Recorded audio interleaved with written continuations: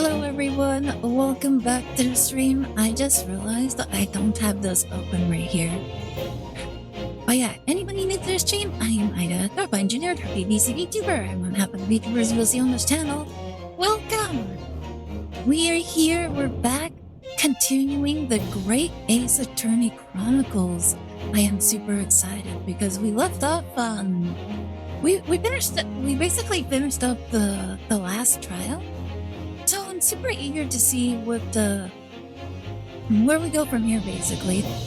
Like, are we gonna go to London? Are we gonna stay in Japan? Like, we don't know. I have a feeling that we might actually be sent to London. But here's to finding out. But yeah, oh my goodness, the last trial was so ridiculous. My favorite part has to be the one with the baby. I still can't forget it. It's so insane. I just remembered like it wasn't me. It was that baby. And it just the zoom in on the baby's face was so iconic. Like I can't forget like how the baby looked. Just giving like the oh no, they got me look. Oh my goodness, it was so adorable and so funny. Oh my goodness, little Ido. Little Ido. Like, it'll be funny if he pops up again. But he's not gonna pop up again, but it would be so hilarious if he actually does pop up. Like, as like, just some sort of like background or something. He gets involved in another case or something. I don't know. But it would be so funny if we actually see Ido again. Oh my goodness, that scene was just so ridiculous. Anywho, we're gonna be continuing. But yeah, last night, oh my goodness, last night actually drained me so much. Like, as soon as I hit the bed, I just completely fell right to sleep. Just, boom. And I woke up not realizing when I went to sleep. So it was actually a pretty nice, like, couple of hours that I was asleep. Because I woke up, I think I woke up at like around like 7 or 8. But yeah, I woke up, I'm like, oh my goodness. Like, what? I'm so surprised because my alarm didn't go off. Because I keep forgetting to turn off my Saturday alarm. And I'm like looking at my phone, and my phone is dead. Like, my phone actually died during my sleep because I didn't like plug it in. And I'm like, oh, I didn't plug it in? Oh my goodness. When did I fall asleep last night? And yeah, I just blacked out and I was gone. But yeah, very sudden sleep. Hi, Dark Guide, how are you doing? You having a good day? Welcome to the stream.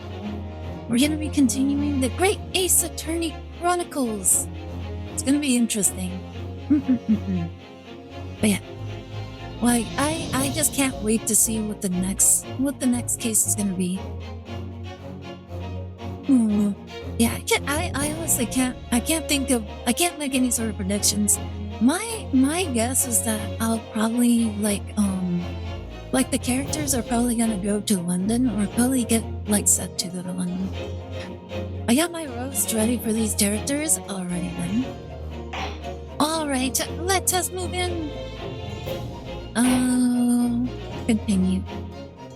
The Adventure of the Unbreakable Speckled Band?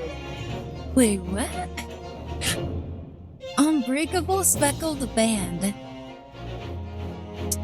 Interesting. I have no idea what to expect from this. Yo, what the skibby is going on? Hi, Blues, how's it going? You having a good day? We're about to start the next chapter. We're on a boat? Unbreakable Speckled Band. In a corner of that small, dark room, Sholmes and I waited with bated breath. Sholmes? In time, there came from the ventilator a hiss and a soft, almost growl-like sound. Suddenly, Sholmes sprang into action, lashing furiously with his cane at a point in the darkness. "You see it, Wilson?" he yelled, his tense voice reverberating through the air. I raised my dark lantern's shutter, and the room slowly came into view. Sholmes was staring intently at one particular corner when he started whispering to me. The victim's most perplexing final words. The speckled band. I believe this is the terrible coil to which you referred, Wilson. In front of us was an enormous adder, its fangs bared as it threatened to strike. It truly was the most terrible speckled band I had ever seen. Huh?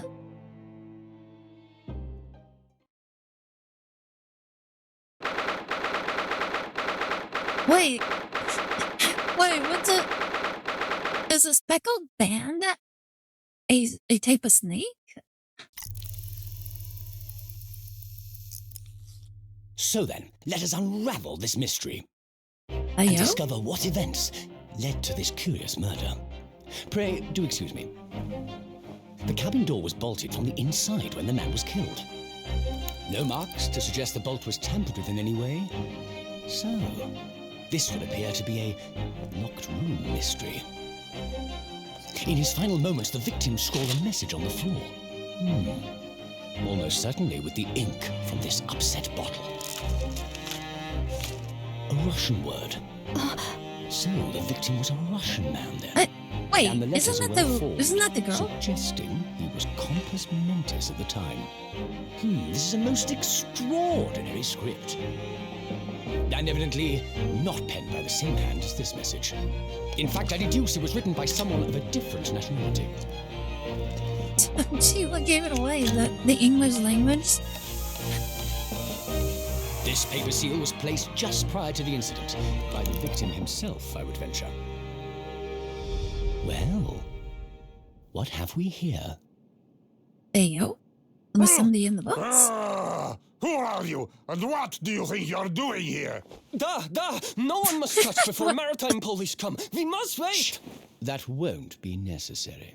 You see, in less than 5 seconds from now, I will reveal the killer to you. What? Don't be absurd. This is murder. I need cabin locked from inside. Ah yes, the locked room. Why That are they so mystery sus? is paper thin. You don't mean the culprit is in there? Who are you, and where have you come from? I'm a Why great are they British only just consultant asking detective, this the only now? one in the world.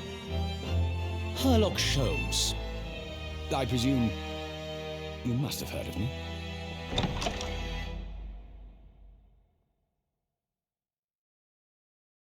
Oh my goodness. This whole interaction was so strange. Like, he had been talking for like 5 minutes, and then like everybody was like in like the greatest stupor, and they're like snap back into reality. They're like, wait a minute, who are you and how'd you get into here? Like, he's been in the room for the longest time, and only when he like starts like actually like going step by step through every piece of evidence do they actually start questioning who he is. That was like the German like people, like they had the weirdest reactions and the most sus reactions. They're like, there's nobody in the room. What are you talking about? Like, this was a locked room murder. It was so weird. I don't understand, like, what was going on. It's quite intriguing indeed. It's so, like, the whole interaction was so weird. You want to try that again? What? And they said, da. Like, that's what they said. Like, that's what they said. They said da. Isn't that like a common thing that Germans usually like say? Like, I'm pretty sure, unless it's French. Yeah, da. You want to try that again? Huh? Nani? I don't get it. Oh my goodness! But yeah, I'm like, it was so weird. I don't understand what was the whole point of their dialogue. It they like the whole thing is like, it's like she had been talking for so long and he had been there for so long, and they acted like he should be like just magically like just appeared out of nowhere, and they're like, "Wait, how did you get in here?" Who is to introduce the detective Sherlock Holmes? Yes, in Russian. Oh, it's Russian. I did not know that. Why, I thought it was German. Why, I don't know. I don't know anything about Russia, to be honest. I don't know how. Well, I don't know like a single word of Russian. Ja is German. Ah, okay. I didn't know that. Anyways. Oh my goodness. Thanks for pointing out that I don't know anything outside of national. I don't know nationality very well. So wait, nine is no in German. Okay, that does sound familiar. That sounds more correct. Anyways, I didn't know anything about Russian. What's going on? Something's not right here. There's trouble in the air. Wait, what's going on here?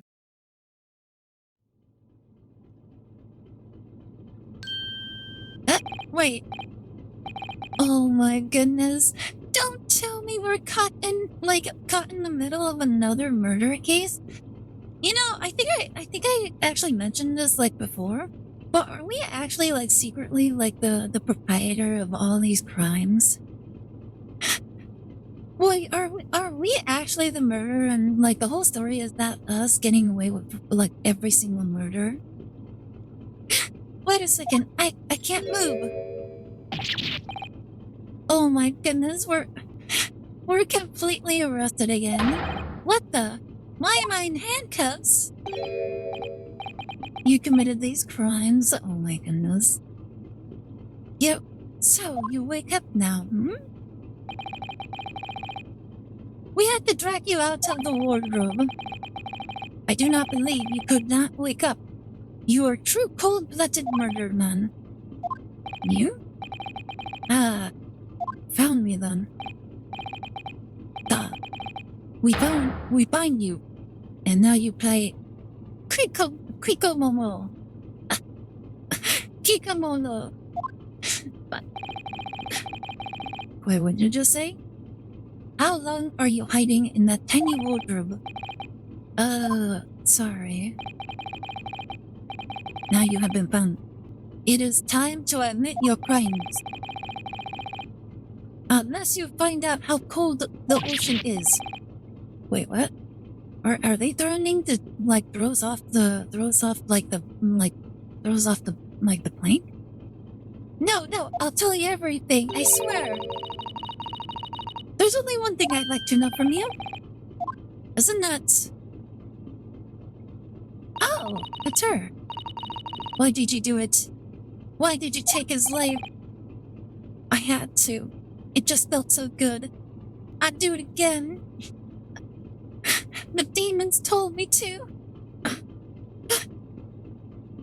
Why, Mr. Sato? Wait, what did you just say? Take his life? But I was confessing. No, I'm just reading. What happened? We know you were the evil twin. Plus up Tweety. Oh my goodness. Also Tweety. You know, I heard like so many theories revolving around Tweety, to the point where that actually sounds so insulting. Like, have you guys heard like the little lore behind Tweety Bird? No, I just find it more funny. Like, it's like the haha kind of insult. Because do you guys know like the whole the whole lore behind Tweety? It's actually oh my goodness, like if you actually look into like the lore behind Tweety, like you actually learn that Tweety Bird from the Looney Tunes is like the biggest, most entitled like a-hole kind of character like you could possibly like run into. Like, it's actually really funny. Like, it actually, like, Tweety uses, like, its cute demeanor in order to get away with, like, all sorts of, like, every one of its, like, like bad behaviors. At least for like the early days of Tweety. Because in the early days, Tweety didn't actually have feathers. Like it was just like this like naked little bird. And it was an extremely rude and bad mannered like little bird. And then once it grew to its feathers and kind of like and started learning that it could utilize its appearance for its bad behaviors. That's basically when it started like being highly abusive and highly toxic kind of creature. But wait, oh my goodness, you think that would be a compliment? Hi, Gutsy. Welcome to the stream. Hope you're having a good day. How's your weekend been? What are we yapping about? Oh, I was just talking a little bit about like the little lore behind Tweety Bird from the Looney Tunes. And I like Dark-Eyed actually says like we like fess up Tweety. And I'm like, oh my goodness, that is a lot more offensive than you possibly imagine. Like in a funny way, not like in a way that kind of hurts, but it's like as someone who like actually like heard the lore behind Tweety Bird, it's actually hilarious just how like insulting that could actually be to somebody. You think that's bad? Don't let Tweety find out about Bug's 100% legit lore made by me Canyon. Oh my goodness. But that's actually like the lore behind Tweety Bird. It's actually really funny. Yeah, most people, especially me, when I found out about it, I was still like a huge fan of Tweety Bird. Well, not a huge fan, but I actually did like Tweety Bird. Tweety Bird was actually one of my favorite characters. And then like once I learned all of that lore, I'm like, oh my goodness. I actually like when people put it into perspective, I'm like, oh my goodness, I actually like this character. It's like, it's such a disgusting character. I can't believe it. I don't understand what you're saying. Hello, speed enthusiast. How are you doing? You having a good day? Welcome to the stream. Sorry for not watching your stream. I was in Iran with my family and there's no internet. That's perfectly fine. If you can't watch the stream, that's absolutely fine. This is gonna be cool. Oh, hi, homie. How are you doing? Welcome to the stream. And thank you so much for the hydrate, Moy Master. Ooh. I think you like Tweety because you were Tweety and Glax was the cat. Oh my goodness. Honestly, I think if I were to kind of like do that, I would say my older brother was more the cat when it came to Puffs. Honestly, like looking back on when we were younger, we put our older brother through so much hell. It's actually like very kind of like eye-opening once we actually like looked at everything we did when we were younger into perspective. How are you? I'm doing okay. I'm a little sleepy because of yesterday. We went on for several hours yesterday, and the last couple of hours was so fun. Me and Mizu actually chatted for like, I think it was like 2 or 3 hours, watching the top 25 RPG lists for IGN, and we only went through like 5 of them. We went through like 7 minutes of the video, but like 2 or 3 hours of yapping. Oh my goodness! Like I actually had so much fun. It was so much fun, but like, oh my goodness! Like someday we will finish that video. Oh my god! Hydrate or dihydrate? I will choose the hydrate. But yeah, we're currently playing through the Great Ace Attorney Chronicles. This is my first playthrough, so I don't know what to expect. But as of right now, my current theory is that our character is actually like the main like antagonist of the series, and like every single crime that's going to happen, it's by our hands. Like we're like the people that push all the crimes into place. and like the whole goal was to pretty much get away with our crimes. It's okay, hope you're okay. Yeah, I'm fine, don't worry. Like a slave has never killed anybody. Wait, where? Where is he? Wait, where's who? Where's Kazuma? Ah, Nani? Ha! You pretend you don't know. You were a wolf in the sheep's pelt. The boat's there slanted? Well, we're on a boat. We're on a boat, I'm assuming. I would assume it's extremely difficult for anything to remain like steady. You are the killer. Do not try to make excuses. What's going on? What? Kazuma-sama. Kazuma-sama's body was discovered not long ago. Nani? Wait, what? Here, in this very cabin that was bolted shut from the inside. His body? Please, do not try to tell us you were doing this terrible thing in your sleep. Kazuma's dead? But he can't be dead. Oh my goodness, he's already dead? This is starting exactly like the original trilogy, where we had Mia helping us, and then she died almost immediately after. Isn't it interesting that every single story has to start off like a superhero story where like the only reason why we're doing what we're doing is because somebody we know died? It's interesting. I'm not saying it bad, but it's interesting. But it can't be. We invented stands to keep them from falling down. Well, they're not falling down. They're standing right there. Sorry, it was me. I killed them. Oh my goodness. How could you do this, Wood? And these handcuffs. Surely you don't think I have to know. Why did you take Kazuma-sama's life?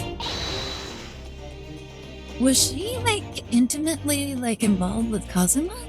She seems like she's really bothered by it. Pretty easy. Humans are quite frail. You had them in schools probably, but we're on a boat. And they're not falling over. Why, they're not falling over, they're slanted. Why, you mean? And there's not even that many books in the shelves. So it kind of makes sense, like a little bit of shaking on the boat will just have them tip over. Like, I don't see how that's so far-fetched. You push them against the shelf wall and use them to keep them straight. Then Boyd's defense, he asked me for $20. I told him I gave him $20 and he killed that guy. Didn't think he'd actually do it. Oh my goodness. Like, there's his good reason. $20? Anybody would do anything for $20. Answer me, please. No. Not like this. No.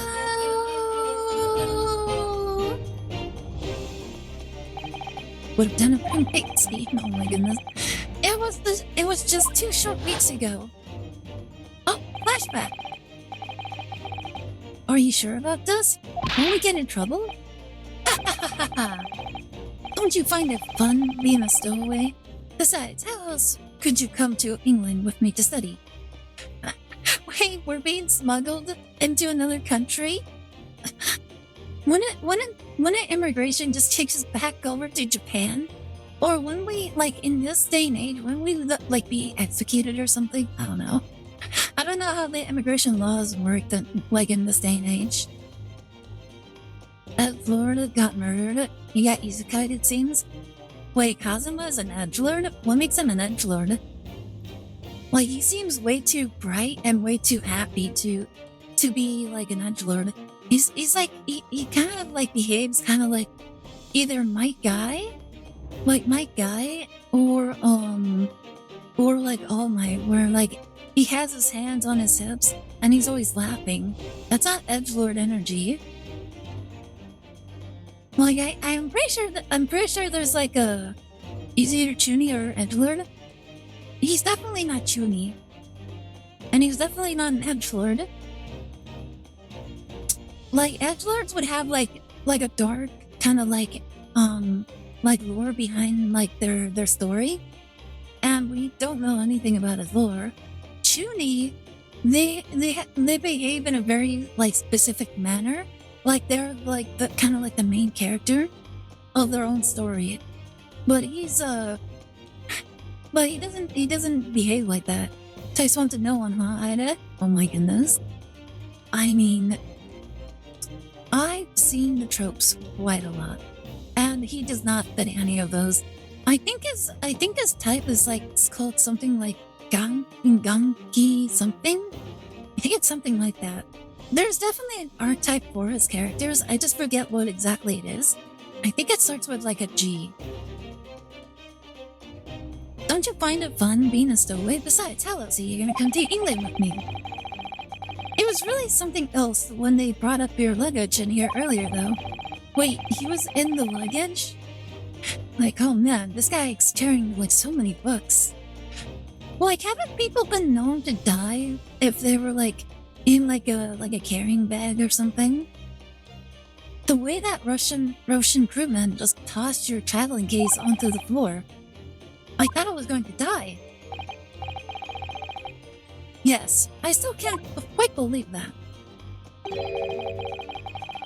I really didn't think you'd be able to fit inside my trunk. You must be even less of a man than you look. Oh my... Oh my goodness, we're short kings. Hey, honestly, I thought I'd broken every bone in my body. Well, it's about 50 days until we dock in Great Britain. But if you confine yourself to my cabin here, I don't expect anyone will discover you. I hope not. I get the feeling those Russians wouldn't be very forgiving of a stowaway. Oh, so they are Russians. Well, found the reason we killed Kazuma? They're a sturdy bunch, that's for sure. What I want to know is, why do we need to keep a secret from the young lady? From our faithful judicial assistant, Mikotaba, you mean? From your close friend? More to the point, surely we can confide in her, can't we? I believe she'd give me away. No, but if she knew what we'd done, that would make her guilty by association. It's best that only you and I know about this. I hope so. Anyway, it's about the time that we stored. That the steward is supposed to come and clean the cabin. I know it's cramped, but you'd better get in there, I think. Won't be for long. I'm thinking to check inside there in order to clean up. And anyway, compared to hiding inside my traveling case, it'll be a breeze. Yes, but what if the steward decides to open the wardrobe for some reason? Then I'll be in for it. Stop worrying. I tell you what, why don't you keep out or something on this piece of paper? What? Oh my goodness. Why, do not disturb. Then I could stick it over the wardrobe doors once you're inside. I don't know. Wait, why doesn't he do that? What? Why do we have to be the ones to write it?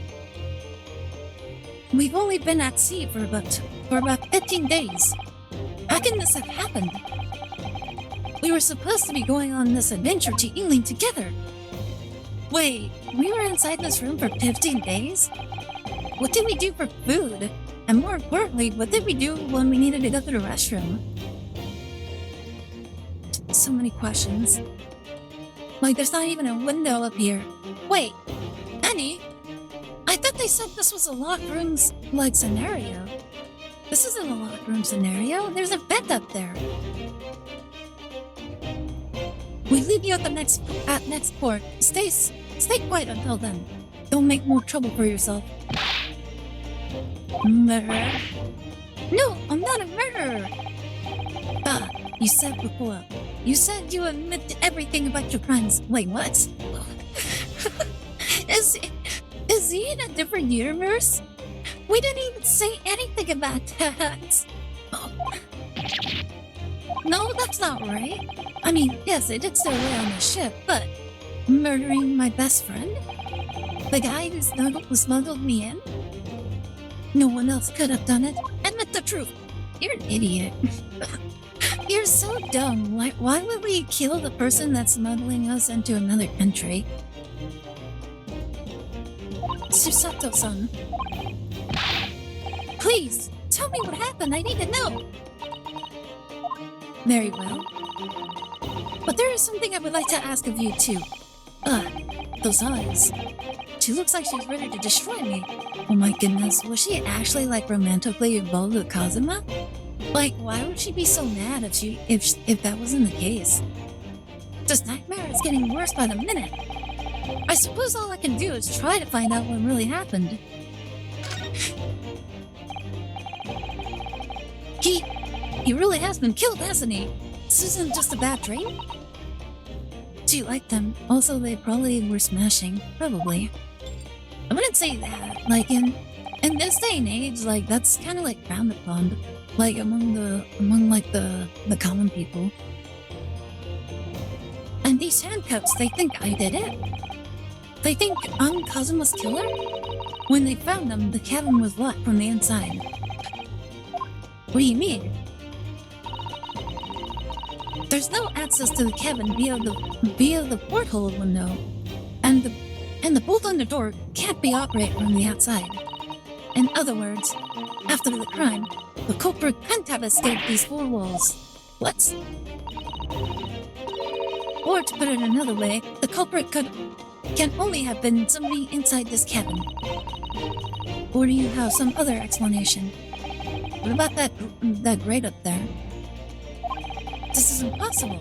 How did he die then? What happened exactly?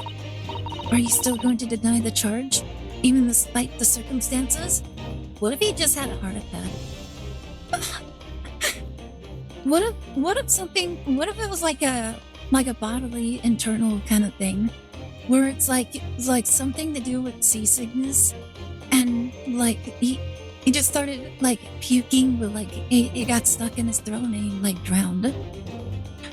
It's like, oh my goodness, somebody murdered him.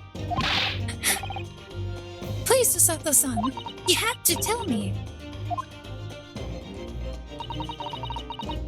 The cause of death is still undetermined, so it could have been like a heart attack.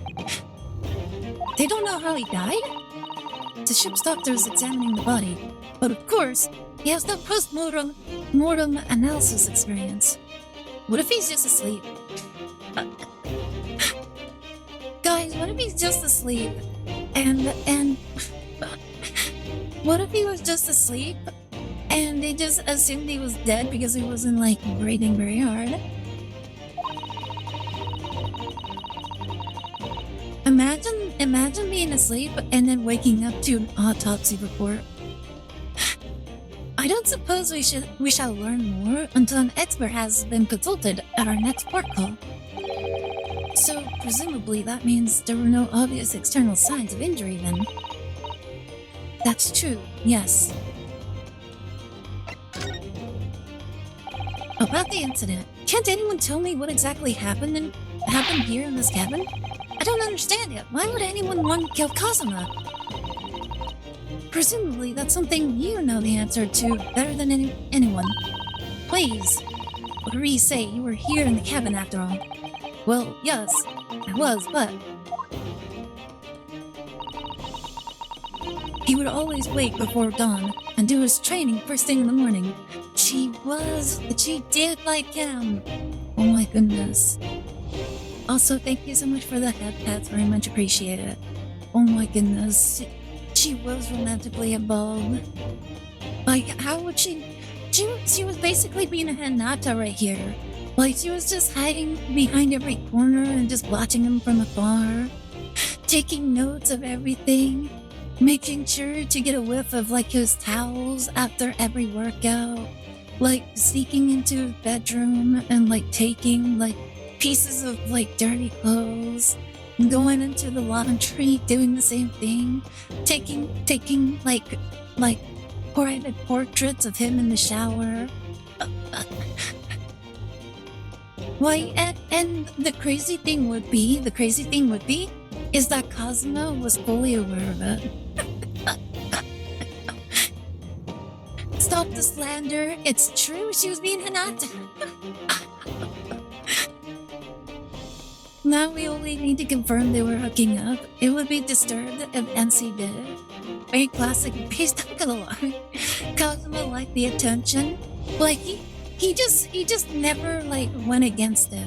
Like, he knew she was there doing all these things, and he just allowed it. You'd always wake before dawn.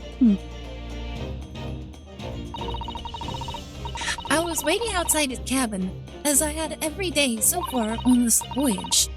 But this morning, he did not come. I could sense that he wouldn't. Wait, she could sense? Oh my goodness. Does that mean he was already dead when Susato-san arrived at his cabin door? I wonder. I knocked, but there was no reply. Then I started to become worried, so I went to find a member of the crew. The crewman forced the cabin door open, and when we managed to get inside, oh my goodness, he didn't respond to you for like a couple of minutes. And your first reaction is to just break down the door? What if he was doing something else? That confirms they had a deep connection, they were hooking up. Like, the crewman forced the cabin door open, and when we managed to get inside...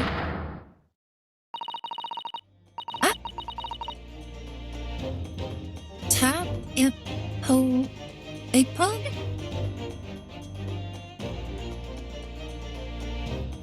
Huh? What does it say? Like, he literally wrote pug. Like, pug. Oh my goodness. There was Kazuma-sama collapsed on the floor.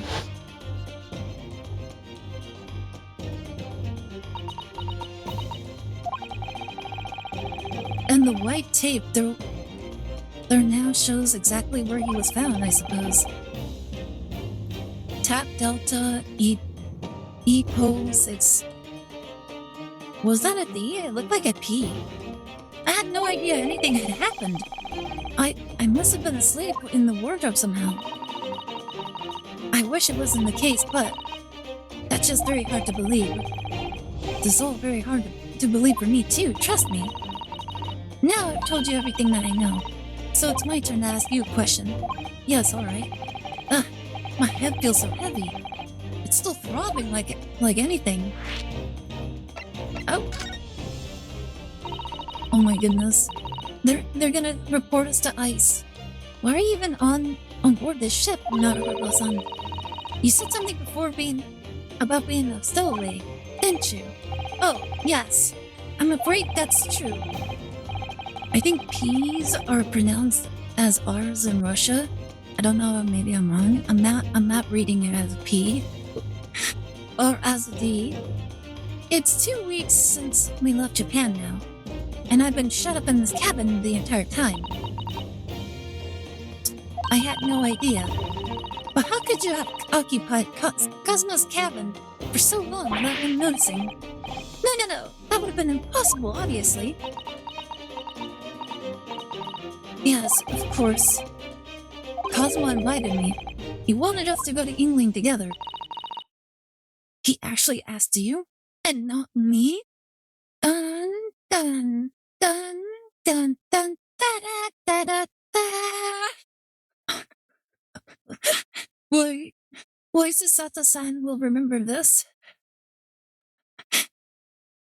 Boy, she's gonna go full yandere mode. Like, she'd be like, oh, he asked you, but he didn't ask me. Oh my goodness! Like, this is a right that I have to fix right now. He actually asked you, but why? I'm afraid I don't really know the reason myself. I don't understand. Cosmo, why do you want this? What's your real reason? Why go to such extreme lengths to smuggle me to England with you? It's because I love you, Naruto-san. I will need you. I want you by my side forever and ever. an idea that's been on my mind ever since the end of that incredible trial. I think I told you then, didn't I? That you ought to become a lawyer yourself. Well, yes, you did say that. But I didn't think you were serious. I just think later. You have a talent for it. I can assure you of that. But I've never really thought about becoming a lawyer. Well, that's something you can decide for yourself. London is at the spearhead of cultural development, the center of the world in many ways. There can't be any harm in seeing such an important place with your own eyes, can there? Ida's taking notes. Well, no, definitely not. But on a personal level, if you were to become a lawyer, then... Oh? Then what? Nothing. Forget it. Wait, does he actually... Is it actually like some random, like terminal illness that got him? That would be interesting, but I don't think that's it. Kazuma-sama is... He was always saying the same thing. That he wanted to change the Japanese legal system. Perhaps he thought that he could do that with you. Oh my goodness. He wanted them to do it together. Forever. He was straight up murked. Yes, maybe. But something's still bothering me a little. The look in his eyes then. Oh my goodness, he was looking him straight in the eyes. It was darker than I've ever seen it before. Susato-san. I'm sorry that we kept it a secret from you. My stowing away on the ship, I mean. What killed him, remember? You know what, you're true. That's true. If I know Kazuma-sama, I expect he was trying to protect me, to avoid me becoming guilty by association. Oh my goodness, they know each other way too well to not be like in some sort of doohickey thing. Maybe it was Kazuma that was the sus one. Maybe he was the one that's like trying to have his cake and eat it too.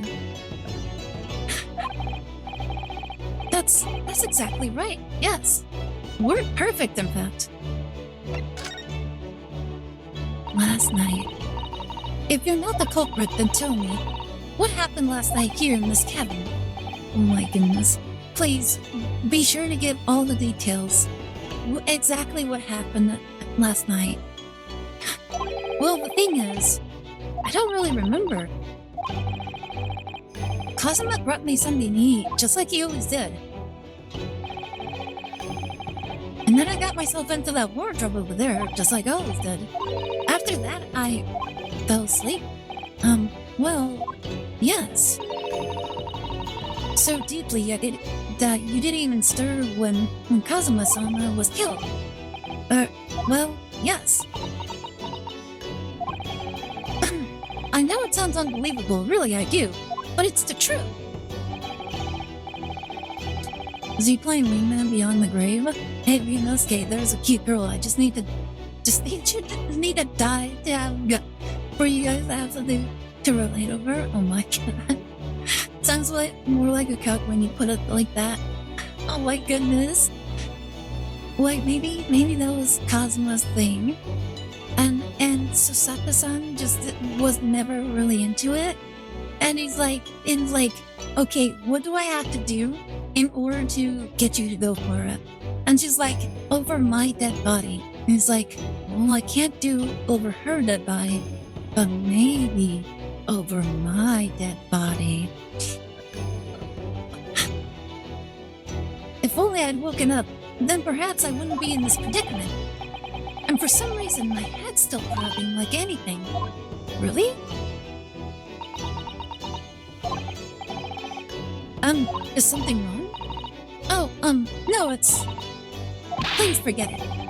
Susato-san, you have to believe me. I didn't do it. I really don't want to doubt you. But the trouble is, There's no one else who could possibly have done this. Ugh. Kazuma, I don't understand. Why? Saw the hairdo and rather duff them marrying her, so she passed them on to his friend? It seems really strange. Why did this have to happen? I can't take this. Don't try to go anywhere. You're the perpetrator of this crime. You can't leave. I can't allow that to happen. I'm sorry. Cosmo was killed right under my nose here, and I didn't do anything to stop it. And now I'm supposed to just sit around? My hands tied? While whoever did this walks free? No! I can't allow that to happen. Well, what do you propose to do then? I'm going to investigate. I'm going to find out exactly what happened here. I'm going to work out who took Cosmo's life, and how and why they did it. So I'm sorry, but you're gonna have to excuse me. Yeah. Oh my goodness, she just threw him. Ow! What the? That was a Susato takedown. Oh my goodness, she even named it as well. A Susato what? What martial art is form is that? I'm going to need you to prove it. Sorry, prove it? Yes, you're innocent. I need evidence. But how am I supposed to? Have you forgotten already? What you achieved just a few weeks ago? You successfully defended yourself in a court of law. Ah, I see. She's expecting me to present some conclusive evidence. Do I even have anything?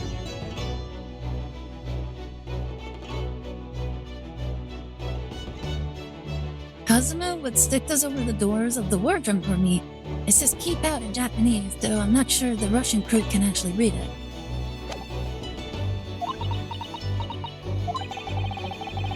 I have to get Susato-san to believe me. Sure, well, yeah, this thing was in place. Yes! Tell me, when I was discovered in the wardrobe before, was this piece of paper stuck over the doors? Oh, yes, it was. I remember it clearly. I thought so. Kazuma always put it in place whenever I went to sleep in there, just in case the cabin steward or another crew member decided to look inside. So naturally, he did the same last night as well. Yes, of course. The gentleman who discovered you peeled that sign from the wardrobe door before he opened them. But if I were truly the culprit, I can't have climbed back inside the wardrobe and stuck this on the outside of the doors on my own. Yes, that's quite true. In other words, it's impossible that I killed Kazuma.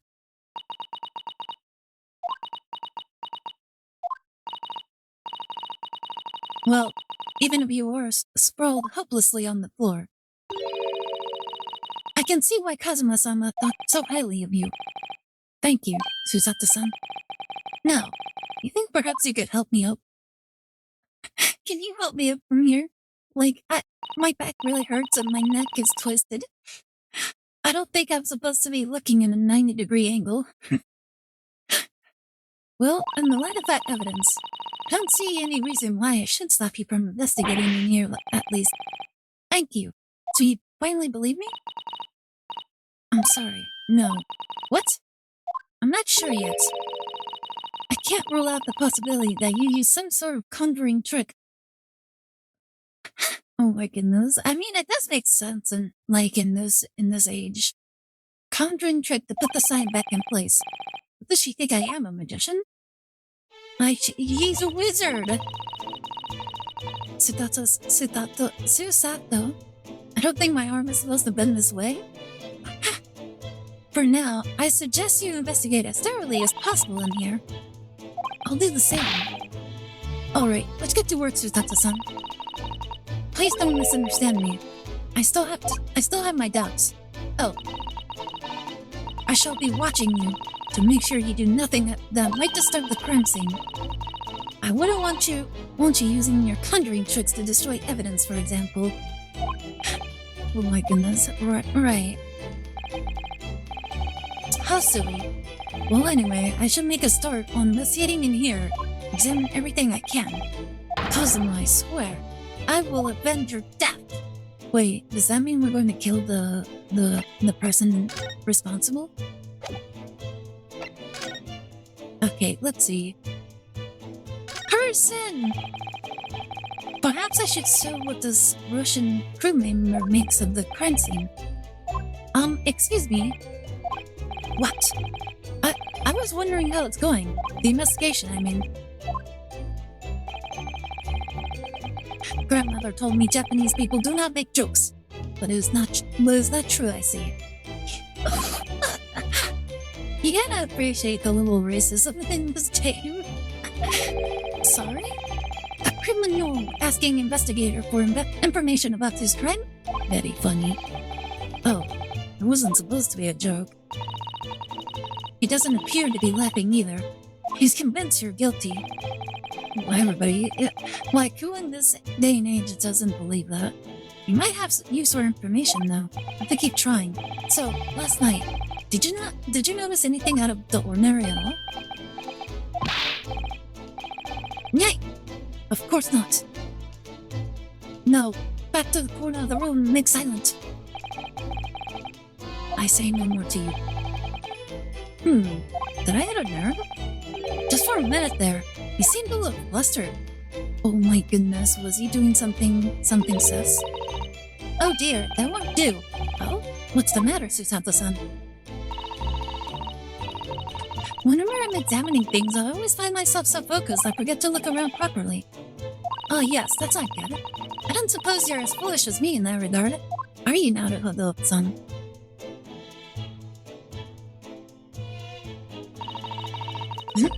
I'm sure you're careful to look all around using these, aren't you? Now, let's investigate all corners of this cabin. I mean, I barely just interacted with one thing. Yes, let's do that.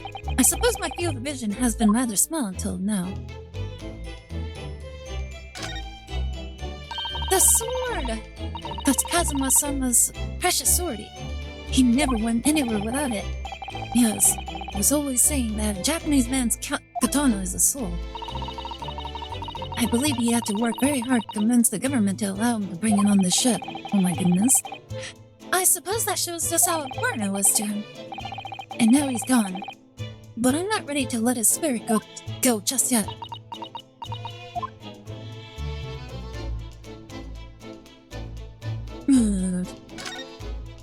Wait, what's this? Is that a chicken bone? That's my dinner from last night. A roasted chicken. It was really tasty. Yes, it was very delicious, wasn't it? But did you eat it on the floor here? I'm not a dog, Susato-san. I ate at the table, of course. Which begs the question of when and how the plate ended up on the floor. The tables are messed up too. But Kazuma-sama didn't like chicken at all, did he? No, that's right. So he didn't touch it. Wait, is Kazuma a vegetarian? Which meant all the more for me. Oh yo, does that mean poor Kazuma-sama spent his last night on this earth with an empty belly? Oh my goodness. A dirty vegan? No, I don't think he was a vegan. I think he was just vegetarian. It's just too horrible. Now I suddenly have a guilty conscience and achy stomach. Oh my goodness, they really were together. She was more concerned with the fact that he didn't eat anything than anything else. There's nothing on this table at all. The plate and the cutlery are all over the floor for some reason. Yes, it's strange. Last night when I went to sleep, I'm sure everything was still... No, wait. What is it? That's funny. I can't seem to remember anything about what happened after dinner at all. Oh my goodness, was the chicken just drugged? Or he doesn't like the chicken? No, if he doesn't like chicken, he doesn't like meat in general.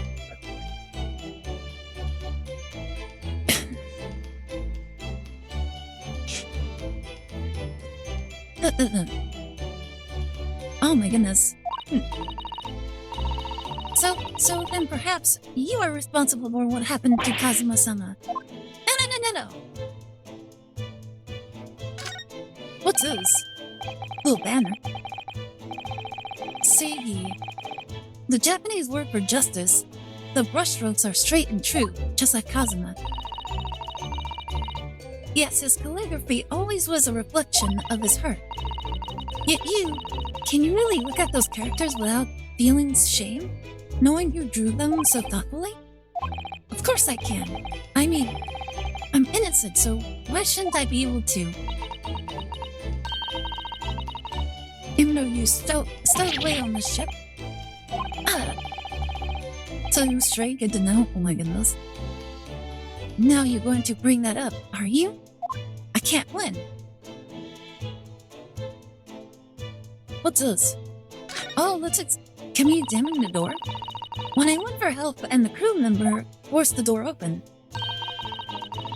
This bolt had been firmly closed. It's quite a small bolt. Not particularly sturdy. And it just slides across to secure the door shut. But still, with the door bolted, there would be no way to get in or out of the cabin, that's for sure. It's no wonder everyone suspects me. When she glares at me like that, I feel tense all up and down my spine. I remember reading once in a detective novel. The culprit used a needle and thread to draw a bolt across from outside the door in a situation like this.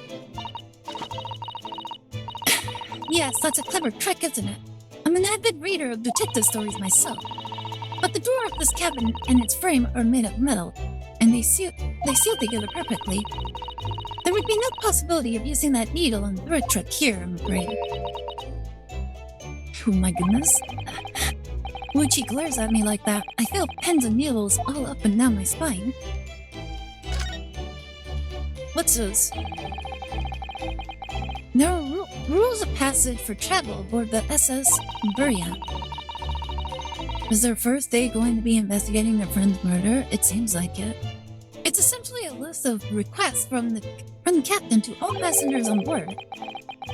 Passengers must not keep weapons or other dangerous objects in their cabins. Pets are strictly forbidden. It seems like we broke both rules.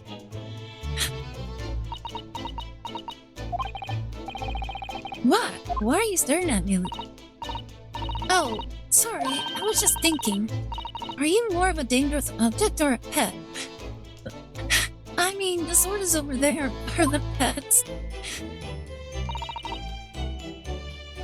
I can't decide. Well, one thing's for sure. Either way, I wasn't supposed to be in here. The books have fallen over on the shelf. Look! They've all toppled the same way. And what's this? A statue of some god of the sea? Although he's fallen over as well, that's not the god of the sea. Why, he's too tall. Yeah, it's almost as if the whole shelf has been ransacked, and everything mowed down at once. I wonder if... Perhaps it is Kazuma-sama doing his morning sword training, do you think? I seriously doubt it. Then perhaps... It was you, Naruto-san, in a fit of rage.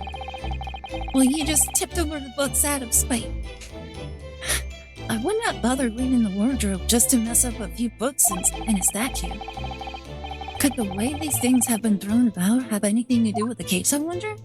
I would imagine it probably has something to do with, like, either the ship got really rocky, or probably because there was like a fight going on in here, and Kazuma got pushed up against the shelf. Too tall. You think you're taller than Poseidon? Don't you make me laugh. I am taller than I'm who's this Poseidon person? I'm taller than the god of the sea. I don't know who this Poseidon is, but they must be a pretender.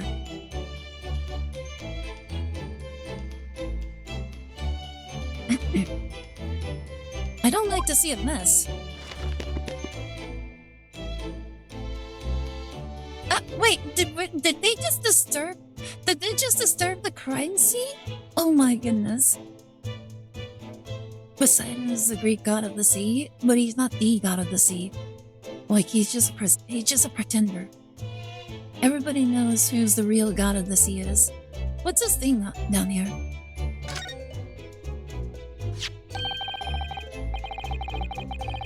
Oh, hell, Annie. What do you think this is? It looks like a broken piece of glassware. Whatever the thing was, it appears to have broken planen too. Oh wait, it's probably not a bell, it's probably like a cup of tea or something. It's also the god of horses, which makes him the god of Musume. You baited me, the real god of the sea. Everybody knows who the real god of the sea is. It's Gargura.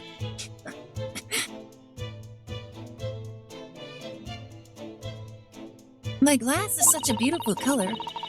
It looks like a cute little Natsuke fastener from a kimono outfit. I'm not sure that sounds like Kazuma. He wouldn't have secretly carried a cute little trinket like this around with him, would he? The only person shorter than you checks out. Might not. Honestly, there's a lot of people in Hololive that are shorter than me. I actually recently found out that I'm almost as tall as Rubiki-san. I'm like, wait, really? That's crazy. And the mark beside it? What is it, I wonder? It has a sort of brick like you. Yes, you're right. It is the color of brick, isn't it? You know, I don't see anything of the same color anywhere else in the cabin.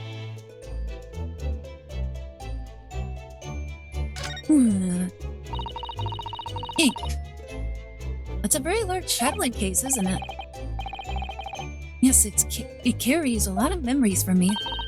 I was just saying, I'm genuinely surprised just how many people are shorter than, like really short in Hololive. Like, I'm pretty sure I'm a little bit taller than Marine-san. Like, it's really crazy when you actually look at her and she's like way shorter than you would assume her to be. Memories? What do you mean? Well, that's actually how I stowed away on this vessel. I was brought on board inside that case. Ah, yes, I see it says this way up in Japanese. Which in hindsight, I should have realized the foreign crew member wouldn't be able to read. It was turned over and over and over, and then it was tossed on the floor, and here. Why didn't they have like a little arrow? Oh dear. Being a stowaway isn't as romantic as it sounds.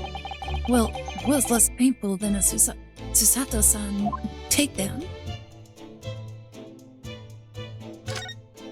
What's this thing on the floor? Did Kazuma write that before he died? It looks like it's written in ink. He must have knocked the ink pot from the desk when he collapsed on the floor. Hmm? Oh, thank you so much for that hydrate. Very much appreciated, Mizu.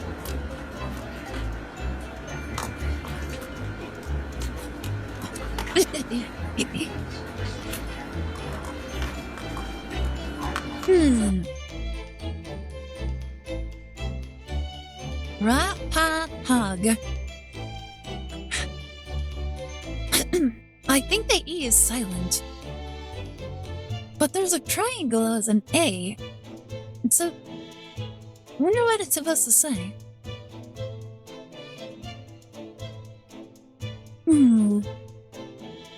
Go deeper.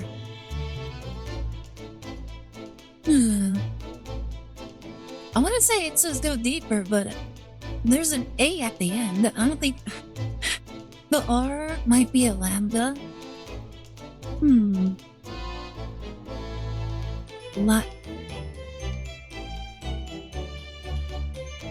I'm like trying to see if there's any other way to kind of read this. I'm not really seeing it. Maybe there was some alterations.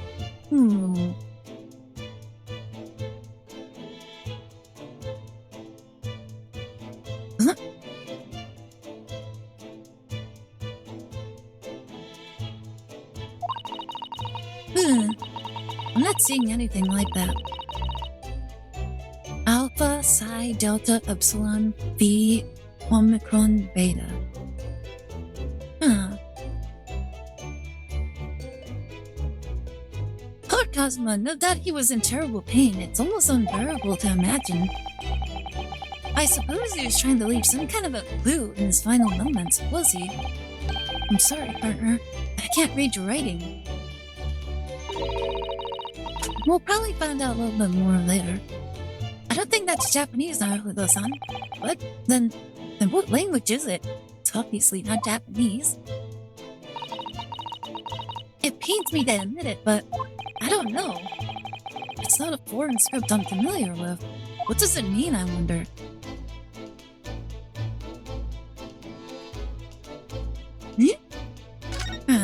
Okay, good guess. I'm guessing that is Greek letters? I have no idea, to be honest. This is where dear Kazuma-sama would have sat whenever he was writing. London Diary. Poor Kazuma. He didn't even make it to his destination. It looks as though the last entry is incomplete. Which means what? Was he in the middle of writing it when the incident happened? He was killed while he was writing in his diary. We'll see what it says. It could be a valuable clue. Hey, yeah!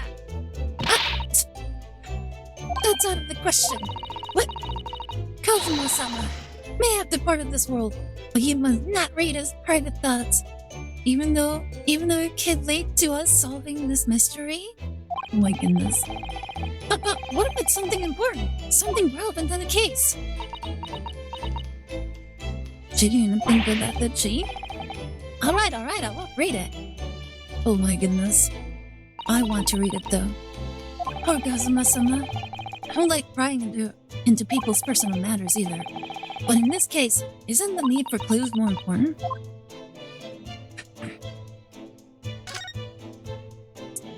Alright, let's see. This had my attention from the start. I think that's some kind of opening or a ventilator. A hole through which fresh air can circulate into the cabin. Isn't that a little odd? What do you mean? Well, this ventilator, if that's what it is, looks like it must connect to the next door cabin.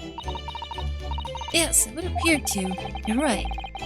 But if its purpose is to allow fresh air into the room, surely it should be connected to the outside. That's true. Perhaps so that the rain and spray don't find their way in when the seas are rough or something like that. I suppose maybe that's it. Wait, what? Oh my goodness, I just realized he was up there. I'm like, wait, what the heck is that? Who's that? He wasn't there a minute ago. As far as I can tell, it looks like he might be European. Oh, how did he... You've noticed the man too, have you? I've no idea who he is or how he got in here, but he looks suspicious and tall. Suspiciously tall. Oh my goodness, everybody that's tall, they're all suspicious by default. which means almost everybody that isn't Japanese are suspicious. Naruto-san, don't tell me. Do you really not know who that is? How would I know? Well, no, I don't have any foreign friends or acquaintances at all. He doesn't look like a member of the crew. There's something very unusual about him. Luckily, I bet you are. And is he investigating Kazuma's desk, or is he just playing on it? I can't tell. I'm only 6 feet. Oh my goodness, you're tall. You're automatically suspiciously tall. Well, in that case, we simply must talk with him. Am I just imagining it, or does Susata-san look almost uncontrollably excited? By the way, I expect that you've noticed already, but just in case.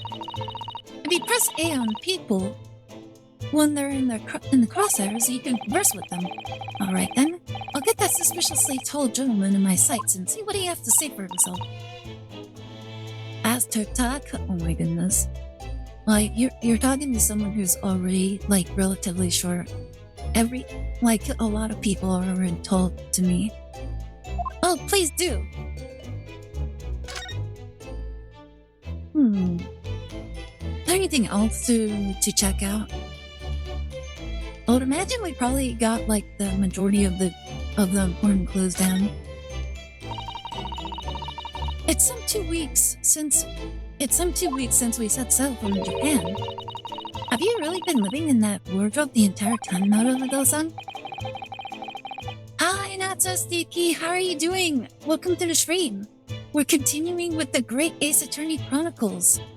And right now we're being accused of killing our bestie for Rusty by his anonymous love interest.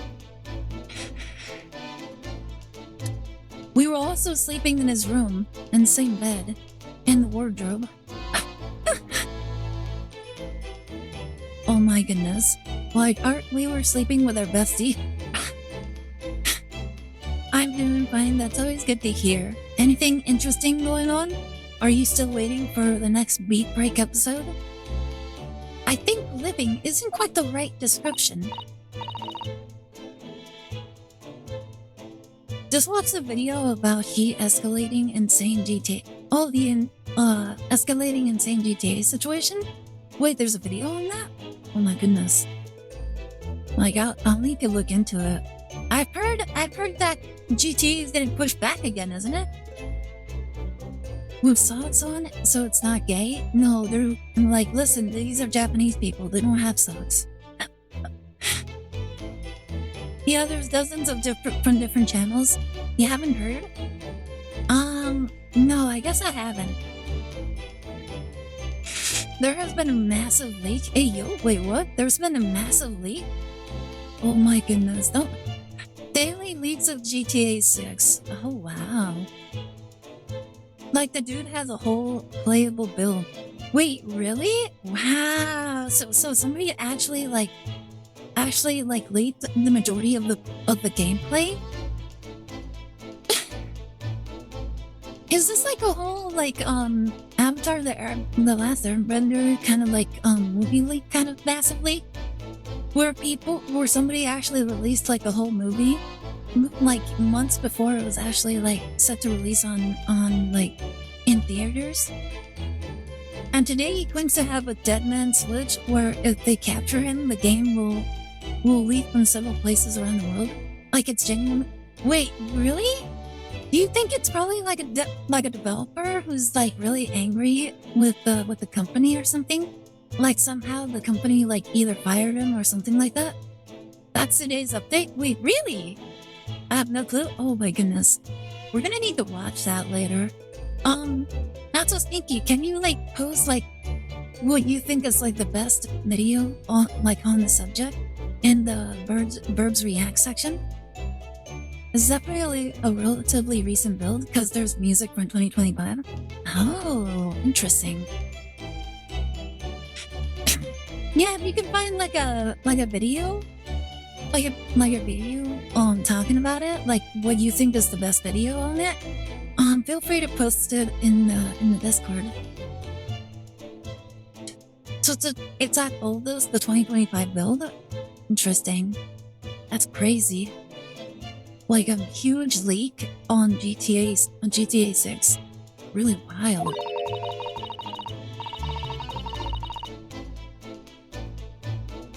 Like, is there anything else that was kind of crazy? I'll throw the video that I just watched about Neo's update from today. Oh, okay, thank you. We'll be sure to check it out later.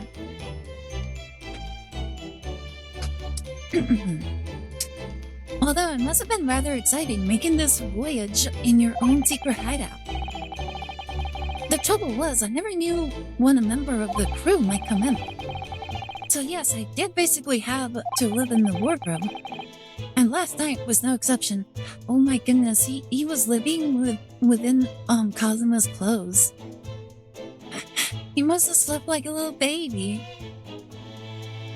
There's several videos about it, and apparently Rockstar has basically given up DMCAing the leaks with how far they have spread. Oh my goodness, that's crazy. So now we can basically kind of like react to it without getting like a copyright strike. That'll be interesting. And last night was no exception. But because of that, you had no idea what was happening out here in the cabin. No, sadly not.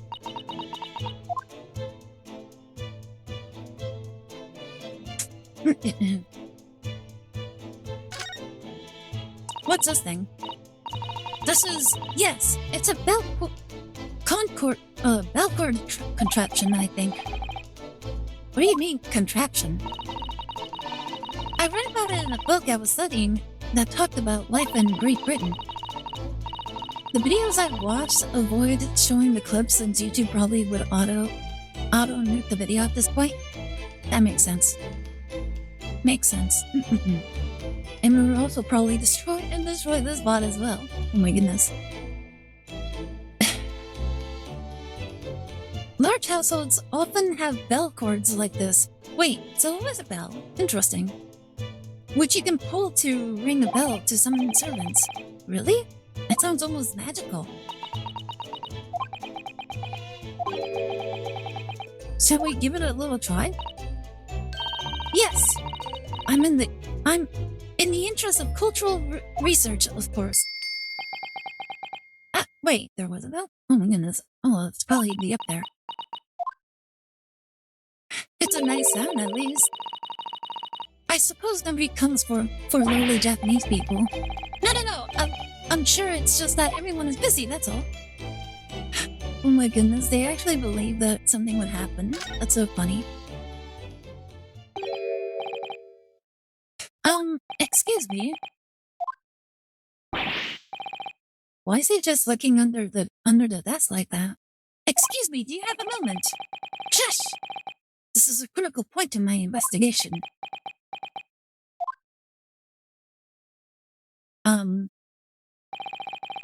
He's an eccentric one.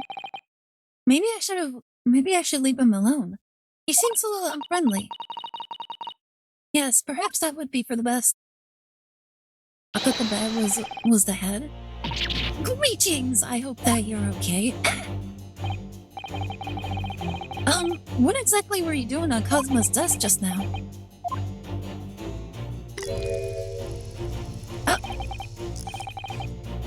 I see. Fascinating. Sorry? What do you see? Feels like he's looking right through me.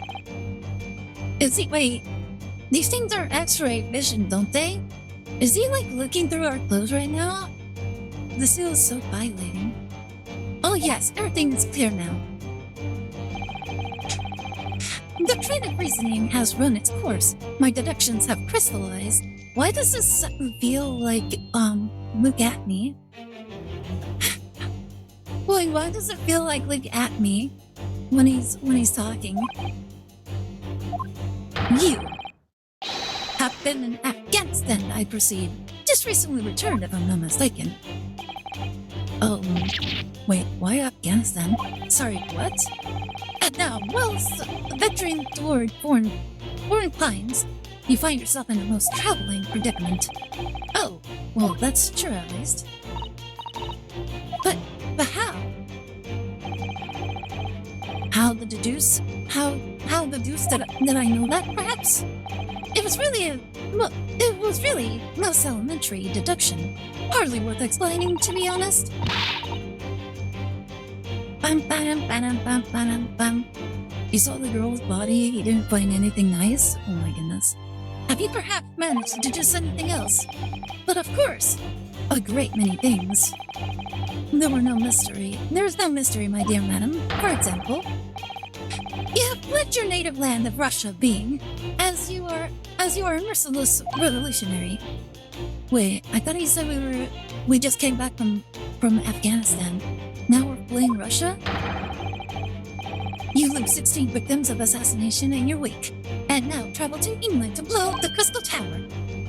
Wait, the Crystal Tower in London? What? And when the beaver occupant of this very cabin discovered your identity, you ended his life too. Ribbon, what? Yes, I believe that summarizes the facts beautifully. No need to hide the truth now. Nothing deceives these eyes. What's he smoking? I don't know. Just to be clear, you're talking about me, are you? Certainly I am. But do you see another in this cabin who fits the bill? A Russian assassin with 16 victims to his name? I don't even see one person who fits that bill. Oh my goodness, she believes him, doesn't she? Such true. It was you who did this to Kazuma-sama. What? And you're plotting a revolution too? Why is she so naive? It's shameful behavior, Naruto-san. Absolutely wicked. No, listen. There's no way Ow. I feel like my neck was like being bent. Like 45 degrees every single time she throws me. Now explain yourself. Tell me everything. This is ridiculous.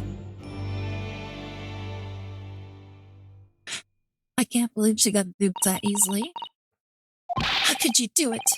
For pity's sake, open your eyes. I'm not a Russian revolutionary, obviously.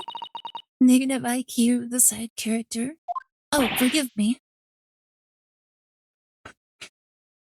And as for you, what kind of deduction was that? You were just saying the first thing that came into your head.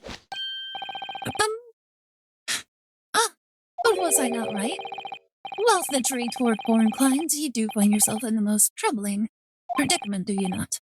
Well, yes, maybe. Ha! There you have it, you see? What do you make of that, He got like one little thing right, and then he's like, I got that part right. Why is the rest wrong? Well, to be honest, this ship is en route to England, and I'm in handcuffs at the scene of the murder. So, not really sure you can call it deduction. It's more plain observation. One thing that's right, that is obvious. Obvious because we are in an active investigation scene, and because of what he literally just described. Indeed, an observation, my dear boy, is the basis of all deduction. My method is founded upon the observation of trifles. You see, I announce my findings with the brazy certitude. And more often than not, I'm right. How many assumptions do you have to make in order to have like a positive track record? I don't think you introduce yourself. Is quite blatantly a fool. He makes Gumshoe seem really smart, doesn't he? My apologies. How remiss of me.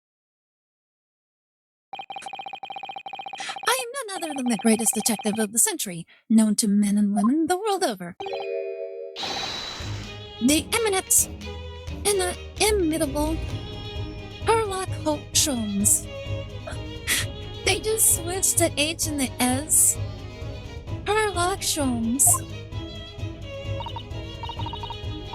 So, it's really you, the actual Sherlock Holmes. I love Ace Attorney. I've been how are you doing? Welcome to the stream. Yeah, I'm just starting the great Ace Attorney. I haven't Oh, right. They just moved the S. But yeah, I just started the series last week, so I'm really excited to see the rest of it. But yeah, welcome. How are you doing? You having a good day? You made at least 4 wrong deductions and 1 accurate observation, pretty much. So it's really you. The very same. The imitable, actual Sherlock Holmes. I'm doing good. That's always good to hear. Yeah, having a good time so far. It's been interesting. Interesting kind of like doing investigations in this game. Do you know this man, Susato-san? The most famous detective in the world? Naruto-san. Of course I do. There's nobody who haven't heard of him. What planet have I been working on then? We must ask him what he's deduced. He will have worked out the entire case already, I'm sure. Really? Why do I feel uneasy about this? Alright, let's hear it. Great detective. So, you're a great detective, are you? Sorry, what was your name again? Indeed, I am none other than the one and only Herlock Sholmes. Oh, I see, you're German? Herlock, was it? No. I have no her. I mean, I have a hair. Please call me Sholmes. You can read all about my exploits in this exciting London publication. I thought it was like his own, autobiography. Oh, yes. Ram's magazine. Oh my goodness, I can't pronounce that. Full of wonderful short stories and interest articles from Great Britain. I never miss an issue. I have a sent from England especially. Oh my goodness, how much does that cost to get that, imported? Ah, yes, here it is. The Adventures of Sherlock Holmes. Sholmes. So, you're the protagonist in a series of short stories, then? Indeed I am. Wait, what? And you've read so many of your own stories, you started to think you really are a detective. Make no mistake, I am not the poor, deluded fellow you take me for. Your inference is backwards. Backwards? My trusty biographer records my greatest detecting achievements and chronicles them in the magazine. You have a biographer? Do you? Doesn't everyone? Mine goes by the name of Dr. Wilson, presently keeping shop in London. Dr. Wilson? So he has his own little Watson? I must say, thanks to that publication, I've been fantastically busy of late. Why, this very moment, I am returning from Asia, having solved the mystery of the cursed royal crown. Really? I can't work out whether I should take this man seriously or not. Deduction, you see, is to me a science, logical reasoning in its purest form. I wonder how it'd be like to have him standing trial. Trying to cross-examine him as a witness. A science? Really? The astute observer notices even the most subtle of reactions in his subject. For a glance, a twitch of the muscle, a slight inclination of the posture. Fingernails, arm sleeves, furrows in the skin. All these things are data. Right. And the trained logician makes deductions from this data in the blink of an eye. The ultimate conclusion is, without fail, the truth. As I demonstrated only a few short moments ago, how can he look me in the eye and claim that? So you see, I have a turn both for observation and for deduction, and fame. That is what makes me the one and only Herlock Sholmes.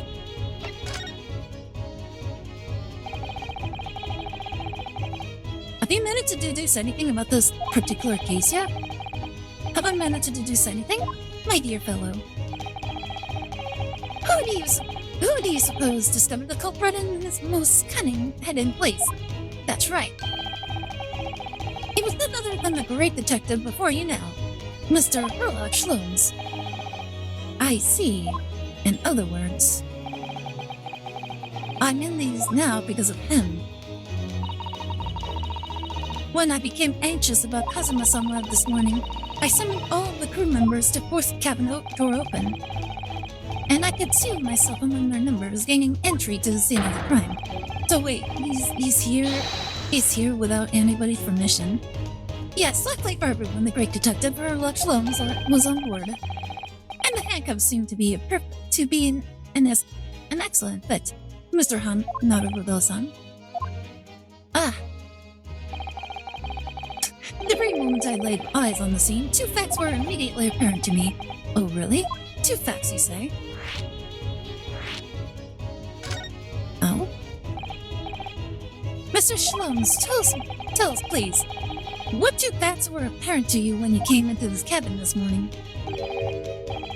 Ah, yes. But first, let us be precise. The chip facts in question were immediately apparent to me. Yes, I understand, but what were they? Allow me to elucidate. The chip facts I deduced from a mere momentary glance at the scene of the crime were as follows. Number 1. The cabin was locked from within, rendering escape of the culprit out of the question. Number 2.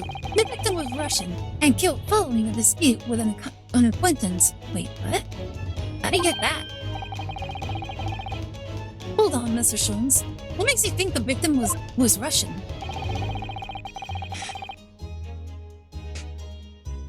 Observe the dying message left by the victim on the floor.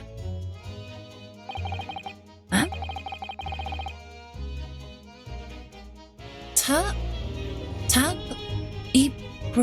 Prog? That is Russian word for wardrobe. Oh, that's what. Is that what it is? Do you really think Kazuma-sama could have left a dying message in Russian? In their final moments, many find their native tongue filling their head. For this young man, Russian. Wait. Could it be possible that Kazuma was like a Russian, like sleeper agent? Kazuma was Russian, was he? Initially, I considered Garderov may be the name of the killer. A certain Robert Gardet, perhaps. But in the interest of thoroughness, I decided it would be wrong not to look inside the wardrobe there, at least. Soviet Union didn't exist yet? Probably, I don't know. Well, we don't know exactly what year this is. Where you found Mr. Naruhodo sleeping sound?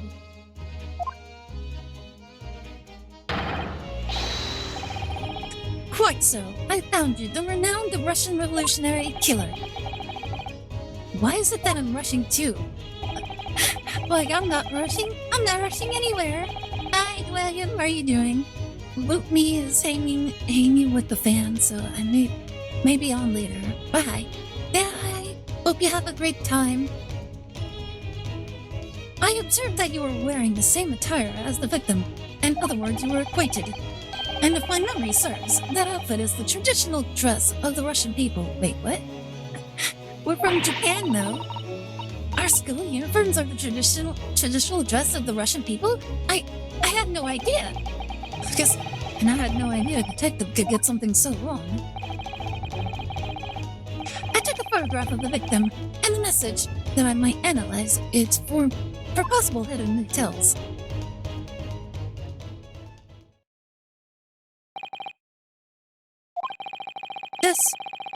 This was taken immediately after the young man was discovered, before the body was removed. Yes, Kazuma had already been taken away when I woke up. This is the first time I've actually seen him like this. His fist is clutched. Was he probably holding something? Are you alright, Mr. Naruhodo? Oh, yes, thank you.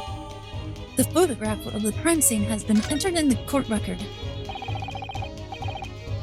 Can I ask you something, Mr. Schlims? What, pray? You mentioned Russia before as well, didn't you? You know, when you said I was a fearsome revolutionary fleeing from Russia and all that. Ah, yes, but the train of reasoning that led me to the truth. Would you mind explaining that train of reasoning to me, do you think? I don't know what that says. Certainly, if it interests you. How many times? I'm not Russian, and I don't speak Russian.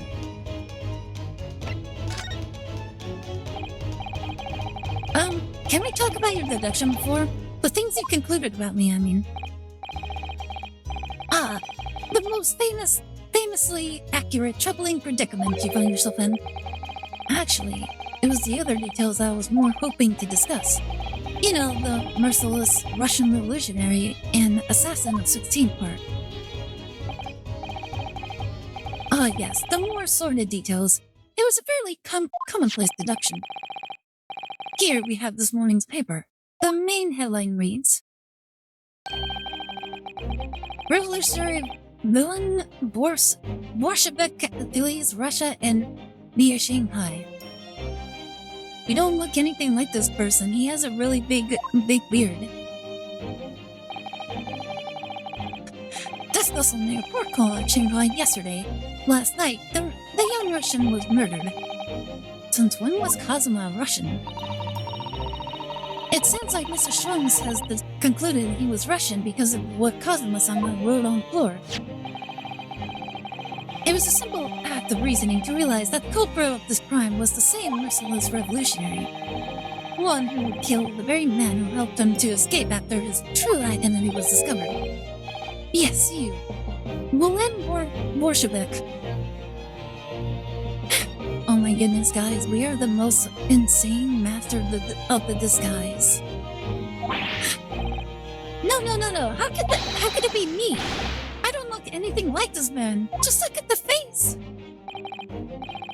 Well, you are a fearsome revolutionary after all. Therefore, you have no doubt learned to revolutionize your appearance as well. Oh my goodness, guys, we're shapeshifters. Please. And I might add, your name does not appear on the ship's passenger list in the ice anymore. Bro's first name is literally Villain. Well, that's because I'm a stowaway. What about the other details? The 16 victims of assassination and blowing up the Crystal Tower. Ah, yes. Two journalists clearly interviewed the man and printed all those particulars in the article.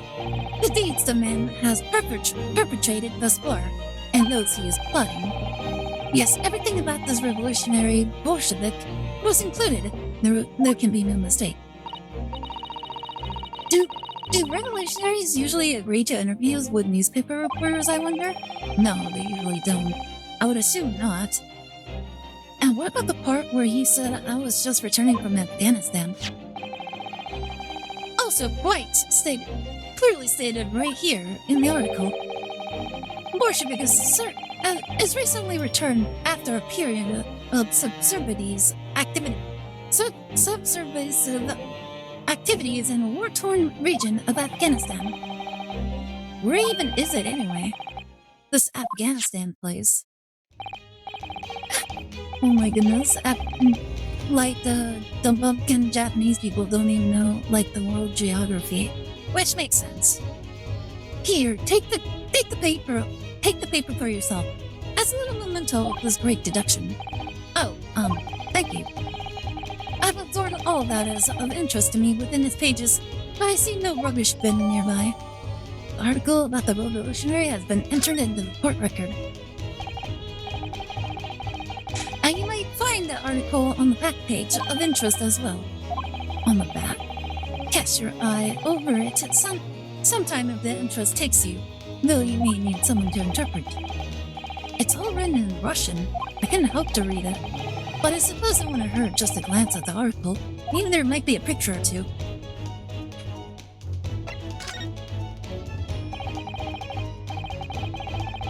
Before we start talking... Before we started talking, you were examining Kazuma's desk, weren't you? Kazuma? Oh, yes, the victim. Did you notice anything useful? Anything at all? Sir, for a moment, the desktop of the victim. He read the diary, didn't he? We see that the victim was engaged in penning some text. London diary. Kazuma was keeping notes of the trip. But I don't think you should read his private writings. It could upset people. Tragic.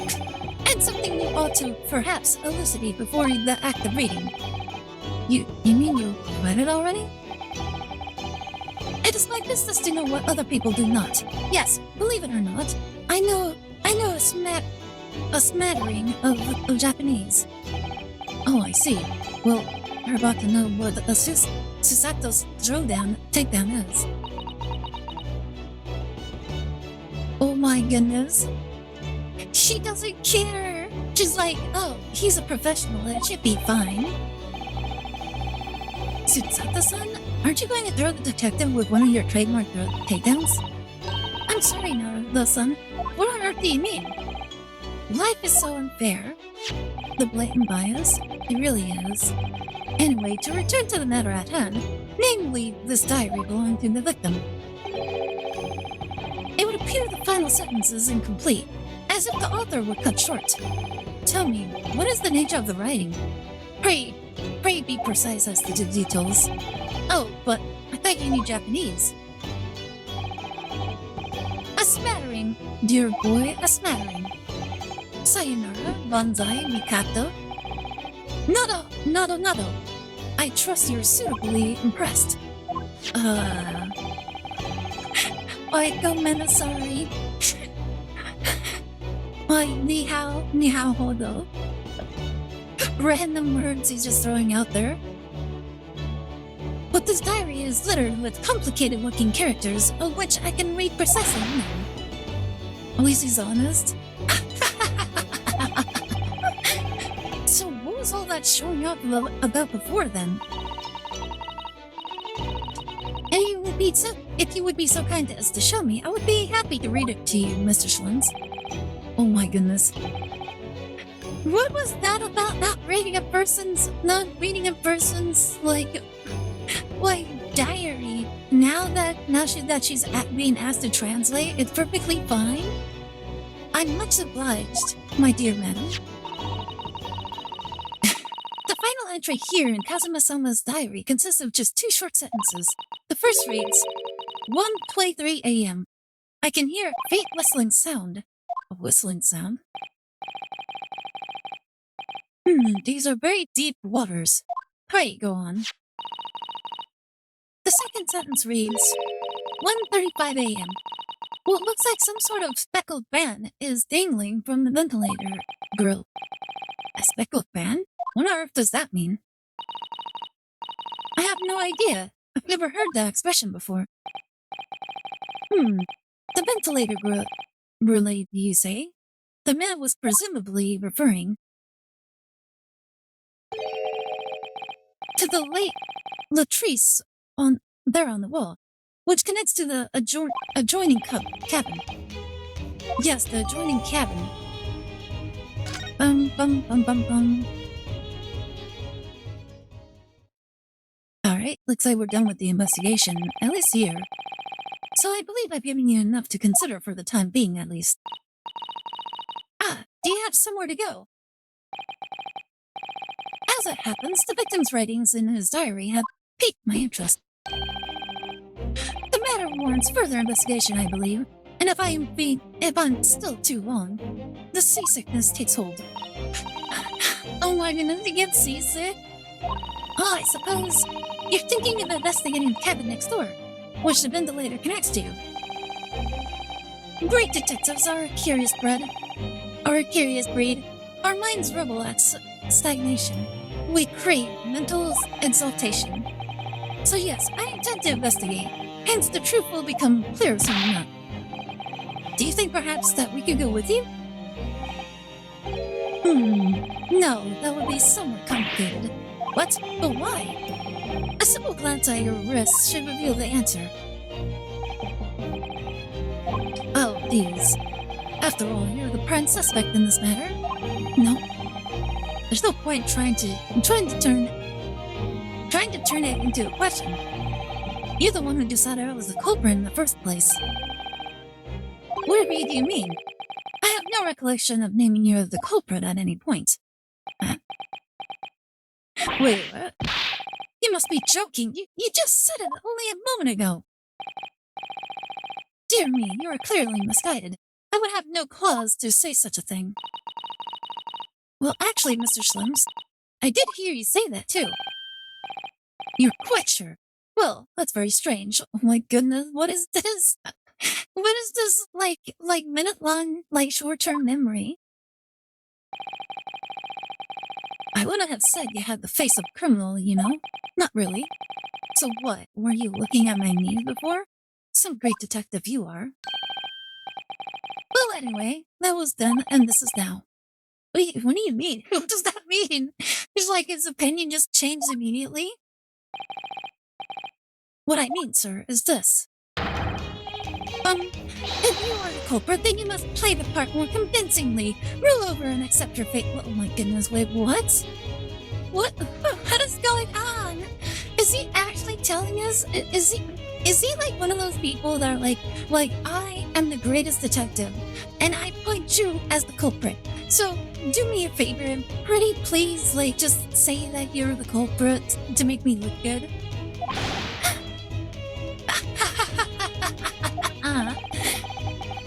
Now he's just being plain rude. I hate to assert the hazard F-boy freeze. Can we stab him? I kind of want to stab him too. And off he goes, having just laughed in my face. His sense of humor is as twisted as his name. Naruto-san, what are you going? Why are you just standing there for? We must go investigate the cabin next door as well. Aren't you forgetting something? What about these? There's no way I can. Yeah.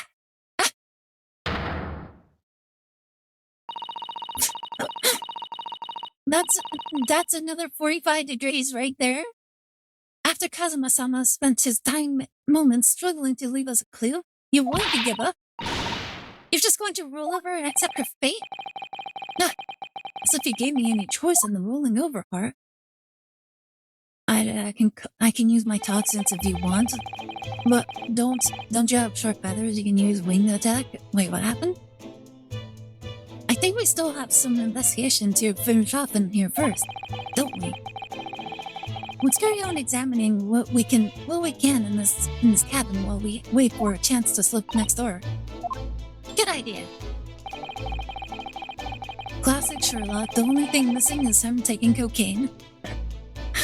Oh my god!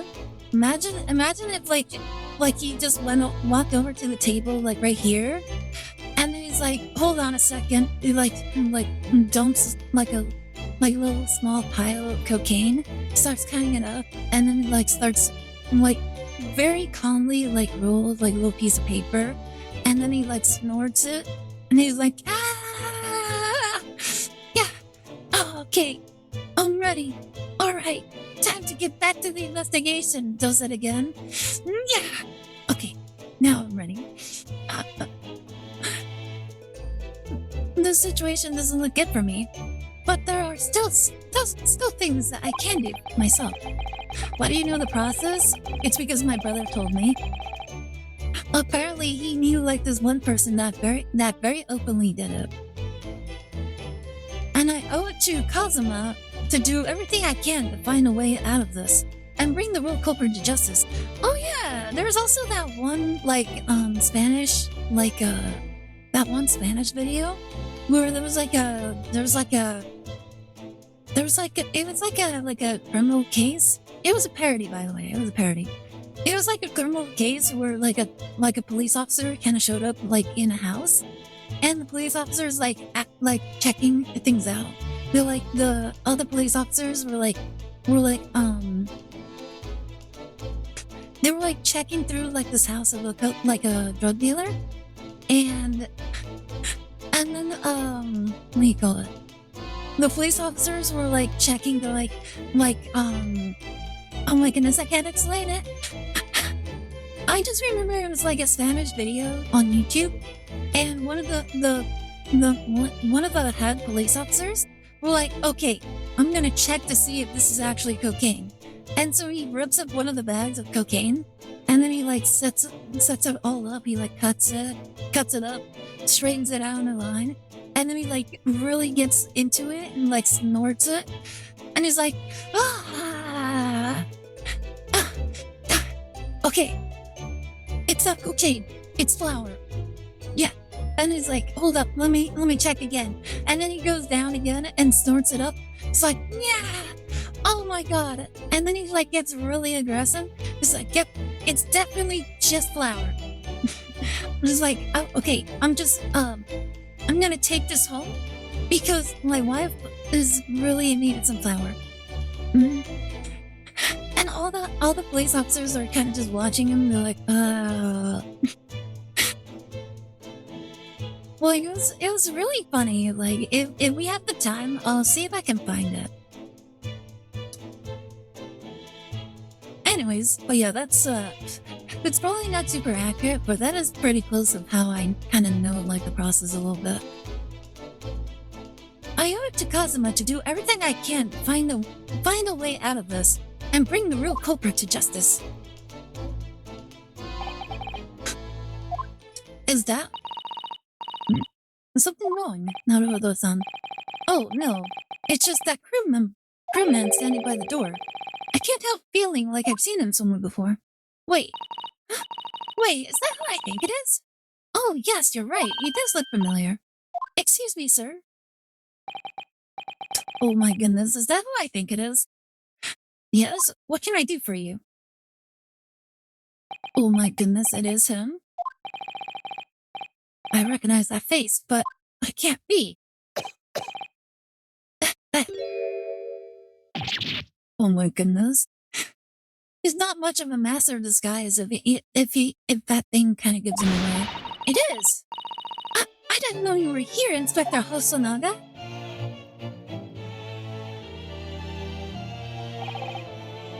Hello again.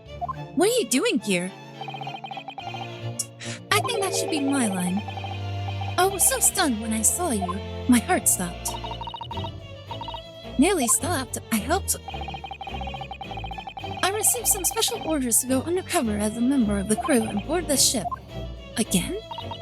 Are we going to see him everywhere? You certainly seem to enjoy undercover work, Inspector. If there's anything I could do to help you, please ask. I never expected to see this man on board, but perhaps his presence can help me out of this hopeless situation.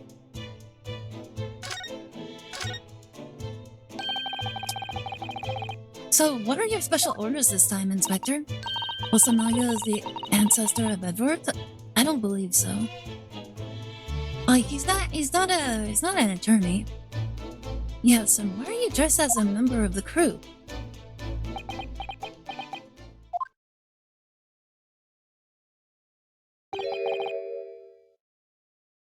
I'm so sorry.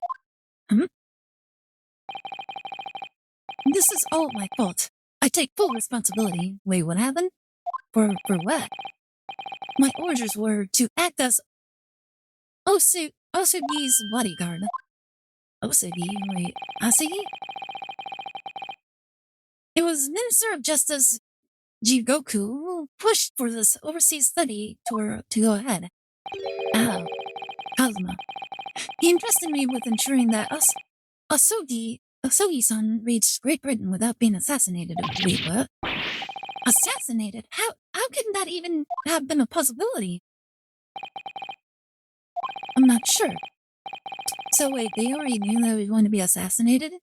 Don't they have like a list of suspects that it could be then? But these are complicated times. There are tensions between the world's greatest powers. Minister Jigoku said we should be prepared for all eventualities. If I had a son, I wouldn't name him. I wouldn't want him to be an engineer. I would want him to be an accountant and be different from his forefathers. I don't know. It's hard to tell, but I don't think so. This is incredible. I don't believe it. Kazuma-sama was assassinated? Obviously, we couldn't give Osugi-san a visible security escort. Which is why I'm undercover now, posing as one of the crew. You're really terrible at your job, by the way. I see. And I didn't take my eyes off him the entire time we've been on board, from morning until night every day. I never imagined it would happen here, inside his own cabin, here on the first-class deck. That seemed like important information. I failed miserably at my assignment, and Osugi-san is dead as a result. I'm a disgrace. All I can do is humbly apologize. No Sudoku? No Sudoku? Okay. Inspector. So, if there's anything at all that I can do to help now, just say the word. Bum bum bum bum bum bum. We're doing what we can to investigate Cosmo's death ourselves. It might be. You didn't do it, did you? You're not the killer? Of course not. We'd really like to investigate the cabin next door. Yes. So we need to be allowed out of this cabin. I'm sorry. What? You've been deemed a risk to the ship's safety. If you move to even touch the handle of the cabin door, that stormy-looking seaman would certainly snap your neck in two. I suppose. I'm not just a stowaway now. They think I'm a murderer as well. Would it be possible to give me something to work with, do you think? I'm going to need something persuasive. Oh, like what? What do you mean? If I had a solid reason why the next door cabin should be investigated, for example, I'll do everything I could to persuade the captain to allow it. Really, I'd lay my life on the line if I had to. I don't see how. There may be a way. What? Really? Think of how you tried to persuade me of your innocence, Naruto-san. By presenting me with a piece of evidence that you already had in your possession. Evidence. It's just the same as when you were in court. You must have done it many times during your trial. Suppose I like to present to... So, evidence that would give us a viable reason to investigate the next door cabin, is it? Alright, yes. I think I might know what we can use.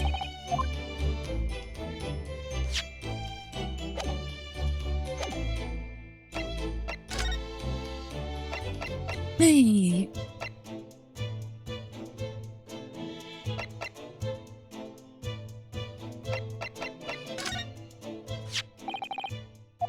What's that? It's Kazuma's diary. Just before he died, Kazuma-sama wrote something rather strange in his diary. Strange? In what way? He wrote what looks like some kind of speckled band is dangling from the ventilator grill. A speckled band? That is strange.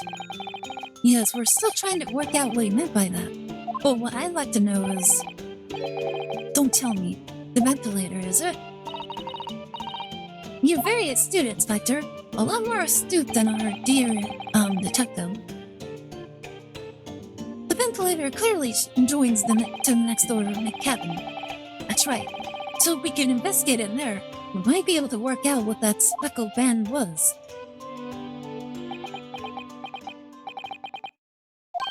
Alright then.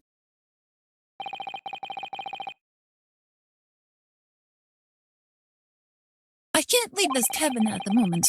I'm stuck here until we arrive at the next port. The captain has given me strict orders to guard the scene of the crime, you see. I'll have to entrust the investigation to you. Really? If you're willing to do that. Yes. As long as you don't leave the first-class cabin area. I'm afraid I can't remove those handcuffs, though. But what about the captain? Are you going against his direct orders? I'm a man of my word. And I promise you that I'll lay my life on the line if that's what it takes to convince the captain. After all, I feel to keep Osogi-san safe. This is the least I can do. Thank you. Let's seize the moment then, Naruto-san. Just let's move. Bum bum bum bum bum.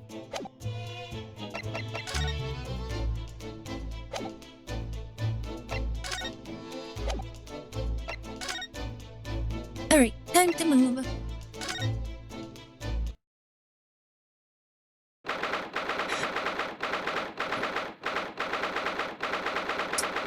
Nani? Is that a mousetrap? It's the cheese! Oh. Phew, I'm finally out of the cabin.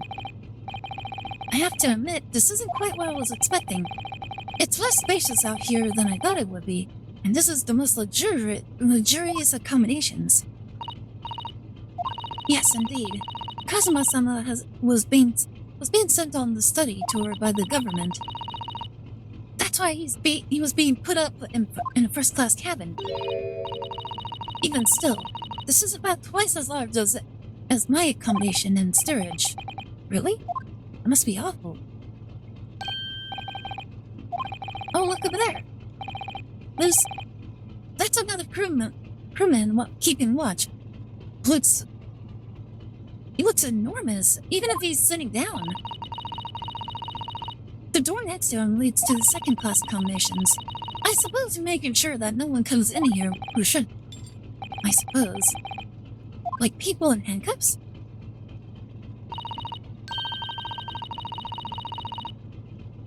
Naruhodo-san, you look like a little boy visiting a toy shop for the first time.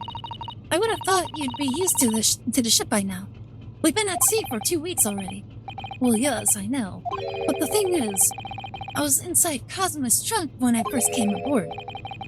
And ever since then, I've been shut up inside that little wardrobe.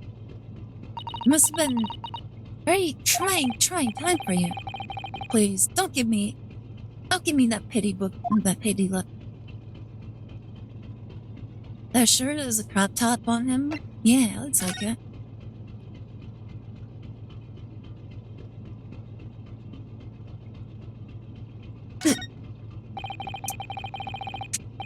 That's a huge book on top of the table there, and there's a pen next to it.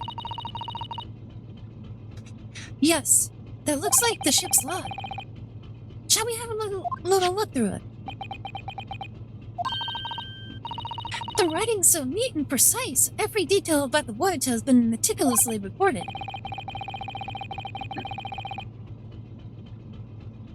You wouldn't expect a rough and ready sailor to have such a beautiful handwriting.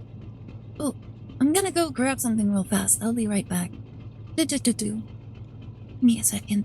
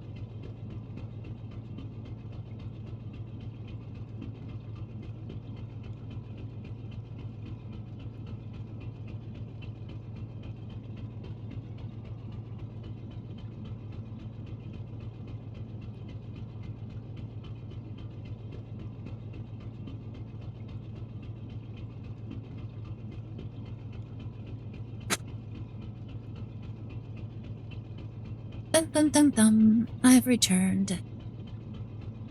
Oop. Yeah, I went to get like a few things. Like first off, I grabbed these liquid ID things. Wanted to get some for the water that I have right here. me go ahead and put some of this because it's supposed to have like a bit of caffeine in it. So I was feeling a little sleepy. So one, I wanted an excuse to move around. And then two, I wanted something to help me kind of like keep me awake, you know? And then my mom actually made pizza, so I got like 2 slices. Objection! Honey. Hi, Horizon. How's it going? You having a good day? How's your weekend been? Yeah, long time no see. And we're starting the Great Ace Attorney. Sleepy from the yapping yesterday? Yeah. Yeah, I'm like super sleepy from yesterday. Like I barely got like a few hours of sleep, but like for the few hours I did sleep, oh my goodness, like I did not realize I fell asleep. Like it was pretty much to a point where I didn't even have time to like plug in my phone. So when I woke up, my phone was dead. Well, it's funny because I usually always like connect my phone. I've been fine. How are you? I'm doing okay. I'm a little sleepy. But yeah, my mom also made some pizza. She genuinely made it.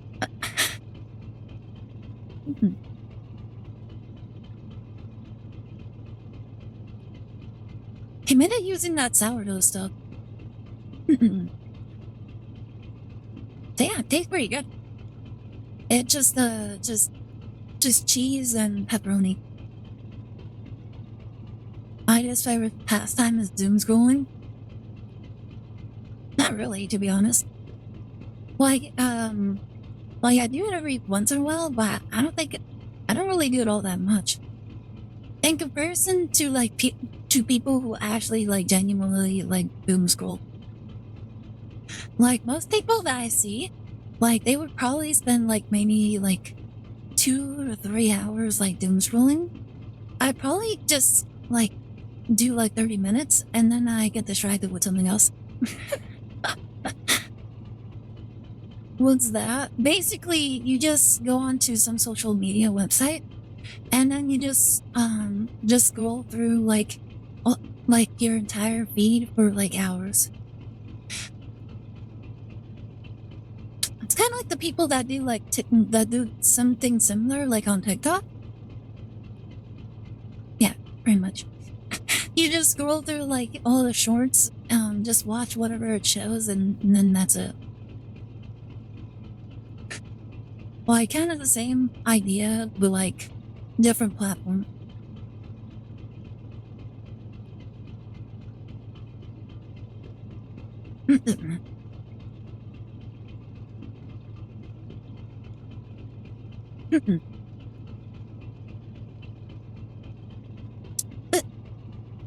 But yeah.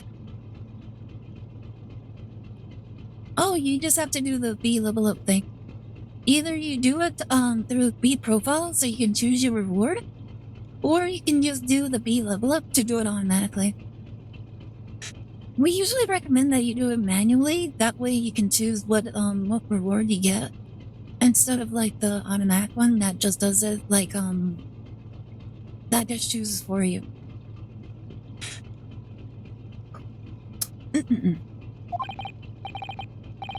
Anywho, we've just been starting the second chapter. Well, I guess it's like, yeah, it's basically the second chapter of the game.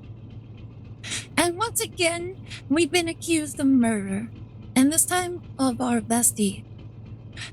It's honestly, and you know what? It's actually kind of going in the same direction as like the first Phoenix Race game, where we've been accused of like killing our mentor. So yeah, kinda. And nothing, no reaction at all. I thought he might appreciate the compliment. I'm not sure that rough and ready is much of a compliment, Naruto-san. Even to a sailor. Anyway, last night's log is mostly blank. Presumably, that means there was nothing to report.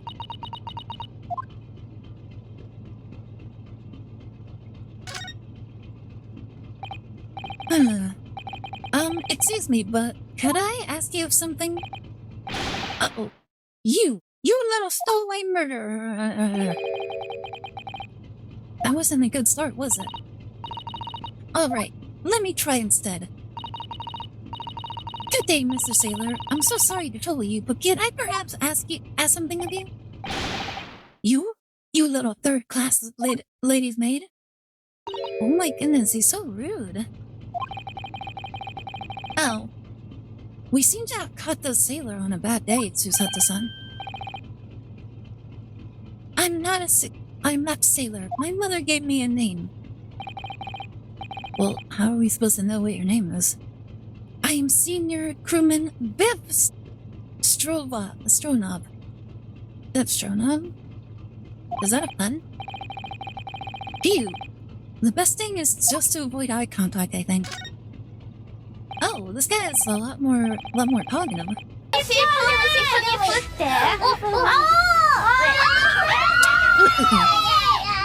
Thank you so much for the stretch break. Yeah.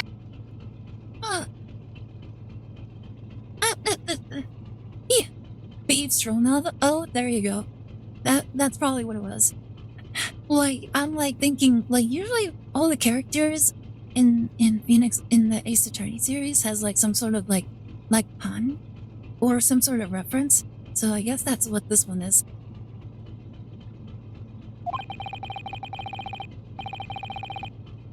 Here we are in finest part of Broya Station for very important persons.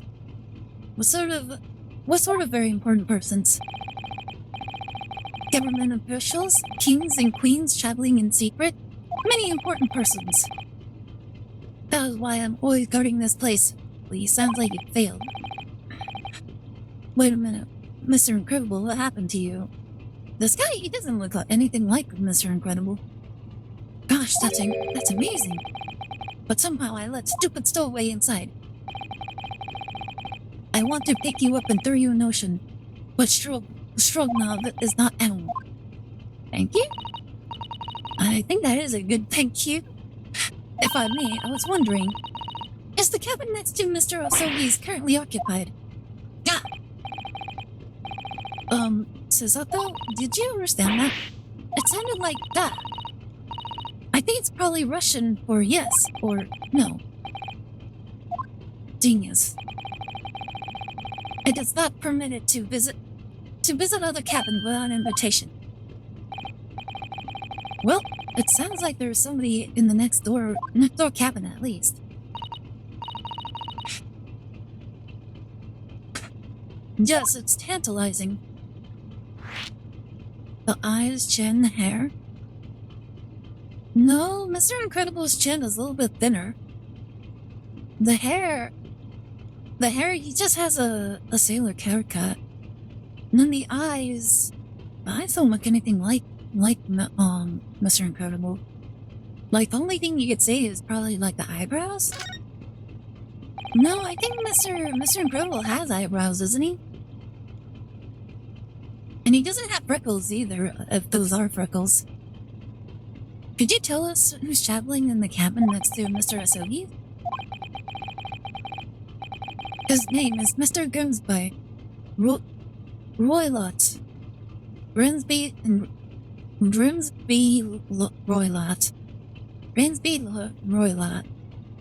Grimsby Roylott. Grimsby Roylott. I'm like trying to figure out if that's another pun. Grimsby, Mr. Grimsby Roylott.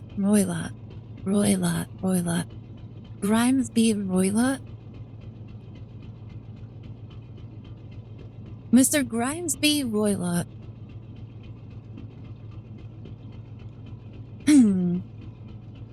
I feel like the first part is supposed to be like Grimsby, and then the second part I'm not really sure what they're going for. Grimsby Roylott. Lots? Lots? Hmm. A Western gentleman. Do not think about it. He has nothing to do with murder of student boy. Really, now I have to think about it. I can't be so sure about that. Mr. Roylott is authentic Western gentleman. So, the woman from before was an authentic Western gentlewoman, and she still killed people. Such a man would have no interest in lowly student from insignificant Far East Islands. Wow, that's harsh.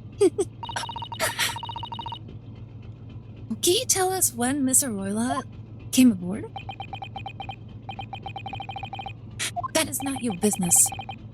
Come to think of it, even though we've been at sea for 2 weeks now, and I've been in Cosmo's cabin the entire time, I've never once heard anything from the next door cabin, or even felt like there was anyone there.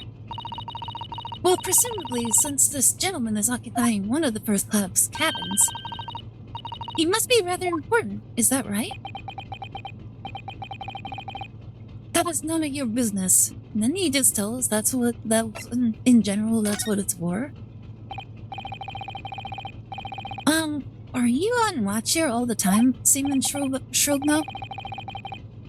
All the time. So criminals like you cannot come in, or get out. Oh, hi, Para, how are you doing? Morning, humans. We have humans in the chat. Everybody, if you're a human in the chat, raise your hands.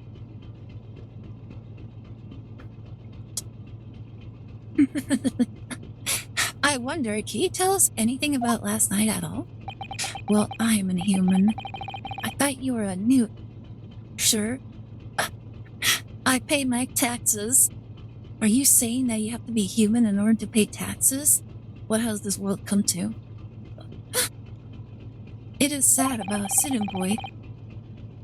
Were you on watch last night as well? Of course. And did you notice anything at all? Anything unusual? I'm not sure I'm more human than lead. Too much still in my... More human than lead, too much in my butt. I am new, but I have to pay taxes. Oh my goodness. Hat! Suzuka-san, did you understand that? It was clearly a... No. I saw nothing unusual. Nothing at all. And you didn't hear any strange noises or... Wait, what's that? What is that? He's looking at something! Oh my goodness. Or sense anything was wrong in some way? I said no! Sorry. I'm not so sure. I could have sworn that he wouldn't catch my eye for a moment there. There's something wrong. This is enough. I cannot say more now. Oh. It is time for me to report to Captain. I must return to cabin. Yes, alright. Walk it to second class area. Stay locked at all times. You escape when the lobster whistle at the top of on top of the mountain. Or as English says, when the pigs fly. Wait, that's a thing? Hmm? See the pink girl on the screen? She is yandere. Oh my goodness. I wouldn't say she's yandere. Maybe she is. Maybe she is. We don't know yet. Like her liver was just killed. Just killed.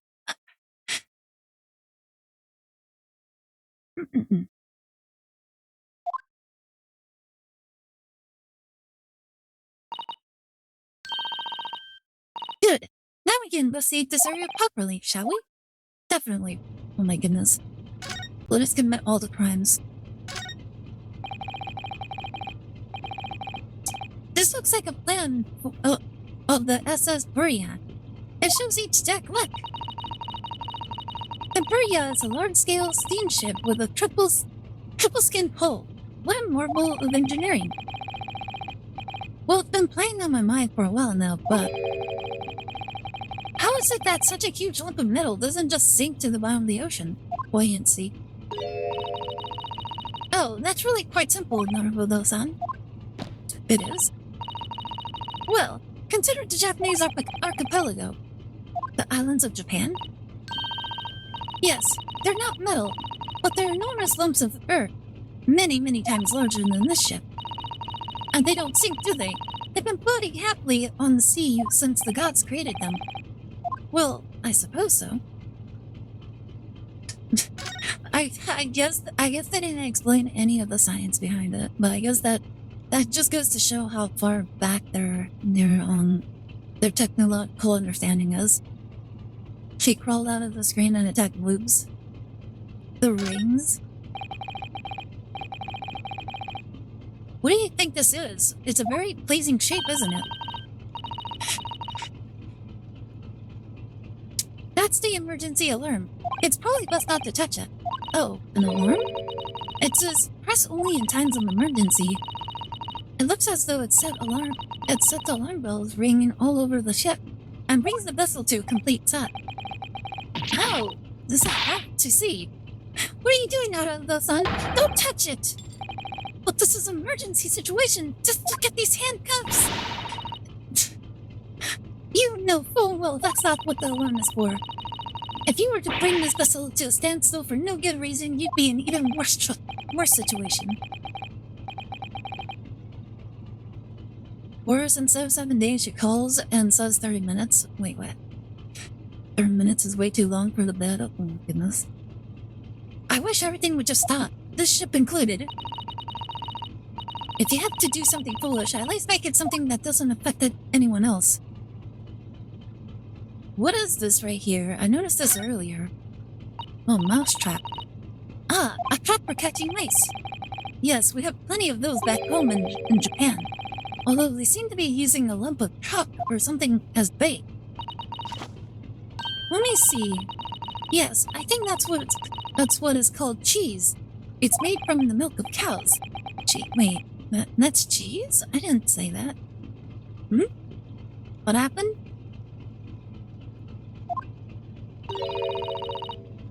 You can't eat it, Naruto-san. The chat will snapshot on your fingers.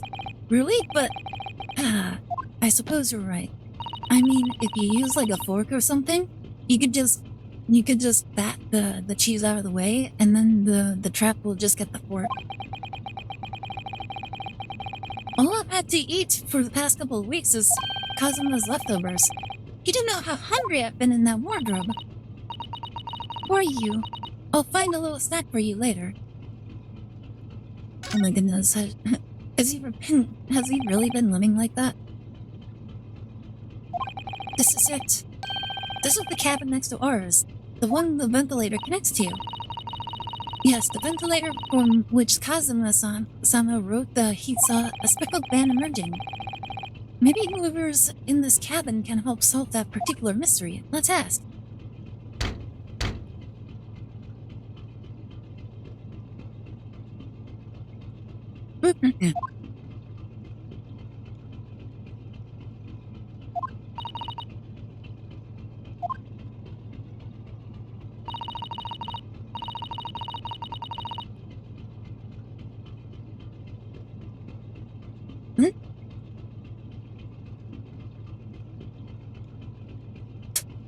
What is going on? Para, what's going on? Oh my goodness.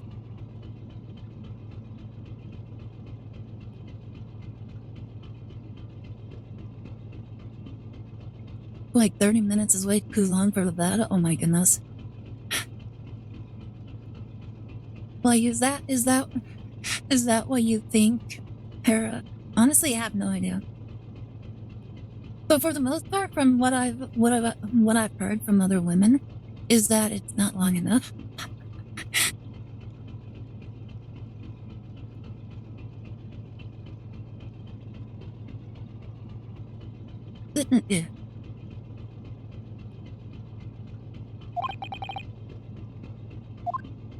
How annoying. Manny? Who's that? It came from inside the cabin! Such a high-pitched scream! It must have been a woman! Stand aside! I'm about to break the door down! Oh my goodness, he just appears out of nowhere! Mr. Schnoons! I shan't be stopped! When the fit is on me, I revel in kicking doors off their hinges. Please wait, Mr. Sholmes. The door doesn't appear to be bolted. It doesn't? Then how the deuce can I dispatch this muscular urge? What grade can I kick? I think we should go in. There's no time to think about the stress relief. Does he not look like a nut boy? A what?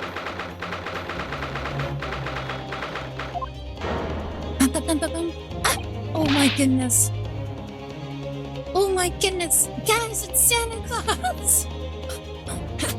It's Russian Santa Claus. Oh my goodness, he has scissors. Hold up. Is that really it? Is that what I think it is? Wait, he doesn't have a goatee. Wait, that can't be the guy. He doesn't have a goatee. Who are you? A Western gentleman? This man looks Russian to me. We heard a woman scream. A woman? Don't be absurd. As you can see, there's nobody but me in this cabin. Surely this old man does appear to be the only person in here. But in that case, we just screamed. Look at that! His bookshelves are also kind of like his bookshelves are also like kind of slanted. Not Santa Claus, Saint Nick, but with an AK. He is too skinny. Diet, maybe. This is his off-duty appearance. Like he only puts on the big belly when he's working. Get up, all of you now! Wait, Nani, wait, what? Nani? Oh my goodness, what is that? What is that in the corner? There's a large bag in the corner. Please excuse the intrusion, but you're Mr. Grizzly Royland, I believe. Look, in the corner over there! There's a large bag! Whatever he did, he stuffed it in the bag! Yes, that's me, and you are? I'm the one and only, the actual Herlock Sholmes. You've heard of me, no doubt? No. I am a great detective among great detectives, one who adorns the cover of popular magazines, no less. So I assure you, you may trust me completely. The man uses that magazine like a business card. A detective? I do not trust detectives. There was an incident yesterday. One of my men became a woman. Wait, what? Oh my goodness. Is that what I think it is? Was it an accident? Still investigating how it happened. I don't have a lot of info. May his member rest in peace. Oh my goodness. I do not trust detectives. We distinctly hear a scream emanating from within these walls. But there wouldn't appear to be a lady continually sort of within the wardrobe this time. So, might I be bold? So bold as to ask you to open that small traveling case. What? Don't be stupid. How could anyone fit in a small trunk like that? What about the big bag? Well, it's quite fashionable these days, is it not, traveling inside one's trunk? Oh, look at me. Nani? Oh my, did you see that, Mr. Naruto? Oh, wait, somebody is actually in the trunk? Yes, the case just shook. Leave now! Otherwise, I'll call the Stewart. So this is Kazuma's neighbor, Mr. Grimsby Royla. There's no doubt about it. This strange Russian man is hiding something. I couldn't agree more. Let's see if we can find some clues before that burly sailor returns.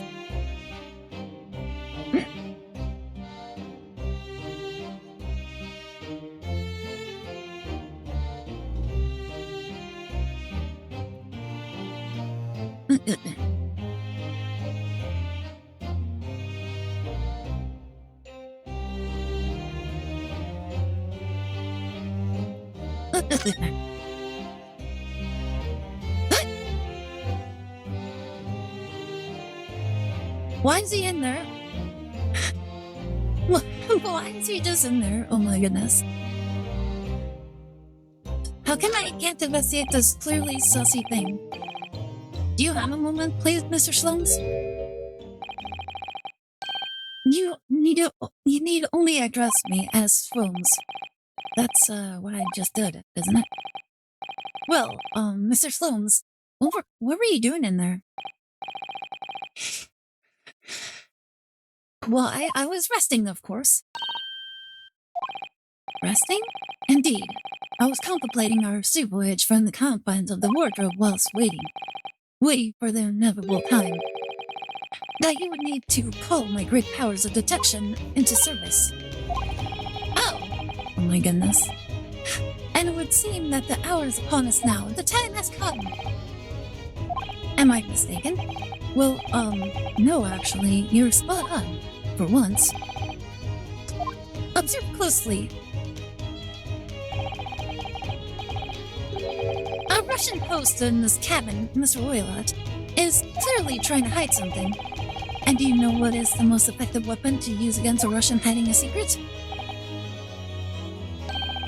Why, the truth, of course. Though it should be pointed out that such methods are not exclusively for the Russians. Right. Can you imagine how the Russian will react when the secret he guards so closely is exposed? Would you like to witness it? Oh, yes, please. Well then, what you are about to see may well astound you. For I am about to apply my great detective's greatly admired great deduction to the case.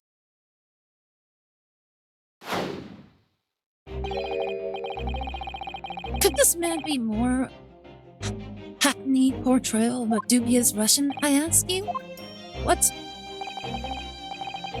From time to time it occurs to me.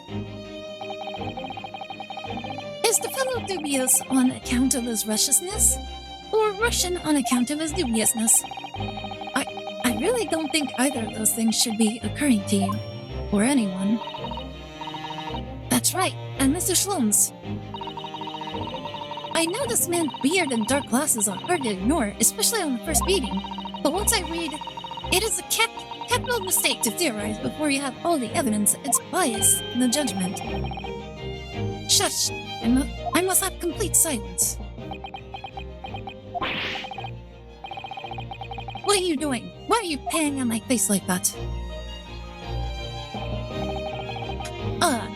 Just as I thought. Yes, I have quite made up my mind now. There can be no other explanation that accommodates all the facts. Mr. Roylott, I've reached two incontrovertible conclusions. What do you mean? Number one, your true identity is that of a villain. Using those shears, you're about to end the existence of something most dear. Are you not? Ayo. And number two, the other conclusion I have drawn. You are, at this very moment no less, in the midst of committing a most grievous crime. Beneath that beard, your mouth quivers with nervous tension as you realize you have been discovered. Does it not? Oh, no, son. I never imagined I would witness one of Mr. Sloane's great deductions with my own eyes. That was a great deduction? Nothing can deceive Mr. Sloane's. In a single glance, he can deduce all there is to know about a person. What? What an ineffable twaddle. Oh, yes. I've read about it countless times in the adventures of Sherlock Holmes. And now I've experienced the astonishing impact of his great deduction firsthand. This is like a dream come true. I can hardly believe it, but all the color has drained from Mr. Roylott's face. It looks like somehow both of Mr. Sloane's conclusions were right. How? How could you? How can I possibly know such things? You wish to say? Wait, he was actually right. Very well then, I shall elucidate. I shall explain how it was that I arrived at this pair of conclusions. So do I cordially invite you upon a journey of logical discovery. Let us board the train of reasoning. But plainly, let us work through my deductions together. Uh-oh. Wait, he gets his own slideshow? Old man's identity. So, the dubious-looking Russian, Mr. Warlot, obviously what catches the eye in the first place is the enormous pair of shears in your hand. Now we ask ourselves, what could you possibly want with such an implement? The answer, of course, is staring us in the face. You were on the verge of using the shears to cut away the copious beard you sport. Now, moving on. The question then begged is this: why would you desire to rid yourself of this magnificent beard, Mr. Roylet? Once again, the answer is plain. We have clear evidence to shed light on the matter. Regard, if you will, this morning's newspaper, in particular, the fascinating front-page article, which it would appear you have read also, Mr. Roylet. Oh my goodness, I actually noticed the newspaper in his pocket too.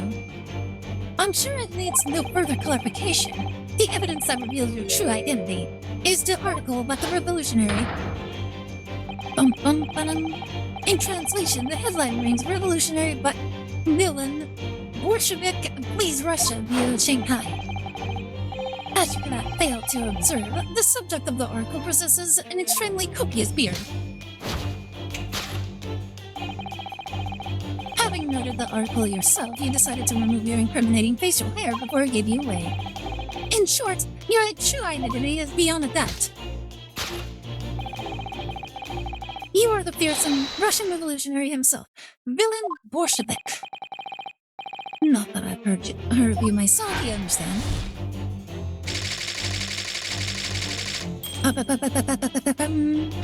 A revolutionary in the run.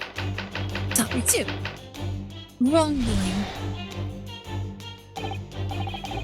Now, as for my second conclusion, you are, at this very moment, on the brink of committing a most grievous crime. And the proof of this crime, over there. The bag? Oh yes, Mr. Roulette. Take in our awareness. People have a propensity to let their eyes stray, you see. And I assure you, the eyes speak so much more eloquently and honestly than the mouth. The answer receipt lies where the brutal glance falls. The proof of your crime sits before our very eyes. Yes, the Chaplin case. It is time, I think, that the case be opened and its contents laid bare. No, I refuse! What could you possibly be concealing inside, we ask? By my estimation, a young lady, perhaps. One slight enough to fit therein. Don't be absurd.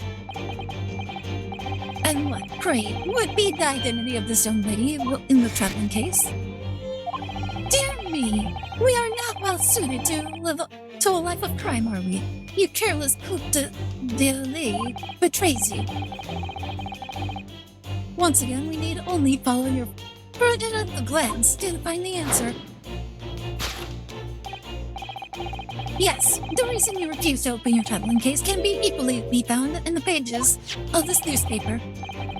For there is another, more stimulating article. If we turn from the plain revolutionary to the back page... Huh? Oh my goodness, a ballet dancer? Renowned prima ballerina, the Donovich Ballet disappears from Shanghai. Such a headline can lead us to but one conclusion. Your crime is that of abduction. And according to the article, the young lady's name is Nikolina Pavlova. Da-da-da-da-da-doom. Bam. This concludes Herlock Sholmes' great deduction of this Russian enigma. Elementsky. I don't know how to pronounce that. We are being civilized. The Santa Claus looking has a big nose. Oh my god. Susato-san, that wasn't one of the great deductions I've been hearing so much about, was it? Well, the stories are full of Mr.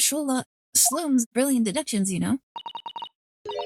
But that did seem a little different somehow. Oh my goodness. Meeting her idol in real life is completely different. Excuse me, Mr. Shloms. Could you come over here for a moment? Right, what can I do for you? It's about your deductions. Would you mind?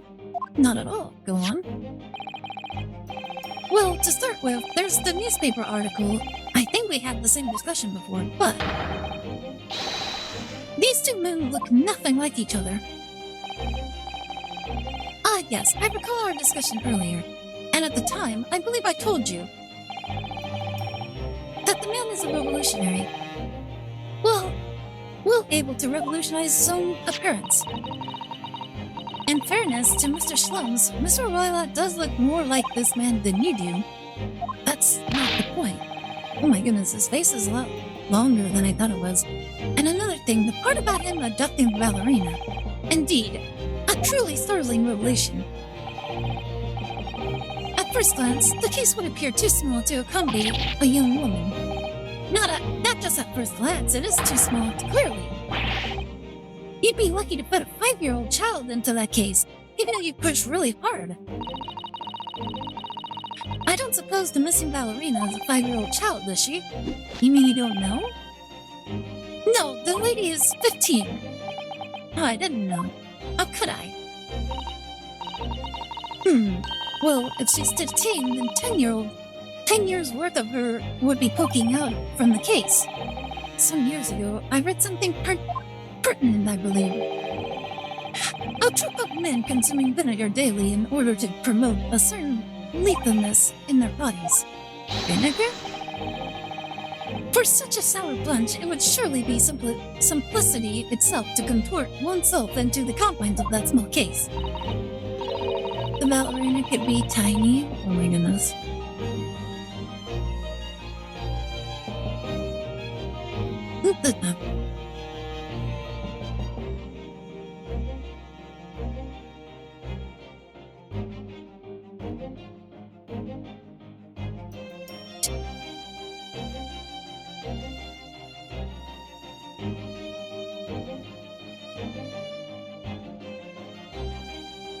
Thank you.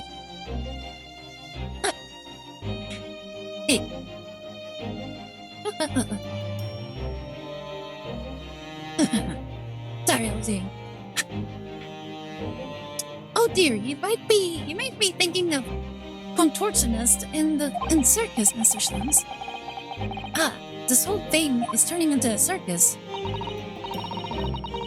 I'm about to bash his head with a frying pan. All the theatrics were nothing. Boy, that's kind of the point that we're supposed to get from this character. Mr. Nara, though, something's occurred to me about Mr. Sloane's deductions just now. I think his powers of observation are, well, magical. His eyes cut to the heart of the matter almost instantly. It's just where he directs his attention and his logic that seemed a little off. Your idea of maybe a little off itself, Miss Susato. It's just one or two key words in his deductions that seem to let him down. So I was wondering if we might perhaps tactfully switch them for alternatives. What do you think? Switch with some keywords in his deductions. Yes, but very tactfully. I feel sure we could do that. We'd unlock the true genius of Mr. Sloane's great deduction. Precisely the thought that was going through my own mind. This man is a lot of work. At times, I wonder how anyone puts up with me. It's not that funny. And you, my good fellow? Sorry? Take a moment to look at your wrists. My wrists? Wait, what? Where are your handcuffs? Huh? How did... I felt they may hinder your ability to follow me in our dance of deduction. I don't believe... Wait, did he just magic our handcuffs away? Mr. Slums, you're on marble. Wait, is he gonna get in trouble for releasing this? And don't worry, Ash, I'll restore your shackles to your wrists when we are finished. I'm not worried, in fact, I'd rather stay like this. So, let us begin. Sherlock Holmes is proud to present his logic and reasoning spectacular. Course correction. Hold it, Mr. Sloans. Honey. Old man's identity, a revolutionary on the run. So, the dubious-looking Russian, Mr. Woylot. Obviously, what catches that eye in the first place?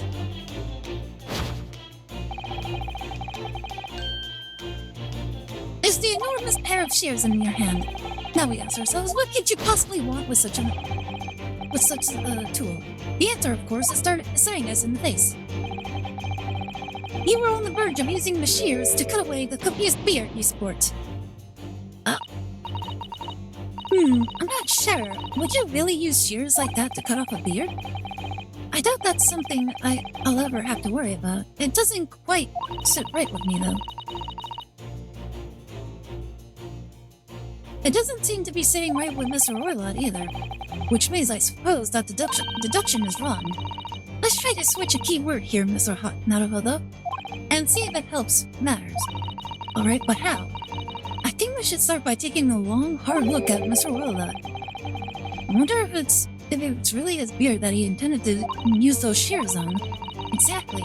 If we manage to find something that seems to fit the sense of Mr. Shlom's deduction better. And what? Then I'll leave the rest in your capable hands. Why am I the one to do something about this? Well, anyway, let's see if there's anything we can even use to switch around the last sentence. What exactly was Mr. Willard really going to use those enormous shears for?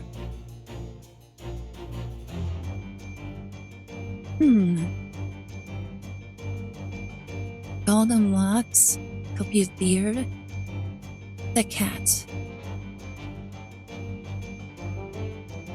May I also point out, like, other things?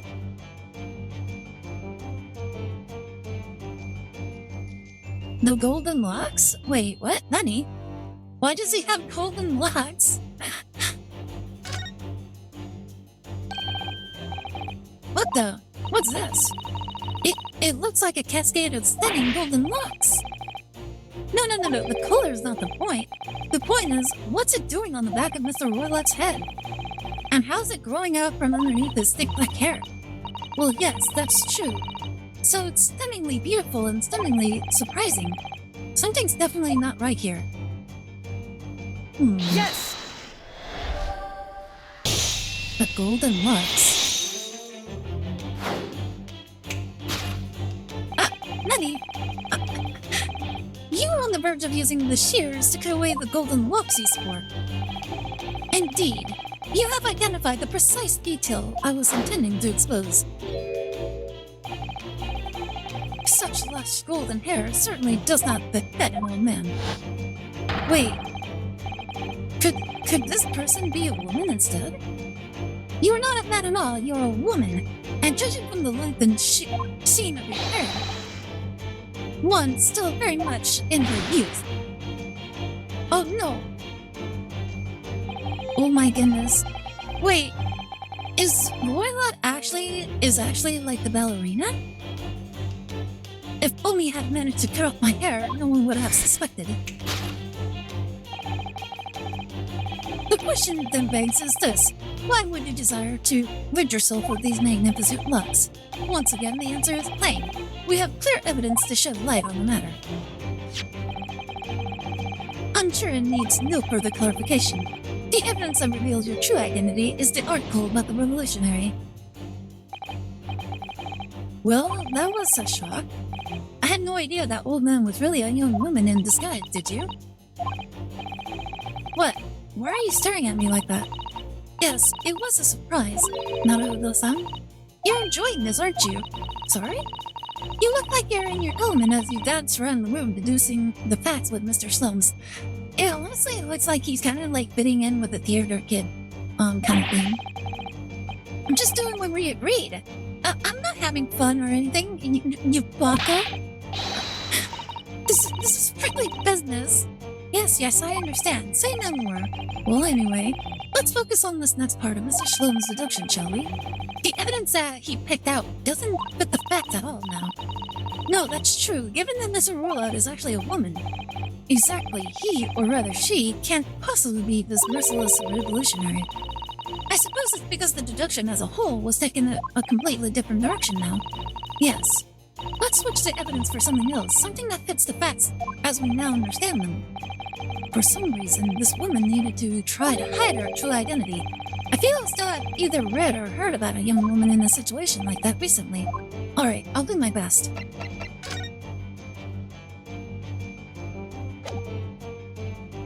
Yes! Boop. Article about the revolutionary. Ah, wait, what?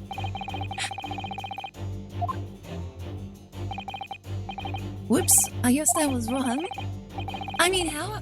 I guess I was supposed to kind of like examine like the back of it first.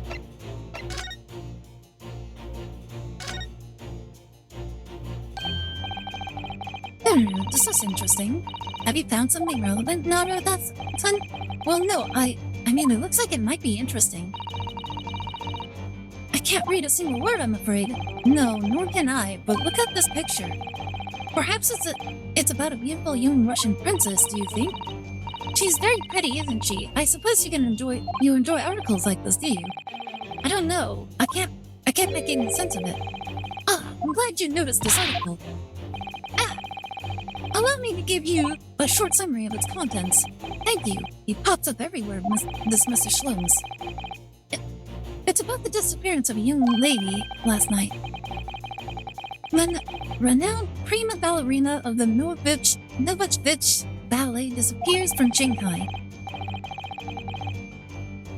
Not like me or Pero like your stream or anything, Waka. She is, of course, the talented young Nikolina Pavlova. Why are Russian names so hard to remember? It would appear the woman was in costume when she was found to be missing in her dressing room.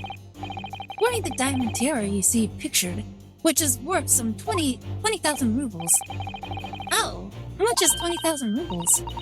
I have no idea, but I'm quite sure. It must be an unbelievable sum of money. Susato-san's eyes are shining like diamonds themselves. The tiara is the property of Novich Ballet. It would seem the director is beside herself with worry. Yes, I'm not surprised. Wait, is there a crime stealing the tiara? The company is most anxious to recover both Miss Pavlova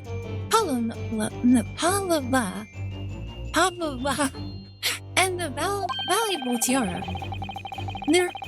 They've requested international assistance at all ports with sailing to Great Britain. Could this be another case of Russian fleeing his or her country? It does seem to be the Russian thing to do. Everybody's always rushing to leave out of Russia. I'm not even going to dignify that with the response, Mr. Naruto. There you go.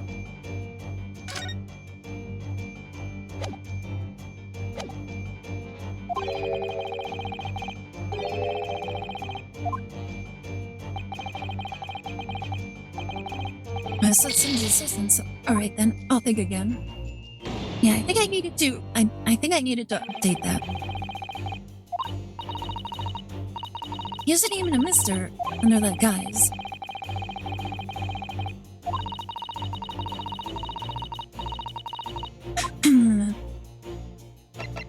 Oh, okay. We have to get the other side of it. Might as well say real fast. Boop. Yes! There you go. Article about the ballerina. The evidence that reveals your true identity is, of course, the article about the ballerina. Arrow med diapers, keep it down nicely and comfortably. Wait, what happened? Oh my goodness. That's right, you hit the nail on the head.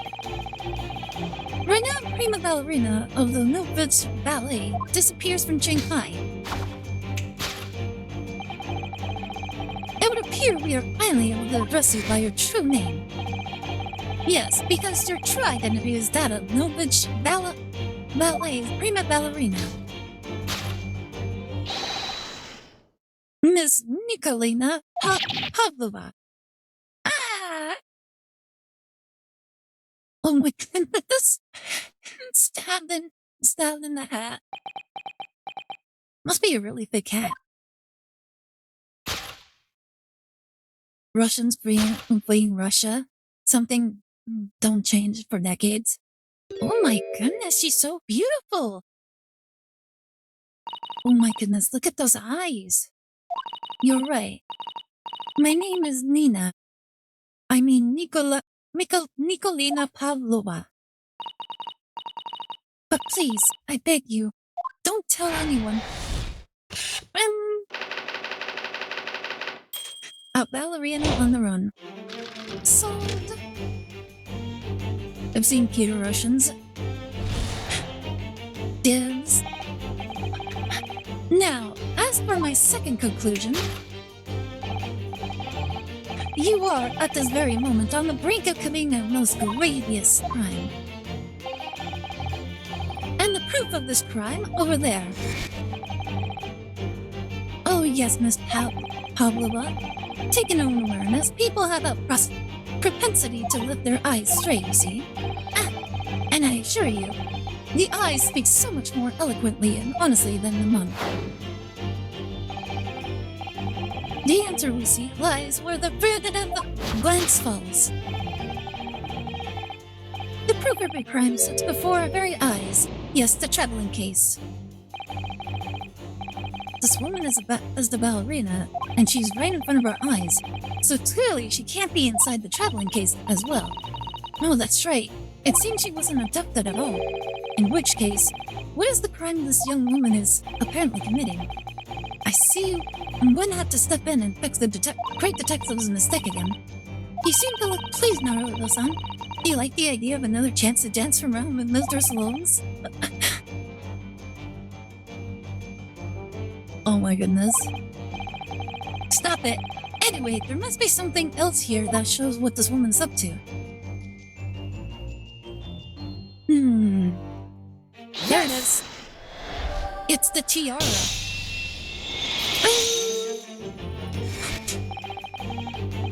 The proof of your crime is surely this tiara. I believe this tiara is worn on stage by dancers in the Novovich ballet, is it not?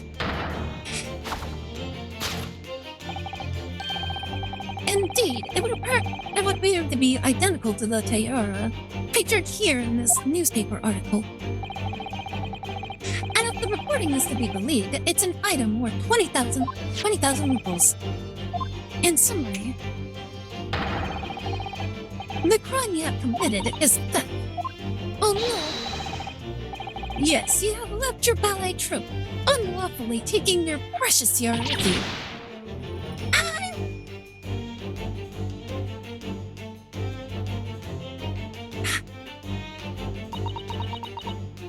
Little yandere and training, we were urban. I have no one, no family, no friends. I am all alone and I need money. But I did not steal the tiara. It was a present from, how do you say, an era? From Prussia. It belongs to me. This girl is only 15 years old, and she's run away all by herself. She must have been extremely lonely. How does she get on board? That's the big question. She can't have been here by herself.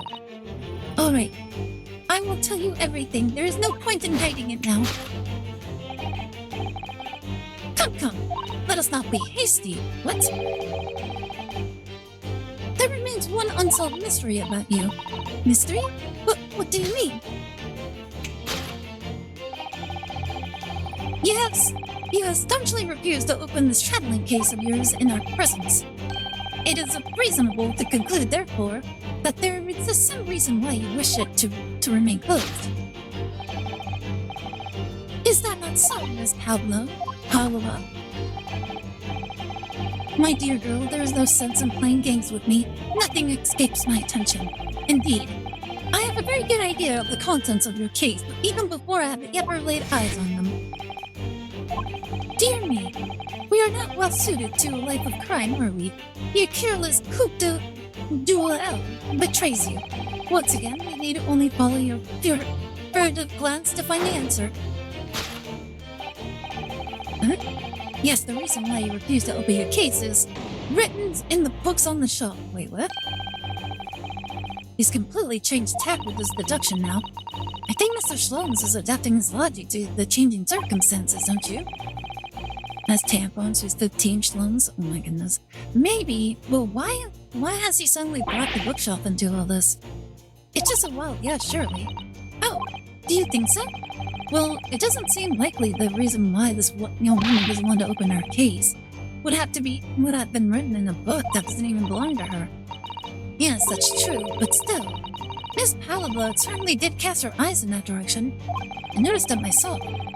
Then there has to be another reason why she won't open her case. It must be somewhere in the same area, if that's where her gaze was involuntarily drawn.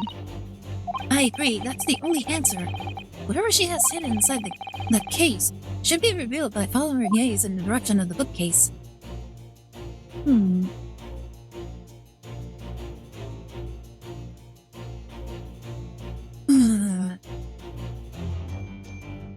Oh! She has a pet! Yeah, it's the rules of passage. She can read it. Yeah, it's in Russian. She can actually read this. Passengers must not keep weapons or other dangerous objects in their cabins. Pets are also strictly forbidden. There's exactly the same notice in our cabin, too. We know what happens if you break the rules. Oh dear, I'm sure the punishment would be severe. Naruhodo-san, you'd probably be left to drift in freezing cold stream, oh my goodness. Or shut inside a tiny wardrobe for days on end. So I've actually been serving time for weeks now? Have I? Yes! Ring!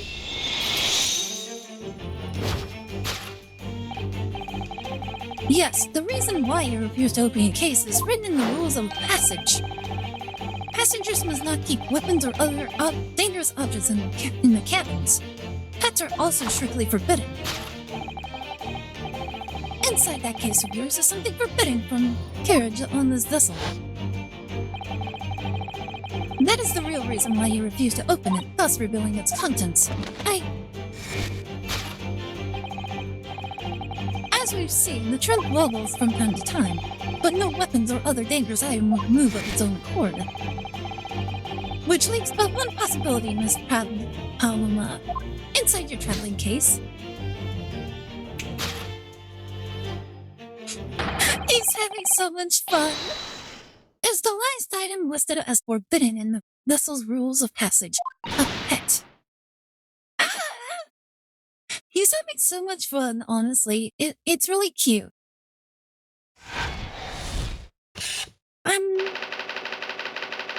Possession of a prohibited animal.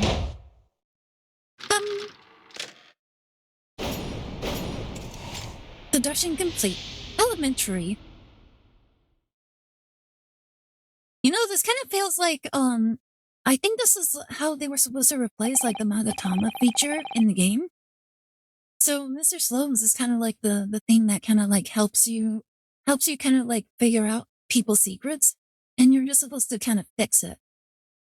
So clearly, you aren't who he said you were. No, I am not Gravity Roylott. My real name is Nikolina Pavlova. Everything you said was correct. You absconded during one of your ballet company's performances in order to escape your homeland.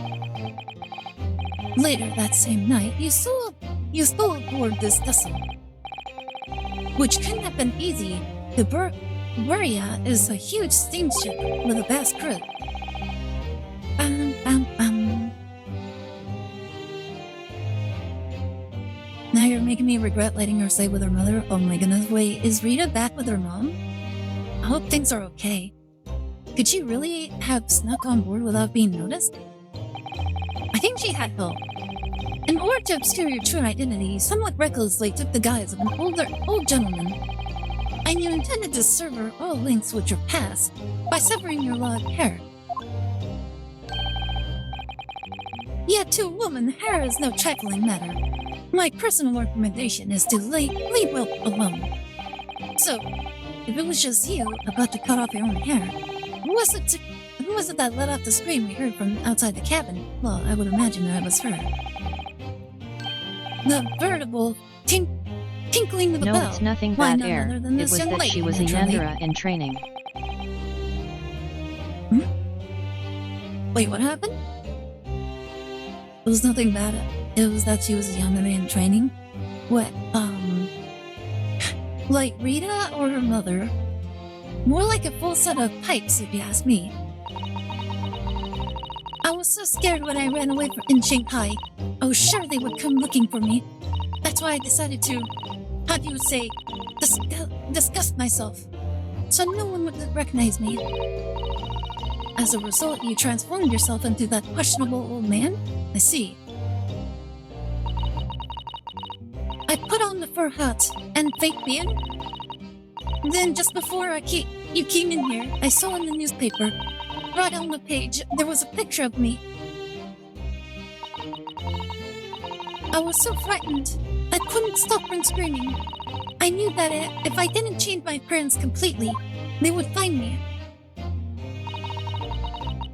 So I decided to cut all my hair as fastly as possible. I picked up the scissors in my hand, and at that precise moment we walked in through the annoyingly unlocked cabin door. Oh my goodness.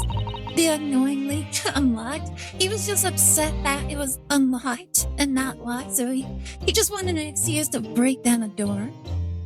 Things happen like that sometimes, don't they? Things do happen like that from time to time.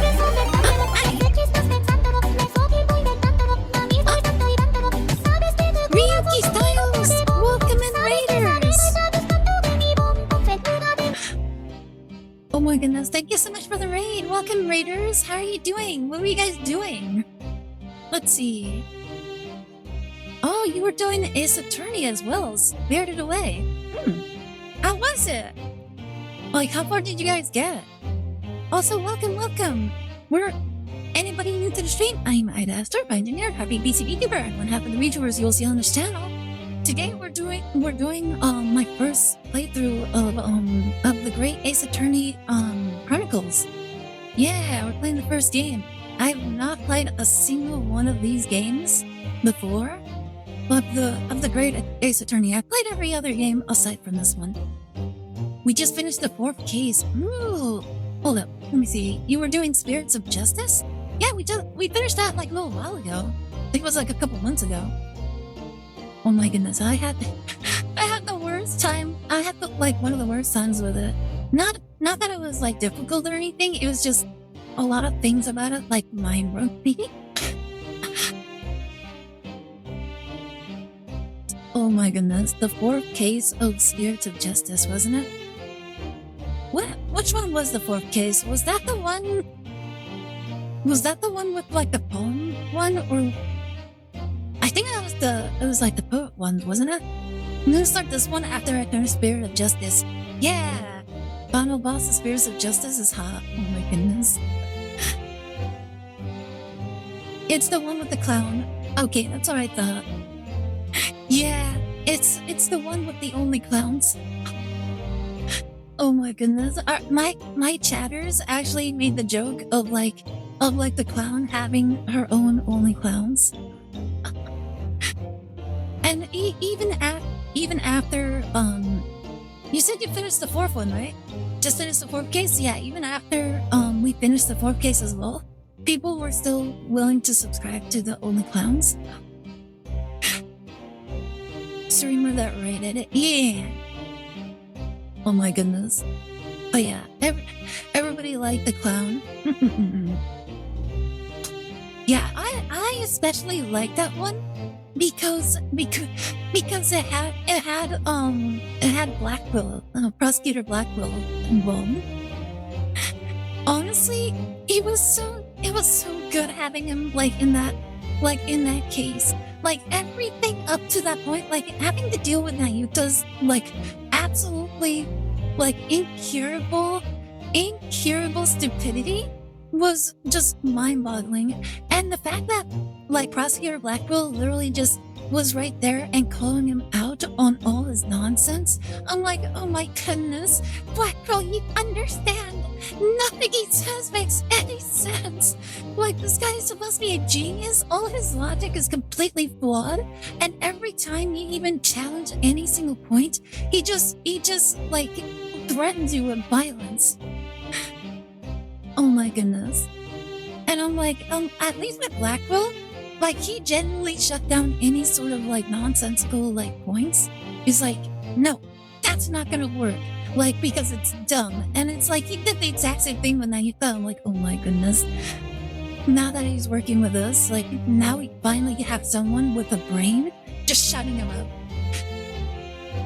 I absolutely love Prosecutor Blackwell. He's easily my favorite prosecutor in the entire series.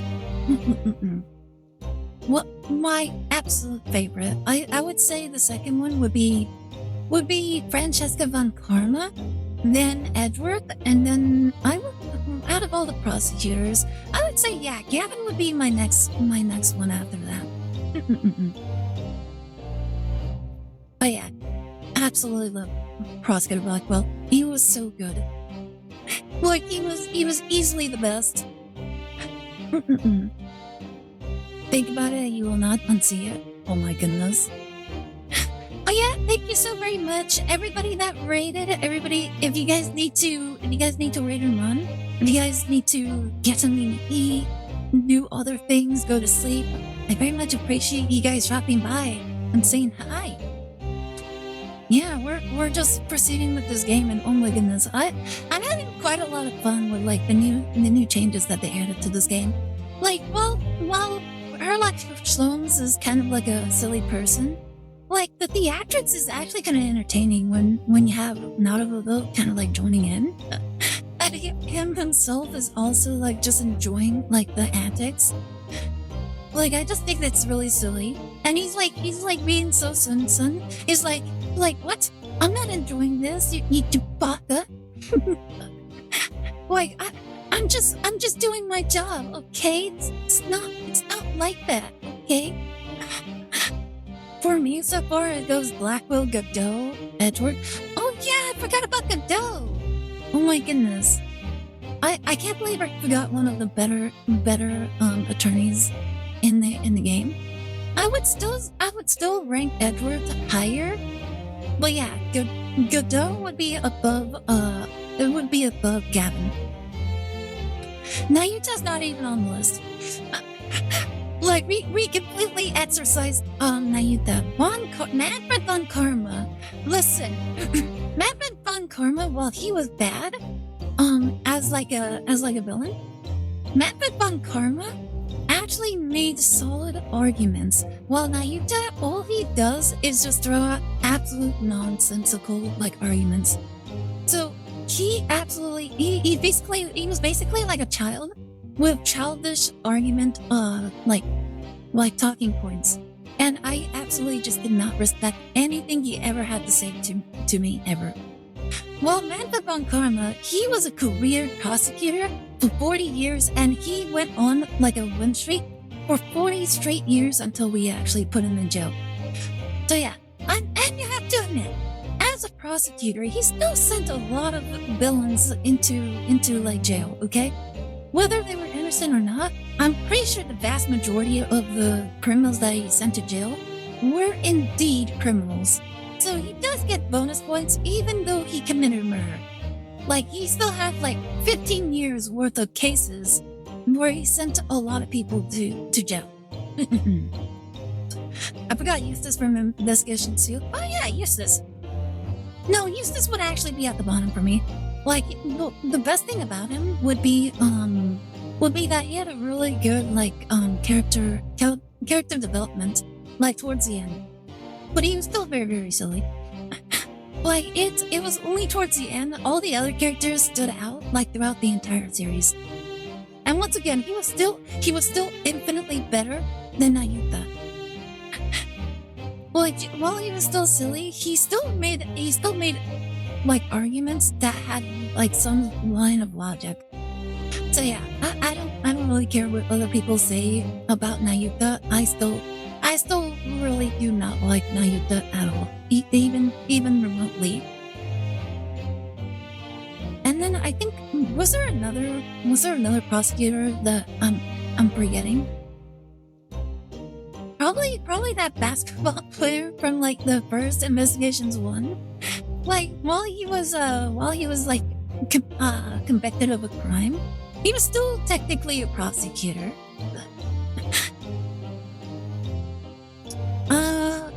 Yeah, he would still be at the bottom because I don't know anything else about him other than the fact that he was a prosecutor. So yeah, like he was a criminal and a prosecutor, but I don't know anything about him. Monkey Man, yeah, that guy. Yeah, the basketball player. he was just a bad guy, and I would put him at the bottom. Still higher than Nayuta. And Kay's father was Kay's father. I thought was Kay's father a prosecutor? Oh yeah, I think he was. I was like, I think I thought he was a lawyer for a while. No, he was a prosecutor, and he fought against that one woman, didn't he? I'm like 20% certain that he did.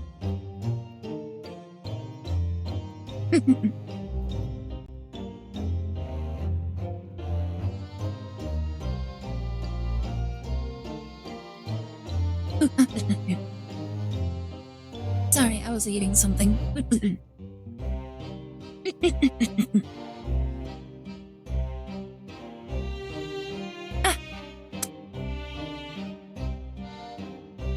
But yeah. Yeah, that's basically like my tier list of all the prosecutors, as much as I can, as much as I can think of. I should watch or play the games before Spirit of Justice from the series. They are really good. Like the first Ace Attorney series was really peak. They were really good. Investigations 1 and 2 were pretty good as well. And then Apollo Justice was actually pretty good as well. And the main reason why was because for the first 3 games and Apollo Justice, they were all written by the same person. So they had like the same kind of writing style and storytelling elements. And then after Apollo Justice, they had a completely different writer. So yeah, that's why it felt kind of off and kind of weird. And then the writer came back to write the Great Ace Attorney, the Great Ace Attorney Chronicles. And I actually don't know about Investigations, to be honest. Like, I want to say that it was, but I have no idea. Like, I really hope that it is. Because it was still really good.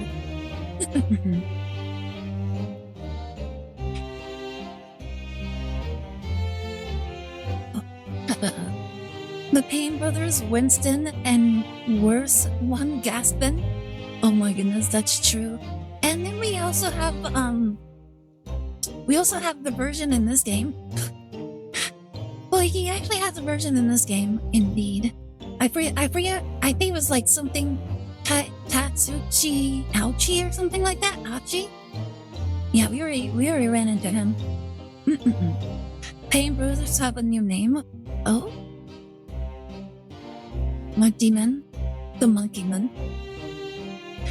It was so silly that the Spirit of Justice, like one of them actually moved to the country in order to be like the most renowned, undefeated, like prosecutor ever, and he like even had like a little goatee, like a toupee, golden toupee and everything. He's like, this is the easiest gig ever. There are literally no defense attorneys. All I have to do is convict people, and I make the money.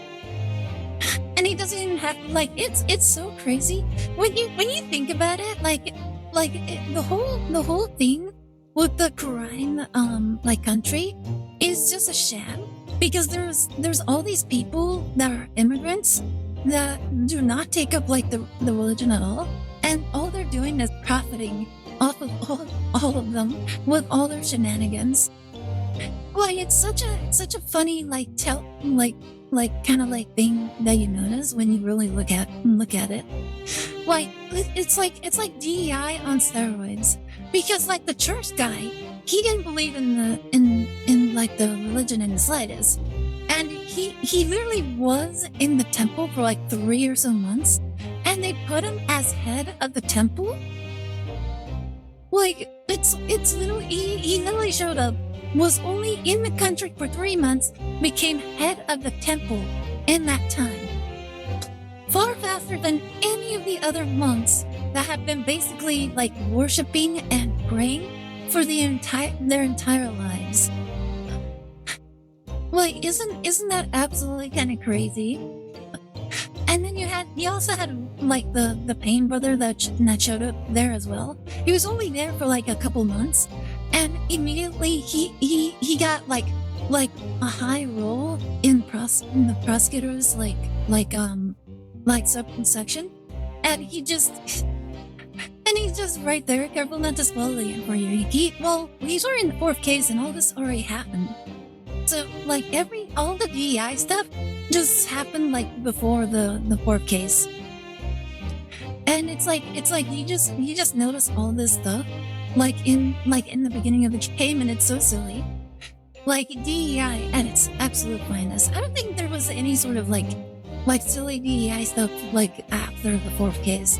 So that's why I feel very free to kind of like talk about like this particular thing. I'm just stating just how absolutely ridiculously silly it is.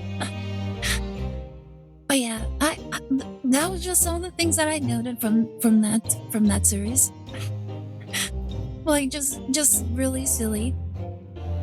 But yeah, like we're currently like trying to figure out this sort of case. By the way, Ryuki, have you played the Great Ace Attorney Chronicles yet?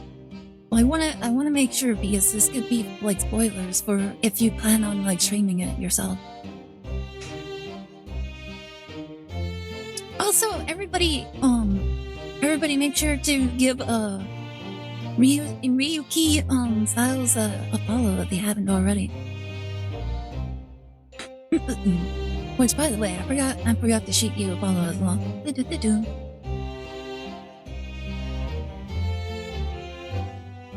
Follow. But yeah, if you need to raid a run, I very much appreciate you dropping by. Always enjoy meeting another Ace Attorney fan. But yeah. Oh my goodness, we just ran into this very, very, very beautiful ballerina girl. Like, Russian ballerina. She's so cute. Look at her. There's just one more thing I'd like to know. What exactly do you have inside your traveling case? You were right. It is my dear friend inside. My only friend in the whole world. Please, don't tell anyone. If the captain finds out, if you say to any of the crew, you should get us safe with us, I assure you. But in return,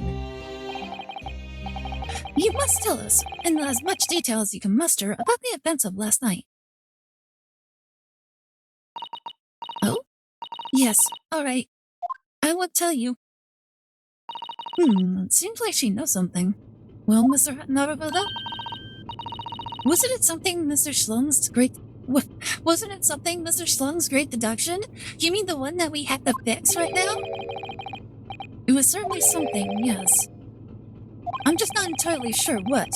But at least Miss Pavlova has agreed to tell us what she knows. That's incredible. Indeed, it is incredible. Ah, and one more thing. Oh, yes? What? Observe your wrists. Oh my goodness, we're locked up! Ah, your hands are cuffed again! What? But how? True to my word, I have restored the shackles. When and why? There is still a shadow of guilt cast over you, Mr. Naruhodo. I'm sorry to say, it can't be helped at the moment. Can't it? Really? We're locked up, they won't let us out. Anyway, let's listen to what Miss Pavlova has to say. I can't go on not knowing. I had to find out what the speckled band that Kazuma-sama wrote about in his diary really was. Oh, we should probably examine the rest of the room.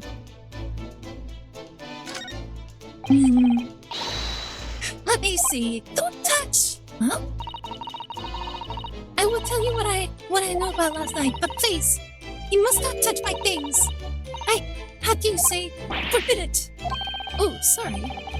As well you should be, young man. What vulgar manners you have. Poking around in the young lady's private belongings. Neither shall I allow it. Weren't you doing the same thing? Hypocrite. Okay, so she won't let us touch anything. Alright. So what happened last night? Did you know that someone was killed in the cabin next door to this one last night? One of the crewmen told me this morning when I was eating breakfast. The man who died, he was a friend of mine. Oh, that's why we're trying to find out what happened. Did you notice anything unusual last night? Perhaps you heard a strange noise, for example? Perhaps people talking. Perhaps the ship was absorbed in a wild tempest.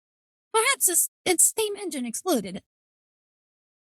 What do you mean if the ship exploded or we were caught in like a tornado? Wouldn't you be aware of that as well? Perhaps everyone on board would have noticed if that had happened. Miss Pavla, is there anything you can tell us? I don't know. I'm sorry, but all I could think about last night was what I had done and whether they would find me. I didn't notice anything that was happening around me. Oh, I see.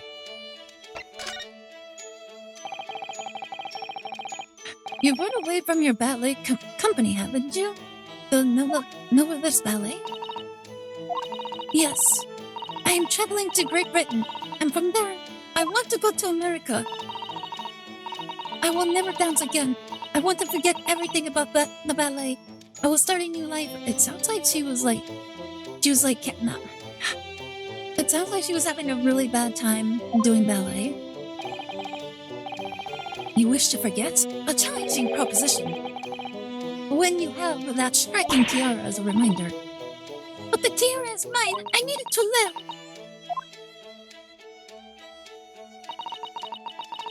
I have no money of my own. The Noble Veg Ballet gives us only a little food and water, and we must dance all over the world. I had to run away. I had no choice. If I stayed, it would have killed me. Oh my goodness, that's so bad. So you ran away to protect yourself? Yes, and the crew of this ship, they have all been kind to me. They let me come on board, and they said I could hide in this cabin.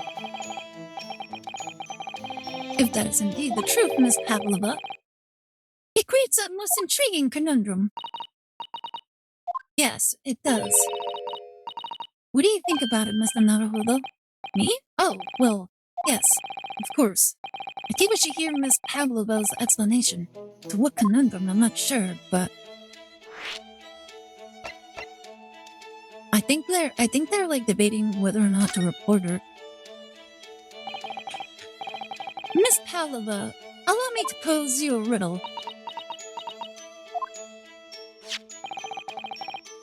According to this newspaper, it was only yesterday that you absconded from the ballet. Now, that being the case, it must have been last night that you boarded this vessel. However, the SS Vernia stopped by Newport last night. That's it, of course. So how is it, pray, that you come to be aboard? Uh-oh. Now that I think about it, the crewman outside the cabin acted very strangely when we mentioned that. It was just after we We asked him about when the occupant of this cabin came aboard. Oh. That's what he was kind of concerned about. That is not your business. Yes, you're right. He did seem to be hiding something.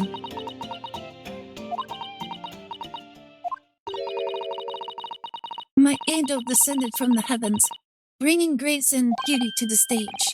Sorry? What was that? It is how the Russian newspapers described one of my performances. And that is how I came here too. I descended from the heavens, because I am an angel. Nani? Considering English isn't your mother tongue, your description is very vivid. Mr. Slums once said, I never can resist the touch of the dramatic. It seems Miss Pavlova is the same. Could she have gone by like on a hot air balloon? A genius descended from the heavens, bringing grace and beauty to detection. Words once said about myself. A quote from a wonderfully extravagant advertisement for the adventures of Sherlock Sholmes, in fact. Yes, Mr. Shelley. Anyway, it doesn't look like Miss Pavlova is going to tell us what really happened. So the friend you mentioned is inside your traveling case, is that right? I don't think animals are allowed on board according to the rules of passage. Oh, please don't tell any of the crew. If they found out my precious, then the burly Russians would bestir themselves in unison to throw you and your case overboard, no doubt. Ah! So reassuring, Mr. Slums. But what sort of pet is your friend? A little puppy? It is, isn't it? Maybe an adorable little rabbit? Like it's some crazy creature, isn't it? It's like, oh my goodness. I'm so curious as to know what kind of creature it is. Maybe a bird? Maybe a bear? It would be really funny if it was a bear. It's like a little polar bear. Or a grizzly bear. That would be interesting. You credit Russia as a land with small rabbits, do you? Oh, don't you have small rabbits there then? You may well ask. I have no idea. Why do you even speak? You two are miserable bunglers when it comes to understanding the nature of young ballerina's friends. Isn't it obvious? It must be a chicken. A chicken? In Russia? I mean, the kids... I think chickens can survive in Russia. Really? Consider the benefits. A rousing wake-up call. They can't be a chicken because otherwise the noises would have given it away. A rousing wake-up call, daily fresh eggs. And when adversity strikes, it could satisfy the needs of sustenance. Oh my goodness. She says it's a present friend and you're like saying it's an emergency food ration. So you eat your friends? I'll remember that. Well, it would appear this friend's identity is closely guarded secret, not to be revealed. She obviously doesn't trust us yet. There's something I should like to show her, I think. Maybe she'll be able to shed some light on it. What do we have to show? Oh, you know what? Let's see if she knows what this says. Miss Pavlova, will you take a look at this? I don't know. I don't know anything. Oh, I guess that wasn't it. I thought it was written in German. Maybe she knows.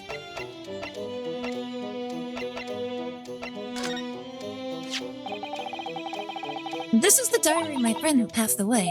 His diary? Yes, and he wrote in it last night before he died. Something a little unusual. It reads, 1:23 a.m. I can hear a faint whistling sound. And then a few minutes later, 1:35 a.m. What looks like some sort of speckled band is dangling from the ventilator grill. A speckled band? I don't understand. It's strange, isn't it? But the ventilator you mentioned joins this cabin, you see. It's up there on the wall. In other words, this cabin and the victims' cabins are connected together.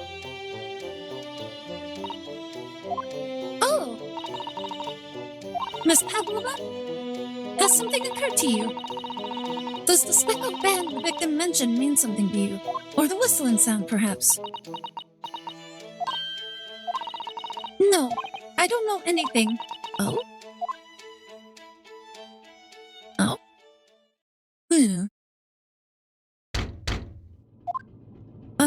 Uh-oh. Excuse me, Miss Arroyo. Yes, what? Wow, she's fast. Oh my goodness, she actually is really fast. Captain would like to speak with you. You must come to Captain's quarters at once, please. All right. I will come with you. I will come now. What? You must leave now. Uh-oh. Oh, no, it's fine. Don't mind us. Yes, please don't worry yourself, Mr. Roylott. Get out! The process is out! And where you want me to throw you out? Looks like we'll have to leave investigating this cabin until later. What a pity. I really wanted to, like, search the whole luggage thing, didn't they? And so we lost our chance. Having still not managed to investigate Miss Pavlova's cabin, we were unceremoniously chased out. That is to say, we were quite literally picked up and thrown into the passageway outside. To be continued.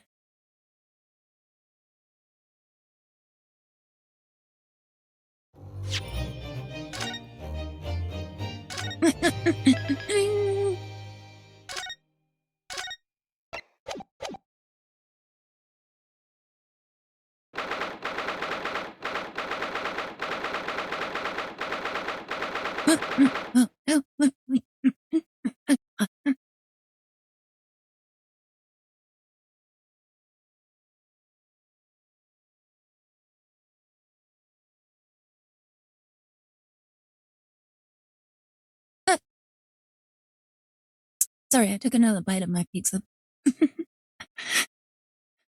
SS Burya, first class cabin passageway. I wish we hadn't been thrown out like that.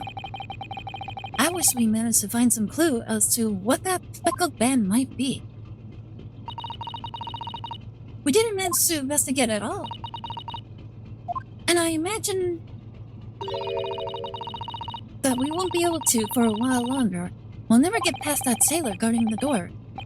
He's clearly glaring at us, as if to say, don't even think about it. Oh, wait a minute.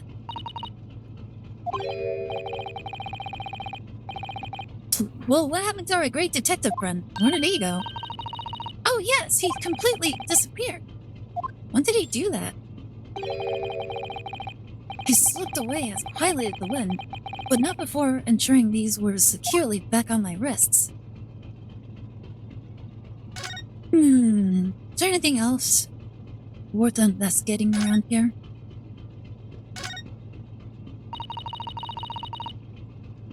That door leads to the second-class area. It's locked. I can't open it. No, well, that stands to reason. No one wants to let the murderer escape. Gosh, she gave me a very stern look when she said that. What to do? Hi, machines. How's it going? Can't go in there. Maybe back here?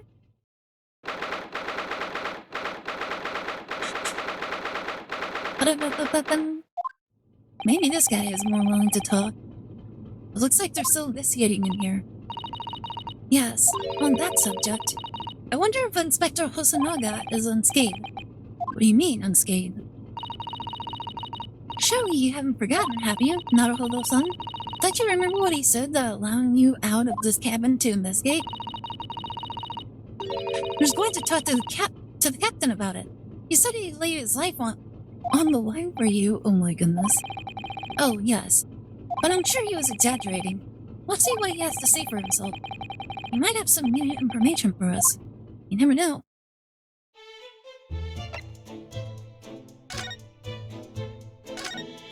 Let's see. There he is.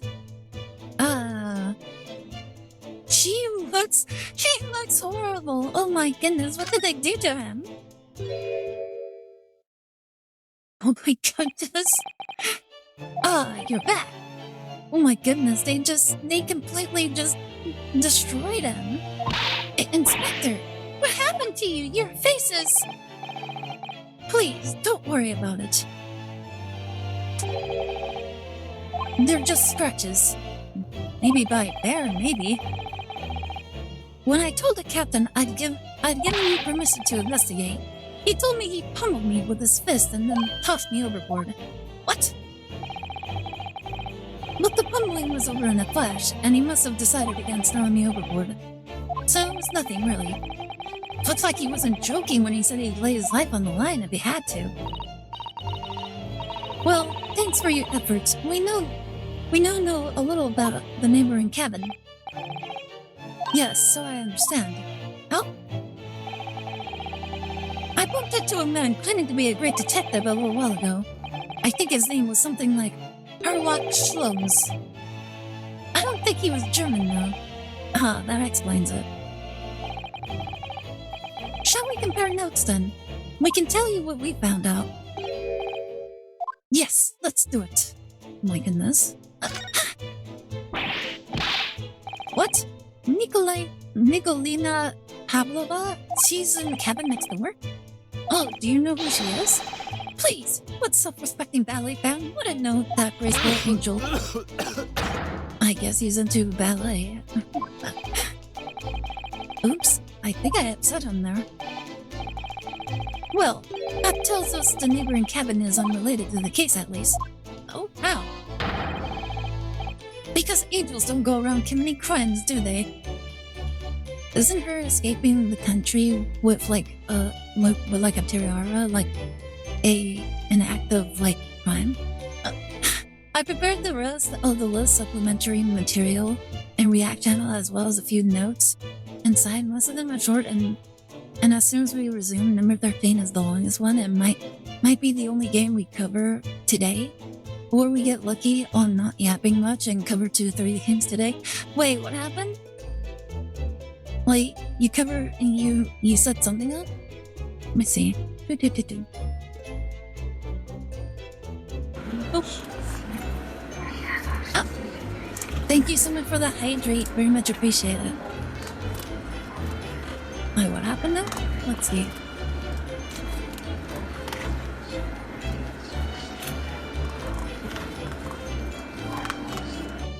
Supplementary material?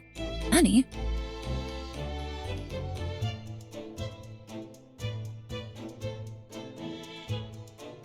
Oh, okay.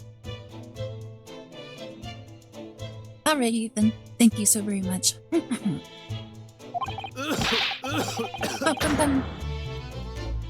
Oops, now I've definitely upset him. Inspector, has your investigation in here proved fruitful? If I'm honest, there's very little more I can do.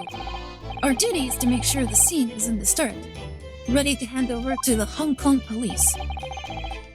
So I'm just keeping watch here, trying not to take my eyes off the job.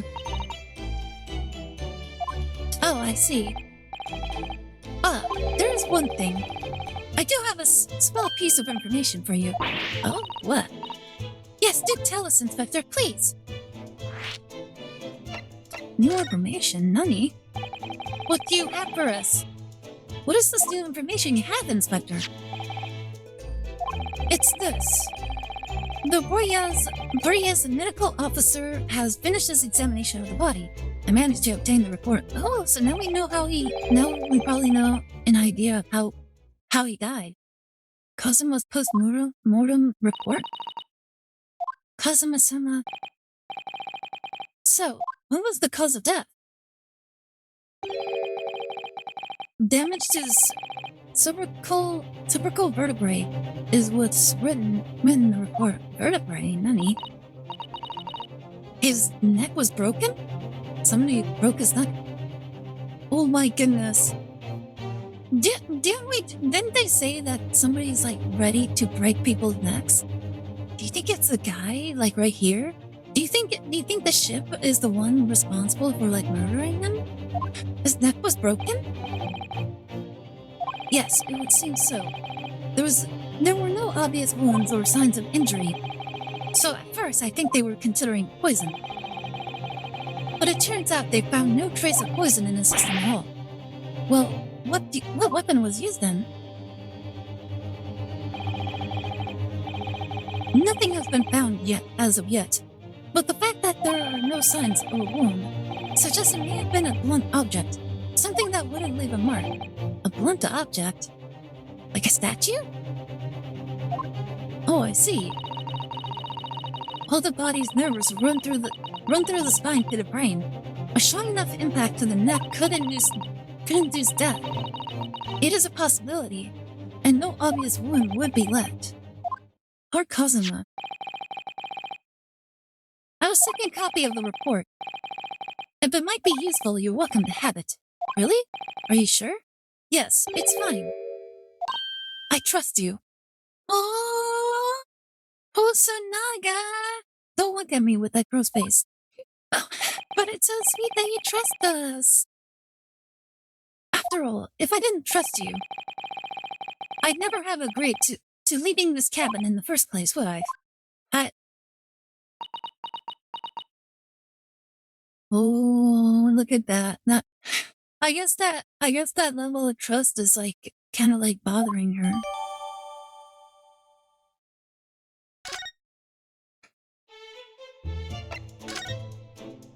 The great detective. Oh, Mr. Slums was here, was he? Yes. He seemed to be enjoying himself a little too much as he crept about on the floor investigating.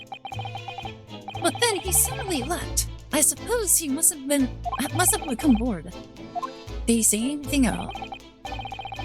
Actually, now that you mention it, yes. Just one thing, but he practically shouted it. It's shoe polish! Was all he said. Wait, is he talking about the mark on the ground? Shoe polish? I wonder what he meant. I wonder if it's that mark down there. If it was when he was over there, the piece of broken glass. Perhaps he's talking about this brick-colored mark, do you think? Oh, yes! That must be it. But how can Mr. Sloans know that it's shoe polish? Shoe polish does have like a very distinct scent. So it's kind of like unlike ink. It has like it sort of smells slightly like nail polish. That leaves me cold, I'm afraid. I have no idea. But shoe polish, interesting. What is it, Susato-san? Well, Kazuma-sama was wearing leather shoes with a very dark tan hue. Dark tan? Sort of dark brownish red then. Yes, a little like the color of red wine, but darker. I often repaired them for him. Oh my goodness. Were they engaged? I mean, he was close friends with her father. And all the little things that she does for him? Oh my goodness, they really must have been in a relationship. Oh, does this mean that this mark was made by the polish on Kazuma's shoes as they scuffed on the floor?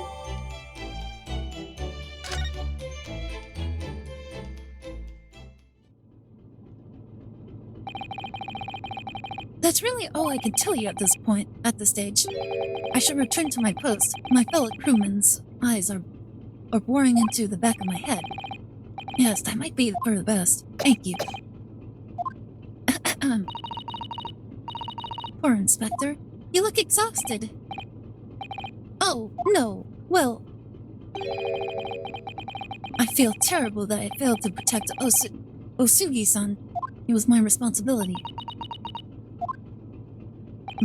This is really weighing heavily on him. Of course my pain is nothing compared to yours.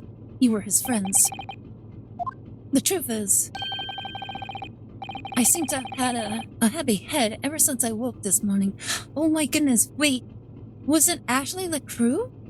Was it actually the crew that sabotaged everything? Like they somehow knew about Hosonaga and they like drugged him as well as us? Well, technically they probably meant to drug Kazuma, but like since he didn't like chicken, he just passed it on to us and we ended up like taking the fall for him instead. A heavy head? That's interesting. My head's still throbbing too.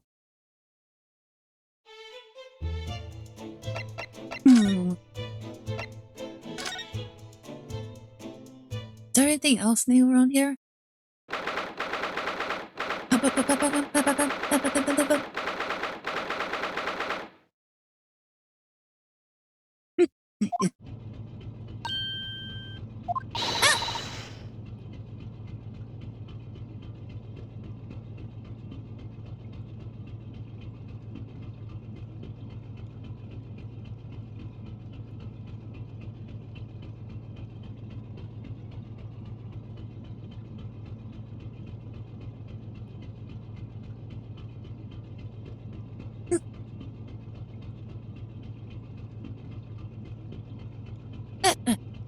Sorry, I took another bite. Look, Naruto-sama, Seaman Stroganov is gone. Stroganov, oh my goodness. Strong enough? The burly Russian sailor who's always crossing his arms and glaring at us. All these Russian names are impossible to remember. I'm gonna refer to him as Stroganov as well. That is easier to remember.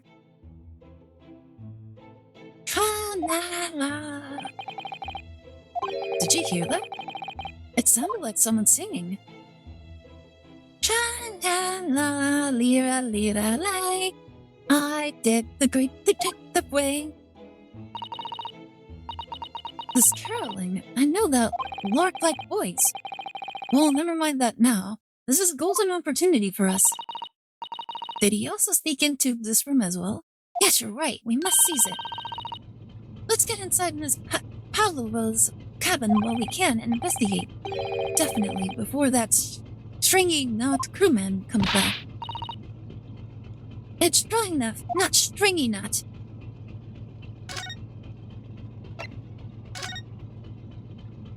I wonder if he's in here as well. Oh my goodness. The case, it's open! Where did the bear go? Your strange stroganoff makes me want to make beef stroganoff tomorrow. Hey, if it inspires you to eat something healthy or something delicious, by all means, feel free. Miss Pavlova isn't back yet. Wasn't that cabin like empty? Susato. Oh, where's she gone? Oh. Hey, what are you doing? Those are our private things. There's not a moment to waste, Naruto-san. We must investigate as quickly as possible. I suppose you're right. For Kazuma's sake.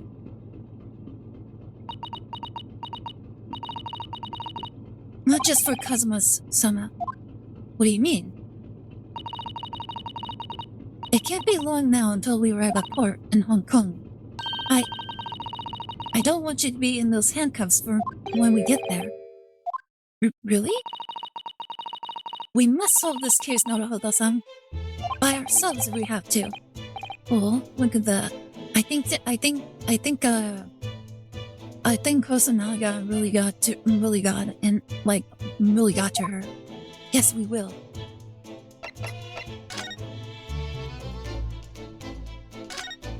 Alright, let's see.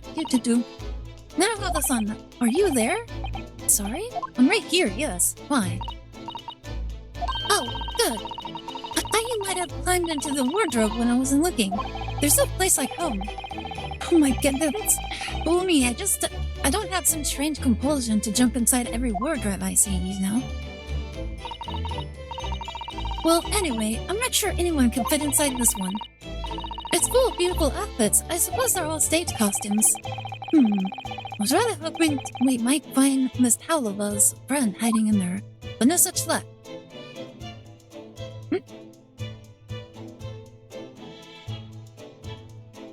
I love the Great Ace Attorney so much. I had to see a fellow Vtuber playing it too. Hi! I'm Meister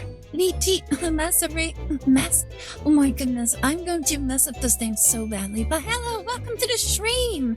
Yeah, this is my first time playing through it, so it's actually very interesting to kind of see it for the first time. I've played just about every other Ace Attorney game on stream as well. And I played through every other one on my own time as well. And it's been very fascinating to play through this one with all my chatters as well. So yeah, I'm really excited to see like how the story kind of like unfolds. But so far it's been really entertaining. Like how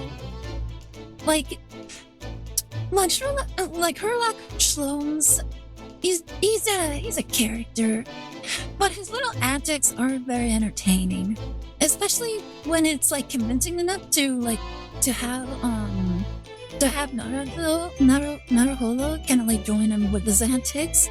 So infectious, you can't resist but jump in as well. And then Susato-san with her martial arts, she's basically like the classic like girl character in the Japanese animes, where like she like has surprising physical strength and tends to like beat up the main character. You know, Sholmes is such an amazing guy. He's really silly. Oh my goodness, we just discovered like the Russian girl, and oh my goodness, she was so cute. I thought she was so cute. I really liked like kind of like the whole deduction like we had to do for her. Oh yeah, it's very interesting. Oh yeah, so far we've been having a lot of fun. And right now I'm kind of just trying to solve this case at the moment. Oh yeah, it's honestly been a lot longer. Which, by the way, I'll have to ask about Cosmo. You're good? Yeah, I'm actually okay. Cause like we barely knew Cosmo all that much, to be honest. So I didn't really have that big of an attachment to him. But it was surprising at the very least. Did Nina ever reveal what her pet was? No, she hasn't. And from the looks of it, we're not gonna find out anytime soon. But I do need to go use the facilities real fast. I'll stick around for a bit. I'm so sorry that you caught me like right now. I need to go to the restroom real fast, so I'll be right back, okay? Boop, boop, boop, boop, boop.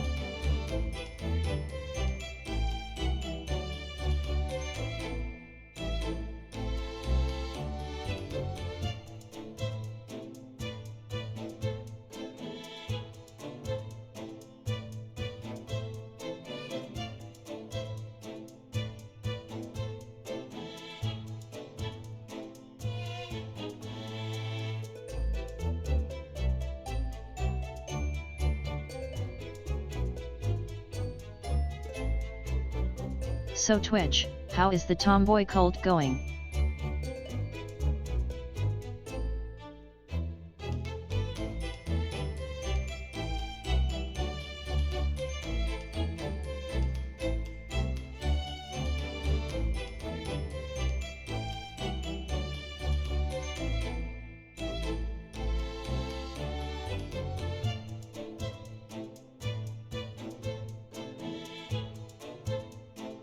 Everything is going according to plan. LOL.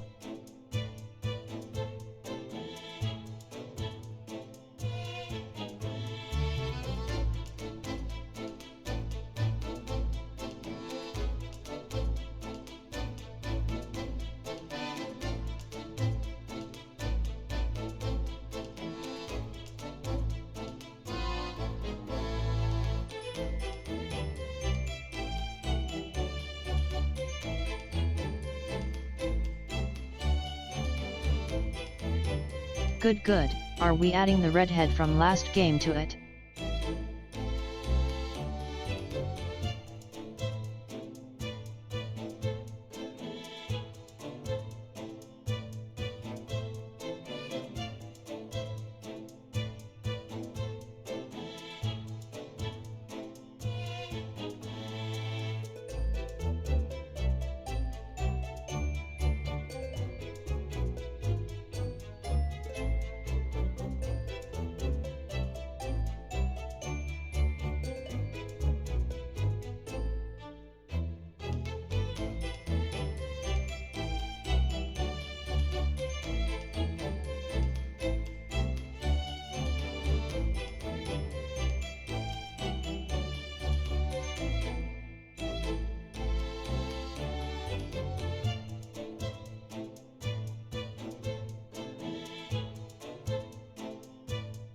No problem, sir.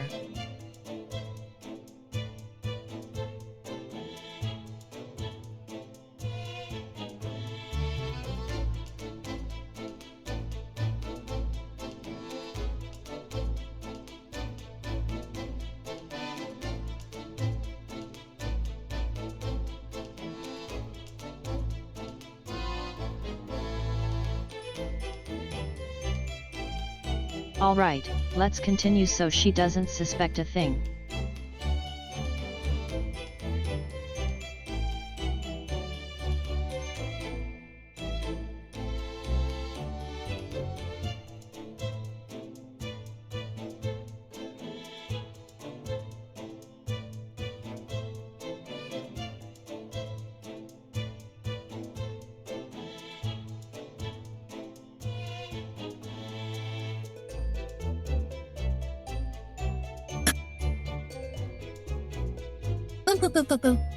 I'm back. Sorry about that.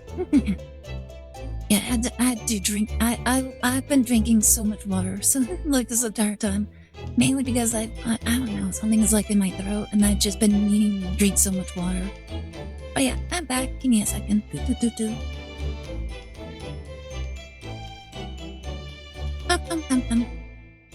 Let me see. I had such a crash out about Kazuma. Got way too attached so fast. Oh my goodness. I mean, he's an interesting character, like, for him. I kind of, like, imagine him sort of like an All Might. He's like an All Might kind of character, or a Might Guy kind of character. So, yeah. Like, to me, however, I didn't get too much from him. But yeah, he was a good friend.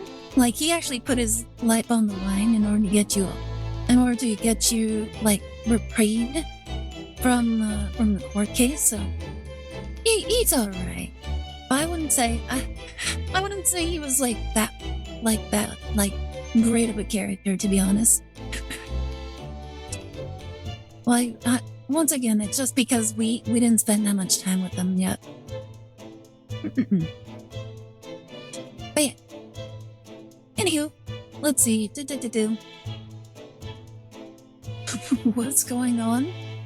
How's the tomboy cult going? Oh my goodness. Alright, let's see what was in the box. Oh my, Miss Palova. Oh my goodness, could you imagine if you kept an animal in like a box like this? Like this suitcase should be completely covered in like animal droppings. Like we just open it up and it's just covered in feces and stuff. Oh my, Miss Pavlova's case is open. It's completely empty inside, but according to the great detective's great deduction, she was hiding her special little friend in there. Yes, a friend that she had to keep secret. Because you're not allowed to bring animals aboard the SS Buria. I wonder what kind of animal she had in there. And more to the point, where is it now? It's also very interesting that YouTube is actually recommending the stream, isn't it? Was not expecting that in the slightest. I suppose every cabin has a waste paper basket. Shall we have a little look and see what's been thrown away? Naruto-san, it's poor etiquette to go shifting through someone's rubbish, you know? Ugh, those eyes. She's looking at me like I'm a piece of rubbish now. However, these are special circumstances, I think. Exactly, we have no choice. Oh my goodness, we're looking in the trash now. There's hardly anything in here at all. Oh, well, that's a little disappointing. Oh my goodness, maybe she wanted to look into the trash. There's a plate on the floor as well. Wonder what this little saucer is doing on the floor. Yes, it doesn't look like it's been dropped. More like it was put there deliberately. Oh, you think it might be because of the animal? Do you think that there could be a leak in the roof just above here? A leak? A saucer? To stop the leak? Oh my goodness. I'll have to see if it is true. I just love the Great Ace Attorney series. I think for once YouTube did a good job in its recommendations. Yeah, I honestly was thinking that we were just too small for any sort of recognition in order to like get recommended. It might be because you just really enjoy like other streams and other people that do like Ace Attorney like content as well. So that could be why it kind of like recommended as well. Because I've actually been having a lot of fun watching the Hololive's Veil Heikos play through the Ace Attorney series as well. Like she just finished up Spirit, I think it's Trials and Tribulations. And I actually watched her play like the first game as well. Yeah, it was really fun. But the clock said 7. Oh my goodness, she absolutely flipped out when she met Godot. Like the fact that Godot was like a coffee guy was like completely going driving her nuts. She's like, oh my goodness, he knows his coffee. The distortion dance with the other Hololive members. But yeah, it was really entertaining to watch the Hololive VTubers play through it, and she had so much fun. She went absolutely nuts with it. And it's always like really fun to watch other people play through like your favorite game series for the first time. And honestly, it's so hard to stop yourself from saying any sort of spoilers, which I actually had to do so much because I didn't want to spoil my audience if they never watched it, watched or read playthrough the Ace Attorney series. So I was always going okay, chat, what do you think the answer is? And I would always be like that, what do you think it is? What do you think it is? Etc. etc. Except for Ace Investigations, the end of Ace Investigations 1 and 2. I had never played through 2. I sort of played through 1, but I never finished it. And then this is my first time, so I never actually got around to playing this one. So yeah, I did always we always had it, but I never actually got around to playing it though. Yes, I only watch clips of Faye, but I need to watch the full streams when I get the time. I've actually been doing that. That's also one of the things that kept me up last night. I actually fell asleep to one of Faye's streams. I fell asleep, and when I woke up, my phone was dead. So yeah, that's basically what I fell asleep to. As soon as we were done with our commentary with the RPG list, I just went to I got on my bed. I had her stream in the background, and then the next thing I know, I'm waking up. To be honest, the pink one of the purple mocha is hotter of the two. But yeah, that's what I was having fun with. So yeah, I've just been rewatching it as well. Probably other game series that I enjoy watching other people play through for the first time is Tales of Vesperia. I actually remember watching Elira Pandora play through her do her playthrough of Tales of Vesperia. and she had so much fun with it. I'm like, oh my goodness, it is the greatest story ever. And I absolutely loved it. Let's see. Do you think there could be a leak in the roof just above here? What? A leak? Is this ship quite safe? I'm sure that even if there's a little leak in the roof, it doesn't mean the whole ship is going to sink. No, you're right. Of course you're right. She's really trying to persuade herself, isn't she? You know what? You know what's a very terrifying thing that my older brother told me? My older brother told me that, like, in cases of like flooding in a military ship, like if you're in the engineering bay of a ship, your section is literally the first section to be shut down if there's like a breach in the hull. So he basically said if anybody's in there, they have like 30 seconds to escape before it's completely shut down, and you're basically just waiting to drown. Yeah, I'm like, oh my goodness. Okay, do not be an engineer in the Navy.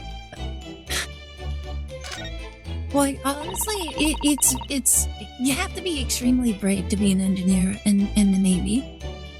It would seem this teapot is empty. Ooh. So the natural conclusion is that the Russians are very thirsty people. Isn't that just humans in general?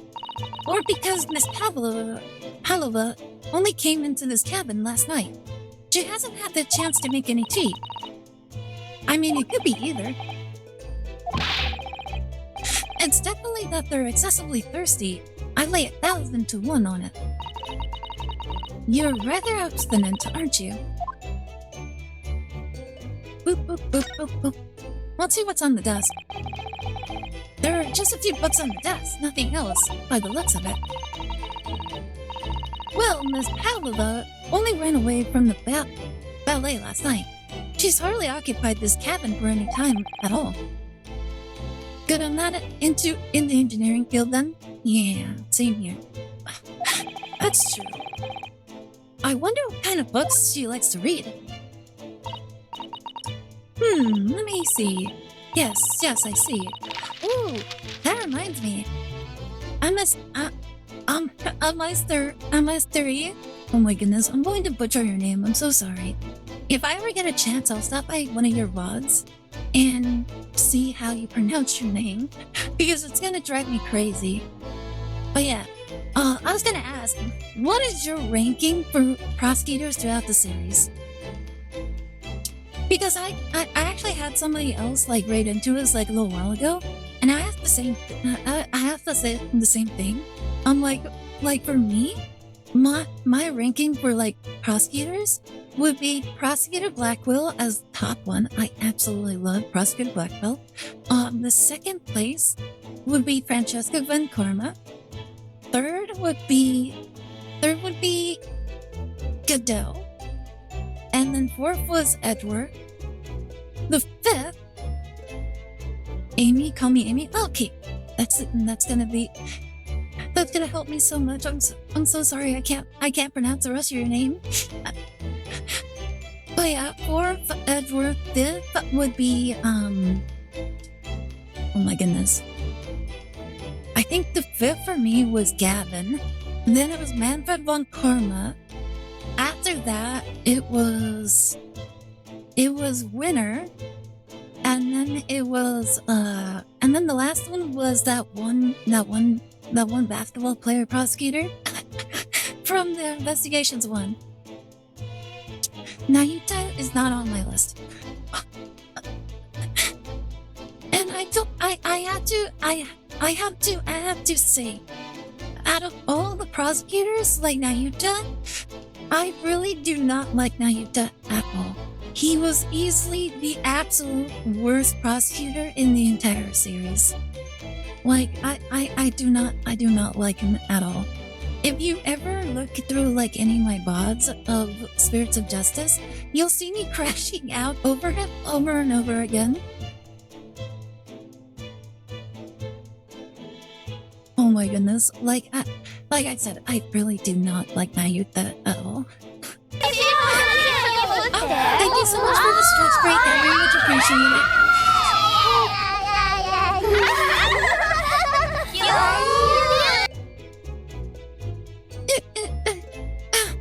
Alright. There we go. Thank you so much for the stretch break. Oh my goodness, I actually really needed that. Let's see. Let me see. Yes, I see. It would seem that Miss Pavlova enjoys reading. Books written in Russian. Thanks. I think I probably already knew that. It's rude to ask too much of people, Naruhodo-san. Kindly remember that. Oh, what didn't she want us to look at here? All the books have toppled over together. Look, every single one. And all in the same direction as our books. Do you think that's a god of the sea, perhaps? He's toppled down too. It's exactly the same as the bookcase next door. It's Kazuma's cabin. Perhaps Miss Pavlova was practicing the difficult ballet pose and fell against the bookcase. I don't know, would she really be practicing ballet on the same night she ran away from her ballet company? Also, she has like PTSD for ballet, so I think that's even more reason as to not do ballet. Alright then. It must have been you. You lost your temper and knocked them all over in a fit of rage. Not everything bad that happens on this ship is because of me, you know? Oh my goodness, we're literally the Hulk. Why, whatever we do, we just push all over the place and then just knock everything down. Without spoilers, my ranking would be the TGAA prosecutor, Miles, Simon, Francesca Godot, Cavalier, and I haven't played Investigations yet. Oh my goodness. Bon Karma is bottom. I see. Wait, I noticed that you haven't put Naifa. I noticed you didn't put Naifa in there. From Spirits of Justice? Have you played through Spirits of Justice? Or is he also on your list?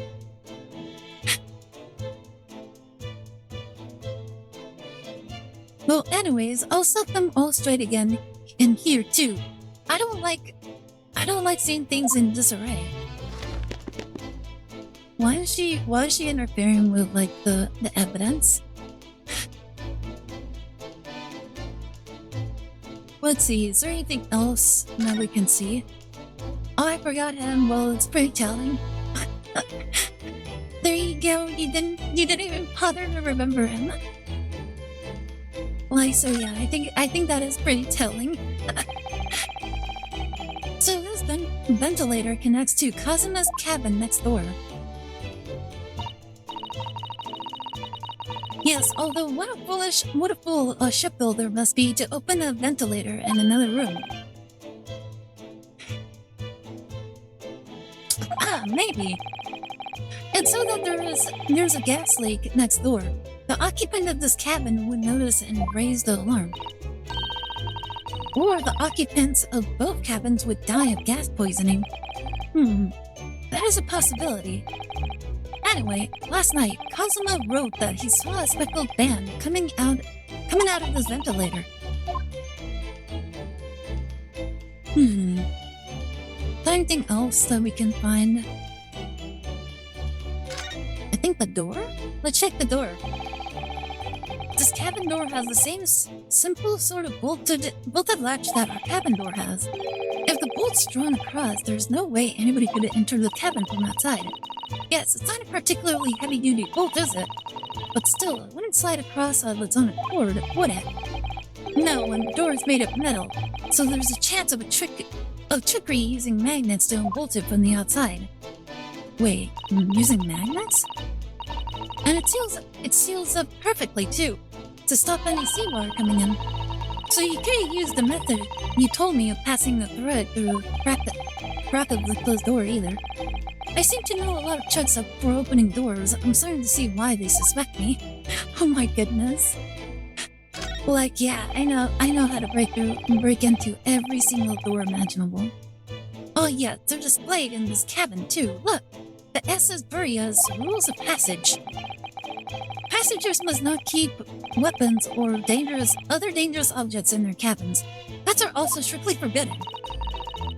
I suppose Miss Pavlova realized that she needed to keep the contents of her case a secret after she reads this. Her special friend, I wonder where her friend has disappeared to now. Maybe I ran out of the room when the sailor was feeding it. It's probably having fun exploring the ship, I imagine. I just hope Seaman Stroganov doesn't find it and throw it overboard. Oh my goodness. Could you imagine if it's like a little polar bear? And he just yeets it over the side of the ship?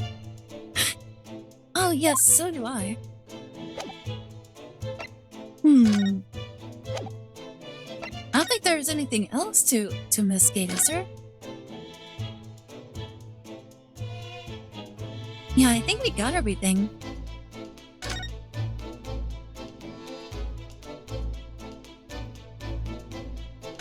Oh wait, this thing. There's one of these next to the bed in Kazuma's cabin too. Yes, it's a belt cord. I can't resist it. Bam bam! I miss suspicions of this friend. She barely hesitated there, and she gave it a good tug too. Oh my goodness. No, I didn't actually expect anyone to come. We don't want them to. We're trying to investigate in secret. Okay, I think we finished here.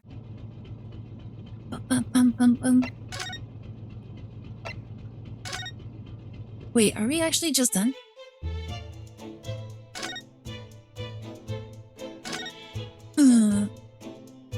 Are we missing something?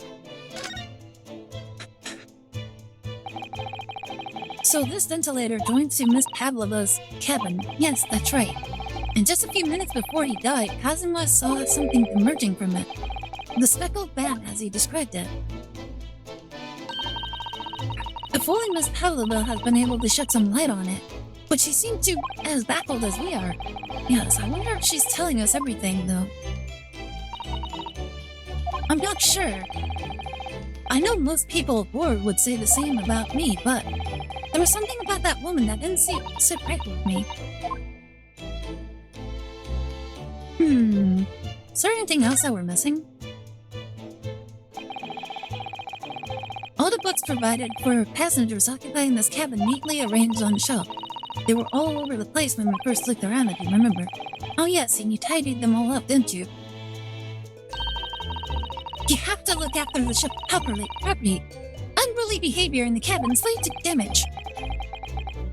But it really wasn't me who knocked them over. Well, anyway, I feel much better now that they're neatly laid up. I can't relax when things are untidy. Let's talk to this person, see if he has anything. You! Where did you go? Oh, sorry, I just went to the next door cabin to vet. Why? Who gave you permission for this? Seaman Hasanaga did. That new Japanese, was it? Later, I will roll him into a ball and throw him in cold room. Oh my goodness, my poor Hasanaga. Phew, he's gone back to guarding the door. I hope Inspector Hasanaga doesn't find himself in too much trouble on our account. He's really gone out of his way to help us, hasn't he? When we get back to Japan, we'll have to take him for a steak at La Carnival. That could be a very long time from now, Naruhodo-san. Oh my goodness. Let's see. This is where Kazuma spent his final moments, writing his diary. Now she has no reserves for reading the diary. Looking at his writing gear on this page, it's almost impossible to believe that he's gone. Kazuma-sama left us a valuable clue in these words. I'm sure of it. We have to solve this mystery, Naruhodo-san. Something else. Wait, did we not look at this? So it's clear that these letters were written with the ink that somehow spilled on the floor. And they spelled the Russian word for wardrobe. It does seem to be an ambiguous pointer to you, Naruhodo-san, as you were sleeping in there. But to be truly unambiguous, it should have just spelled out my name, don't you think? Well, either way, one fact remains. It's hard to imagine that Kazuma-sama would have written his last words or word in Russian. Which begs the question, who did write it? Like, it can't be him. Ooh.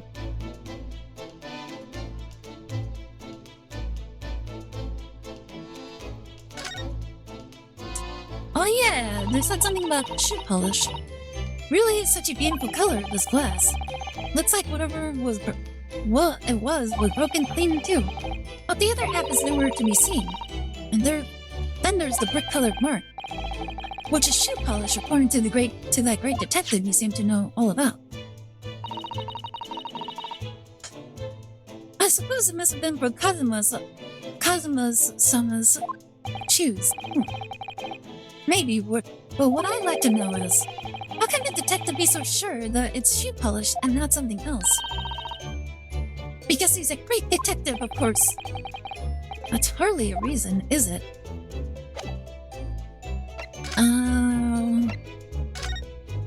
Oh my goodness, I'm so lost. Is there anything that we're missing? First class cabin number 1. Yes, that's our cabin. Why are we always the number 1? Boy, for a ship this big, you would imagine that there's like probably 30 or something, like, cabins. Your accommodation is confined to a wardrobe inside the cabin. You know how to make a stowaway feel small, don't you? As small as the wardrobe I've been calling home. Anyway, I wonder if Inspector Hosonaga has managed to uncover any clues. Yes, we should probably find him and ask. Wait, is that like a thing? Like, is it just telling us to talk with him? Oh, whoops.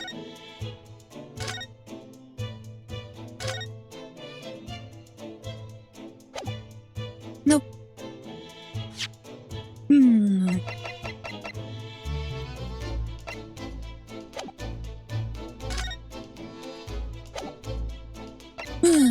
Honestly, I'm a little lost here. Let's go back to the cabin. Maybe there's something I missed here.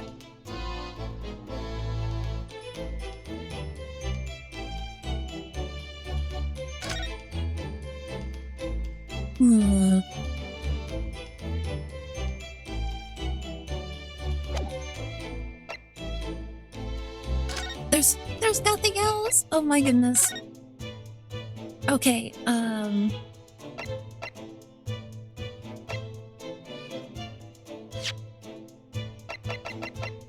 maybe we have to look at stuff. Let's see. The victim neck was almost certainly broken as a result of a strong blow to the area. No obvious external injuries or traces of poison.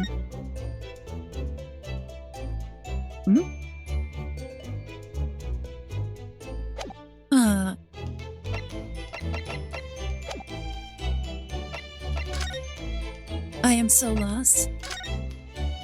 Maybe we check in here again.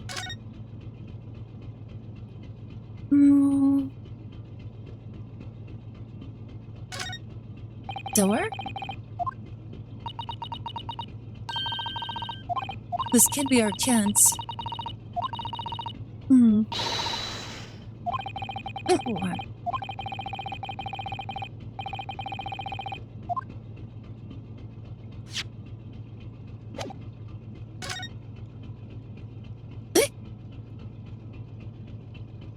There he is. Oh my goodness. Oh, it's Mr. Slims, look! Well, you never know where he's going to turn up next, do you? He seems to be stealing a look at something as he sings to himself. Oh, that's right, he was singing, wasn't he? I'll need to go to sleep. It's almost 2 a.m. where I am. Oh my goodness. Thank you so much for dropping by and hope you have a great night. I very much appreciate you dropping by and hanging out with us.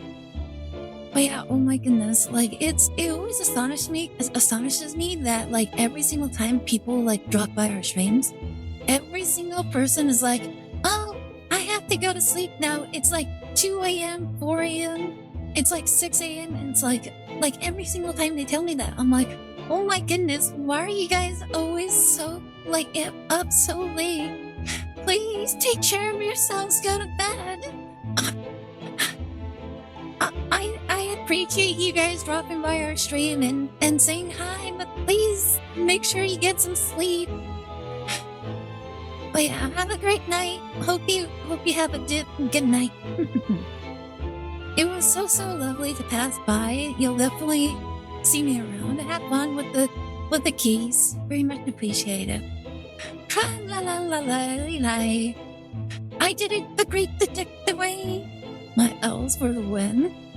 Be like me and sleep at 10. I usually go to sleep at like around 10 as well. I am not an old man. Oh my goodness. That's bad, I know. I'll fix my sleep schedules one day. As long as you're getting plenty of rest, it should be fine. But yeah, always be sure to take care of yourselves. He's still singing. Do you think he hasn't noticed us? Or he's simply in extremely high spirits? Yes, there were times, I'm sure you knew, when the yard bit off more than it could chew. And through it all, when there was doubt, it's lucky her luck was about. Excuse me.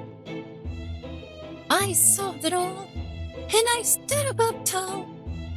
I did it the great detective way. Mr. Slums! Ah! What is it? You want to fight? Oh my goodness. Oh my goodness, what is this? Like, put him at him, put him up. Oh my goodness, he's so British. He's so British. Honestly, interrupting a fellow when he's singing, I was just about to reach the climactic finish. Sorry, I thought you were never going to stop. So I figured now is good a time as any. I very nearly dropped you to the floor with one of my famous right hooks. Alright, I get the picture. Now could you put this fist away? Oh my goodness, what a silly guy. Mr. Slums, you seem to be examining something before we interrupted you. Ah, yes, that. I was immersed in study of the ship's logs, as penned by the stockily built crewman who's usually on guard here. Oh yes, the ship's log. And did you find out anything useful from it? Well, after 2 a.m. this morning, the majority of the entries are blank. Wait, what? That's weird, which means there was nothing to report. Nothing of note happened, so...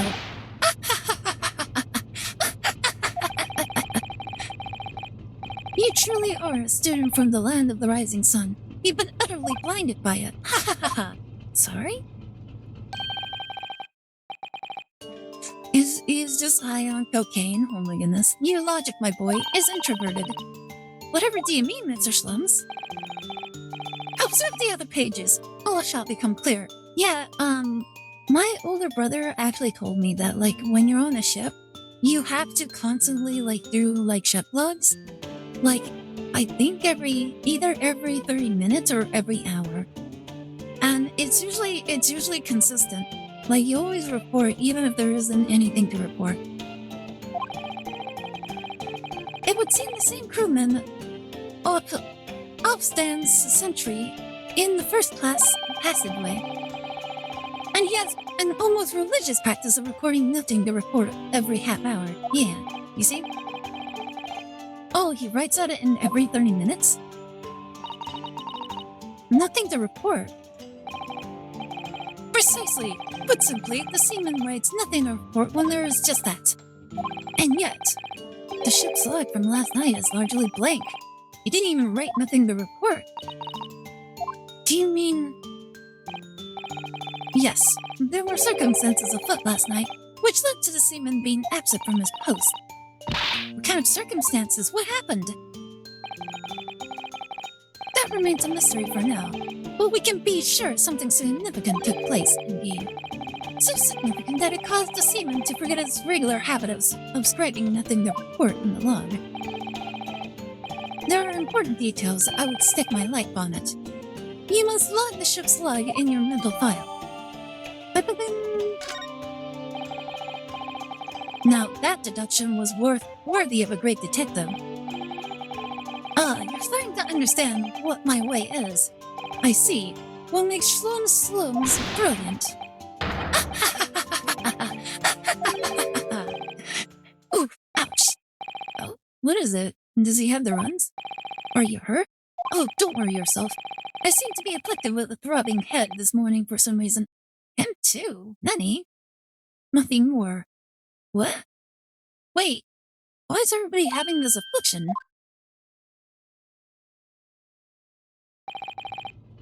Well, my friends, until our next encounter.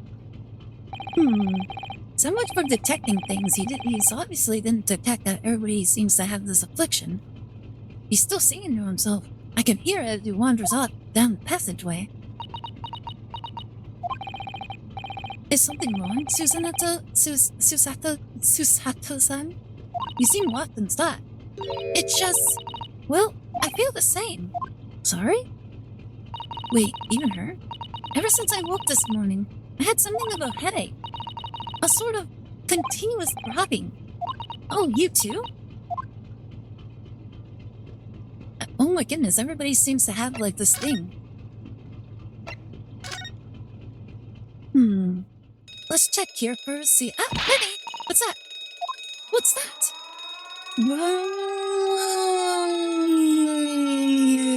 Oh no. Oh no!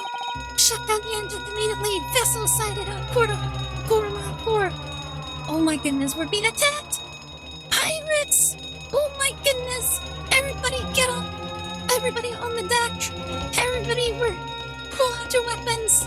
Oh my goodness. Oh my goodness, we're being boarded! Everybody prepare for battle! Full stop, board to starboard! All hands brace for impact! Wait, we're being rammed? What the? I think we're about to crash into another ship! What? Oh no. Oh my god! We're gonna die!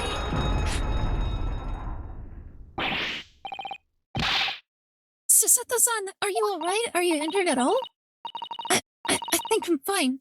Thank you, Naruhodo-san. Oh my goodness, everything's a mess. Look at that, the bookshelves are all tilted again. It looks like we avoided a collision. I think... Yes, the ship has come to a stop. Oh my goodness, what about you, Naruhodo-san? Are you okay? Are you hurt? No, I'm fine. Nani? Hello? Is anybody in there? Shout if you need assistance. Oh, that sounds like... Inspector Hosonaga. Is that you in there, Naruhodo-san? Unbolt the door, quickly! What? The bolt? Wait! Oh my goodness, the bolt just slid into place! Look at that! The door's bolted! Did you do that, Susato-san? No, I didn't touch it. Whoa, that's strange. How did... And look at the books! So the book did tilt, like, during the night. So it wasn't a locked room situation. The boat must have tilted and locked the door. They're just like they were before. Naruhodo-san, aren't you going to open the door and let the inspector in? Why weren't you doing that? I'd better tidy this place up first. Wait, why do we need... He's so Japanese, he's like, I gotta clean everything first before I do anything. Our violent emergency stop had solved one mystery at least, in a very vivid way. But I knew that what awaited us on the other side of the cabin door would not be pleasant. I hurried around tidying up the cabin with a new sense of foreboding in my heart. And then to be continued.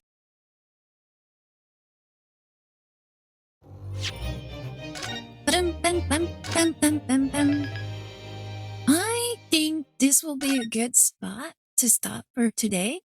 This is actually proving to be much longer. You know what?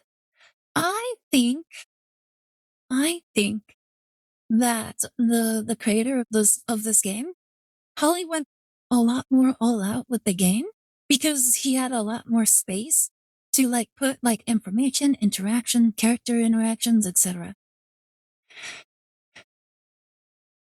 That's why I think this game is like a lot longer than all the other games. Because even the first case was like super long.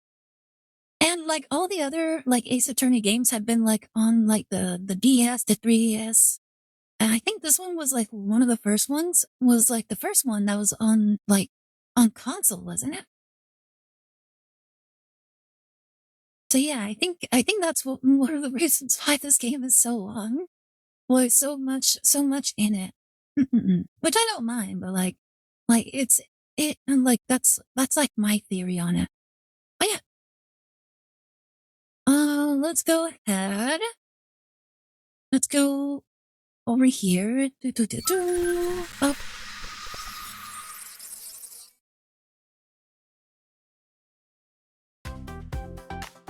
um.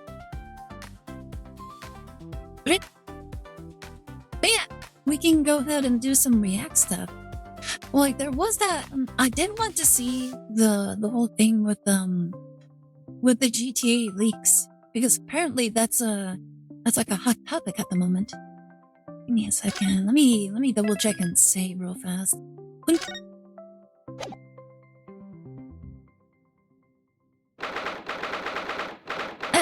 Oops. You know what? I could probably just close it like that. There you go. All right. So let's go ahead, pop open the YouTube. Because Not So Sneaky sent us like the video on this sort of thing. So let me go ahead and change things real fast.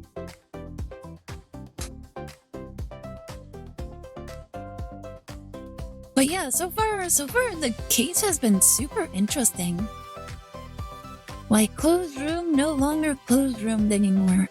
Like we discovered that because of how the ship kind of like tilts, it can easily slide the little lock into place. Which honestly, that sounds like it would be so annoying, don't you think? Because like, what if there was like, what if you were in one of those rooms, the ship kind of tilts, and then it locks the room, it locks your room while you're not in the room. And so now, like, you're locked out of your room, and you just have to wait until, like, the ship moves, like, enough in order to unlock your room again. Like, it honestly sounds, like, super annoying. So yeah, it is kind of funny when you think about it like that. Let me see. Here it is. Jeez Louise, Oh, yeah. And let me think, what else will happen? Shloms, oh my goodness. Herlock Shloms was so entertaining. Keep in mind that the sneaky one is the BA that cursed KDU English dub since he was hired in recent Yakuza games. I'm sorry, the OG English VA that voiced him for PS2 games. Well, it is what it is. I'm just looking into like the information. And he said that this one was probably like the one that gives the most accurate information, so either one. Like I don't have to like the person in order to listen to the information, you know? And I think just about everybody's covering this information. Well, actually, let me see. Oh, and Dimyon has done it. Maybe Very Dark has done it. Let me see.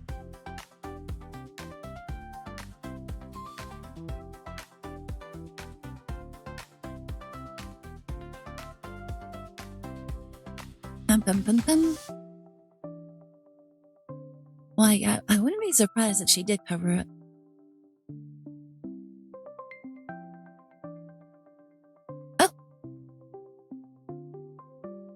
Oh, I think I did hear something about it, but I didn't get that much information on it. Like, I heard something about Take Two, and like the first thing that ran into my head is like, who's Take Two? And then I think I remember like looking at like some of the comments, and I'm like, oh, Take Two is the company making GTA.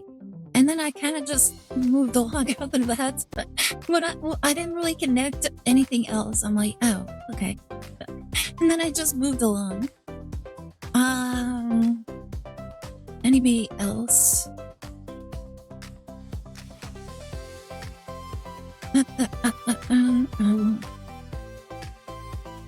We could either do that or Endymion's video. Which do you think would be better? Like the one Not So Sneaky sent us, or Endymion or Veridart? And I don't know if Rev has done it, or if Hero did it. Let me see.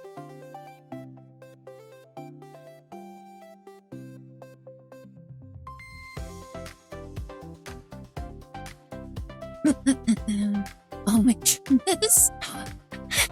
Maybe have Mizu get on voice for the GTA leaks also. Mizu, do you want to comment on the GTA leaks as well?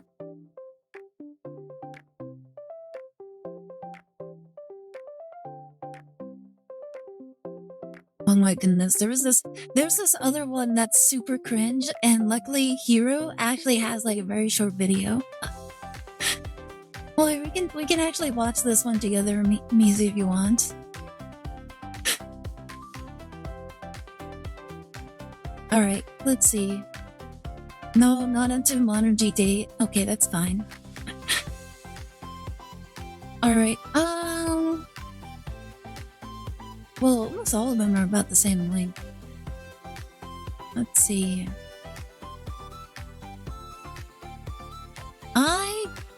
I'm gonna go with, probably Endymion. Why is the GTA 6...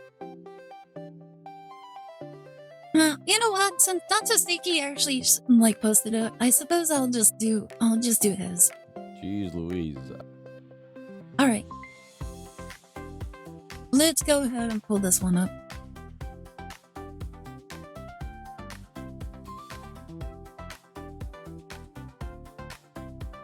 Oh. All right. Here we go. Well, I'll just do this one since Not So Sneaky actually just posted it, so... Alright, let me go ahead and turn this off. And let me bump up the volume just a touch. Alright, are you guys ready? This one is GTA 6 hack and leak situation goes nuclear. I'm so curious about this.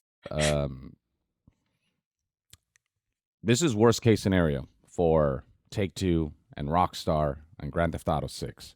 The leaks have escalated to a level that makes this kind of unprecedented. This might be like one of the, if not the worst leak I've seen for a video game, and it happening to GTA 6, which is, again, gonna be... You know what? Didn't something similar happen with Assassin's Creed Shadows? Was that a lot of people actually got their hands on like the physical copies of the game? And then they were like selling the copies like over like on eBay or something. The only thing was that because the game was like locked like digitally, nobody could actually play it. But like if you wanted like a physical copy of the game, you could just buy that, but like you wouldn't be able to play it.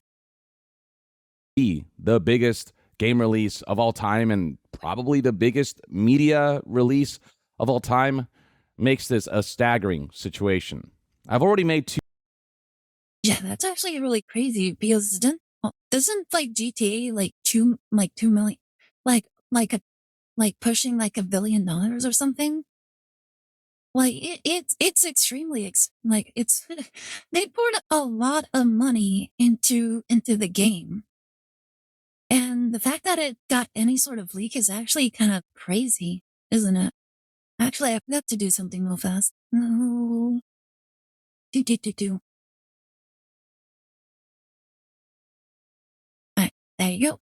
I had to change the title on Keck real fast. Alright. 2 videos about this right here. Watch those if you want to get fully caught up on all of the recent occurrences. The latest developments highlight a situation that is somehow even worse than we imagined. Now, it all began with this manifesto from hacker CyberLeak talking about how this is all about fighting for gamers' rights.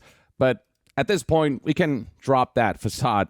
This is a dude who's just Yeah. basically, or a group, an Like, it was organization pretty big to who's trying release. to make money off of this. But at the same time, people are not all that sympathetic towards Take-Two and Rockstar, in particular the executives, because they too have done like just really anti-consumer things that have made people kind of apathetic towards the corporations. And so, a lot of people are like, There's a lot of L's going around in like the gaming industry, isn't there? Like almost every company is doing like very anti-consumer or like doing things that aren't within their best interests. Like even like companies that we actually enjoy and support as well, to some degree. shit happens, right? In the same way that Take-Two goes, shit happens to people who, feel that some of their business practices are unjust. But what has happened over the last few days is summarized here by Nick Tech on August 18th. We saw various leaks here that people are a little skeptical Oh, about, but interesting. then as more leaks started to come out, people are like, oh, He's not reading it, so let me reading. August 18th, a leaker claiming to have GTA 6 footage shares a short clip that shows Jason playing basketball. The community is divided and initially thinks that it is just a good Unreal Engine 5 fake clip. Hours later, this leaker posts a second clip and the full GTA 6 map. The leaks are real. There are no doubts. There are doubts whether whenever this leak what? Okay, they have bad grammar. Whenever all this leaked footage is from 2023 or 2025, Take-Two is taking down everything that gets posted online. August 19th, the community thinks that the leaker has run out of leaks to post and is now just doing it for clout. The same leaker posts 2 other clips, one of which includes a music on a radio station that was released in January 2025, and another clip that has an in-game cutscene. August 20th, the leaker is running a paid rule asking people which clip he should post next. The community thinks that since he is running the poll, he probably doesn't have that many clips left to share. And there's no way he is the one playing the game in the videos. The leaker shit, I posts think the this playing is video. real. And then it got to a point. Ah, there it is. Take-Two also owns 2K, which have their own usual sports lap games with predatory practices when playing their Ultimate Team style mode online. I see. Alright, let's see. The same poster, blah, blah, blah. Okay, the leaker posts the playing video and writes his name on a wall using the gun. Oh my goodness. That is actually kind of wild because that means he has access to the game. Maybe. Or like it's probably like one of the other things where it's like it's a really highly realistic Unreal Engine 5 like fake. Well, like with everything else that he showed, it's like he's proving like bit by bit that he actually does have the game. Point where people start to realize that this is a fairly recent build, relatively recent build from, sometime in 2025, given that one of the music songs featured at the radio station that you can listen to was released in 2025. And then on August 20th, the leaker ran a paid poll asking what people want to see next. And then one of the leaks that leaked that made it apparent that he may very well have a playable build was one where the hacker and the leaker shot with an automatic weapon the name and the word leak, L-E-E-K, on the wall. And, this hacker group or individual, their name is CyberLeak, and leak is spelled L-E-E-K. So this was kind of a showcase of like, this is the power that I wield right now. And then one of the latest developments that I haven't talked about before. Wait, they only wrote leak it as in like L-E-E-K and not CyberLeak. I don't know. I think that's slightly sus, but I'm still leaning on this being real, but I think that's slightly sus. 4 is this right here, where CyberLeak basically kind of proposes this strategic business partnership for raising funds and whatnot. And one of the options and one of the ways in which you can invest in his ventures and get something back is purchasing ad placements, as well as also requesting custom-made gameplay footage tailored to specific brands. And so basically saying that I'm able to like provide custom footage if you pay me, which suggests that he has some kind of playable build of GTA 6. Now, there are questions as to whether it's the full build. A lot of the gameplay we're seeing seems to be from Jason's perspective, one of the protagonists of GTA 6. And a lot of the gameplay we're seeing seems to be before. The GTA 6 leaker CyberLeak could have been captured. Still waiting for confirmation, but it's very likely. Shut up. Who's gonna tell him? Wait, what happened? Lucia, the other protagonist, gets out of jail. And so people are wondering if he only really has access to a build of the game that is very partial and that only encompasses like the beginning of the game. So he might not be able to leak things like the full ending of the game and stuff like that. We don't know for sure. But personally, even if he had full access of the game, I think a lot of people would still like find it absolutely irreprehensible if he actually leaked like the full ending of the game. Like already people don't like it when people like share spoilers. So doing that, even if you pirated it, even if you were going to buy it, like that would absolutely decimate the entire sales pitch for the game if people just already knew how the game was going to end.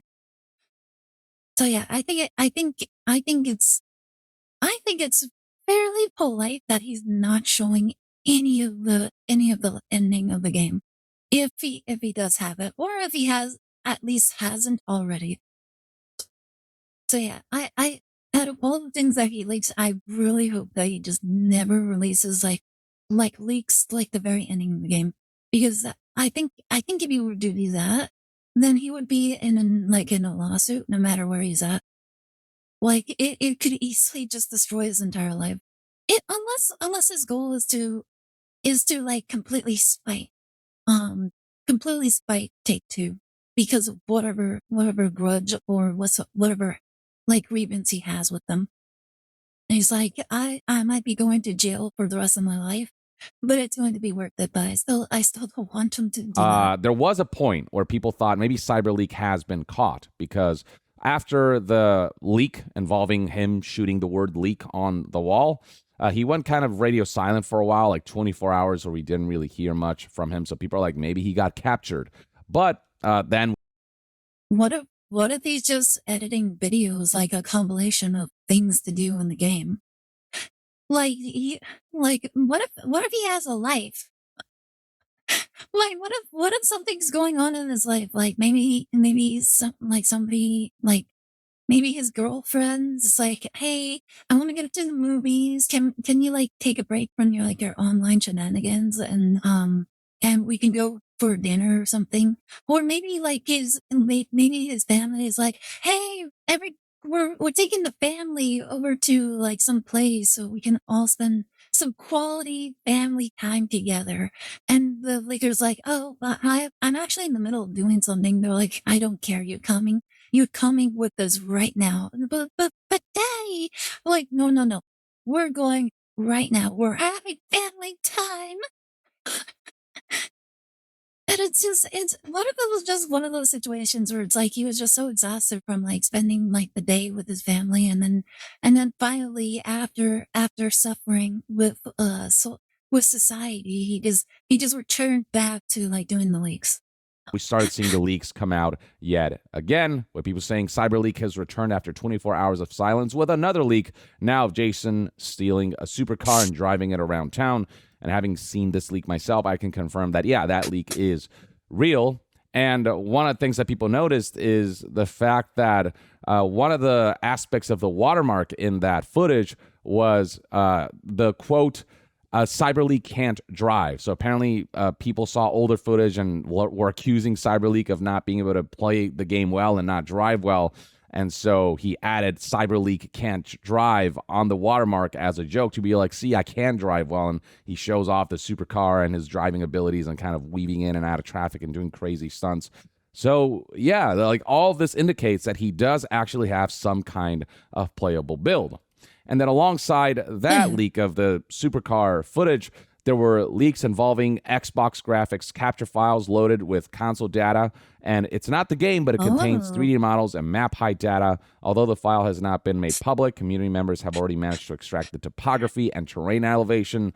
So the leaks just keep getting worse and worse. And then now that brings us to today, earlier this morning, CyberLeak. So not only did they start leaking like in-game like footage of the game, they also started like leaking like actual models and actual topography of the game. So you can actually look at the models, you can actually like view like sections of the map, sections of the geography of the entire game. That is so wild. But that is actually really, really crazy. Leaked a 7th video clip showing the Trafate Thrax, or the supercar gas station services, a convenience store robbery, and a strip club at the end. And the strip club at the end was done almost like as a teaser of what's to come. He doesn't fully walk into the strip club, but he shows gameplay of Jason entering it, basically trying to goad people into spending money on his meme coin, his cryptocurrency, with him saying that in the watermark of that clip, if the cryptocurrency reaches a market cap of $3 million, then that equals strip club, suggesting that if people invest in his... Oh my goodness, he's actually doing cryptocurrency? Oh my goodness. That is so crazy. So this is just a scam? Is this like the most craziest like sort of like get rich quick scheme ever? That is so crazy. Like he's playing like two different games at the moment. He's leaking, getting money through like the paid pulls. He's getting money for his like meme coin and stuff. He's trying to make as much money as physically possible. And quite frankly, I think this is a situation where like Take-Two could easily sue him into oblivion because of this, because he's actually profiting out of a game that hasn't even been released yet, and it could easily rob the company of millions of dollars from what they would have gained for the release of the game. Like it can easily damage the full release of the game. So yeah, this could easily like ruin this guy's life if they ever find him. His cryptocurrency and it reaches a certain level, he will just full on show off one of the strip clubs of GTA 6. And according to GameRoll here, the coin's market cap was at $1.3 million when today's leak dropped, and it's now at $2.1 million. So it's very quickly starting to reach that $3 million market cap. And so the assumption is that we can likely expect to see that strip club footage today or tomorrow. So you've got people talking about how this right here is definitely a DEFCON 1 situation, because when you present, the notion of something that... If anybody doesn't know, DEFCON is like a convention for hackers. It riles up the like hornier side of the internet. That's when people start to pay a lot of attention and investing in these kinds of things and get really curious about seeing footage. I remember my sister-in-law once telling me about this convention for hackers, and if I remember correctly, I think it was referred to as like DEFCON, I think. And if I remember correctly, I think we do mention it in our own manga. But it's been a while, so I can't remember the exact what exactly it was called. So it feels like CyberLeak is really like meticulously drip feeding all this footage to try to make as much money as possible out of this, and it's working. And the flood of leaks and the rate at which people are sharing the footage has gotten so out of hand that at this point, Rockstar basically has given up on copyright taking them down. People have been noticing that they've stopped sending DMCA takedown requests, and that clips are up for much longer because it's just impossible to keep up. Like once something gets out to the internet, it's out. There's no putting that genie back in the bottle. And when it's something as hyped as GTA 6 where everyone has all eyes on it, the leaks are bound to be that much worse. And then adding gasoline to what is essentially already a forest fire of a situation is The latest Nani? message from CyberLeak that makes the following claims: that they possess an active build of GTA 6, that copies of the build have already been distributed worldwide. And this is the part that might put Take-Two. You'll react to the official GTA 6 presentation? Sure, why not? We can do that. Is that our time? I'm a little curious. If it is, I might be able to do it. Like that's usually when I do Pokemon. So we can actually take like a second off of that in order to kind of react to that. And Rockstar in a precarious position. The public release must be manually canceled every single day. This would mean that if anything happens to CyberLeak, like getting arrested and whatnot, the alleged build could drop automatically. If true, Rockstar and Take-Two might have a bigger problem on their. Wait, what happened? Okay, hold up. Copies of the build have already been distributed worldwide. Wait, what? The public release must be manually canceled every single day. This would mean that if anything happens to CyberLeak, the alleged build could unprop automatically. Wait, what? Wait, so he's threatening to release the game if they do anything to him? Oh my goodness. That is absolutely crazy. If true, Rockstar and Take-Two might have a bigger. Yeah, if people like they probably won't be able to get every single person that downloads or has access to the game. So if they do any sort of move against CyberLeak, the world has access to GTA for free. That is absolutely absurd. Like instead of getting $120 per copy of their game, it's just going to be distributed worldwide for free. That is insane. Okay, I was not expecting this sort of like situation where it's a rock and a hard place. Like either you don't do anything and just let this whole like ban like kind of like pass around, or you do something and then risk the entire game just being leaked. I would wait till it's released, then sue this guy for his whole stuff. Sold this.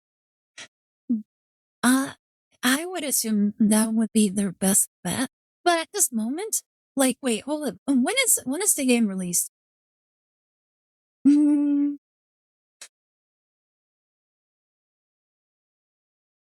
what's the current release date for GTA 6?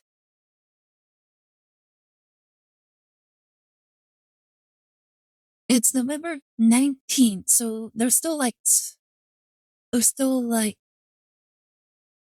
two or so months, 3 months before it's fully released. And I don't know if they can actually handle this. If it favors the gamers, people like this deserve no quarter interfering with business. But like he has it. He has the game. Oh, he has the game, he has a hostage, and he's threatening to release it if they do anything to him. And in 3 months, the amount of things that he could leak to the game could absolutely destroy the game. I'm just curious to know what his end game is. Is it simply to profit?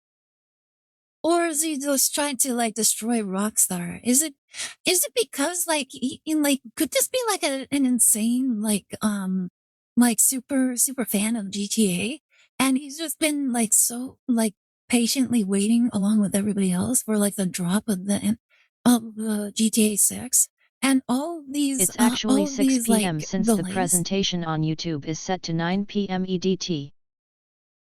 Oh, okay. But yeah, if it's oh my goodness, what was my train of thought? Oh my goodness, oh my goodness, I got drowned. Oh my goodness, I don't remember what I was saying. Oh my goodness. Am I trying to regain my thoughts?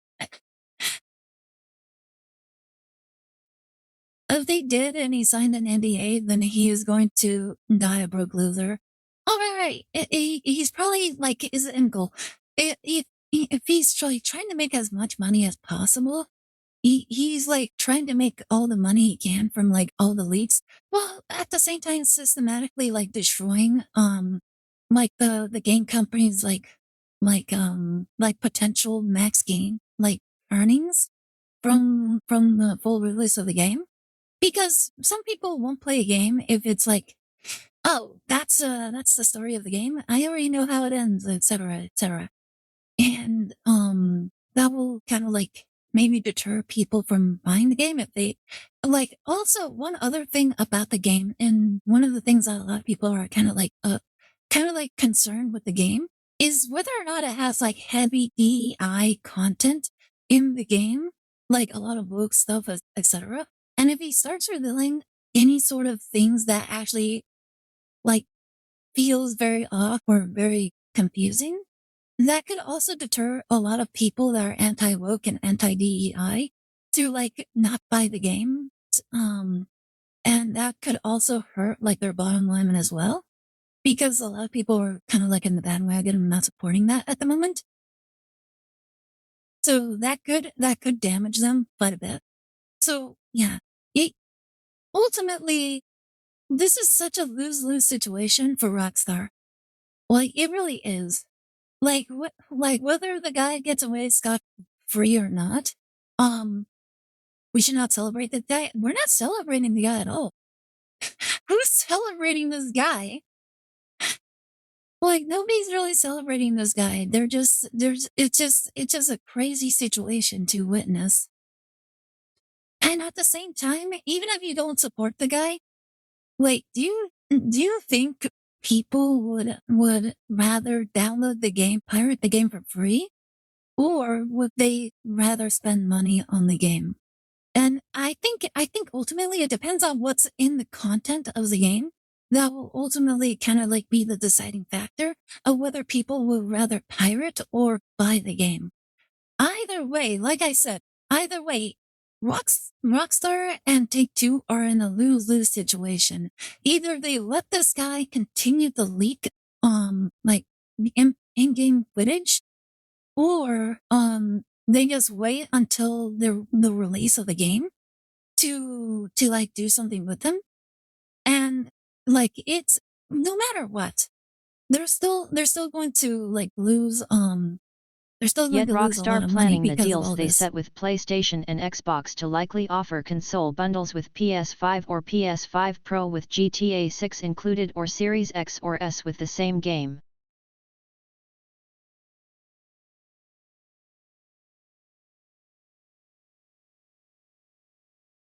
Oh, interesting.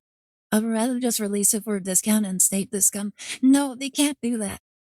Like they literally can't do that. Like that's the problem.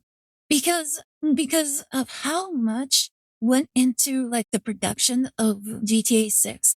There's no way they would ever consider a discount, especially on the full release. Absolutely no way. Like that is an impossible scenario that you just described. And if anything, they would probably like increase the price if that's their like reasoning.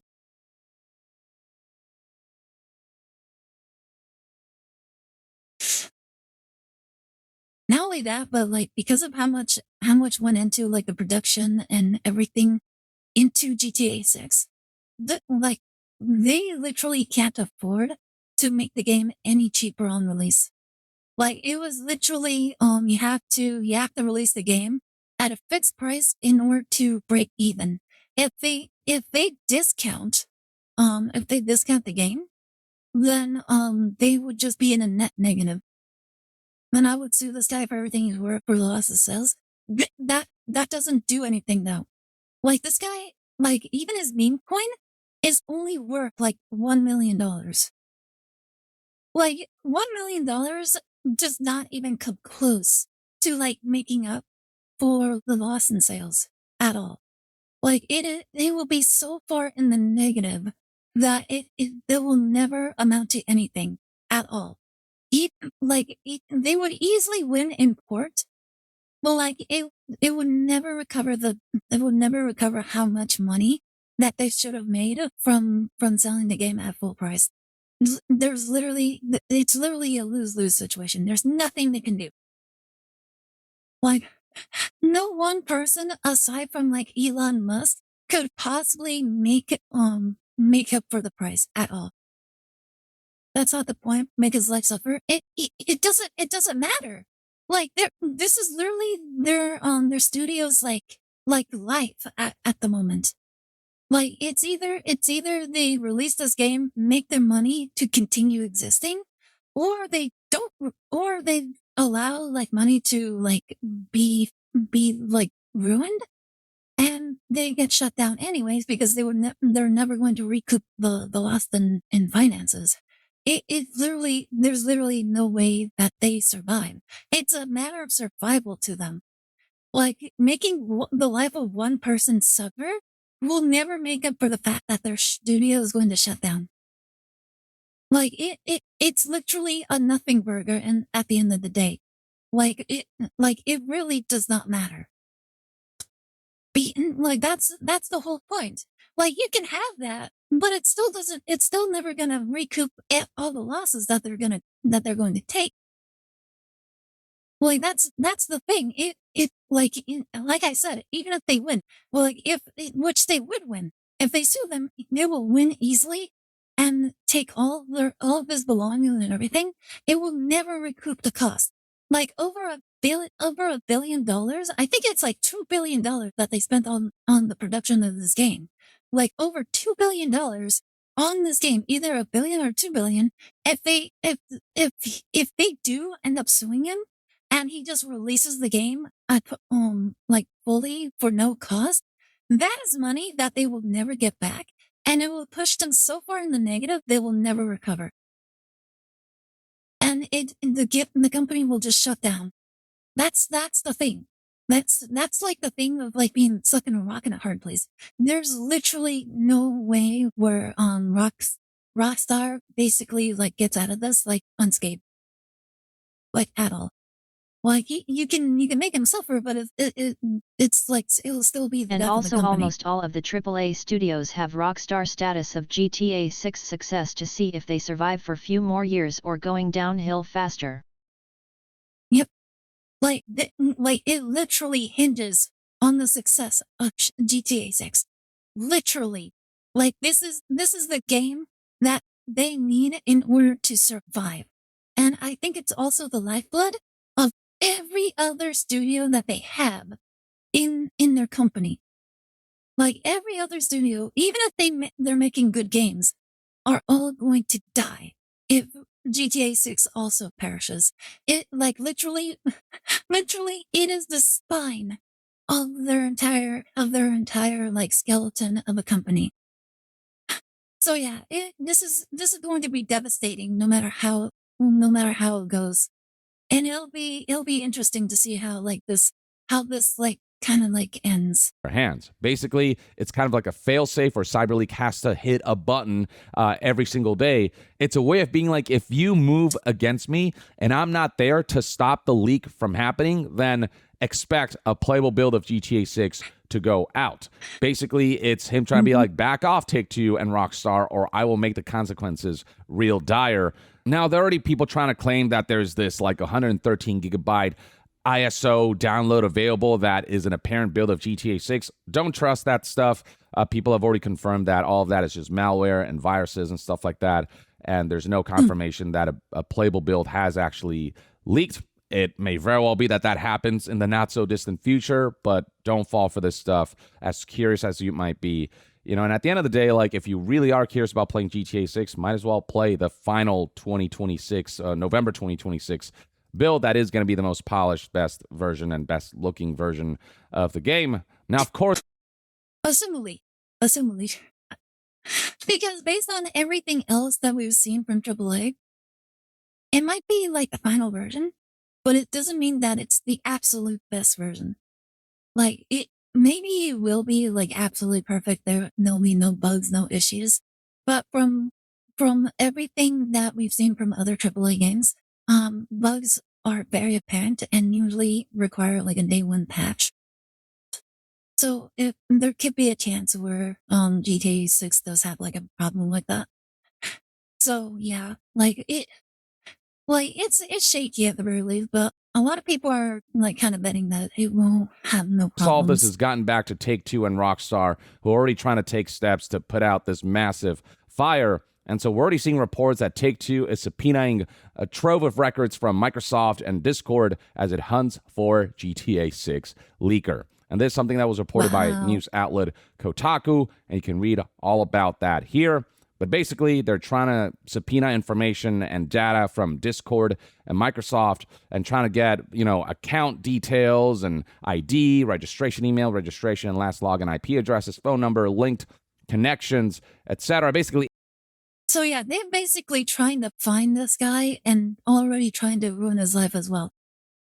They're already doing that. And yeah, he basically has like the ultimatum kind of situation where if they do anything to him, then the full release the full game that he has access to will be released. And yeah, it could easily just any kind of information possible that helps him identify the leaker who's been using, GitHub and Discord and, potentially just various channels and social media outlets and messaging systems in order to function and get these leaks out. Now, one bizarre aspect to all of this is that these subpoenas mention Dark Viper AU and his Discord server, this being a content creator who has made a lot of GTA 5 content on Twitch and YouTube, who goes by the name Matthew Judge. This individual has no real direct ties or involvement with this hack and leak, so of course he's confused, and he's already come out and posted the following. They're at this point, they're basically firing blind into the darkness. They're casting fireball in the darkness and seeing who they can fish out. And a lot of people are going to have to like go out of their way in order to prove that they're not involved in this. AKA likely surviving companies if GTA 6 isn't the success Rockstar wants it to be, or worse, is Nintendo, Valve, Japanese, and Asian companies that isn't Square Enix. They have other divisions that they can survive on. Capcom, Sega, and the gaming division of Bandai Namco, and at least a few more. Yeah, it's yeah. There's like this. This could also open up this could, like if Rockstar basically fails at this. Thank you so much for the high grade museum.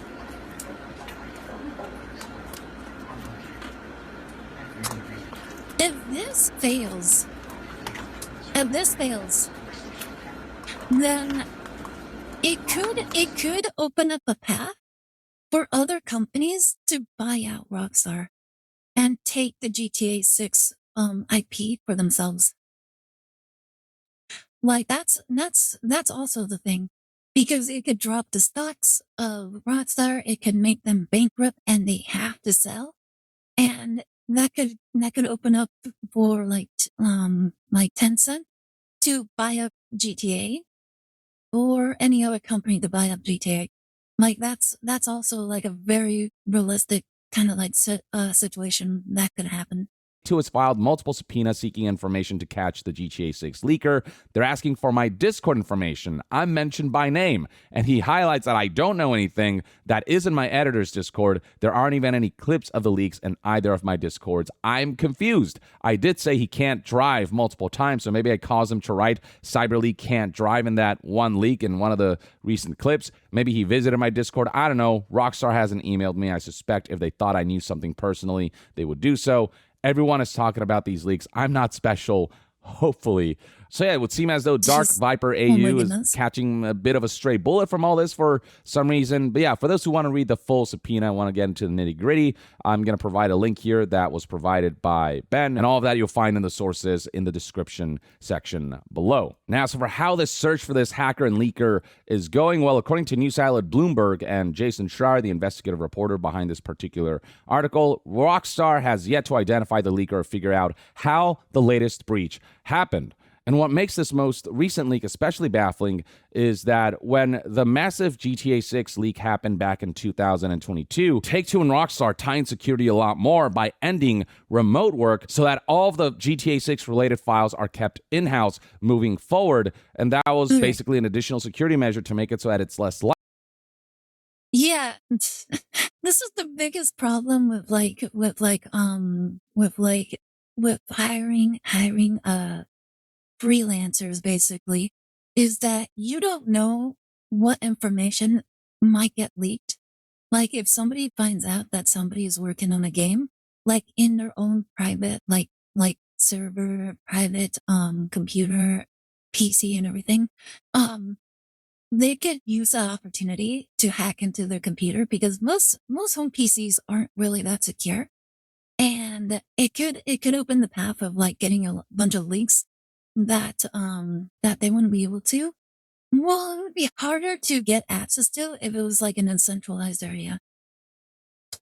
So yeah, it makes sense. The fact that they went so long without doing this, like it's kind of ridiculous. And it really tells you a lot about like a lot of these game companies is that maybe the whole thing with like Assassin's Creed Shadows leaks and everything was because like the majority of the work was done freelance rather than in-house, and the majority of the people at Ubisoft are not they're not like game designers, programmers and stuff. And the programmers that they do have aren't that experienced or aren't all that good at creating games. So they have to outsource the majority to people that actually do know how to create games. And yeah, they have all that data and information and like all over the places, all over the place because these people they can't control these people's like computers and stuff. Likely that GTA 6 files would be breached. And so it's crazy that such a massive leak has happened despite attempts at additional security measures that came at a great cost for a lot of developers. You know, Rockstar's leaders and many employees are angry because not only is it the second time that GTA 6 has become the subject of a major leak, but also because it made all of these sacrifices that had to come with the eradication of the remote work environment moot. Remote work is just a lot more convenient for employees, and the fact that they had to sacrifice that to tighten security, and even then, the massive leak happened in 2026 is something that is Wow. not sitting well with a lot of employees and developers. And it's, yeah, obviously they're pissed about that. But yeah, Oh my goodness.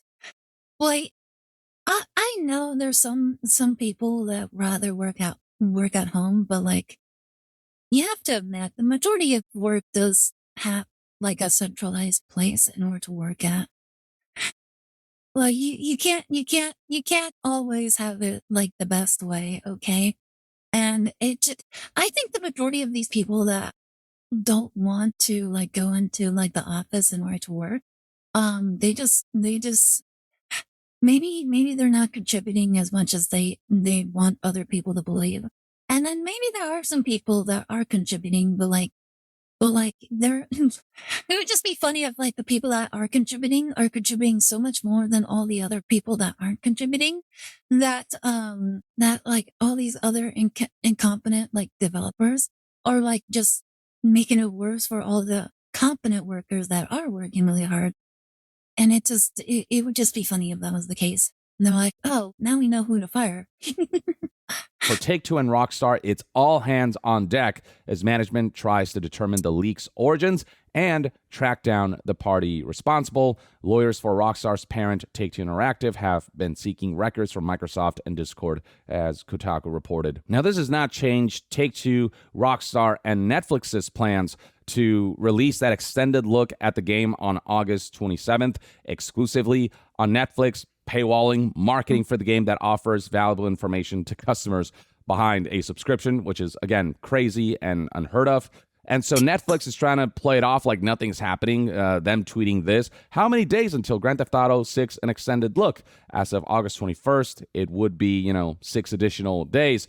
But obviously what people are honing in on in the responses is the fact that the leak is happening and Netflix is pretending like everything's fine. And so Realistically, what are they supposed to do? Like, what are they supposed to do? There's literally nothing they can do. Like it.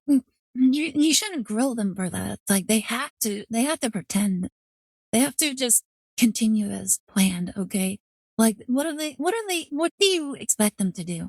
There's really nothing you can expect Top them to comments are do. all things like he trying to ignore it, or CyberLeak pissing on the Rockstar logo, and the memes of like stuff like this where it's the dog, everything's on fire, and he's like, "This is fine." So yeah, Yeah, I'm genuinely curious. What do they expect them to do or even say? Like, there's really nothing they can do or say. Like, they just have to continue as planned, you know? Hi, Depresso, how are you doing? You having a good day? Welcome to the stream. Yeah, we're just watching the information about like the major leaks in regards to Rockstar's latest game, GTA 6. Apparently there were so many leaks and it's just getting completely out of hand. To a point where it's basically kind of like a blackmail sort of situation going on. this is a marketing Crazy. disaster for Rockstar and Take-Two. And the quote tweets, people are joking with Did things find like, just "We already saw the traumatized game, students, thanks, oh my goodness. LMAO." And again, a big part of the lack of sympathy surrounding all this is that when you think about it, Take-Two is doing something very similar as what the hacker and leaker is doing, which is essentially to paywall a glimpse of gameplay of the game. The fact that this is a model that they're pursuing at all is something that has not sat well with people, on top of the fact that they're just full-on paywalling certain content behind the $100 deluxe edition, on top of the fact that they decided to Well, the difference between that and what CyberLeak is doing is that GTA 6 owns the game. Well, Rockstar owns the game, so they can do it legally. While CyberLeak does not own the game, it's not his game, it's not his content, so it is illegal.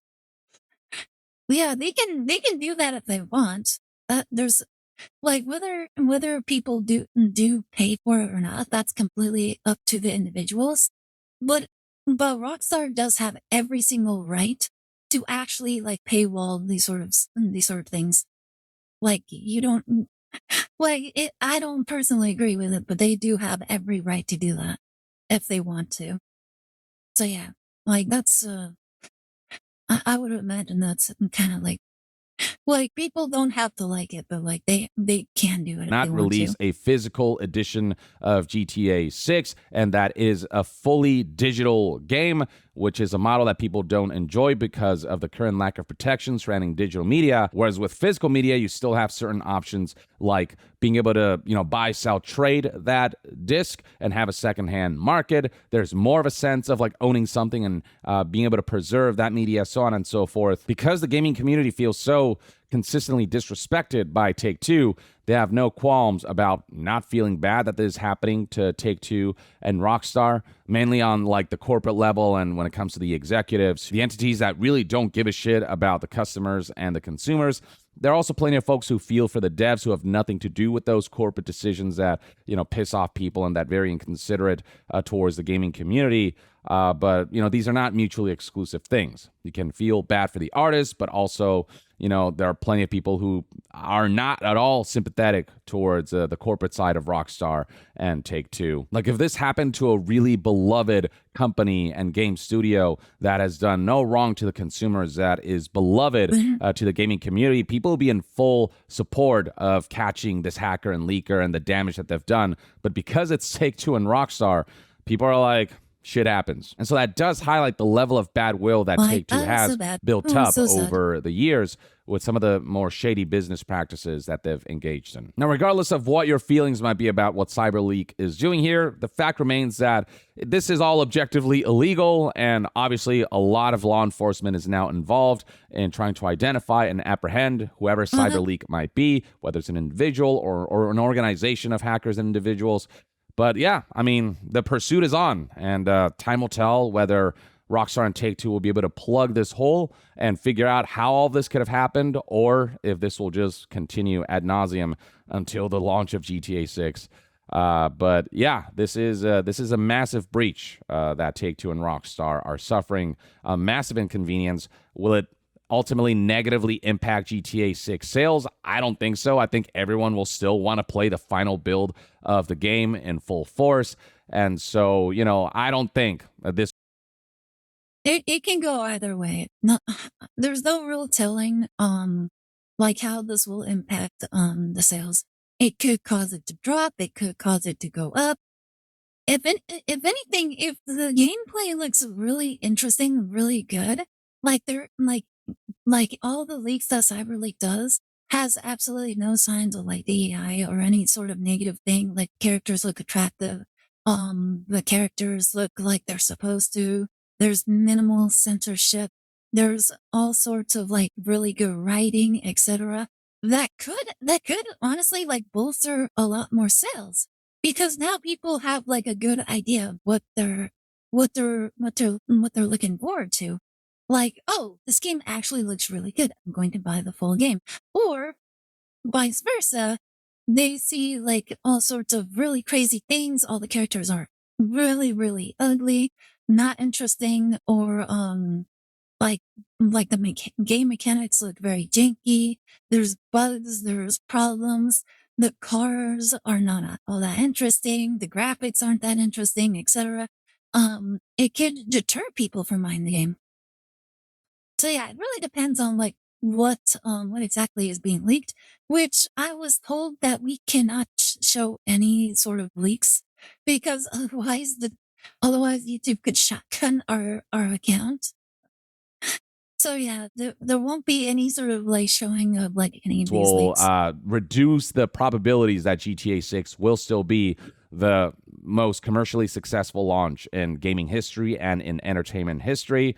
But, Take-Two and Rockstar still having a lot riding on the launch of GTA 6. They still want to control the messaging as much as possible. They want to control every aspect of this game's marketing and launch as much as possible. And CyberLeak ensured that they lost some of that control. And, for corporations, that's panic time. But, time will tell how all of this will resolve. But in the meantime, I'd love to hear what your thoughts and opinions are on all of this in the comments below. And to be further updated on all things gaming news, reviews, and Honestly, I think we got more of an overview of like everything leading up to this by that one tweet than from this video. Either way, he did summarize a good amount of it. So yeah, thank you very much.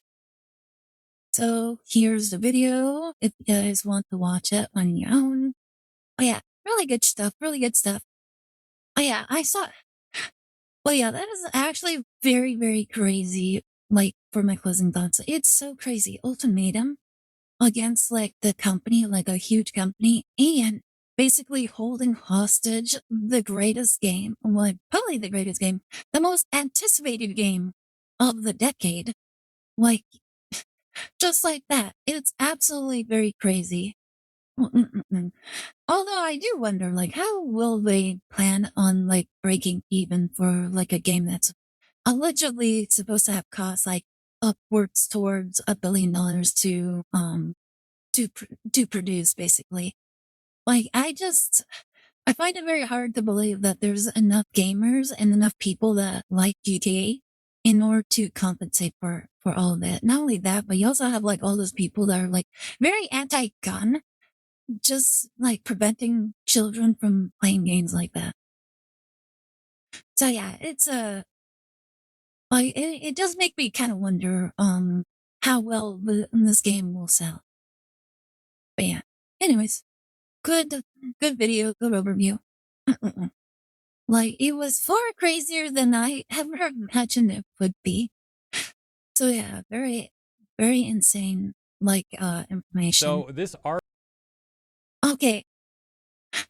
So the next video that I noticed that Hirei actually covered, I actually saw this making the rounds on Twitter. So it is so wild to see this. Okay, so this one is Miku art that got reported as a hate crime, and you can kind of see why. Mizu, are you in the chat right now? This is the craziest thing I've probably seen in quite a while. Of Black American Miku has been making the rounds on Twitter with 3.6 million views. Go ahead and take another. You know what's wild? You can't even say this is Miku because it looks nothing like Miku at all. There is absolutely no similarities with Miku at all. This is its own character. This is literally its own character. That's what I have to say. Like, we already know what Miku looks like, and the fact that they're saying that this is Black American Miku, it's it's like that is not Miku in the slightest. There's absolutely no similarities.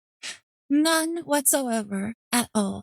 Aside from the fact that it has teal hair. Another look there. I know there's a lot to take in, so I'll leave it there for a couple more seconds. Then we'll take a look at the responses. In our first response, we've got this meme has gotten more mileage than a Toyota Camry over the years. Captioned, Western Twitter artists be like, I fixed it. And of course, fixed in this context means, hey, I made her black and morbidly obese. Similarly, we've got, he literally did the meme. The original Japanese design, and then the Western design that quote unquote fixed it. Another user would point out, this feels very odd and a little racist. I will say that this feels extremely racist. like, not only is it weird, but it feels extremely racist. Some people tried to say that, well, they're not actually racist, writing people who say stuff like the OP said are racist. I know black people who look similar to this. If you see a drawing of a fat black Hey, this isn't racist. This is stereotypical. And even like if you're stereotyping a group of race, that's racism. Yeah, stereotyping is a form of racism. Did you guys know that? Like, it just depends on how you frame the stereotype that makes it a little bit more lenient, more lenient than it does actual racism. black person, excuse me, morbidly obese actually, and immediately think that's literally black Sambo. You need to look deep within yourself and ask why that's your first thought. The OP responded and said, zero correlation to what I'm saying. I find it odd that every black woman is drawn as fat. I've only seen them drawn as fat, morbidly obese rather, and this one art specifically looks nothing like Miku too. I just find it strange that she That's exactly what I'm saying. It looks nothing like Miku. It's just a really fat black woman with teal hair. That's it. With teal, like, fuzzy hair. That, like, the color of the hair is literally the only similarity that this character has with Miku. Literally, that's it. So it does feel very, very bizarre. looks nothing like Miku except for the blue hair. You know, that is an interesting point because whenever stuff like this happens, you'll see some people defending it, saying like, Miku can be depicted however we want. But if someone then Point to me where Miku is. Where is Miku in this art? Like, she doesn't exist in this art. This is a completely different character altogether. turns around and says, okay, but that's not Miku. You made something else. It's like, hey, you could have made an OC, but you decided to try to put the Miku label there. Huh, I wonder why. Then they'll say, I just really like Miku, bro. And it's like, no, you clearly don't. You clearly don't. You must hate Miku. There were other comments also calling it racist, like, art's so woke it feels racist. And they did. Actually, there's like that one joke where it's like the horseshoe theory with woke and wokeism and racism, where wokeism is supposed to feel more accepting and everything. But in reality, like, if you go so woke, you actually kind of like go, like, you kind of like do the horseshoe where it's like, the more woke you are, the closer you are to racism. And like, the less woke you are, the further you are from racism. Like, that's like the horseshoe theory with like, wokeism and racism. Drew Miku as a racist caricature and tried to paint it as a woke redesign. But I'll leave it there. Thank you all for tuning in. Have a great rest of your Yeah, that's now like a short addendum bit for this segment. But yeah, I thought that was really crazy. Just seeing that, like, waking up one day and then I'm greeted by this image of a quote unquote Miku. So yeah, it was so crazy. It was the weirdest thing I actually saw that morning. Oh yeah. Let me go ahead. Mizu. Oh my goodness, I almost called you Miku. Mizu, are you ready to continue with like the top 25 JRPGs? Well, we're gonna continue. We're gonna pick up where we left off. Let's see.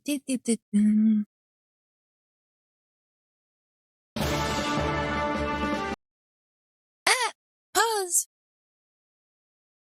Alright. Yes, it is I, Miku. If anything, like Mizu would probably be a closer depiction of Miku than whatever that character was. Like that's how like far left field it actually is. Where like even I would be a closer depiction of Miku than that character is.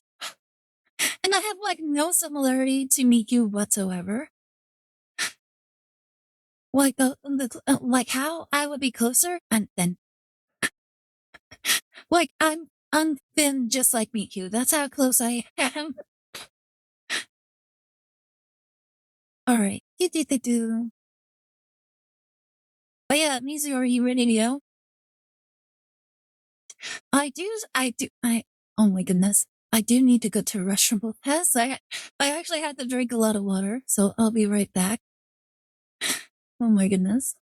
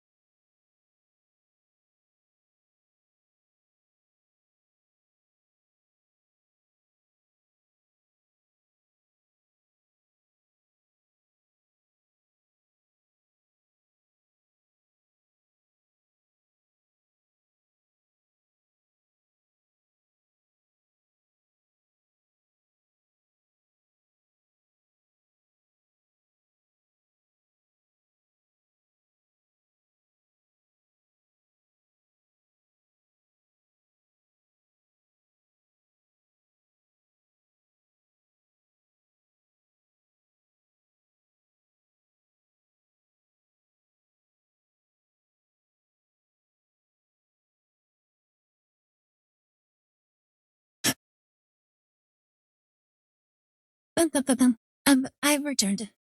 Sorry about that. Mizu, are you ready to go?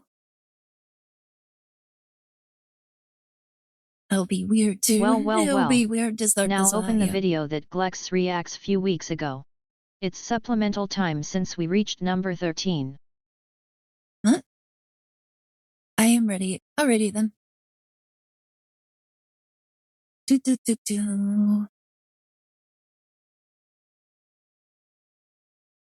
Where's the button? Oh, there it is.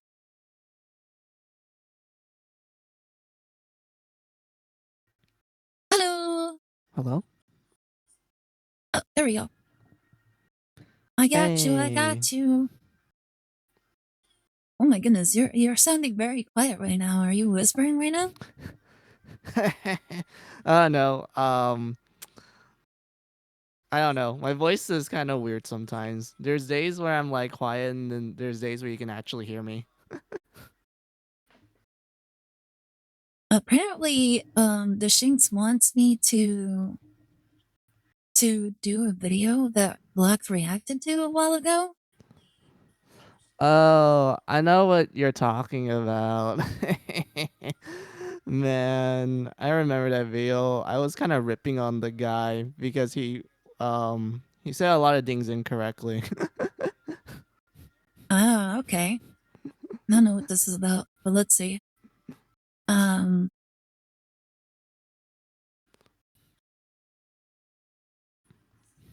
hmm? Well, like she sent me like a file folder. Am I supposed to? Like open this? Well, I'm not sure. I'm not sure what to do with this file. um, I think you're supposed to like, is it like a zip file or something or what? Yeah, the zip file. I think you had to like, yeah, extract it essentially, get like the video from like from Glex. Uh, which one is there? I see like two. I see two things in here. Oh, I don't know which is which. let me look at this. Um, 13 is Lux. yeah, go to 13 because that's the one that I found. It says Glex. I'm not seeing anything. I see. Maybe I clicked on the wrong one. Probably this one. Probably. No, I see two files. It says JWY7DSD 4B. And then the other one is IGN JRPG list supplemental videos. Oh, maybe it's the JRPG one.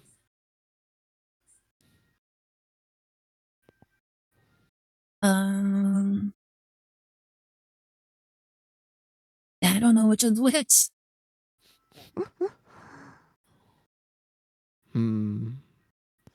Apparently, I don't know. Look for like a 13 or something. I don't know. Oh, I can't even import it anyways. It says I need a premium. I need a premium account. Bruh. Alright, I don't think we can do this.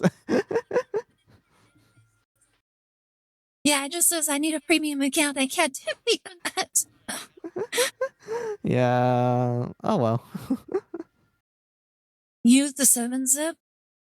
It won't let me download it.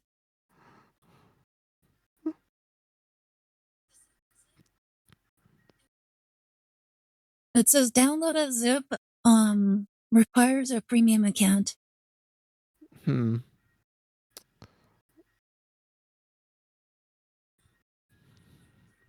Yeah, like the website that you sent me to, I can't do anything. Like look at this. This is where it sends me. And then I press download a zip, but it says need a premium account. And then I put import to my files. It says premium account. I press this import button. It says premium account. Huh. That's weird. And then I go over here. It doesn't let me do anything. Do you try like pressing on the name? Let me see. This one won't let me do anything. This one actually does let me do something though. I see. Okay, the IGN RPG list supplemental video, that one actually does let me download. Where do I put this on? I'll just put it in my download for right now. Yeah, no worries, no worries. All right. Let's see.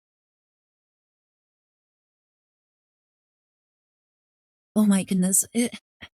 It's gonna be a while before it finishes the download.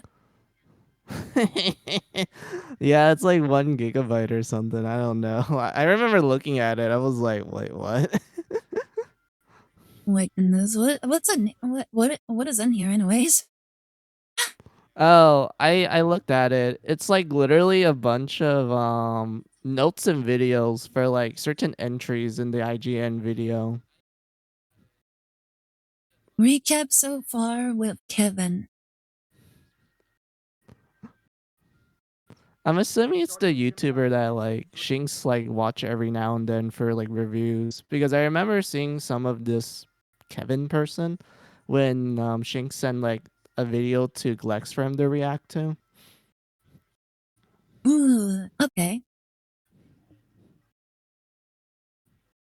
Okay, I'm gonna be so confused because there's too much stuff here. Yeah.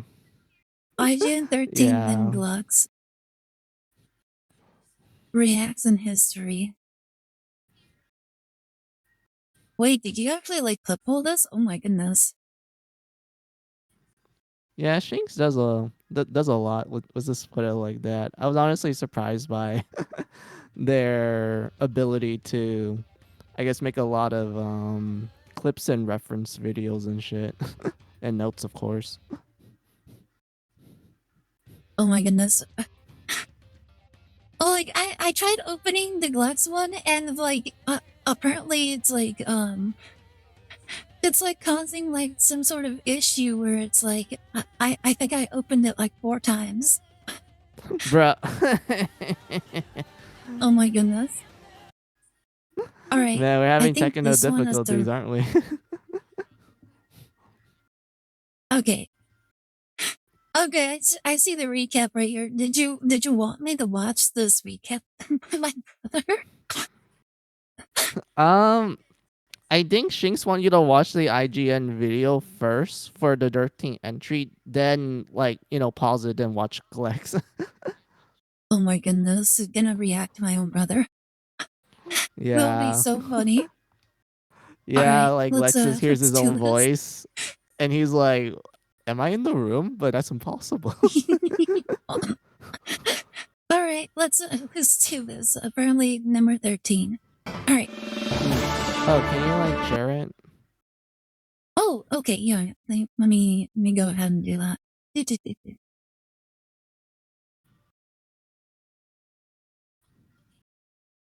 There we go.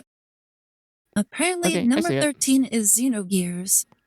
Bruh, I love Xenogears. Like, I love the Xeno games in general. Like, if you ask me, What is they should have Xenogears? I put. don't think I've ever heard of it. Oh man, this is a long story. Like, this is literally me going like full professor mode. All right, so I guess I'll summarize it. So, you heard of Xenoblade, yeah? The Xenoblade Chronicles. Yeah. So, when it comes to Xenoblade, it was made by a guy named Takahashi and his wife Sora Saga, and they made Xenogears, which is like their first like game essentially. And this was back when they worked with Square, not Square Enix, Square, back like before they merged with Enix. And the best way I would describe Xenogears is that it's basically like the embodiment of the things that I like and sometimes yap to you guys when I stream, like, mythology, philosophy, psychology, religious symbolism, etc., etc. Like Xenogears is literally the embodiment of that. And if you ask me, they shouldn't put it into 13th place. It should have been like at third place, like around there. It should have Oh, been really? higher. Yeah, I love Xenogears quite a lot. But the general, I guess, way I could describe Xenogears is basically, at first glance, it is portrayed like your typical JRPG, but the more you kind of dive into it, the more crazy things happen to the point where, like, there are literal, like, mechs in the game called Gears, and some of them are, like, named after, like, the archangels in, like, Judo Christian Fate. And there's even, like, one boss that's literally, like, the Jewish name for God's chariot Hey, and whatnot. And yeah, and what makes it even more better is that there's this boss that literally calls most of the English translators to leave, only leaving one guy left to translate the whole game, but by the way. what? And this Oh my guy, goodness. his name was Honeywood, and he was like, okay, I know I'm like the only person left, but I need to finish this game. Even if I have to sleep in the office for like the next month, I need to finish this. Wow. What a champion. Yeah, like props to him. Like he tried his very best and shit. And there's like all kinds of like interesting things that happens in Xenogears, but um Or after Mizu's basic I guess I can explanation, talk about a little bit of history of semi-TLDR of Gleck's how it was video, made. then IGN So 13, back in then the Kevin's take. 1990s, Square Okay. recently released Final Fantasy VI, and it was a major hit. People are like, "Man, Final Fantasy VI, a good game," and whatnot. So Square is like, "All right, let's work on the next Final Fantasy game, 7." But they didn't know what the story should be, so they pretty much asked like all the employees to pitch some ideas and such. And some of these early story concepts are pretty interesting. I'll tell you like a couple of them. One of them is going to take place in New York City, where you actually follow a story of a detective just doing detective things before he kind of finds out that magic is real and that aliens are real. And then things kind of get more crazy at that point. And then there was the second pitch, which was made by Takahashi and his wife Sora Saga, where they're like, "Oh, here's our story pitch." And the moment they give it to the higher ups immediately told them like, "We think this story is way too dark to be a Final Fantasy game, but let's make you a deal. We're gonna give you an entire team so you can make this into your own like IP, essentially, an IP for Square. And Yeah. we're gonna give you like a lot of money for you to like, develop the game as well." So as a Oh my result, they goodness. start working on this title under the project name Project Noah. And it went through a lot of changes in the early development. Like at one point, it was going to be a game sequel to Chrono Trigger, but then eventually they decided to settle with Xenogears. And my God, the development was quite terrible. And the reason why was Wow. because this was during a time when gaming was going to 3D. Like 3D was the newest thing, and that every company is like, "Yo, we need to make 3D games now. Who gives a shit about 2D games? If you make a 2D game, we will 100% make fun of you and tell you that your game sucks." That was literally the mentality back then.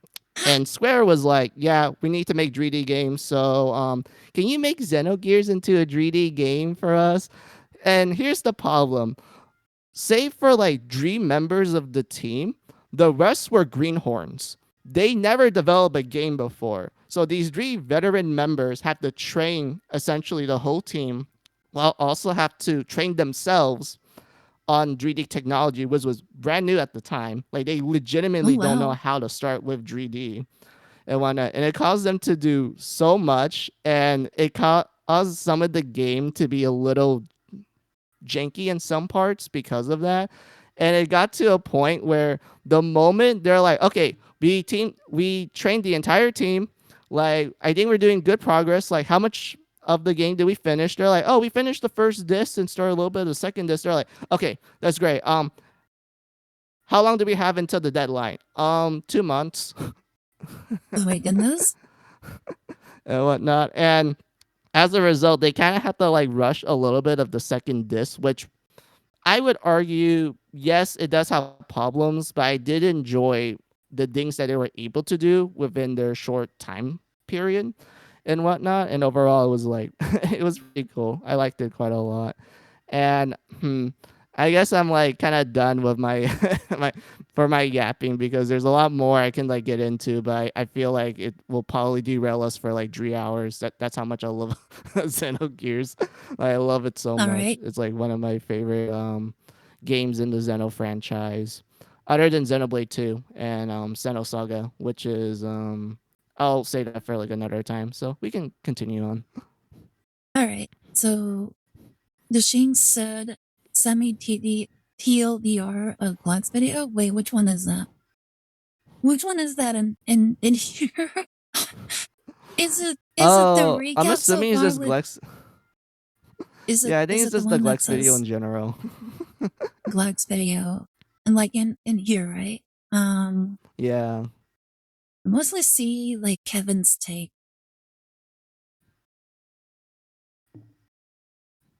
And then I see one where Glutz reacts and history. Is that the one? Yeah, I think that's the it. Yeah. All right. Right, let me pull this one up. Let's see if I can. I don't know if I can. Let's see.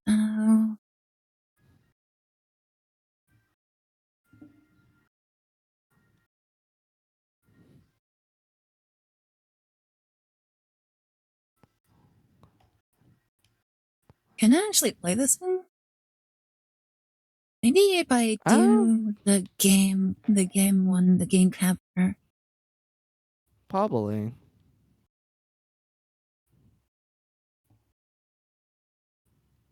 Oh, that's so weird. I can't pull this. I can't pull up the video I have. Maybe it's like a different option in OBS or something. Huh.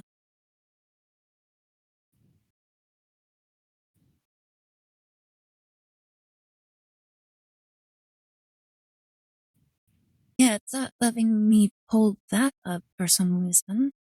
Let me see if I can maybe I can open it up with something else. Maybe window capture or like VLC video source. I am doing window capture. Maybe if I do a monitor capture. Yeah, we can try that. Let's see. Display capture. Which one is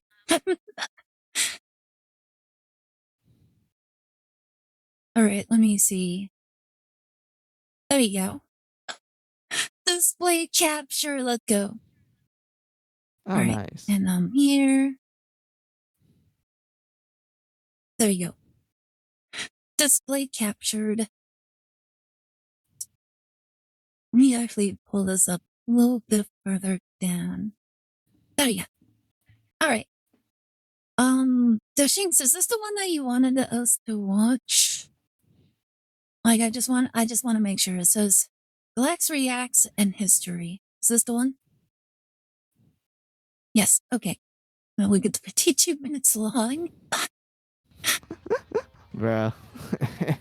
Why was Galax's reaction like longer than this? Oh my goodness, why is it so quiet? I think like Lex was like talking while pausing the video, like what you like to do. But I also like put my like commentary and such, and we both end up going to like a long tangent about like we think this Kevin guy kind of takes things a little too overboard with like his commentary of the game. Because there's parts of it where I'm like, I don't think this guy actually played the game. I feel like he got impatient and he thinks that the game is too long because of like dialogue when it's like it's average length in my opinion. Isn't the point of like JRPGs and like RPGs in general because of dialogue? Yeah, but he's like, oh my god, it takes ages. Like the story like kind of like says the same thing like in TDM like 2 times when I'm like, actually it's more like 1 time. His name but is this guy Shinta. treats it like, is this talking all the time? Like you barely have any gameplay sort of thing, which I'm like, that's fucking false. I played the game. I played it recently too. All right, let's see. Let's see how this is gonna go.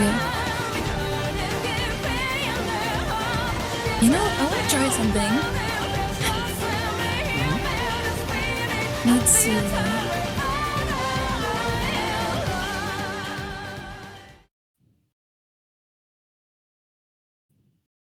Brought to you with the support of Patreon. I was shown my Xenogears PS1 disc case, but I can't seem to find it. Might have lost it in a move. Words like a charm, isn't it? Oh, that's a shame. Well, I don't really see what's happening, but I'm assuming it's something funny. Hey, yo. There you go. Dude, she's... Let me pause that real fast. Hold up. Let me do something else. I think it was this one. There we go. Let me go ahead and grab this, and I'm gonna put it right. Both birds at once. So I have the video up. And oh wait, I need to share that to you, don't I? Also, hi Jake Breaker, how are you doing? All right, let me go ahead and switch it. And I can't show it. I can't show you it can't? on Discord. Oh my That goodness, sucks. like every streaming, every form of streaming just does not like this. Uh-oh. I'm also showing that. Oh my goodness. All this information just being shown. Because it's on the it's on the monitor. Okay. Oh yeah. Hi Dig Bigger, how are you doing? You having a good day? Yeah, we're doing the wait. Wait, what happened to the video? Did it like turned off or something? Wait, I think it closed. Did I close it? I think I closed it. Maybe that's why I couldn't see it. Bro. Oh my goodness. Okay, here we go. For some reason, it takes a very long time for this to open. Huh. All right, give it a second. There it is. Here you go. Okay, Yeah, maybe okay. that was like the reason. Oh my goodness. Okay. Okay, let's see if I can change it. Yeah, there you go. There you go. Oh, I have can it. see it. Yeah. All right. All right. Now let me fast forward back to where Glux was. All right. Mm-hmm. Boop. And so yeah, it's like we're both on the stream right now. Yep. The two Yeah, birds. I just moved. I widened the desk. Can and you moved the install chair VLC and in moved the rear. MPV next time? How VLC fun. and MPV next time. I don't know. Probably. I don't know what I those mean, I are. do use VLC. It does work well. What's VLC? Oh, it's the shit. How do I describe it? It's like a way you can like watch videos and such. Like, you know, videos you have on your device. It's kind of like what Okay. you use on default, but it's like a different like I guess Another someone made it media up. player. Oh, okay. Yeah, another media player. Yeah, that's the best way to describe it. Yeah, Yeah, I do I've use never had to do this VLC. before, so it's like brand new to me. Yeah, no All worries, right. no worries. All right, let's see what happens in this Hey, video. yo. They are a married couple Dude, of creators she who looks started hot. out at Squaresoft, Holy crap. working as scriptwriters Yeah, I and remember designers that. I was on like, Square's yeah, Final she Fantasy is. games, before eventually Oh my leaving to goodness. create their own game I didn't development actually studio, I wasn't paying Monolith Soft, attention. with other Hold up, let me see. Oh, she is cute. She's also so known under the cute. pen name Soraya Hey, yo. Saga. They are a married couple Dude, of she's- I like creators her who looks started outfit out hot. at Holy crap. Squaresoft, Yeah. working as scriptwriters and designers on Square's She earlier hasn't Final been Fantasy working on games, games for like the before last eventually 2 leaving to create decades. their own She's game kind of development like studio, retired. Monolith She's like a Soft, housewife with now. other She even has disillusioned like Square employees kids and the and assistance everything of with her Namco husband. executive Masaya Oh, Nakamura. okay. And Monolith Soft has some impressive games to its Is name. the First audio good repaying enough Nakamura's for help the by rest of publishing you? games with Namco Bandai Yeah, for I can hear several it. years, before eventually coming to be a secondary and There assistant you go. I developer put it up a for little bit Nintendo more. titles, especially in the Nintendo Switch era. And it's actually because of this that Monolith Soft's own works, and the Xeno series in specific, has received more and more attention. Suffice it to say, they are for the most part a developer worth supporting as they strive to create a positive work environment without development crunch or overtime mandates. Honestly, it feels so surreal to be like watching this with my brother also on the screen. And actually do pay their work. Yeah, we're not used to both birds on the screen. It's like, damn. I mean, that's it must fine. be a special As stream. long as they, I don't really care what their policies are, as long as they make good games. Like ultimately, that's all that really matters. If the game is shit, then who cares? I agree. Anyways, Yeah, pretty much. I'm kind of like in the same boat as my brother right here. It's like I don't think it super matters whether like the company is good or not, as long as they're producing like content that people care about. I think that's ultimately what people actually care. That is true. I feel Doesn't they like need most people to, don't which really a care lot of about Japanese what companies do the game not. company Thus, does. while the As long Xeno as they're pumping series like an is actual called a good game, collective they're like, yeah, we're willing to like franchise, turn a well, blind eye much like to it. Final Fantasy, there is Mhm. no true unified continuity between the varied sects of But if it, their crap in part popsicles are because Square inserted, then it still owns becomes the a problem. rights to Pretty the much. first game of it, not Yeah. Monolith Soft. Thus, the Oh, I think okay. he series meant are all policies. considered spiritual But it's Mhm. successors it's slash still really funny that reboots, it's that and I not said necessarily popsicles. direct continuations outside of the title stories Yeah. they are grouped into. With the only true deliberate connections between the lot just a repetition of story themes and motifs between the three primary sects. The PS1 game Xenogears, that Square owns, the Xenosaga series released on the PlayStation 2 where Monolith Soft took Oh, over, that is in part a complete Xenosaga. I conceptual love reboot that of one what Xenogears too. began, Oh, I and have the a fun Nintendo fact, platform Ida. So in exclusive Oh, Xenosaga, like the backstory is that humanity lives in space now because one day Earth does straight up disappear. No one remembers where Earth is anymore. So oh my because of goodness! that, Just like whenever they Wally. find like yeah, so whenever they find like a planet that's like Earth adjacent, is just similar to it, they name it Jerusalem. And they rename Earth Wait. into Lost Jerusalem. Oh my goodness! And you Why wanna know does what that makes it sound more so funny? Jewish? There's 6 of them. They found Wait, 6 there's Jerusalems. they found 6 Earths. Yeah, and they literally label it as, oh, first Jerusalem, second Jerusalem, third one, fourth. I meant one of these are the right one. I'm sure. Yeah. And there's like all kinds of funny stuff that happens in Xenosaga 2. Like Jesus Christ is an actual character in the story. Like you actually meet the Wait, guy what? and whatnot. There's Xenosaga is the game with Cosmos. She's like the blue robot girl. Like Oh, I love her. She's so if you pretty. yeah, I I think love you her know who I'm design. talking about. Yeah, she's from I actually Xenosaga. And I actually ran into like 3 cosplayers throughout my convention days that actually cosplayed as her. They look so good. really, damn, There you're was lucky. one. I never see anyone There dress was up as Cosmos. there was only one of them out of all 3 of them. Only one of them actually looked so close to her. The only like I would say the Hmm. only problem was that she had way bigger booba. Of course, of course.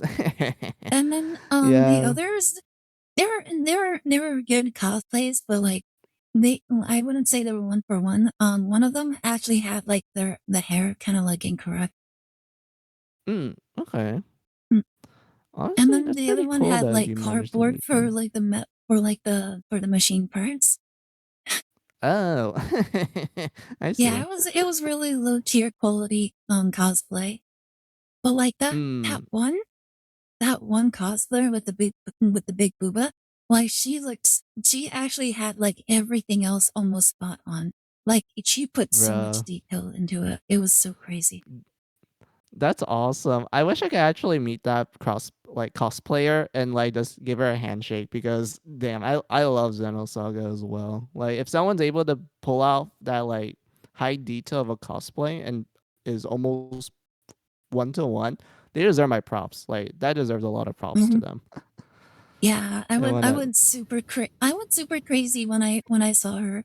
I was like telling my sister, I'm like, oh my god, look at her, look at her, look at her, look at her. Oh my goodness, like that's Cosmos. My sister did not understand my hype because she didn't know bro. anything about Cosmos. But I'm like, oh my goodness, it's Cosmos, it's Cosmos. Yeah, It was that dude. crazy. I see, Where I is it? see. I'll go It's my crazy brother's too, not hair. gonna lie if I saw that. All And right, whatnot, but let's see what my yeah. brother says here. Xenogears is the first one? Mm-hmm. Oh. Huh. Xenoblade Chronicles games Oh, okay. that are a bit more removed from what Xenogears and Xenosaga did, while still continuing the Wait, is examination that a of chicken similar or a hedgehog? concepts. Admittedly, there Oh, is it's some a no crossover between the pawn. latter They're ones. essentially little All of the numbered furballs. Xenoblade games are confirmed to be Oh, canon okay. to one another, and one That's the specific best way I would artifact is describe them. In seen or English, referenced they in made them nearly talk all like games to Yoda, but date, in but the Japanese, they importance have is like more a placed tick in where they carrying end their on with the sentences thematic with like, investigation of Western no, philosophical and and that's it. psychological concepts, Huh. and how they affect the setting showcased. In particular, their exploration of Gnosticism, a Christianity-rooted doctrine revolving around how the world It's was created and Gnosticism. It's not ruled by some Gnosticism. form of lesser It's divinity or Gnosticism. powerful entity. Oh my goodness. Is he like pushing all your buttons right now? Yeah. Oh my goodness. It was like that the first time I saw it, and is like that the second time now. Except now you're verbally able to say it. Yeah, pretty much. Itself as a god, with messengers from a higher power than them sent or acting to subvert their reign and free humanity from cycles of subjugation even they may be unaware of. With the standard expected motive of such in these stories being that such a higher power is Cosmos. intervening, Oh, this is her in it's episode Cosmos. 1. just more Oh, technological. Wait, is this her first Cosmos. appearance? Cast are used to, Yeah, which so then she casts appeared in lack Xenosaga. context too. This is Meaning episode yet- 1. Xenosaga is Wait, is composed of like 3 Xenogears where games. Cosmos is like originated from, or is that like another thing that is that just like another thing that Cosmos just appears in? Yeah, I remember Even answering yes? your brother's question. Yeah, I briefly explained that. No, she appeared in Xenosaga. She didn't appear in Xenogears. She was Oh, Xenosaga okay. exclusive. Yeah. Didn't she appear in other games though? Yeah, it's because like she was a very popular character to the point where she appears in a lot of like crossover games where Namco had like their involvement in. Like for example, your Super Robot War games. Like she appears in it because Namco helped develop the game. Oh. Oh, okay. So she's not Mhm. she's not exclusive to the Xenogears. Xenosaga, not Xenogears. But yes, Okay, you're Xenosaga. correct. Yeah. But still, she's not exclusive to that series. Yeah, essentially. I mean, it's her original series, like where she originated from. But yeah, she does appear No. in later games like Project X Zone, and more recently, well, technically recently, Xenoblade 2, where how do I explain this? So in Xenoblade 2, there's a literal gotcha system where you have to pull for blades, which are essentially weapons in the game. And there is a small Okay. chance you can get like these rare blades, which are essentially like, they're like the 5-star units or like the UR units in like a gacha game. Yeah. So Yeah. Cosmos is in the game as a rare blade, but her drop rate is so fucking piss low. Like it's literally Wow. 0.005% chance of getting her. Do people do like gotcha streams just trying to get her? Yeah. And you wanna know what makes it more funny? Some of those gotcha streams literally got her in like the first pull, like the first tutorial pull. Wow. That's crazy. Oh my goodness, Yeah. wait. Is the gotcha pull like one of those extremely cringe ones where like every time you pull for the gotcha, it automatically saves your game? Yeah. Oh my goodness. That is so horrible. They Yeah, basically but to be safeguarded so you don't cheese the system. pretty much. Pretty much. But Oh it my does have a pity goodness. system though. It's really easy to take advantage of. Like there was like Hmm. literal like websites that literally tells you like, oh, this is how you manipulate the RNG. And it's like literally 10 pages long sort of thing. Like it's Jeebus. just crazy. Yeah. Oh my goodness. Oh, They must have went out of their way in order to make sure that they can get customers. yeah, pretty much. I mean, she's also a really good unit too. Like before the DLC and updates, she was considered the most broken unit because all of her attacks did a lot of damage, and one of them literally like heals the whole party based on the amount of damage you Mm. do on the enemy. So if you give her to one of your like hard hitter characters, they can literally just keep the party alive for like the entirety of like the boss battle, especially if you're fighting like super bosses. Like it's Oh ridiculous. wow. Is there a way Mm-hmm. to like unlock it like super early? Oh, like the gotcha or Cosmos? Yeah. Yeah, the gotcha basically because you get cosmos through the gotcha, right? Yeah. You unlock the gotcha after like let's see. You unlock it pretty early. Like I would say it's after the tutorial chapter and you start the first chapter of the game, they immediately like dump you into the gotcha. They're like, "Oh hey Rex, my boy, my pal, I'm your grandpa. I'm alive even though I was supposed to be dead at the start of the game. I'm going to Oh my teach you how goodness. gotcha works. Here you go, my boy. Roll for that waifu." Oh my goodness. That sounds really funny. Yeah, like Xenoblade 2 is how I word it. I like the game quite a lot because it's one of those games where you can tell that they're wearing the type of tone they wanted on their sleeves. Like it's a very high peak shonen story, but it also dives really heavy onto like what I mentioned like long time ago when I started talking to you, like the philosophy, the religious symbolism, the psychology and such. Like it dives really heavy on it as well. But it's presented in a really creative way in my opinion. Like Ida, for example, like so when it came to the backstory for like the world of Xenoblade 2, it's basically like the Garden of Eden. Like they literally tell you like, okay, so a long time ago there was a guy named God. He made humanity, and we lived together with God in paradise.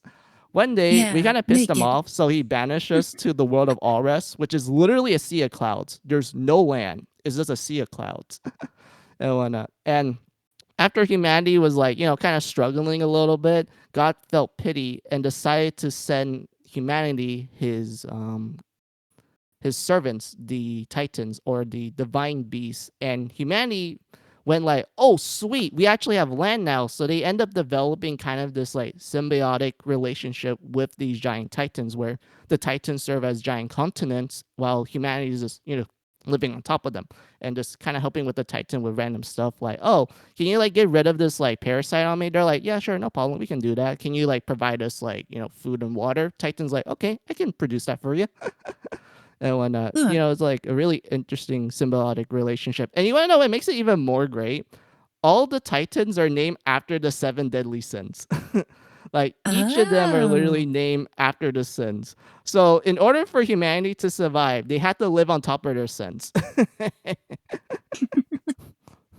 And whatnot, which to me is like the most creative way of explaining like the banishment of humanity in like the Bible and shit. And I'm just like, yo, that is amazing. I love that. I love that quite a lot. Huh. And the sad thing about it is that all this stuff I'm telling you, that was in the Japanese version. They straight up remove all the religious symbolism in the English version. Oh my goodness, of course they would. Yeah, and I was really upset about it because you know that I like my religious stuff. I like my mythology. Like I literally studied in college Yeah. for it and whatnot. And the fact that they straight up removed it, it in the English release has kind of peeved me quite a lot to the point where I rather just Uh, play the game in Japanese. yeah. Why, right? Yeah. That would be very irritating. Why, simply For removing real. a lot of They the replaced intended Abrahamic mythology messaging. with the Greek myth. They replace Abrahamic mythology with the Greek myth. Yeah, they replaced some of the terms with like Greek terms and such, except for the Titan names. They literally name them after like puns of different languages. Like, for example, like the first Titan you encounter is called Gula, which is the Latin name for gluttony. So in English, they Huh. change it to gourmanti, like gourmet. Okay.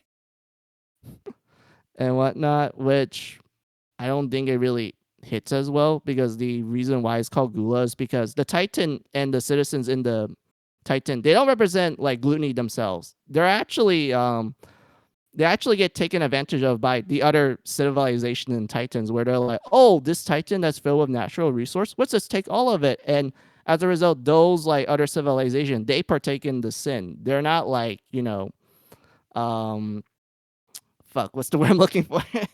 Like, yeah, the other civilizations, they're partaking in the sin, not the Titan Gula itself. Like, it's just existing, it's just living, it's just trying to live life. But other civilizations, they're like, nah, let's take advantage of this thing and just, start consuming the Titan, just taking all of essentially its body parts and shit. Uh, and whatnot, just for our selfish desires, essentially. So they are literally partaking in the sin of gluttony. Oh my goodness. And whatnot. And there's like other funny stuff as well, but that's like the general gist of it. All right. Where were we talking about in this stream? What were they talking about in the video? Oh, it was about Cosmos. I remember that. Yeah. Yeah, Xenogears is the first Xeno game. Oh, okay. Interesting. Yeah, there you go. Yeah, Xenogears. She is the from first Xenosaga. game. Oh, okay.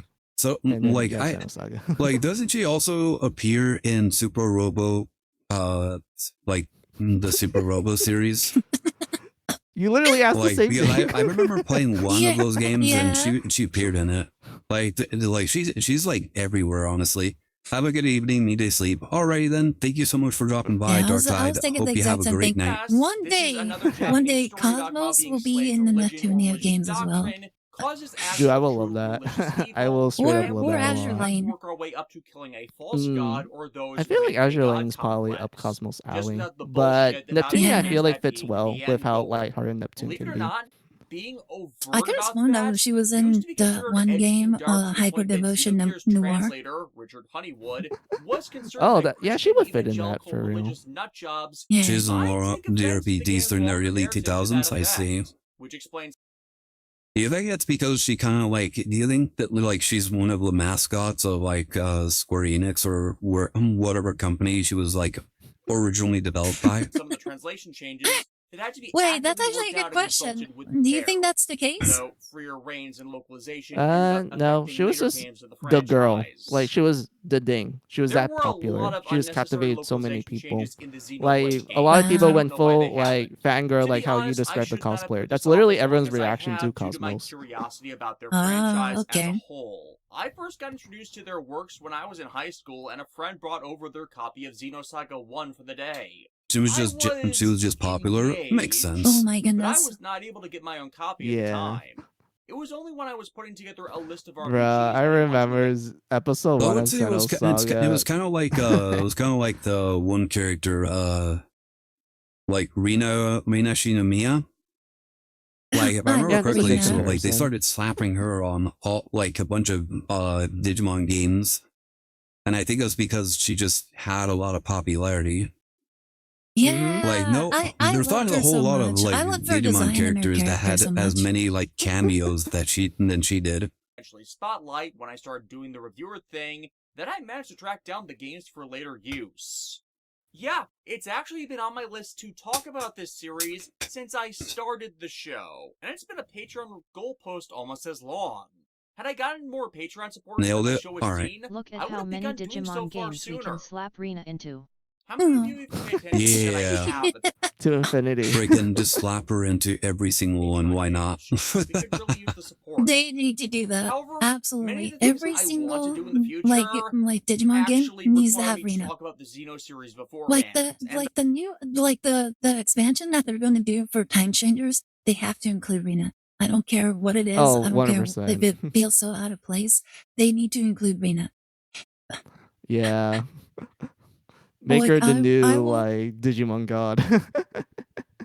Like I will no, I don't want her to be a god, but she just has to be in there, in any sort of sense of Yeah. word. Okay. Yeah, she's been in every other game as a cameo. She has to be in every game. Like that's like a law now. Yeah. Like if they remake any of the old games, they have to slap Rena in there. It's like that guy in like Digimon Tamers.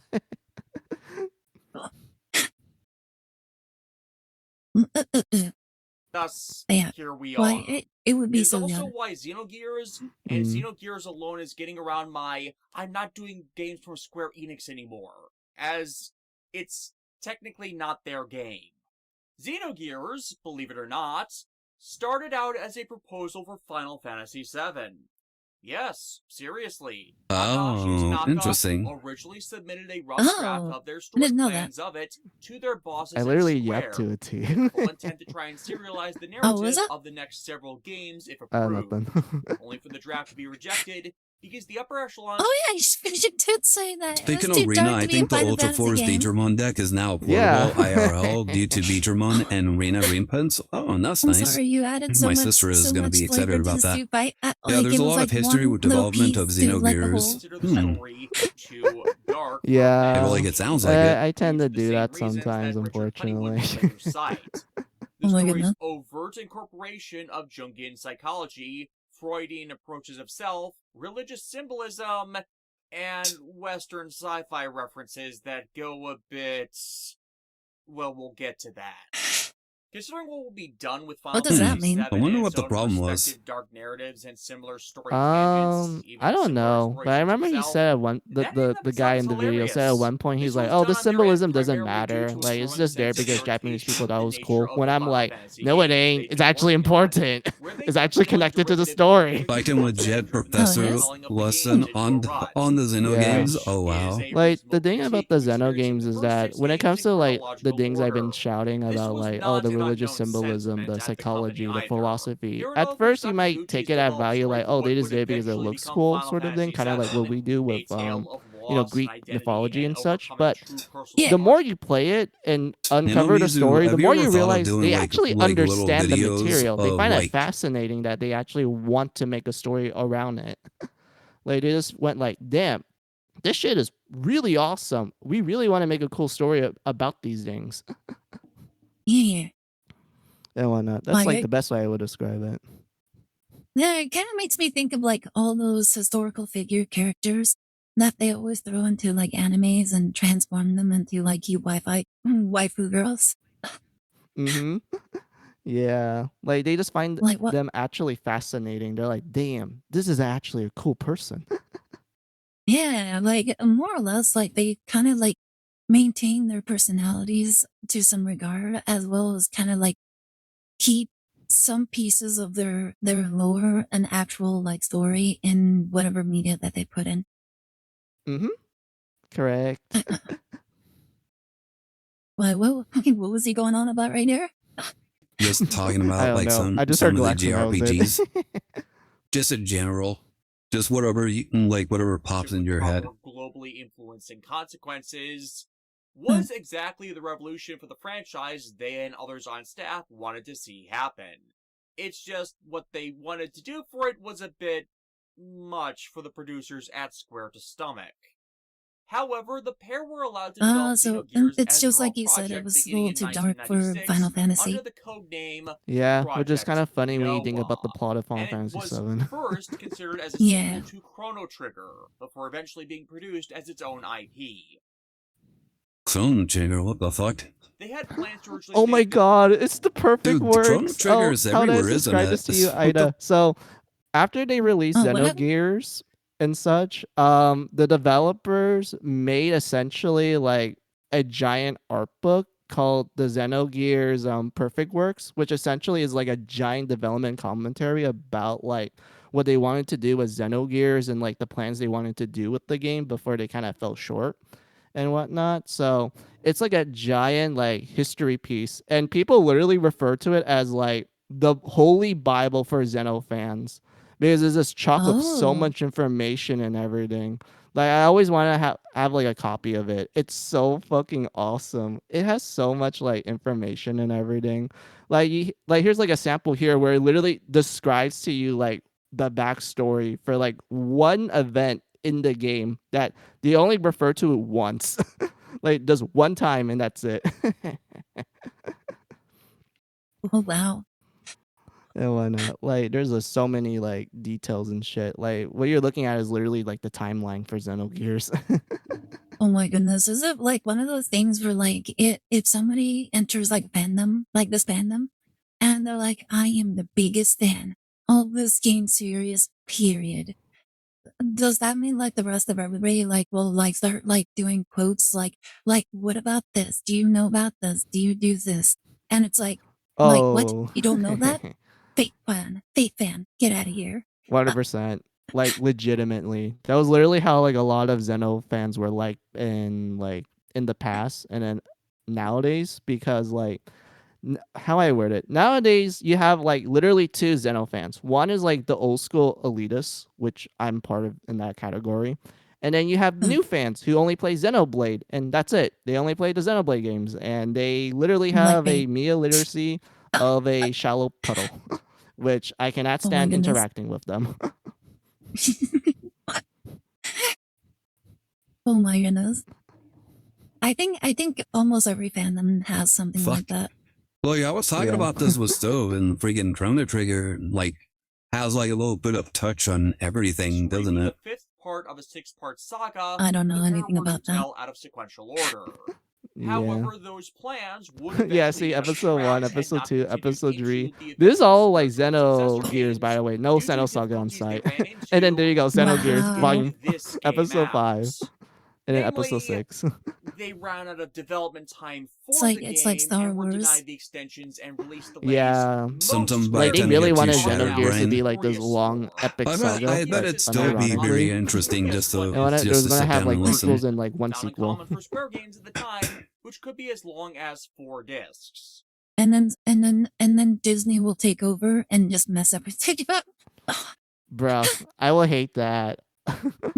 I will actually file a complaint. Like it has to happen. The timeline has to be regulated. Bruh, no. Also, I like his Millennium Puzzle in the background right there. Yeah, Like he's got I that There is a Millennium Puzzle. Millennium Puzzle. He has a lot of Gundams. Holy shit! yeah. That's a gun. That's a I that's may a not lot of agree with Gundam. the Gundam. guy's like takes, but I do like the selection he shows out. Oh my goodness, my brothers would have gone nuts over like this sort of collection. Like my brother Mhm. Glex and my older brother really liked like the Transformers things. Like my Oh, brother mhm. Glex, he collected so many Transformers when we were younger. So yeah, Oh, that's if cool. he had kept a bunch of them, he would probably have like this kind of wall as well. That's awesome. I Yeah, guess for my case when unfortunately. I was younger. Oh, go. Oh yeah. Unfortunately, as we were growing up, my mom kind of like kept us a little bit afloat by doing like yard sales. So she would Mhm. literally grab almost anything that we absolutely just did not need. So, and that usually came from me and my brother as we were the youngest. So literally everything that we didn't need, she was selling. So if we Oh. grew out of pants, shirts, if we were growing out of our toys, she basically just gathered them all up, put them in a box, and then put them outside to sell. Aw. I mean, the clothing thing kind of makes sense. There's no way I'm wearing clothes from when I was 5 years old when I was 10. True. But yeah, that makes sense. But I meant like the toys and shit. I'm like, damn. Yeah. But I think my mom did like the most perfect manipulation where it made us feel good that we were like contributing to like the finances of the household in some way. Damn, your mom knew what to say. I would honestly would fold as well if my mom did that. I'd be like, Here's "Oh, I'm the helping thing. out. Hey, yay!" Here's the thing. Me and my brother, we had so much fun playing when we were younger. Like we would do like what do you call it? We would like play like shopkeeper. And so we would actually find entertainment in like selling things to each other. We would just do that. And then like once my mom gave us that opportunity to actually do it in real life, we just Mhm. jumped at the chance. And we didn't realize that once the toys were gone, they were gone forever. I see. Man. Really funny. We didn't really super regret it, but it was like, it's like, huh, we didn't have to sell our toys, did we? Yeah, So yeah, you guys it was got silly. duked a bit. First disc All is right. roughly 65 hours of content, but the second disc is 20, 10 of which are cutscenes recapping the parts of the story they weren't able to make playable due to them running up against their deadline. And only another Yep. 5 of that 20 is really playable content. The last 5 hours of that 20 just being endgame grinding. One of the play guides I was using suggested Xenogears production Yeah, that's the got sad thing screwed about over this thanks too to of Square's limited Xenogears. development Because time of and them not having assets, that much and giving time, them to Final they kind of Fantasy have to VIII's like rush it a development, bit. citing a link to an interview that Uh, is unfortunately now dead. Like, it's interesting that, like, back in the day, like, when you were able to tell that the product was being rushed, it wasn't, like, super, like, bad. But, like, Mm-hmm. nowadays, like, when something is rushed, it's super obvious. Like, it's so Yeah, it obvious where is. it's like, it's basically the game is completely dysfunctional and it can't operate. Back in the day, Mm-hmm. it just, it kind of feels like there was supposed to be more to it. Yep. You're not wrong with that description, and unfortunately, that is what happened with Xenogears with its second disc. Although I will say this, I know people complain about it being like a visual novel since you do spend like a good amount of it like reading, and they tell the story through a visual novel like format. But here's the thing. It was done on purpose. Like the developers actually wanted the second disc to stand up from the first disc, but they still had like the idea like, okay, while you are like technically reading the story, we will interspice it with like actual like gameplay where you're exploring the dungeons of those like segments of the visual novel and whatnot. It's kind of told like in a flashback sort of format. So Huh. because of that, you're able to kind of get like a good understanding of like what's happening and everything. But because of like what the guy mentioned, it was rushed. Unfortunately, some portions were cut. Like you weren't able to fully explore some of those areas.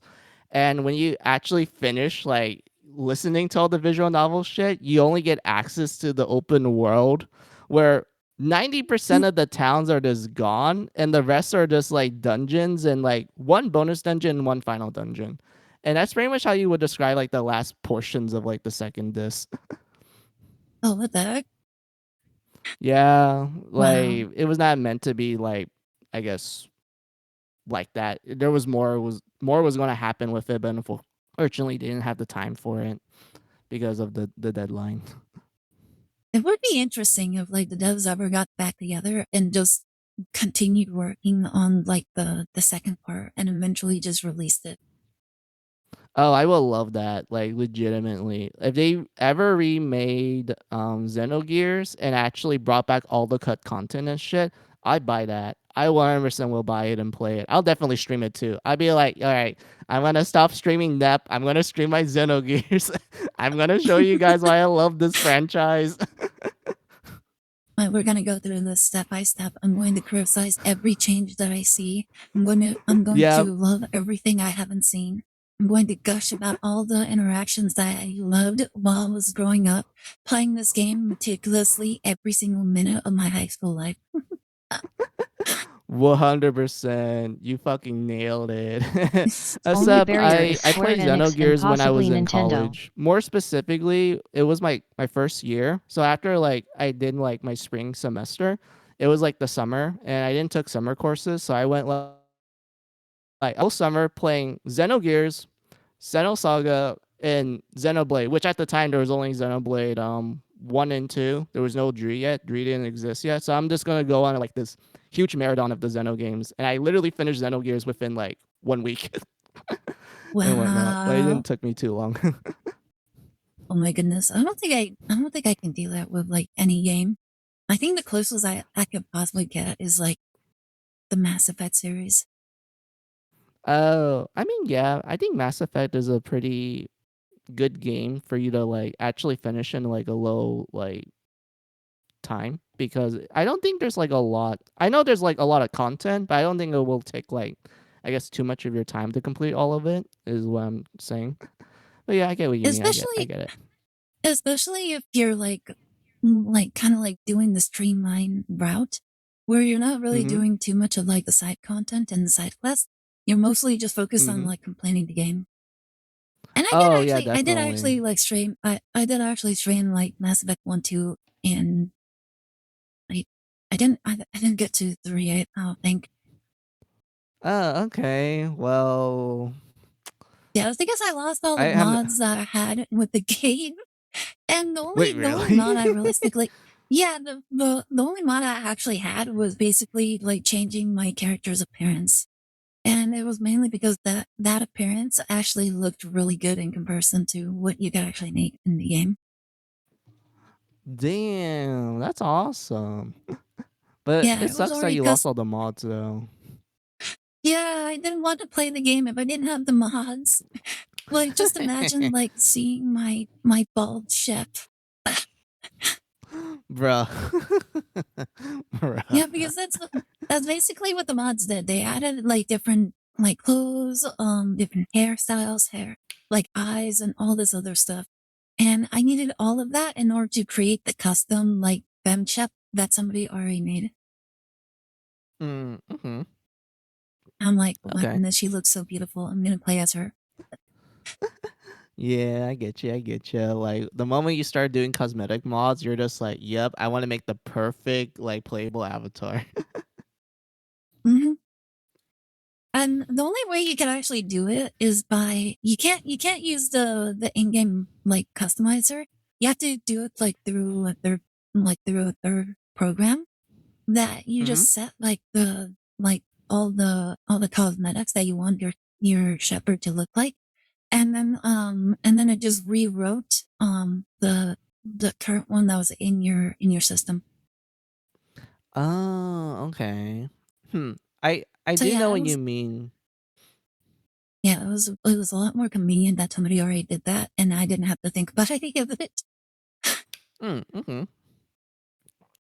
But it did take a Yeah, that's long pretty time in order awesome. to get it all set up. Oh, okay, okay. So yeah, once I lost it, I'm like, oh, I'm not going through all the hassle again because I don't remember. Okay. I also have a fun fact. Those like random words you see on the screen, those are the names of the cities, and they're literally named after like Jewish terms.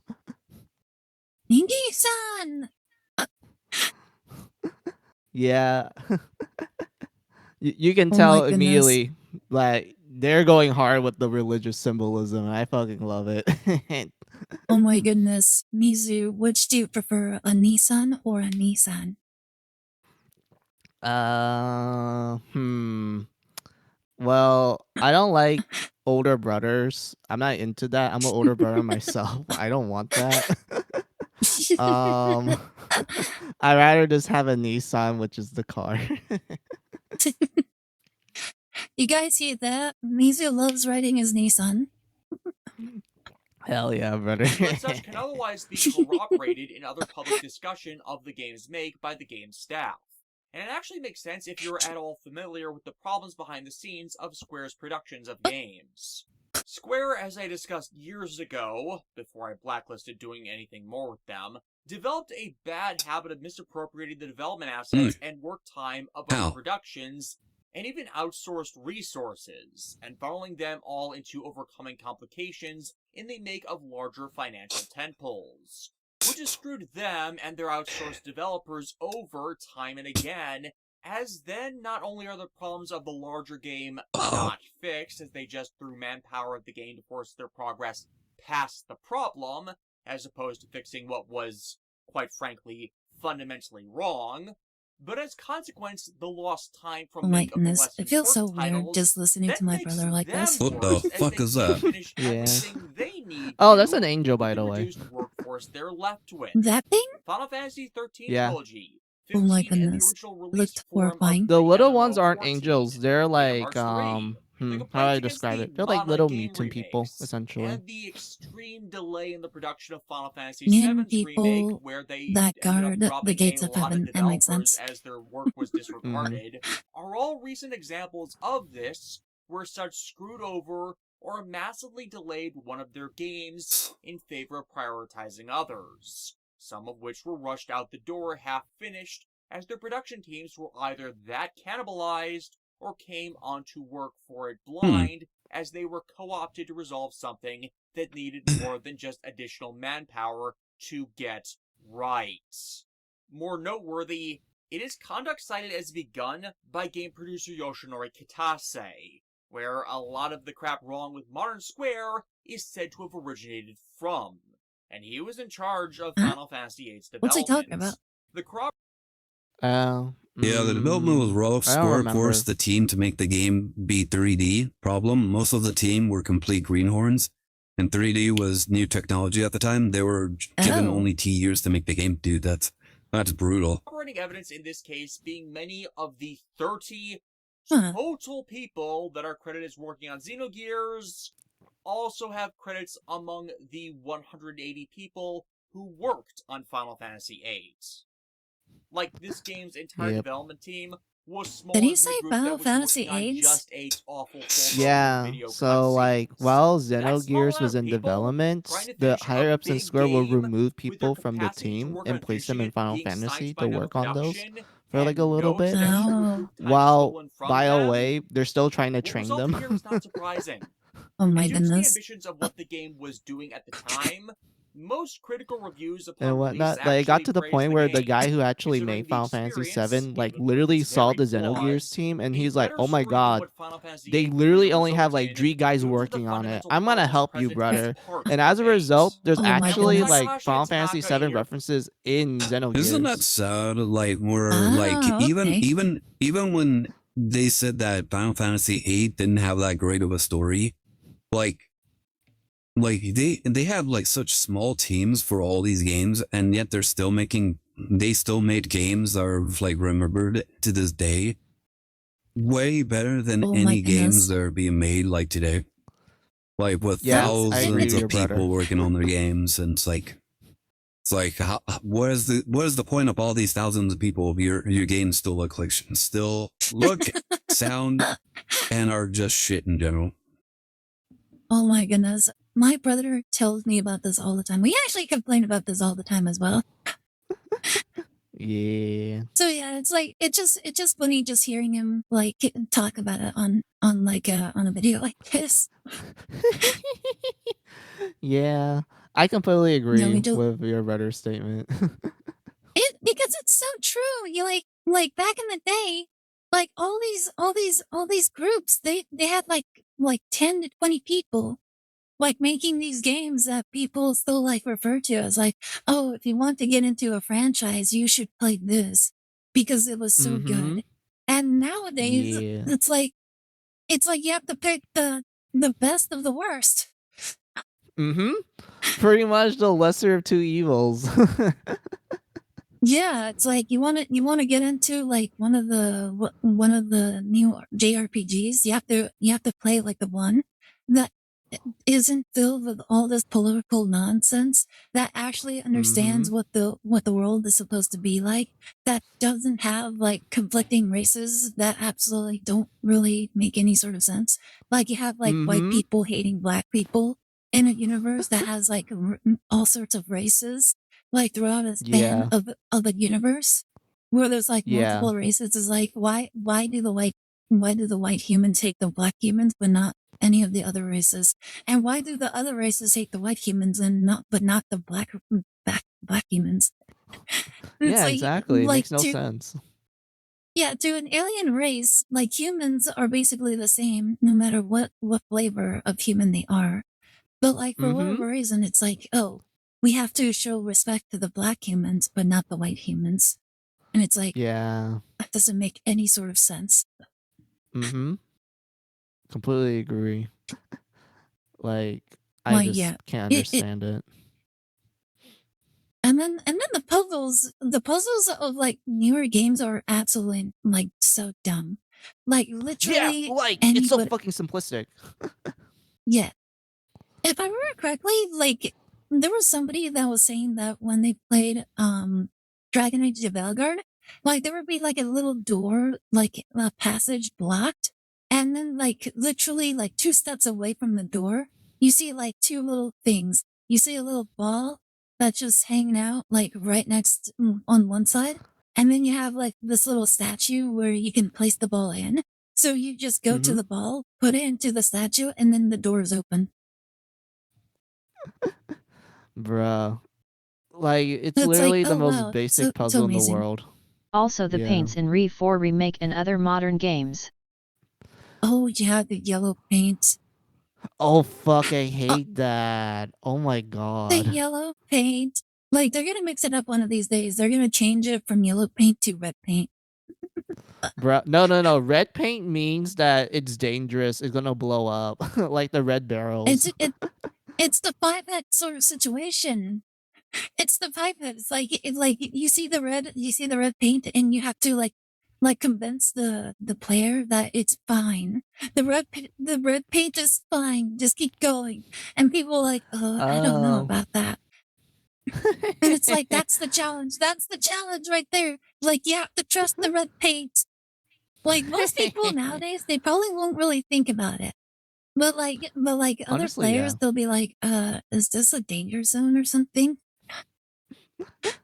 Honestly, that is a pretty good like way to like trick players. Like you use a lot of red and they assume that it's dangerous, but in actuality it's safe. Like you're just playing mind games, like you said. It's the idiot filter right there. Mm-hmm. It's like, where am I supposed to go? There's red paint over there. It has to be bad if that's there. Where's the yellow paints? Mm-hmm. Yeah, they've Like been I too need to follow the conditioned. yellow painted road. Oh my goodness, that would be so silly if there was actually if that's like how they train like kind of like get like the newer generation of players. Viewers have chosen to take That'd be personal great. responsibility for the shortcomings of Xenogears. Please take note that this claim is always put in the context of solely Wait, is inexperience she about to stab with herself? helming their own game's development and their No. unfamiliarity with the software necessary for producing a game for the PlayStation 1. Something else that also cost them development time. She just That is cut the her only hand. aspect in this where they have chosen to take the blame, and now the Wait, circumstances she's by which feeding they them were her left her in blood? by which to complete it.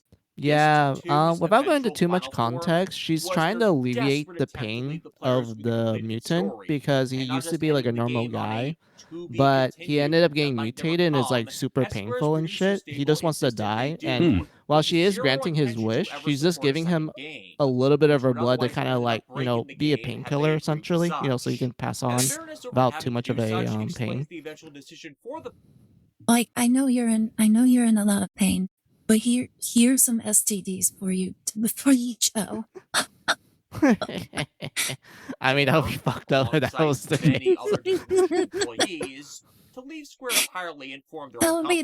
That would be The the others who left weirdest with them line. likewise citing the inability by the company's management to Like actually before you manage their go, here have productions some and give a HIV. damn to do right by their lesser Bro. IPs. And thus, Monolith Soft happened as a company, with itself endeavoring to make their development teams have flexible scheduling, so if they need to move more manpower to one production for a short time, they can do so without it causing significant harm in the make of another, as they learn the cost of not having such flexibility firsthand. As Nintendo staff members Satoru Iwata and Shigeru Miyamoto have said time and again about game development, a delayed game can eventually be made good, but a bad game that is rushed to release is bad forever. And that sentiment is one Takahashi, Tanaka, and Monolith Soft did seem to take to heart. Honestly, that's exactly what happened to a lot of games. A great example is like Suicide Squad. Like they rushed that game and it basically killed the game completely. Yeah. You're not wrong. And then that's like one point. But like games like, for example, like Concord, yeah, that was doomed from the start. Yeah, the moment they show the footage, it's like, yep, it's gonna die. Ain't no way it's gonna live. Showing off all those character designs, those weird character designs, it's like I don't even know what gender any of these characters are. Yeah. Like people were like, yeah, I don't want to play as any of these characters. They look like they belong in like an alleyway where they're selling drugs. Yeah, you're not wrong with that statement. Have you seen the art, like the artist's like commentary about like the early designs, how he wanted some of the characters to actually look nice, but he was immediately told by the developers like, no, you need to make them look ugly. Yep, pretty much. And oh, you're gonna make all these female, like all these fat females like feel really bad. Like you Mm-hmm. need to make her like flat chested, androgynous looking. She basically needs to be a man. Mm-hmm. I remember there was one artist that worked on that one fat black soldier character, and he Oh showed yeah, I like know who the you're talking preliminary. about. Yeah, he showed like the preliminary artwork that he had for that character. She was there, and she was like very thin. She had like a good sized breast Now one size, of the and she had artists of really big Concord is in charge like for a while butt. for character designer for Mm-hmm. Insomniac's Wolverine game. Oh my goodness! Now one of the artists of Concord is in charge for a while for character design of Insomniac's Wolverine game. I heard there was a lot of backlash for the Wolverine game. Yeah, it's because it's kind of like your middle of the road, like third person action game that just looks the same as every other like Insomniac game, unfortunately. Uh, I saw people were complaining about the design for the characters in that one. Oh yeah, that too. They made Jean Grey look so fucking basic. Like she ain't Jean Grey. She looks like your typical like person you see on the street, unfortunately. I remember some people like comparing her with Mary Jane from like the Spider-Man game, and Yeah, they look they're the almost same. 1-to-1. Yeah, they are. And then I saw oh my goodness, I can't remember her name. What was the blue woman's name again? Mystique. Yeah, her. I thought her artwork. I'm like, who is this character? Like she's just a Smurf. Bruh. That's fucking terrible. Mystique was such a very attractive like mutant and whatnot. Also, I'm she like, can shapeshift. So like, hey, that's a plus, yeah. But yeah, I know what you yeah, mean. Like, goddamn, they made her into an actual Smurf. yeah, so terrible. Like mm. if you had the ability to shapeshift and like you were a female, um, why would you ever change your why would you ever change to like an unattractive female? Yeah, exactly. Like, if you shapeshift to like someone who's attractive, you can take full advantage of it. You know, use your like feminine charms to like charm the enemies or like extract information, kind of like a female spy. Yeah, like the greatest superpower that women have are like their attractiveness. Like it's not True. even really an insult. It's actually like a force to be reckoned with. Like as Yeah, long as you I can completely manipulate agree. males, yeah, if you can manipulate males, that's already a power in and of itself because you can Mm-hmm. convince them to do the things that you want them to. Mm-hmm. You're not And wrong. Mystic, Like you have female hmm? spies, kunoichis, and such. Like they take full advantage of their feminine charms. Huh? And that's basically how they're able to manipulate men. Like Mm-hmm. they can convince them to like like share information, make them Mm-hmm. fall in love, and then like they can kill them like during the act.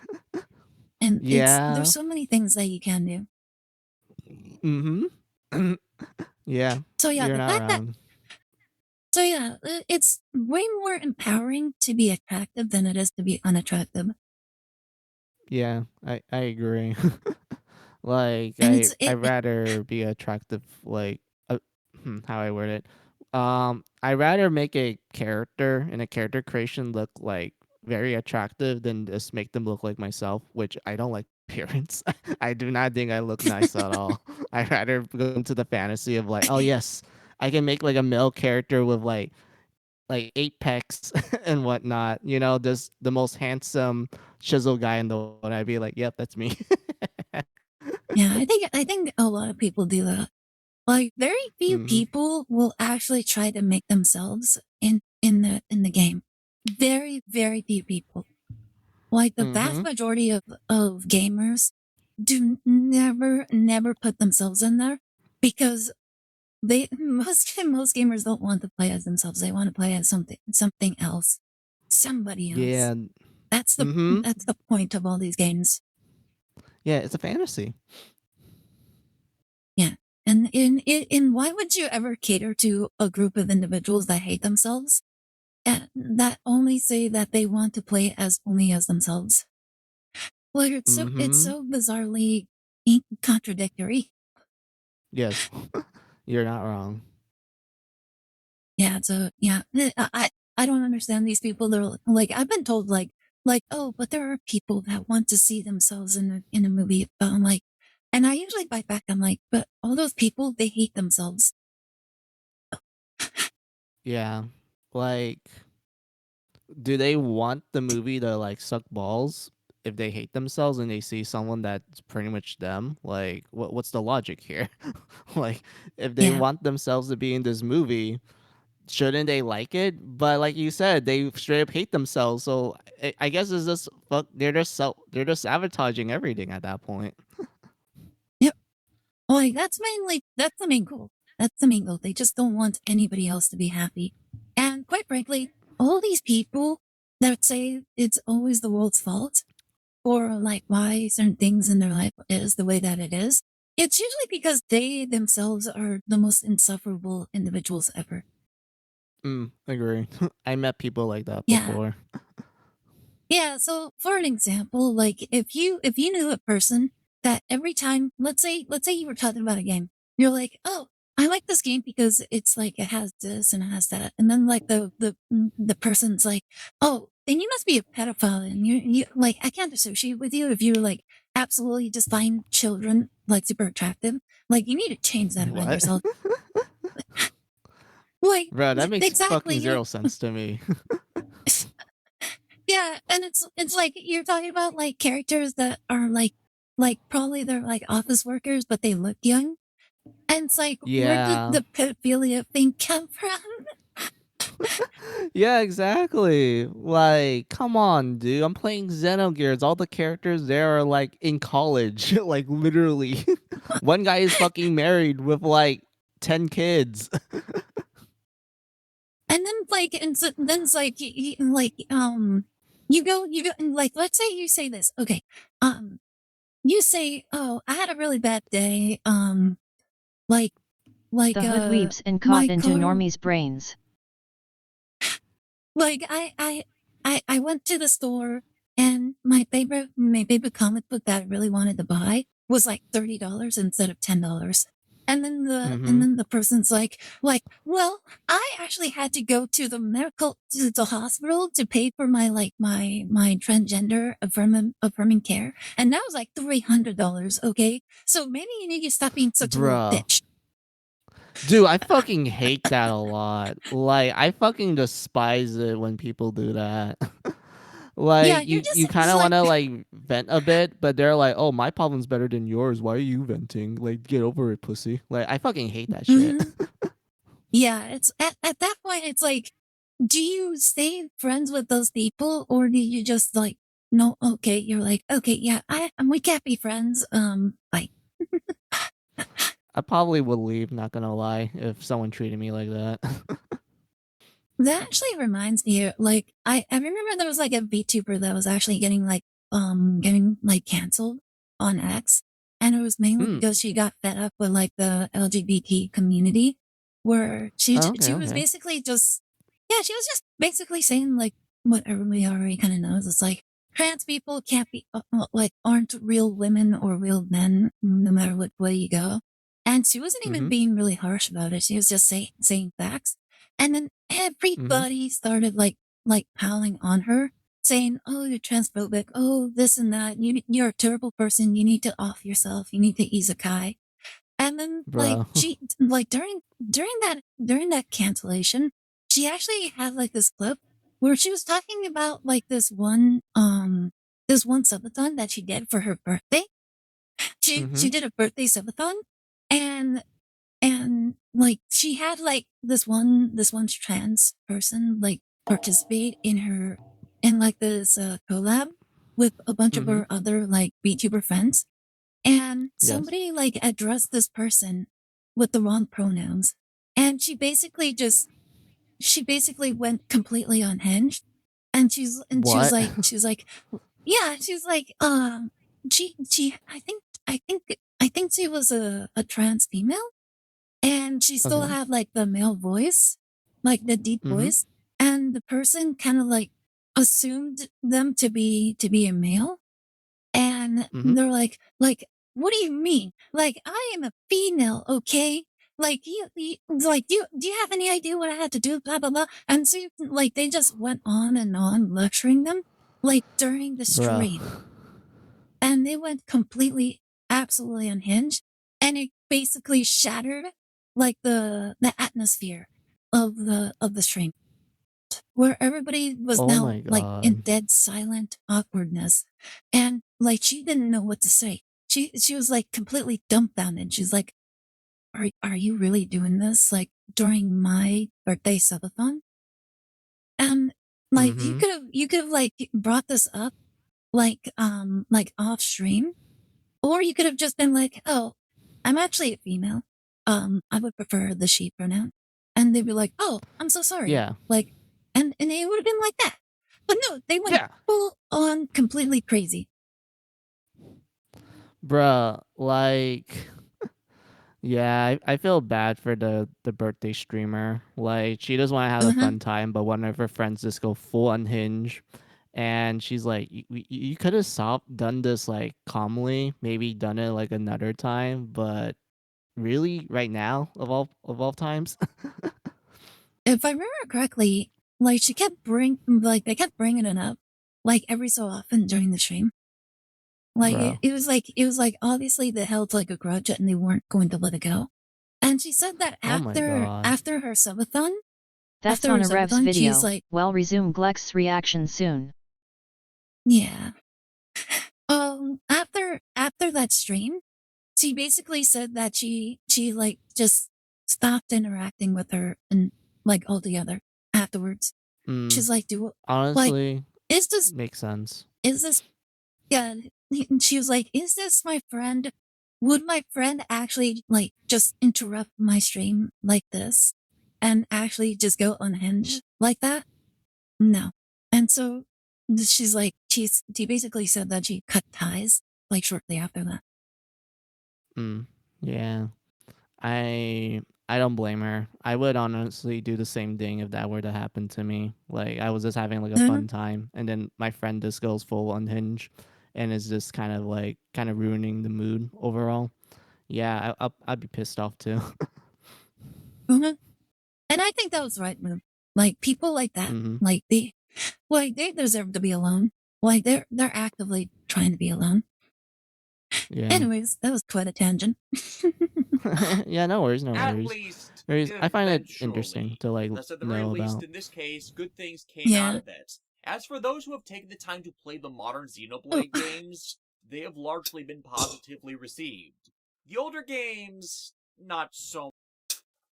Yeah, Fucking bullshit.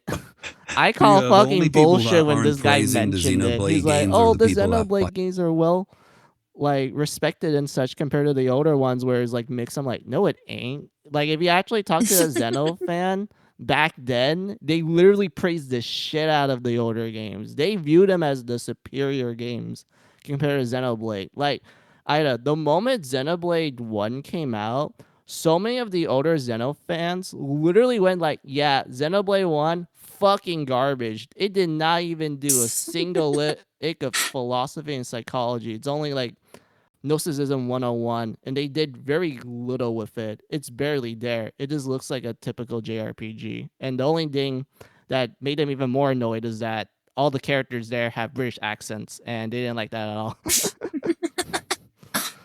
oh my goodness. And that would probably bother me as well. Like, aren't most of those characters supposed to have like some sort of like different nationality? Like they grew up in different areas. So Oh, why would they share the same like accent?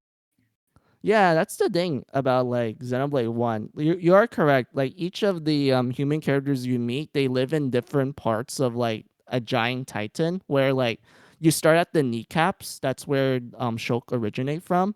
And as you're moving upwards, you do meet like other people that are like, "Oh, I live in the armpit of the titan." It's like really musky there, so it's like a giant rainforest. And then there's like other people that are like, "Oh, I live in the back of the titan. We don't really get that much sun, so it's like snowing all the time." and most of the people there are like really pale and whatnot. Like Yeah. there's like different regions to it. There's like actual cultures and such, but for some reason they all talk in British accents, and one of them talks like a Welsh person. Oh my goodness. That's Yeah. so weird. Like you would imagine like Annoyed in they US would that they would have Nintendo their own made a deal to accents.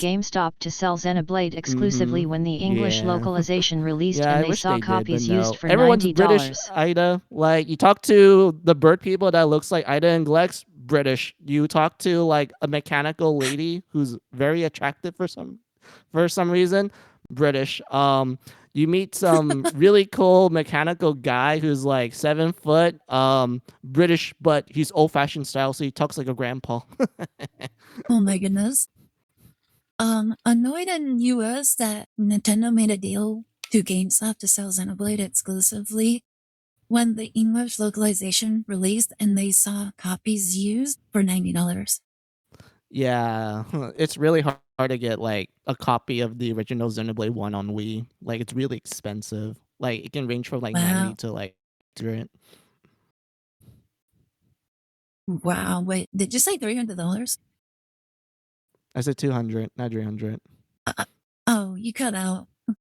So I just heard that. Uh, I heard, and we didn't hear the rest of the word. oh, my bad.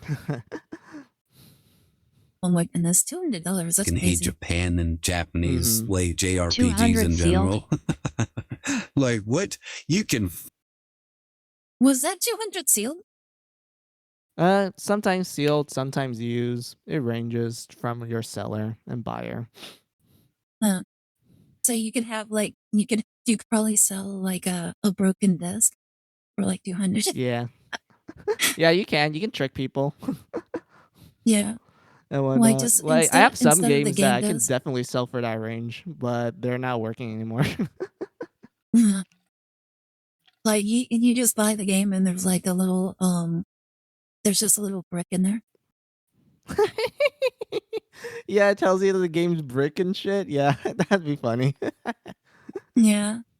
I've actually seen that sort of thing happen where like scam artists will they give you like they're selling you like a TV and then they like pass it along to like the person. The person believes they bought the TV, but like when they like take it out of the box, it's just a bunch of tiles that just fall out of it. Bruh. Bruh. That is the worst feeling, honestly. For real. fucking impregnate all the girls. Insanity. The absolute just gonna be. Wait, what happened? Oh, Wait, what fuck yeah, I happened? want to do it. Wait, what did he say? Yeah, yeah, the only people that aren't praising the Xenoblade games are the people that fucking hate Japan and Japanese like JRPGs in general. Like what? You can fucking impregnate all the girls?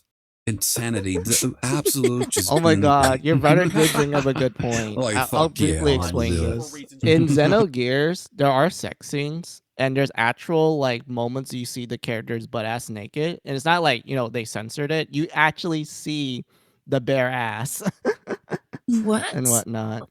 Yeah, Oh my and goodness. whatnot. Like the ending sequence literally have like you see like both guy and girls like just out in the nude, like straight up naked. They're like ain't nothing Oh my covering them. goodness. And whatnot. And then for Xeno Saga, there is a lot of like usage of sexuality, especially when it comes to like portraying certain sexual acts and whatnot. But I wouldn't say they go full on to the sex part. There are like moments of intimacy, and there is like one flashback in episode 3 of Xeno Saga where it's like a person's honeymoon and they just recently finished doing the the honeymoon night and such, and they're just kind of like taking a break from it and looking at the stars and shit, and you can tell that they're naked, but they kind of cover themselves a little bit, but you can still see their bare ass and whatnot. Oh my goodness.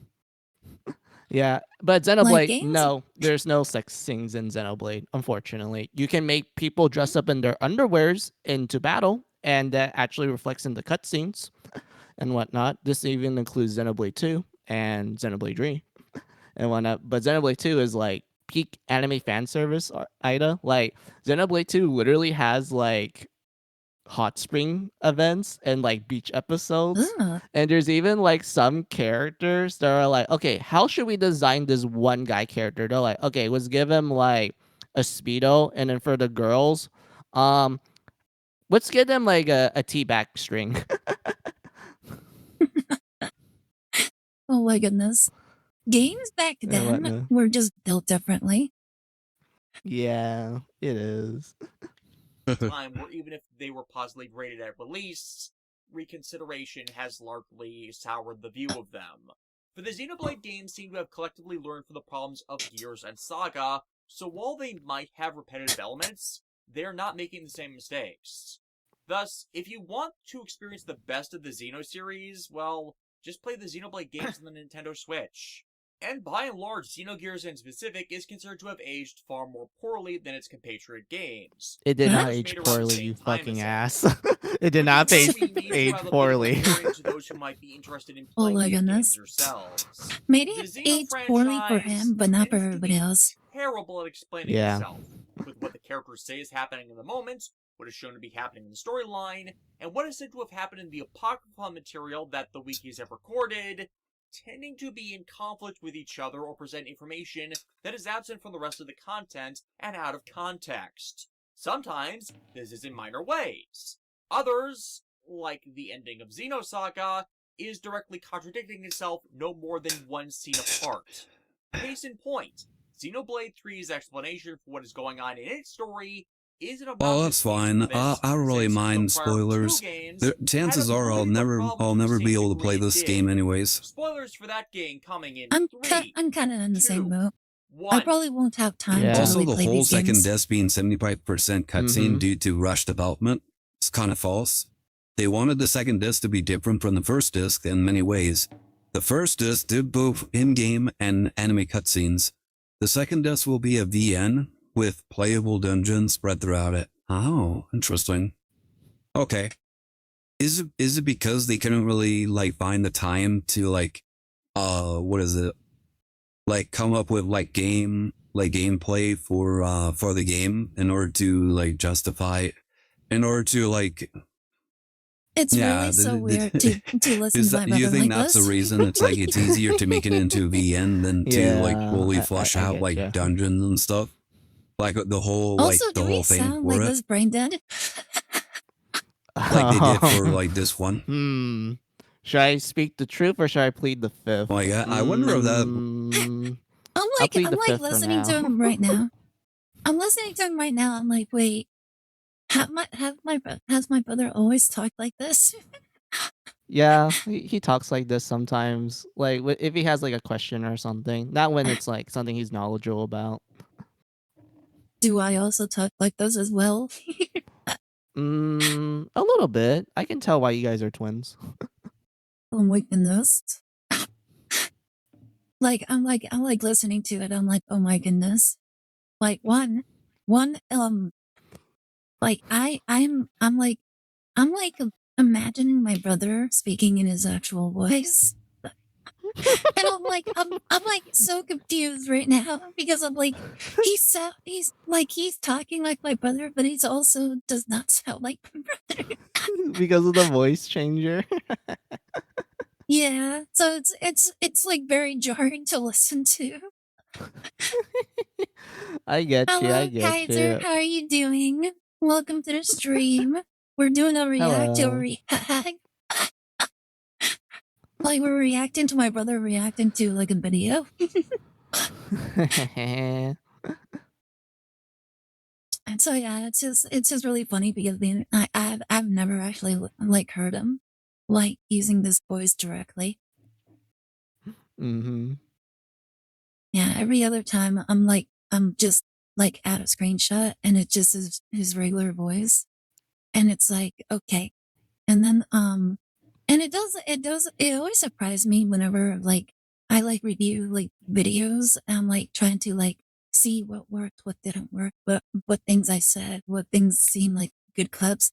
And then it's like, wow, this is what I sound like, or this is what my brother sounds like. So weird. Yeah. That would make a lot of sense. It's like it's easier to animate it than to like program everything for it. Mm-hmm. I'm doing well. That's good to hear. Make it be able to produce a little bit faster. I don't know. Well, it makes sense if that was the case. And no, I will not provide the context that actually explains what that was all about, as that's what the game story should have been doing. Wait, did in he skip that it? scene for those not previously Yeah. aware. Every Oh single my goodness. Xeno game is like this to some extent. Every single one. Xenoblade 2, of the lot of them suffering from this the least. They unnecessarily complicate a simple-to-explain event with their excessive use of purple prose. That as consequence causes something that should be providing a simple answer to instead generate a whole bunch of new questions due to Honestly, how the the prose moment he makes said that, I unclear immediately the went like, this details guy did they not were understand a supposed lick of to what happens in the clarify. games. And Like, in he did turn, not actually Xenogears' understood it. expression What's he talking about? He's talking about like an event that occurred that was shown in Xenoblade 1, but it goes into more detail in Xenoblade 2 and 3 to kind of like show like the after effects of what happened in that event that led to the creation of those 3 games. But the way how the guy's like explaining it and how he's like, oh, Xenoblade 2 suffers from the least of these things because of how the developers explain it. I'm like, this guy did not actually understood the story if he was confused, because they literally explain it in such a way that even a kindergartner can understand it. It's very simplistic. Huh. Maybe he was like trying to speedrun it. Probably. maybe he's like one of those players where like after a while he just stops like really paying attention to like the story, and he's just like, oh my goodness, let me get to the gameplay. Yeah, I think that's the case, because he will like later on in the video he will kind of be bitching about like Xenogears and like how it tells information and such, and I'm like, bruh, they did not do this in the game. of that is the game is It's not the most weird thing in the Xeno games, I know, but it's still really funny. Text and dialogue than the game needs to in order to deliver information that much simpler words would have conveyed better.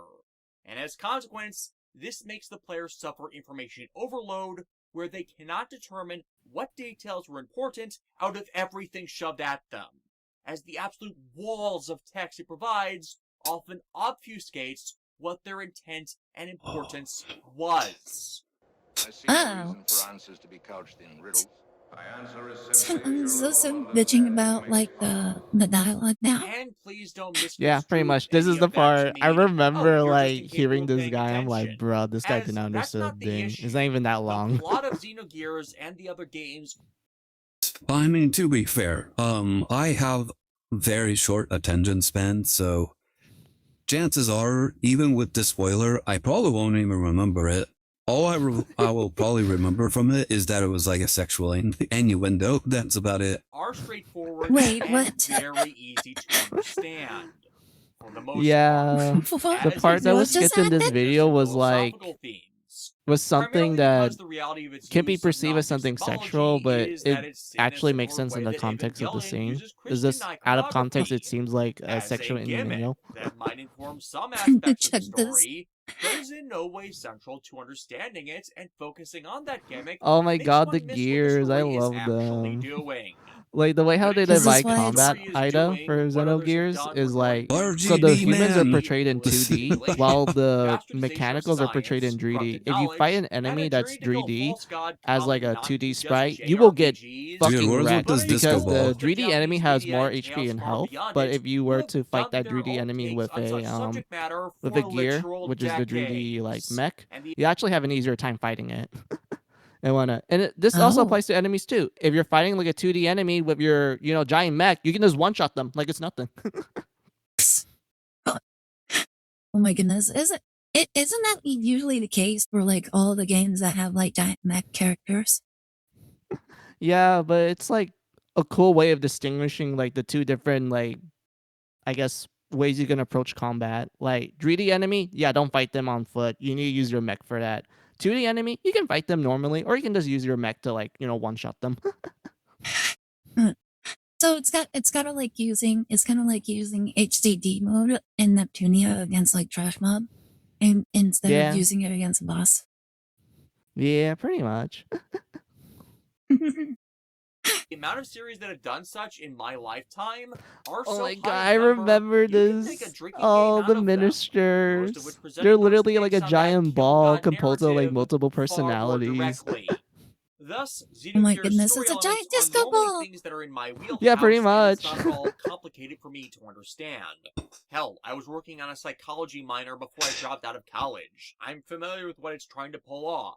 And other series... Oh, that makes sense. He dropped out. Everything makes sense now.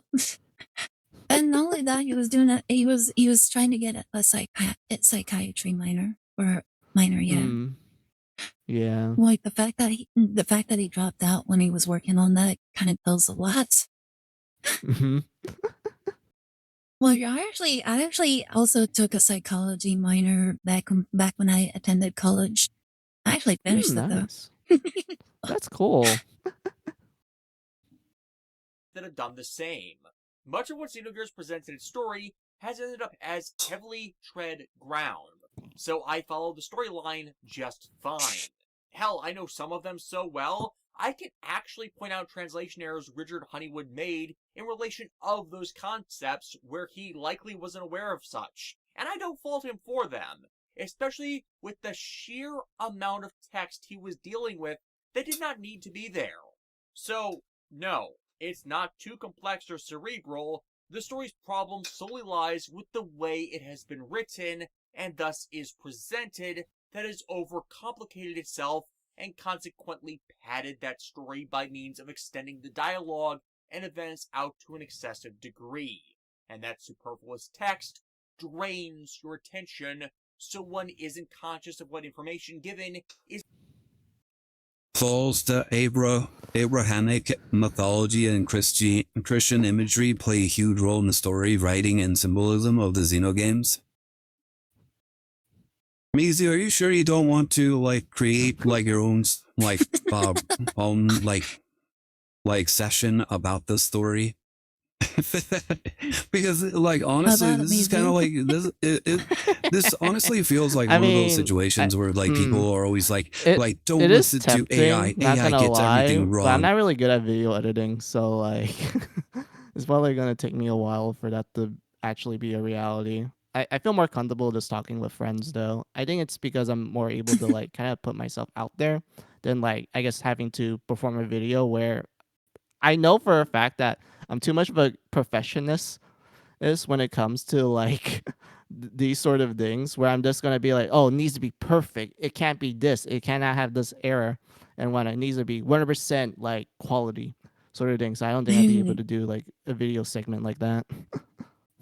That makes sense. Yeah.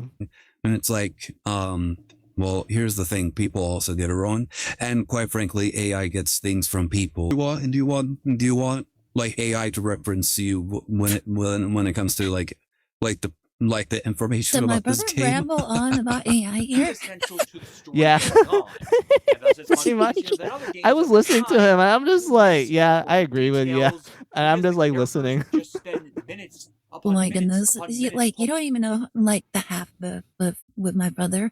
Like, usually whenever he sees, like, any sort of comment, he has to go on some sort of, like, rant about it, like, to me. And he usually Bruh. does it all the time, too. Like, he would just be surfing on the internet, somebody says some random thing about AI, and then he just starts, like, doing his own commentary at me. Like, I'm the one that, like, offended him. And here and I'm like, I'm just sitting like at the table, just like sipping my cup of water, just listening. And I'm like, mhm, mhm, Bruh, I feel bad for you. I feel like that was me with my siblings too. Whenever it's like a topic that I know about, like I can tell by my siblings' face, they're like, "I guess we had to be here for like the next hour or two." On the bright side, since AI is such a huge topic, like whatever he tells me, it's like things I can just now repeat, and and in order to avoid any sort of like problems, I'm like, that's what my brother said. True. Like you just use your brother as like an excuse sort of thing. Mhm. So people had follow-up questions like, well, what about this thing? And I'm like, ask my brother. Yeah, dude, that's really smart. I should do that. But I don't have an older sibling. I'm the oldest of my siblings. Why you can still push it on to your younger siblings. I mean, yeah, but it's not that convincing though. But yeah, for me, it's like whatever I say, I usually am just repeating whatever it is that my brother like told me. Mm. Talking about entirely superfluous things, which distracts you away from critical, need to know information. As in all that wasted time, You know, Mizu, if you want, you can jump into a voice chat and kind of like clarify all of this. I did, Hey, Glex, you want but to it jump wasn't into with you. voice Sorry, chat dude. and kind of like clarify a lot of the things that he's saying? Because honestly, it's kind of hard for me to follow everything that's happening. they were To be saying honest, it kind of basically is for me as nothing. well. An example of what I'm Yeah. talking about. I guess I'm Whenever kind you of talk glad to I anyone decided to in a actually town, like do you the voice expect to chat have because it some did made kind it of easier for me to interaction with explain them. stuff. That is not the problem. Those NPCs are there to give context and environmental flavor to a town. The problem is, whenever Yeah. you do, they end up having walls and walls of text that is completely unnecessary, even to, say, giving the character you're talking to an actual character, or answering the questions you wanted to give them. So there are times you're not even sure in those information dumps they're Oh, you had to actually pause this. I telling need you to tell you a something funny story about this one. important. This isn't just So that huge wall of text that you saw, they actually did on purpose because the character that the player's talking to, she's actually the scientist character from Chrono Trigger. She actually made a cameo at Oh, the tutorial of the game, which is where you're at right now. And you can talk to her about the giant floating thing, and she pretty much summarized it as like, oh, it's like the safe spot essentially. You just go up to it, touch it, you hear God's like talking, like so you hear God talking to you, and then you save your game. And then she ends up telling you that huge text of a line about what her theory is because she's a scientist character. So of course she's gonna like start speculating and whatnot, doing like hypotheses and such. So like yeah, that's yeah. the reason why she gives you that big wall of text. She's just trying to tell you like, oh, this is my theory about how this thing works. Okay. So it's lore.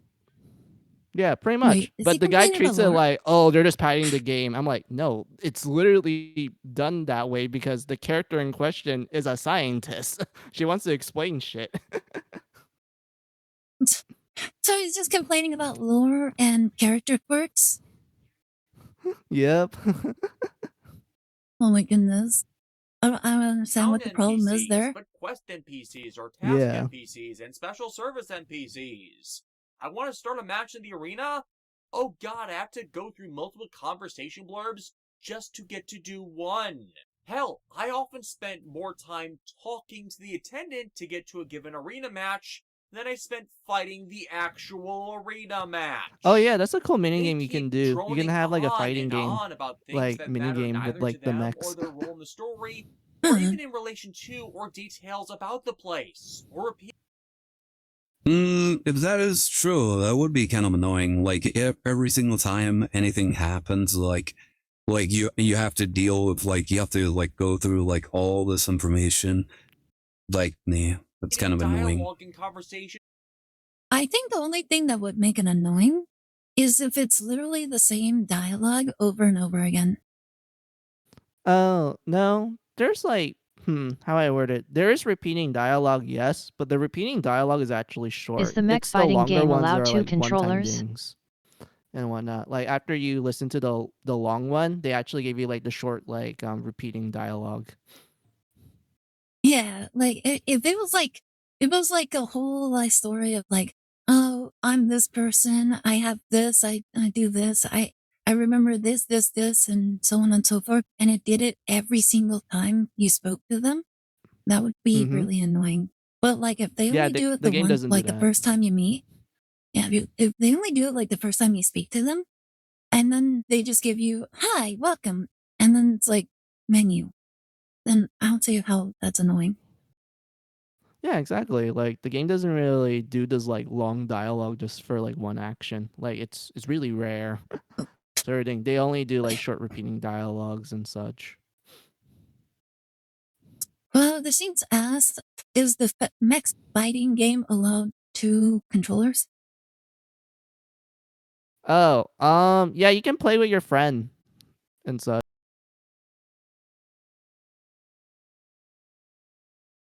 Did appear in the story, but you can't use them in like the actual gameplay. You can only use them in the mini game. And for some reason, these robots are given like actual Hispanic names. For some reason, like they're literally given it, and they're just like, "Yeah, that's the name of this robot. You can have fun with this in the mini game." Like, oh well, here you go. Hello, Gutsy. How are you doing? You having a good day? Welcome to the stream. We're just chatting about Windows Media years. Player. Why this thing? It is a. What is this again? It's movies and video or something. Xenogears strikes you with a. Oh my goodness, wrong one. Wrong one. You showed the wrong one. Yeah, this is the one. And here's the bad thing about it. Here's the bad thing about having a situation like that. It just, you train your players to just skip dialogue. Like if the dialogue is unimportant, uninformative, or just annoying to begin with, then the player will start skipping all sorts of dialogue. In case you're confused, we're doing a react to my brother doing a react to a video on Xenogears. So it's just really funny right now.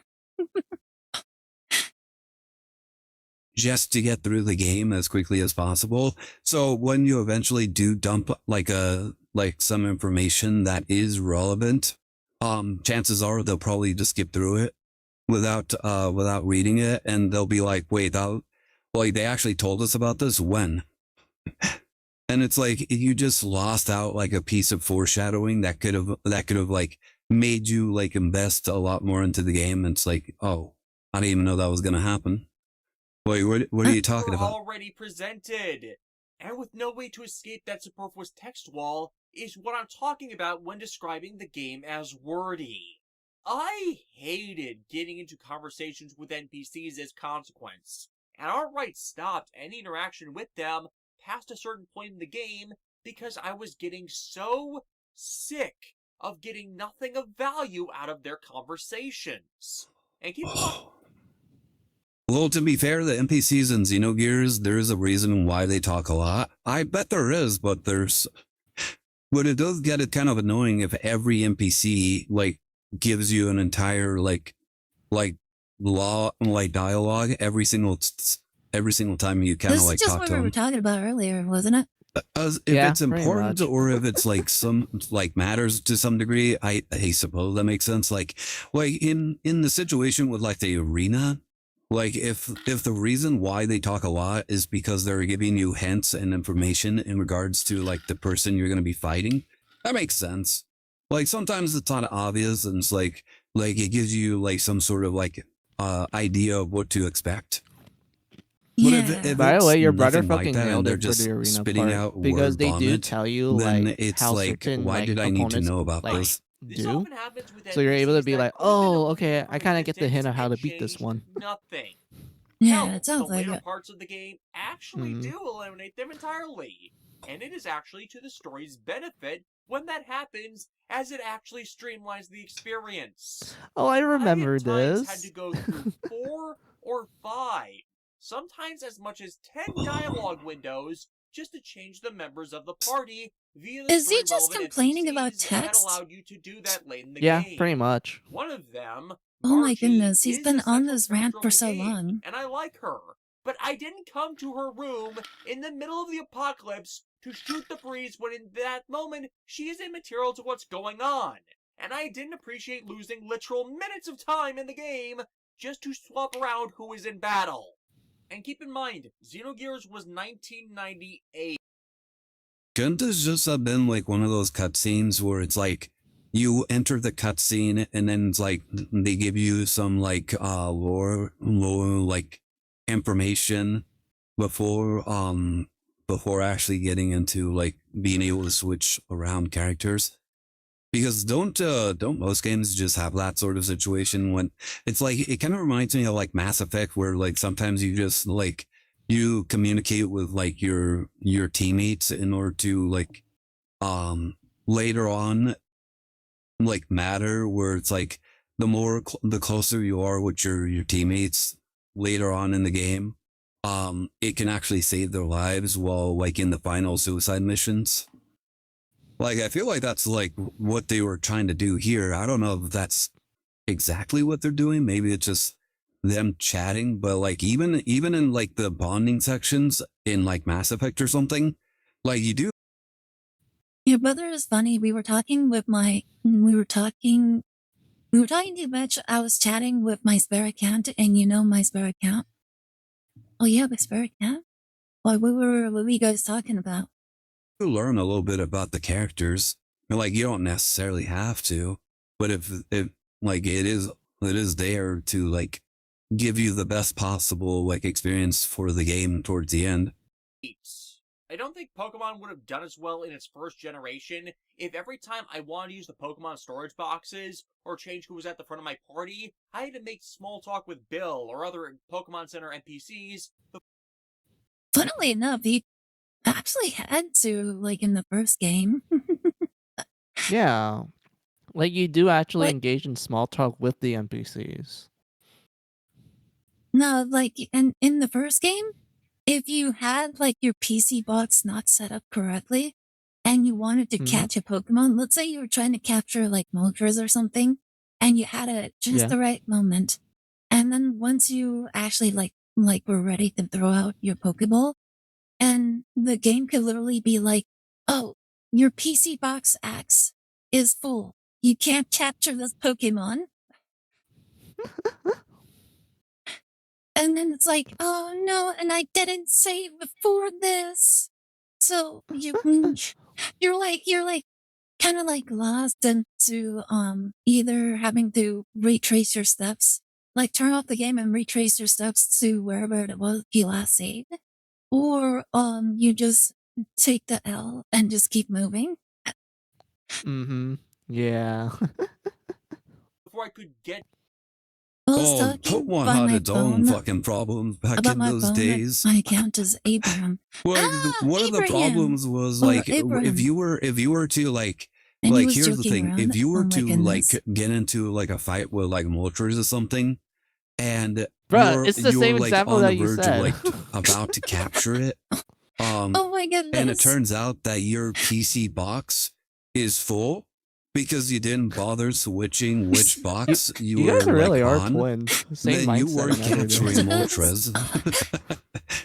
Oh my And goodness, like that the is so only thing you funny. had to do was turn off the game, go back to wherever the fuck you last saved from, and go right back to it. Make sure to Oh my like goodness. switch your PC boxes as well. And that was like We its share the same own pranks. like pain in the ass. Yeah. do. You guys are Now expand that twinsies. same issue to say Oh my goodness, shopping for guys, did you items, know we're or trying to get a twins? lead on a story event where you have to Yeah. talk to every NPC in town before finding the right one. That can take a full fucking hour just because you're having to sit through all of the interim dialogue boxes just to get to a minigame that you're done with inside of 5 minutes. Or By the You way, know what he was this reminds me exaggerating of? about This that. It reminds does me not of take an Sonic hour at the all, Hedgehog. let alone Like the that long. It's literally like a minute or two. Maybe he has PTSD and he's over dramatizing it. Sonic Yeah. 2010 was it? Like that the Sonic the Hedgehog game? Dude, that was a Oh my bitch. goodness, the I Sonic the never Hedgehog finished that game? game My because brother hates that the game. loading screens fucking ruined it for Really? me. I honestly think he's being over dramatic. That did not happen in the game. Oh, Yeah, my brother my brother absolutely despises that game. He actually got so frustrated where he almost broke the Xbox 360 over it. Bruh. I don't blame you. Sonic 06 sucked. Yeah, he like when he first got the game, he was super excited and he actually enjoyed it. Well, once the loading screens started like being like super oppressive, he absolutely just started losing his mind. I see. It was saying some funny dad jokes, and I do the same. Oh my goodness, the dad jokes. Like I'll be honest, my brother doesn't really know that many jokes. Like usually, whenever he tells a joke, it's usually some sort of reference. For sure. But yeah, I'm glad you were having fun with them. Oh, is that right? Huh. Maybe, yeah, maybe he is being over dramatic. I have no idea. I've never played it. But Yeah, yeah, I've never like played it, so I have no even idea if it how wasn't, overdramatic he's being. like to me, like the He told me freaking that. the He's being freaking super drama loading queen. screens I'm not was joking. enough. Sonic Like the fact that he has not like stopped talking about the text to this point, like it's already been like what, like 5 or so minutes of him ranting about it. Really just goes to show how much he really hated like the reading and everything. Maybe he just really hates reading. Yeah. 06 or the 2010 one. Isn't that like almost every I gamer want to say nowadays? 06. I Pretty honestly don't much. remember which one it was. Like it was literally the one that had just said Sonic the Hedgehog, and it was for like the Xbox, I think PlayStation, maybe Nintendo. Maybe Nintendo. But yeah, like that was the one where it's like you're playing Sonic, Shadow, and Silver the Honey. Hedgehog, and you're like, Yeah, it's the that's- one that's it's the one 06. with the fanfic girl where he kisses like a human girl, or the human girl kisses him to bring them back to life or Yeah. some shit like that. I remember that the human girl kisses him. He was dead on the fucking like altar That's and 06. whatnot. She Okay, kisses I was him, and then wondering, I it was just like, reversed time was for it some 06 reason. It or was like a Disney 2010? movie. I don't remember. And their relationships. There where you you're go. just bombarded For with some text reason, and my small talk my conversations my that mean tracking nothing to actually what's going stopped on working. over and over and over again. Oh, to the point damn. Your eyes glaze over because none of that Yeah, my text tracking is stopped relevant Low working to released for a on second. I don't know what 360 happened. and PS3. Oh, okay. See where Oh, weird. But to be honest, he's so creative. He's so creative. He creates some really funny jokes. He created some jokes. What? My brother creating jokes? How is that possible? Yeah, like hearing what your siblings is like from another like person's perspective versus how you know him, you're like, what do you mean? That's not my brother. Oh my goodness. It's just really funny. It's like we were really bad at jokes. Like back when we were younger, this was like something really cringe from when we were younger. When we were younger, my brother literally told like the most like plain do nothing jokes ever. Like here's like a thing. Like I remember like sometimes when we were like in car rides, he would just be staring out the window, and he would just turn to me and he'd be like, "What did the rock say to the tree?" And I'm like, "What?" And I forget what the punchline was, but I'm like, "What?" Bro. But yeah, like they never made any sort of sense. I'm like, yeah. And he would even bother everybody with those kind of jokes. It just he would just see whatever it is that was outside, and then he would just say like, what did this say to this? And then he would just say something else. Mm-hmm. Oh my Yeah. god, that kind of reminds me of some of the cringy jokes I did in high school as well. I guess I don't mind like sharing this one. Do you know that girls have 4 eyes? Oh my goodness. Like, no, I didn't know. Yeah, so they have 2 eyes on the head and then 2 on their chest. It's Oh like my supposed to be a goodness. reference to like, oh, my eyes are up here. Oh my goodness. I've never heard that one, I'll be honest. I was Yeah, thinking that I was kind of gonna made be that the up. punchline. I was thinking that was gonna be that punchline. I'm like, no, Mizu isn't. Maybe there's more to it than that. Nah, it's a simple punchline. I'm like, yeah, I know. I'm gonna do that. Everyone makes that joke sometimes, especially in movies. They're like, oh, my eyes are up here. They're like, oh, sorry. What do you call a man that lost his car? I don't know. there is an issue. They could have said the same thing, but involved Carlos? far less text. Oh, okay. Carlando. Oh.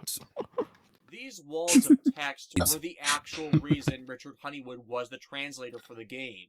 Him calling the work on it the Project from Hell.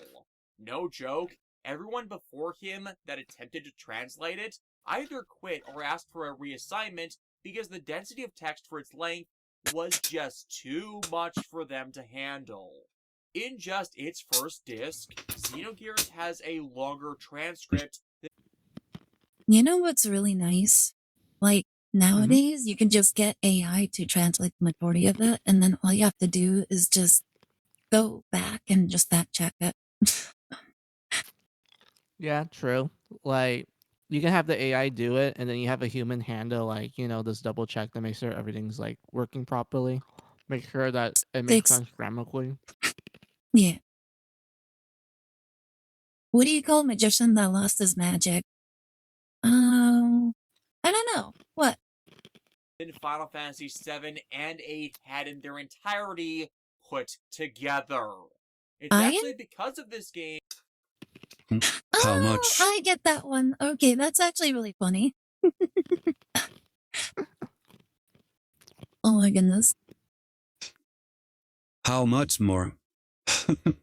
Like, I don't even think that's really that big of a deal. If the story is good, then I don't really care. Who cares? That Honeywood ended up designing and programming translation assistance software to help speed up I'm kind of like in the opposite boat where it's like I want more story. Yeah. Yeah, I can agree with that. I do enjoy like story-driven games that don't really have a lot of gameplay to it. I do find those like enjoyable every now and then. Although I like playing more Oh, often. But I yeah, meant I get I what you meant mean. in general.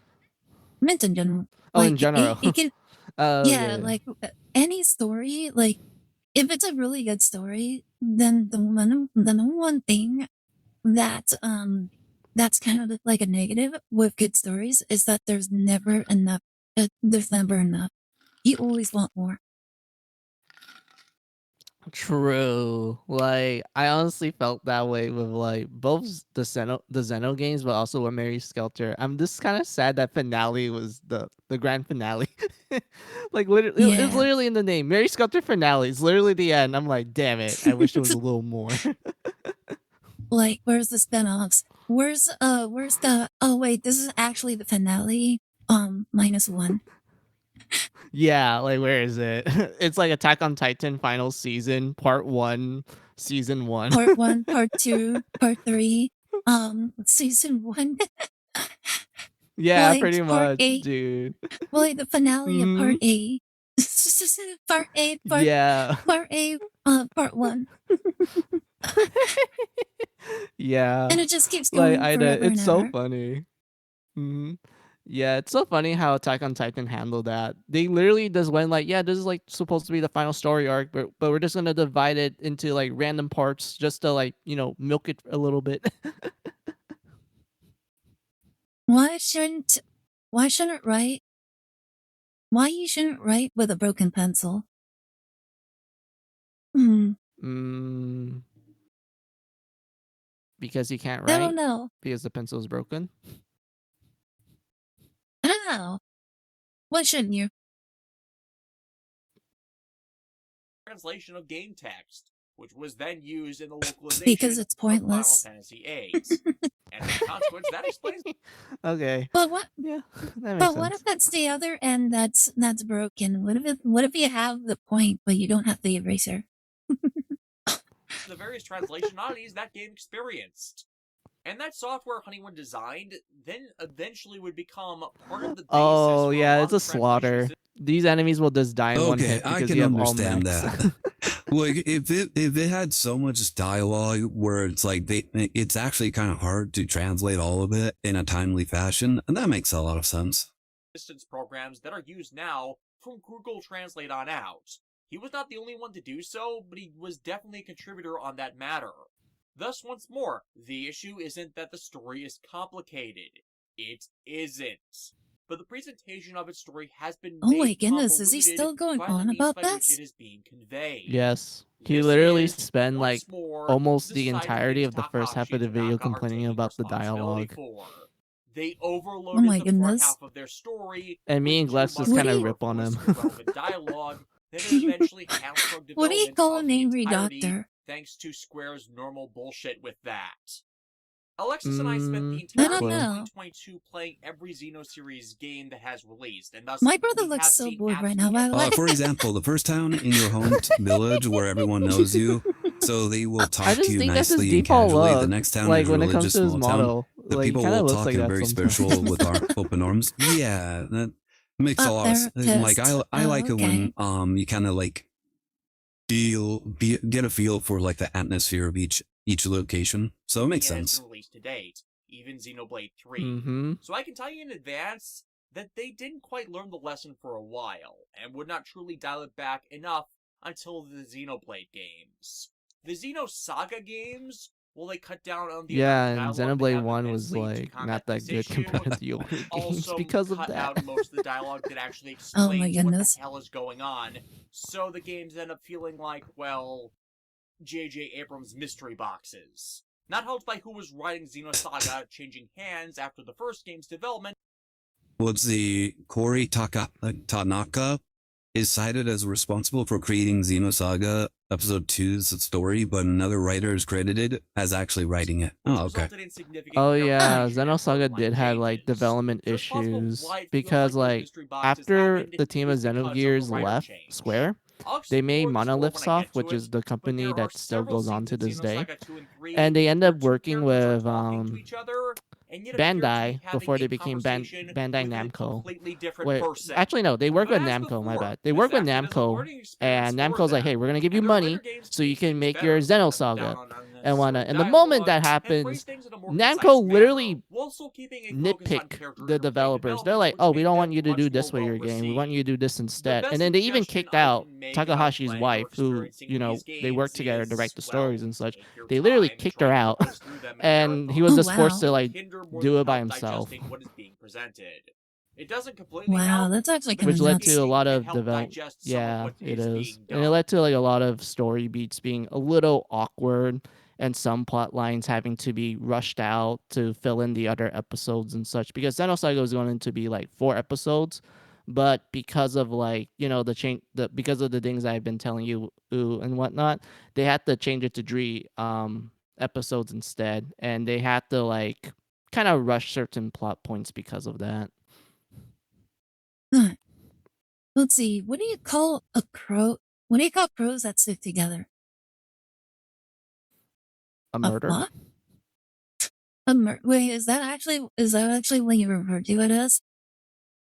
Yeah, a group of crows is a murder. Oh, I didn't know that. Oh, Velcro. Yeah, Oh. Velcro. I get the pun, but in real life, Yeah, I get yes, it a group too. of crows is called murder.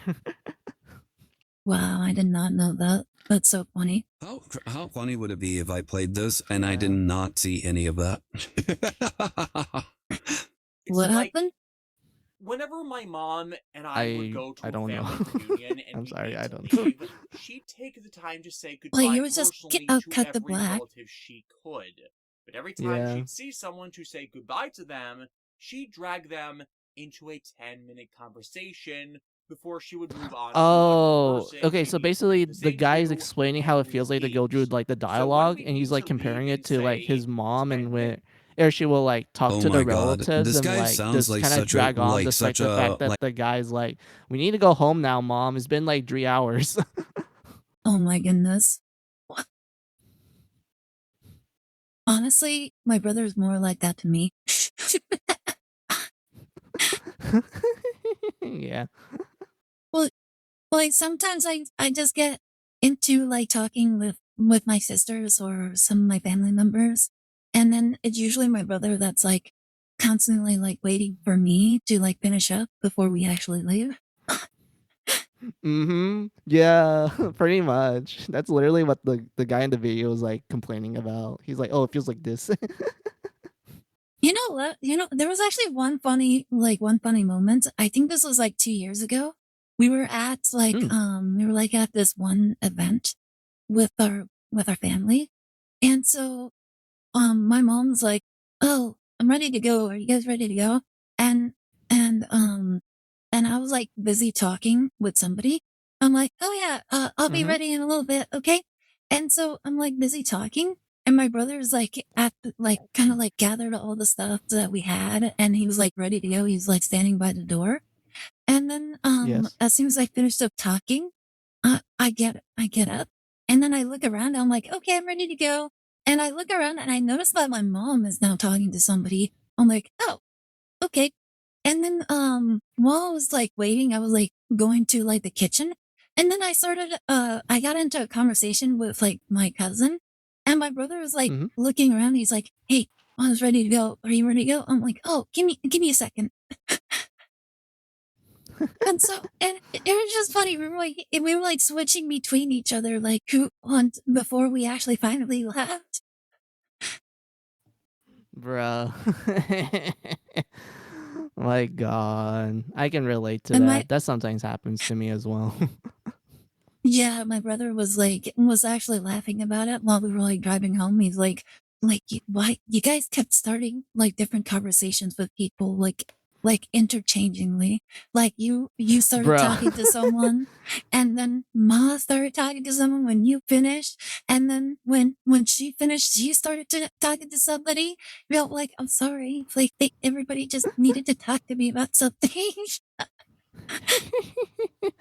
Bro, that's literally me and my friends. Like, whenever I interact with them, they end up interacting with the other friend, and then that friend interacts with me, and just becomes like this giant, like Ouroboros, essentially. This giant, like snake eating his own tail, but it's with like a bunch of guys talking about the most random shit in the world.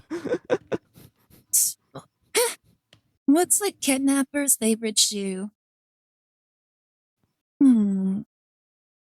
Sneakers? Oh, you Or know was it what? Skechers? I think sneakers would be probably the best answer. Oh. White Vans. Oh my goodness. White Vans. Oh, wait, Vans Oh is a my. brand. I forgot. Yeah, I actually forgot as well. Well, I actually forgot, but oh my goodness, that is actually really good. Like Mm-hmm. like a closet nerd. Dude, that sounds like a closet nerd. It's like let's say like the mom wasn't even taking like 10 minutes. He's just being super over dramatic. It's like, oh my god, I just want to go home. I didn't even want to be here. Okay. Like I just showed up because I just wanted That's like literally me you in told every me like I had to come. family like event. Or I just like just because it's a Here's the funny thing. My brother is actually like that as well, but like he actually sucks it up. Like he genuinely sucks it up Yeah, because yeah. he's like, okay, my older sister's asking me to participate in this. I'm just going to participate, even if I don't want to. Yeah. I do the same as Like he, well, except I usually find like a little corner and just like being on my phone or like just play something. yeah, like he never really complains about it. If anything, he's become like over the years, he's become very patient. Honestly, like That's good. you would never guess it based on how he plays his card games, but he's become very patient. Yeah, I mean that's good that he's able to be patient in real life. Patience is a virtue after all. Yeah. What matters is the participation trophy. Hi, Great Parrot. How's it going? That is pretty true.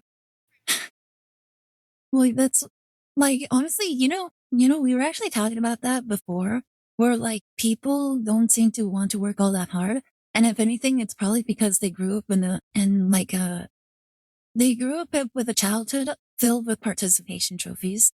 Like Yeah, as long as you participate, you feel like you should be rewarded. bro. I honestly don't really like that sort of stuff, to be honest with you, because I feel like it would make one person just lazy and not put too much effort into to their craft and work if they're just like, oh, I want to get rewarded just for just being there once and that's it. Like that should be enough, yeah, for me to get first place. Yeah. Any joke you guys have? Not off the top of my head, to be honest. Did I ever told you guys the snowman joke? I don't think so. What's a snowman joke? Okay, so what makes a snowman different from a snow woman? The carrot? Mizu Snowballs. have a lot of weeb jokes. Oh my goodness. Oh my goodness. Yeah, I got that joke from like a horror movie called Jack Frost, where it's about like a killer snowman, and there was like a scene in the start of the movie where there's this like goofy guy just like telling random jokes with like one of the main characters like kids. Like he gets along with the little boy and such. He's like, "Oh hey, let me tell you like a funny joke like I always do when we hang out." And the little boy's like, "Okay, sure. What's the joke?" And then he tells you the snowball joke that I just told you. Oh my goodness. Oh, I actually have one that my sister told me. Hold up. Why did the tamale go to the hospital? Why? Tamalito. So, translation, tamalito, it basically, it's like in the literal form in Spanish is, it's small tamale. But like in Spanish, tamalito means it wasn't feeling good. Okay, I get it now. Yeah. Está malito is sick. Yeah. I have one. Okay. Family thing. Well, guys, like, dude, if this is this guy, that would be fucking hilarious. Like, because here's the thing, I'm kind of like that as well, but like I don't really mind if my mom does it, and quite frankly, it's usually not that long.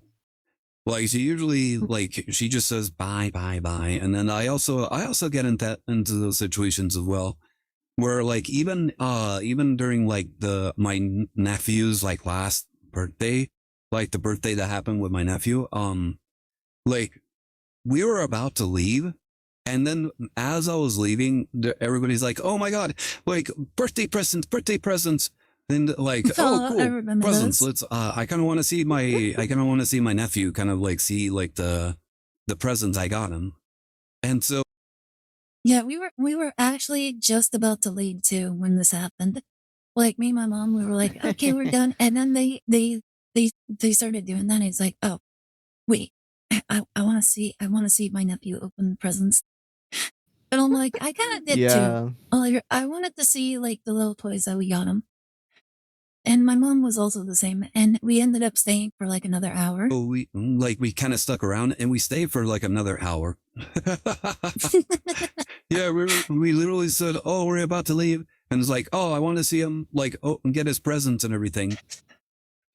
And then like hour later, like, "Okay, now we're going. Bye." Minutes to actually get back home in a decent time, Wow. which was usually a 6-hour drive. She'd take 6 hours to say goodbye to everyone, and we'd end up getting home at My friend David lost his ID. Now he's just Dave. Oh. Bro. 3. Okay, yeah, he's definitely over dramatic. He's definitely over dramatic. There's no way. Yeah, Also, maybe that this guy. freeze frame. That freeze frame. Look at him. Like you know what that reminds me of? It reminds me of that one Like- meme of like that one screaming SJW when Trump was Oh announced as yeah. president. It's like Yeah. Just extremely Yeah, I know what you're impatient. talking about. I know a lot of gamers are just super impatient. I'm 100% certain this guy is just impatient. in the goddamn morning. And she'd always blame me for it because I didn't get her to leave early enough. Even though at the same time she was saying her Mhm. goodbyes, It's always your I'd fault, be tugging by at the her way. shirt sleeve, reminding her we need to go Bruh, and to keep her no, farewell short. no. And everyone at the reunion, including my mom, Always remember this: if you complain about it, it's usually your fault. Yeah, that's mom logic. would treat Oh my god. You know what really frustrates me about that? You know what really frustrates me about like his little tendency of like pulling on her shirt? You know what really pisses me off about that? Oh wait, What really pisses me off about gonna that say it? is that Let's say I it. used to fucking do that. Yeah, I did. Well, I like when I was younger, when My brother actually did this to everybody. Like he didn't pull on any like shirts or sleeves or anything. He actually did this thing where like he poked you on the shoulder. Like it got Yeah. to the point.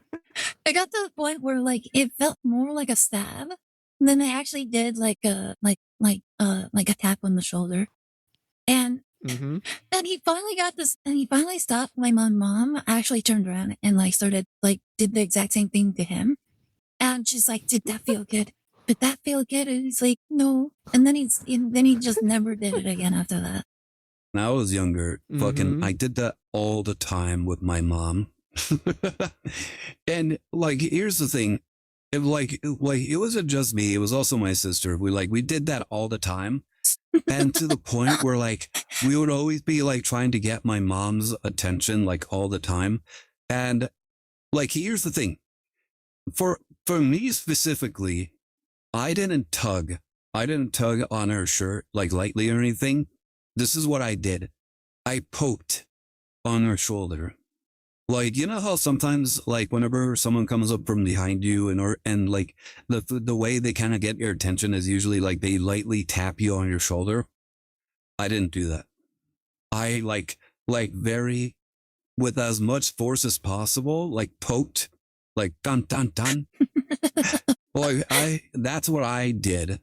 And it got to the point where it pissed off my mom so badly. She like turned to me and she's like, stop doing that. And then she actually like poked me with the same force that I did. She's like, like, that's what you're doing. And I'm like, I didn't know. So now my I don't really goodness. do that. That's I like legitimately how it was. nowadays I usually just remain quiet until the person like eventually stops talking, and then I try to talk and try to get their attention. But yeah, that kind of like stuck with me for like years. Like that was like when I was like little bird. So yeah, that's what really kind of irritates me. Yeah, that genuinely happened. Like he does like I think it was like around like high school. He went full on like that. About this Bruh. because of like that's what I used to kind of do. me as a brat for doing the task I was assigned to in trying to get us the fuck out of there. This game, with its superfluous dialogue, recreates that exact caustic experience for me.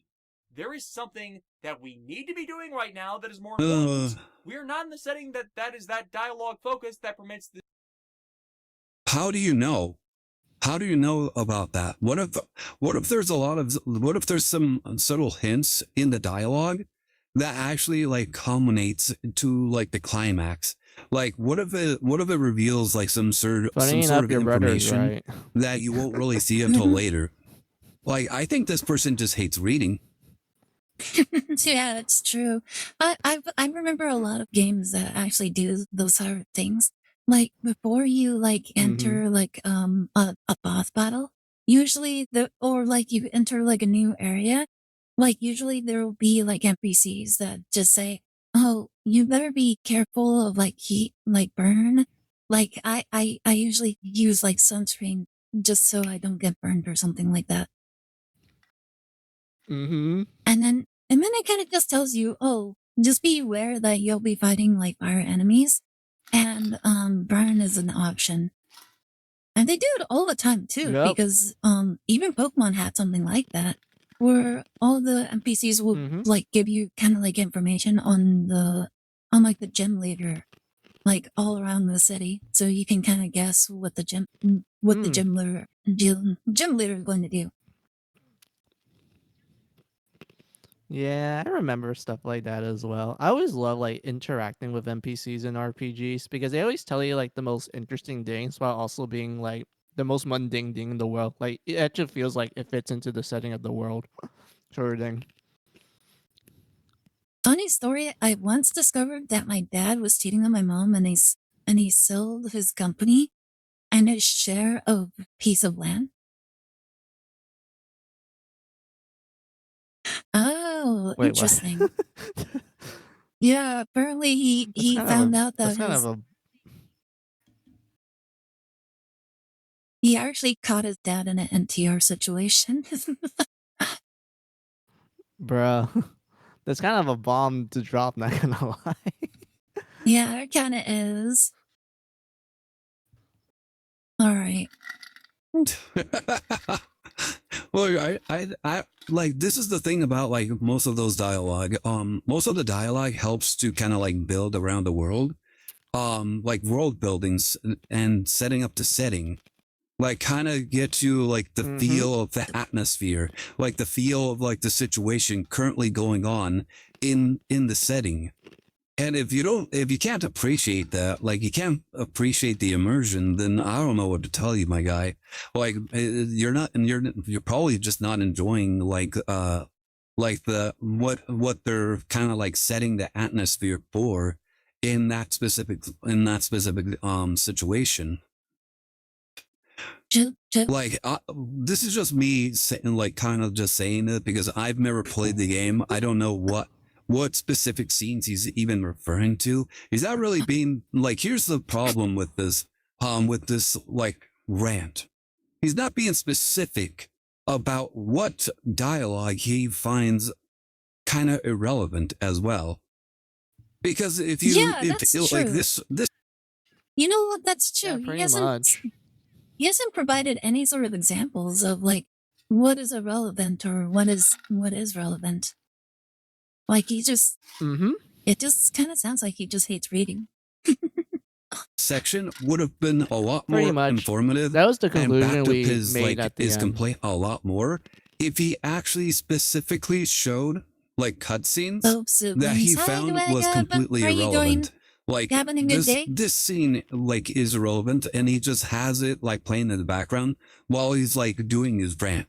But he's not doing that, so I don't even understand what exactly he's even like complaining about. If you showed that, I would be like, okay, yeah, that does sound kind of pointless, you know? Like, why is that even there? It's like, you know? Well, like if he showed something like that and it's like specifically detailing like specific Just in case anybody is confused, this is a reaction of my brother reacting to another thing. situations, like talking about like doing character development, character building, showing like how this character went from being like this bratty little kid to being kind of like understanding like the consequences of some sort of action he did. Goodness. And then like later on it shows him kind of being a little bit more wary or, oh my goodness, or like another one. kind of like a little bit hesitant about doing certain situations. Like, oh, I thought you both were streaming at the same time. Oh my goodness, you tricked me. Yeah. Yeah, actually, Yeah, sorry I actually about that, set up, chat. Both siblings can't be here. Yeah, like we don't have like the equipment in order to do that. But yeah, I set up like the table and everything to kind of look like we were both hidden here. And then later on he feels a little bit more confident about his ideas and how he like presents himself and so on. Like that sort of evolution does help with like story progression and character building. Maybe one of these days. I'll Right definitely now, we like really once can't. again, like if he's not showing it, then I think he's just being over dramatic. I'll definitely pay Like top it's dollar just for like that. Mizu said it. I think he's just being over dramatic about like his experience. Maybe to me, I like maybe.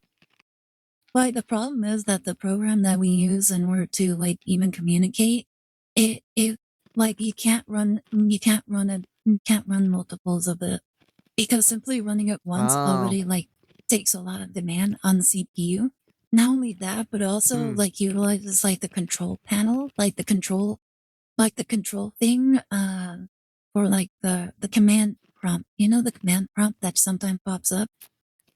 Yeah. Yeah, it utilizes that, and you can only have one program connected to it for in order for it to be active. Ah, I see. So yeah, we literally can't share one PC for it. We would have to get another PC for it, and it can't be just any regular PC. It has to be actually be as good as the one that we're on right now. Bro, that's gonna be a lot. Like, damn. Yep. You just don't like waiting. I think so too. Like, I love the towns in Xenogear. They feel so different from each other, social and cultural wise. Yeah, that's also a good thing. Like, if like one country, if once, like, would you feel very like unimmersed if you go to one town, which is kind of like a rural town? It's very small. Everybody kind of knows each other. Like, kind of feel, and then like they have the same sort of dialogue blurb, like hi customer, how are you doing? And then you go to another like a cityscape where you feel like nobody's kind of like connecting to each other, everybody's kind of distant, everybody's doing their own thing.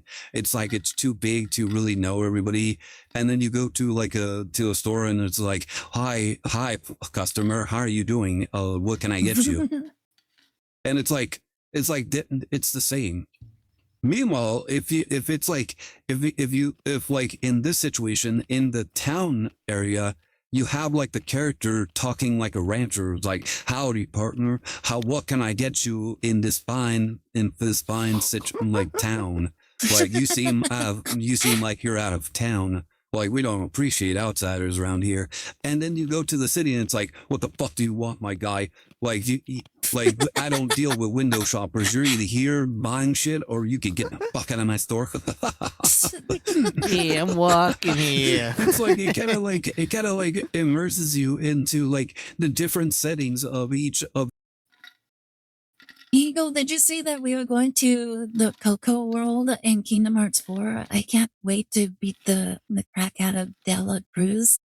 I actually saw that. I don't know if that's a good one. Unfortunately, I have to go to the restroom real fast, so I'll be right back, okay? I drink so much water. Yeah, no worries. Take your time. I'll be back.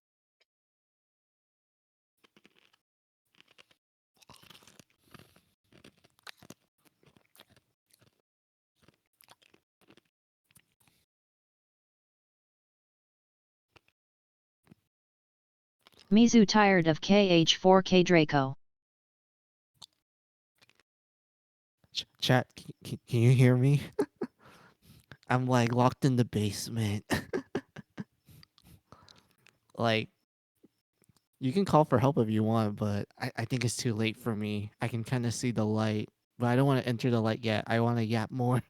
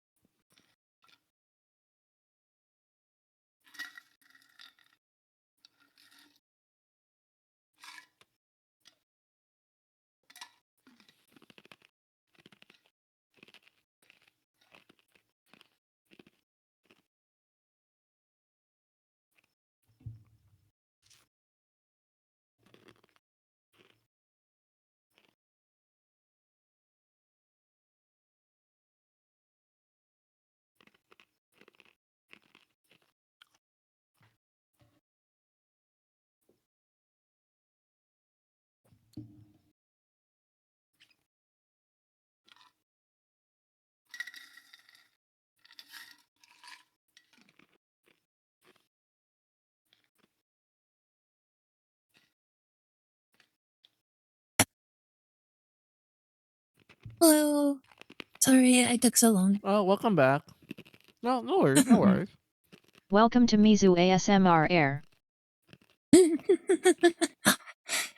Why? Yeah, everybody's just listening to you chew your food. Oh, I'm not chewing food. I'm like chewing ice. Oh, ice chewing ASMR. That's always a good one. Yeah. Yeah, I was like drinking like a cold drink while we were like talking and such, and then I just ran out of it, so I went like, might as well just stuff some of the ice in my mouth and start chewing. Oh my goodness.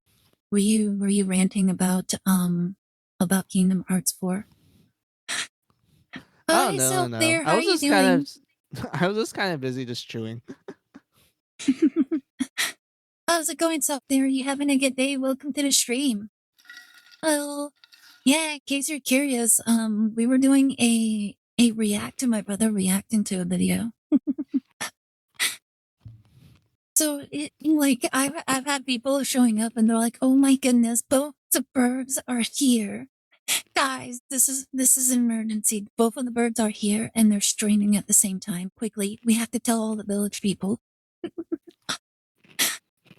Yeah. React on react meta. Yeah, reacting to reacting of the reacting. The only thing that my brother needs to do now is react to his react to this. Each place and kind of like it gives you an idea Luckily, of we're like almost done with this. each character's their own character instead of being the same copy pasta dialogue that you would hear. Like I kind of enjoy that. It actually is kind of fun. It makes you feel like you're part of the universe. To be okay, and someone talking our ear off is actively preventing us from getting to what we need to or should be doing. No matter how good the story Why is, does it say you're on that is Ace draining Attorney playthrough? and an Does it still understandable say source of that? frustration, which is just made worse in my case. Let me look. Oh, No, because it's the whole thing with just my chatting. mom made that into one Yeah, of the my category is neurotic just chatting, pet but yeah, I peeves. really should have changed the title at the very That's least. nice. I don't really care about your pet peeves in a Fun one. review, though. Like, why would I care about your pet peeve? Maybe it. Yeah, because we were playing the Great Ace Attorney investigate Chronicles, and I kind of finished it up for the day so we can do this. But yeah, I should have Yeah, changed the we've title. been like Or yapping probably for like literal hours. yeah. I think we like paused at like After the Glex one, first do the IGN section and then open the Kevin video within 13 folder. I don't think we can because it's already like super late for me. Yeah, we'll finish this and we'll do the IGN one and we'll call it a day like that. Yeah, it's already super late, Yeah. unfortunately for me. So oh, there's only like 37 seconds on this one, so yeah, we'll just finish this up, finish the IGN one, and I'll have to call it a day because it's super late. Yeah, no worries. Not my Yeah, pet it's like peeve. getting late for me too. Like that's one of the things that you have to take into account about like reviews. You have to take yourself out and focus more on the content, which he's not really doing. He's putting too much of his own personal feelings into this The Kevin review. one is short, like 1 minute. And quite frankly, like I said, why should I care about your pet peeves when it's not my pet peeves? Well, I focus more on the aspect of the story. Like it's fine that you think it's a little too wordy. I just don't care about your pet peeves. Xenogears. My brother. Oh, this is probably the one that he's talking about. Look, it's there. All right, you said to do this one right here first. All right, so this is the IGN one now. Yes, I wonder what they're gonna say. Oh yeah, the whole pet peeve thing. My brother absolutely is so unsympathetic towards other people's like preferences. Like he's actually been getting really fed up with like a lot of things recently. I don't know if you saw it, but like there was actually a video. There was like I think it was like his Sunday stream last week, where he literally kind of like just got frustrated with somebody that showed up to his stream. And then he just like went off on them. I think I was there for like a little bit. I remember like stopping by, but I was just lurking though. Days, yeah, like he actually like I think he was telling me that there was like somebody that showed up, and they were like, oh, why don't you show your face? Why don't you do this? Oh, you're being pussy. And he's like he said that's what Oh he yeah, I guessed. remember. Yeah, he said that's what he guessed. That's what they were saying. Because he was reading it and he's like, he told me that he couldn't even understand what they were saying. hmm And then he just, like, I think I remember hearing him, like, outside his room. From outside his room, he just he just started screaming really loud. And I'm like, what the heck? And even my mom was like, tell your mother to shut up. Oh my goodness. But yeah, he said, like, all I heard was, get the fuck out. So yeah, he was like, Yeah. we actually started talking about like disruptive chatters, and we were like, we need to be extremely unsympathetic.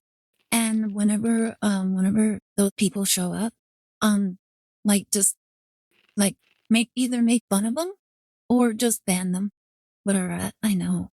Oh, it was Yeah. really funny. He actually like tried to repeat like some of the things that he said to him. I think it was like something like uh something. Oh, what? Why are you so afraid? Something about cancel. I'm like, what? Like, I'm like, and then he showed me like the messages, and I'm like, what is he even trying to say?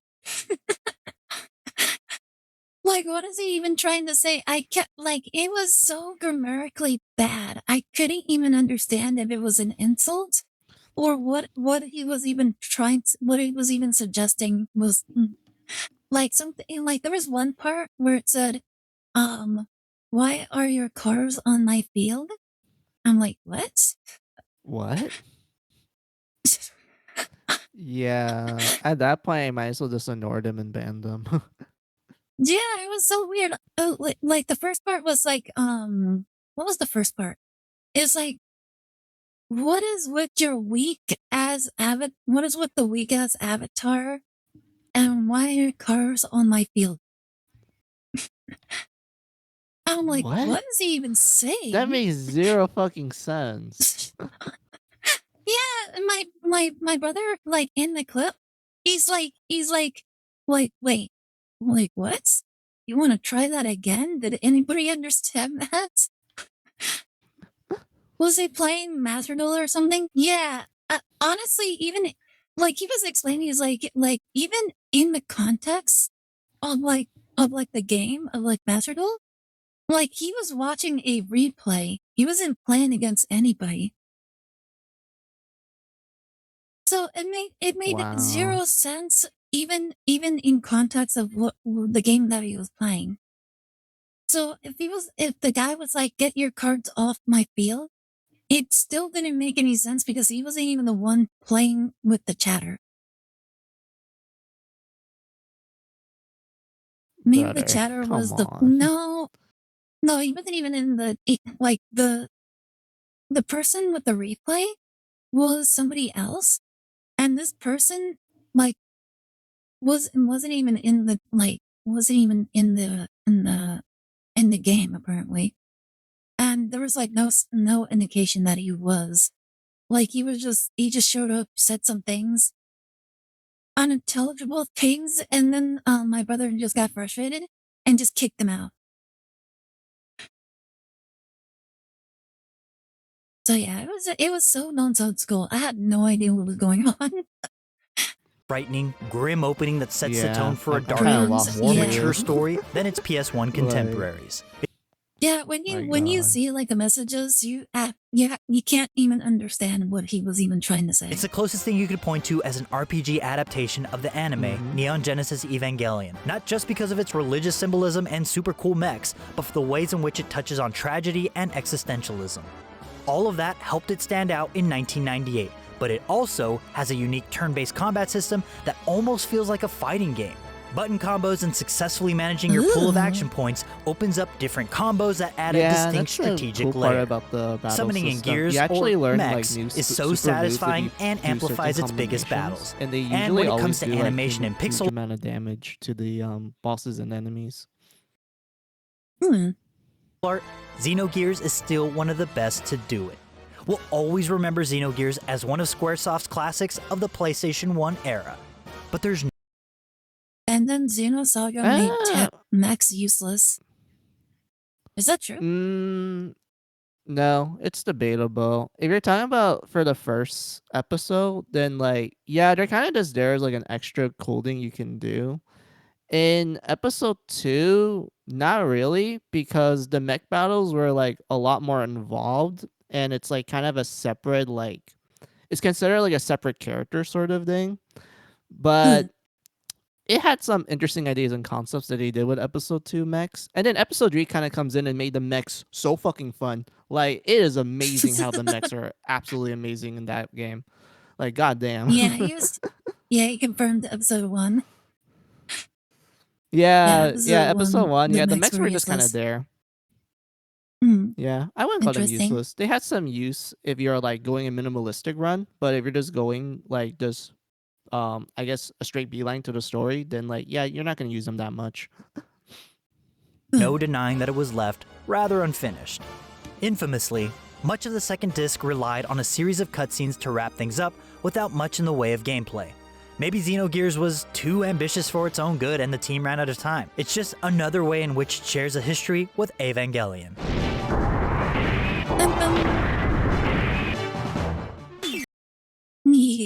Alright, and then to this thing. Xenogears and sitting in a chair name a more iconic duo. Wait, what happened? Yeah. So when it comes to the visual novel segments in this too, they usually portray it as like the characters are sitting on a chair and then they kind of like retell what's on their mind and what's happening in the story and whatnot. It's kind of like you're diving into like their mindset. Like you're actually in their mind and they're just like kind of sitting on a chair, just like kind of explaining things to you, the player, as like, oh yeah, I remember doing this and that today and like this happened and whatnot. Like that's how it kind of how it's like portrayed essentially. It also plays like a really cool like music in the background that kind of feels really dreamy and like it makes you feel like, this don't feel real. But at the interesting. same time, like when I'm looking at it looks like it's real sort of thing. Like it has that weird dreamy aesthetic. Yeah, the entire intro to disc 2 was the MC explaining sitting in a chair, if I remember correctly. Wait, what? It's Hi-Fi both the Rush MC and the other referenced it. party members throughout the game. That's actually really funny. Hi-Fi Rush referenced it. Yeah. Like Hi-Fi Rush does a lot of anime and JRPG references and such, and Xenogears is one of them. Alright, let's see Now what this this is is an about. interesting point right here. And what everyone gets wrong of Xenogears, even the JRPG YouTubers, is when they criticize it, they always talk about, oh, Disc 2, they didn't have the budget to finish the game, and this and that, it turned into a visual novel, oh, it's too confusing. No, honestly, that's probably the better part, because the big problem with Xenogears is it didn't age very well in the fact that traversing through the dungeons and some of the platforming areas where you got to move around and get the camera position right, it just didn't age very well. But as far as the actual story goes, it's one of the most keynote JRPGs you're ever going to get. However, to truly appreciate it, you have to understand religion as well as the philosophers which influence Tetsuya Takahashi, the creator. So for religion, obviously Christianity, Jewish mysticism, as well as Gnosticism. And then for the philosophers, all the influences and everything there, you have Carl Jung, Sigmund Freud, Nietzsche, and so on and so forth. And, that's why when you get to the Xenosaga games, you have, the game is called, like, the Will to Rock, which, the will to power, and thus spoke Zarathustra. And like, the average person doesn't know what any of that shit even means. So, of course, IGN isn't going to know what it means, and so they're going to dwell on the fact Speaking of religion, a reminder that every single cross you see in the OG EVA series is in fact an Ultraman reference. Is that true? I don't remember. It's been a while since I last saw like Neon Genesis Evangelion, so I can't really say too much of it. I've never actually watched it before. Like, I've seen so many people talking about it, but I've never actually watched it. That I see. they didn't have the Well, it's budget an for disc interesting 2, watch. and they missed the whole Like, if point you're of it. into that sort of topic and everything. The only thing I know about Evangelion is that the machine is the main protagonist's mother, and apparently they like do it. Not okay. You got parts of it correct, but parts of it wrong. But I'll just leave it at that. That's all everybody ever tells me about it. Like, it's always about like the main protagonist constantly doing it with his When mom you or watch it, something. I'm watch like, it with the what? classic ADV dub. Bruh. Oh my goodness. Cross references are more likely to be an Ultraman reference because Ultraman being put up on a cross was a core memory for a bunch of kids living in the 70s. Oh. By that logic, you could say the same thing for like Cutie Honey, which is like one of the early Magical Girls. There was like literally a series of episodes where they literally crucify the Magical Girl, and it's just for fun, by the way. They are just like, What? aha, we caught you, Cutie Honey. We're gonna crucify you. We're gonna leave you here, The heck? so you won't like do problems with our plans and such. Oh my goodness. There's so many things that are so crazy in this world. Yeah, Ultraman reference. Though, Let's still agree to though disagree. watch it, it gets confusing at the end. I think a lot of stories get confusing at the end. Which, it's basically It's not that confusing. religion. It's very That's the point of it. simplistic. It's one of the most red-pilled games you'll ever come across, but again, the average normie... Oh my goodness. I don't understand what the pills mean, okay? So when people throw in the word, like the whole red, black, blue, rainbow pills, I don't understand what that means. Yeah, same. I don't understand internet talk anymore. Like, I straight up don't understand it at all. Yeah, I don't know what that means. Like, you throw that in, I'm like, oh Yeah, my goodness, same. they're talking about some sort of political thing, and I don't understand it. Like, all this lingo. Yeah, I kind of chop it up as that too. Like, I remember like seeing like those references, like, what pill do you want? Do you want the green pill that makes you like have the ability to fly? Or do you want the red pill that gives you the ability to just, do like nuke the planet or something? I don't know. And like, that's usually like the first thing that like runs through my mind whenever like people like say like something about pills. I'm like, are they talking about those references about like the choices? And I'm like, I don't know what the pills mean. Probably. And Yeah, I it don't get it confuses me either. further. So yeah, like, what if you're gonna say something, just say the literal meaning of it. I don't know what that means. Yeah. Yeah, I don't get it either. Aren't the I do know like what your chat's saying. It is a reference to the Matrix, like the red and blue pill and such, but I don't know if that's like the true origins of it. I have no idea. I don't even know what the reference could possibly mean. Wait, you So never yeah, watched The Matrix? The movie? I did watch The Matrix, but I can't tell you anything about it because I was so young and we did not pay a single attention to it. Oh, okay. I guess I'll just summarize it then. Basically, there was a scene with the main character with like some other guy who's like, "Hey, what if the world you're living in is actually fake? It's imaginary. So I'm gonna give you two choices." He shows him a red pill that is him accepting the truth, like find the truth and such. While the blue pill Ultra is like 7 this go stay in the crucified matrix in. where Cutie Honey got you just crucified live a in. blissful Therefore, Cutie Honey existence is a reference essentially. to Like you Ultra just don't have 7 any getting knowledge crucified. whatsoever. Checkmate atheist. and whatnot. I That's cannot pretty hear a much single the thing that you just pill said. scene. Oh, my bad. No, it wasn't. It wasn't because of you. So Clear actually used the like the TTS, and it completely like coded everything you just said. So Bro. even after you explained it, I still don't. Bro, I guess fate doesn't want me to explain it to you. You have to figure it out yourself. I also didn't hear what Sophia said because you both were talking at the same time. So I just hearing both of you talk over each other was just like so jarring. Like maybe I'm not destined to know what this is all about. Yeah, we'll just leave it at that. It's fine. Like I think this is a message, and I think we should accept it. Let's see, Ultra 7 go crucified. Cutie Honey got crucified in 1973. Therefore, Cutie Honey is reference to Ultra 7 getting crucified. Checkmate atheist. Okay. Well, I'm not I an don't think- atheist. I'm superstitious, but I'm not religious. Like, if anything, I would say me and my brother were agnostic. I see. The last part is a meme. Oh, okay. Yeah, I know it's a meme, but to correct people, I'm a superstitious person. I'm not religious though. Mhm.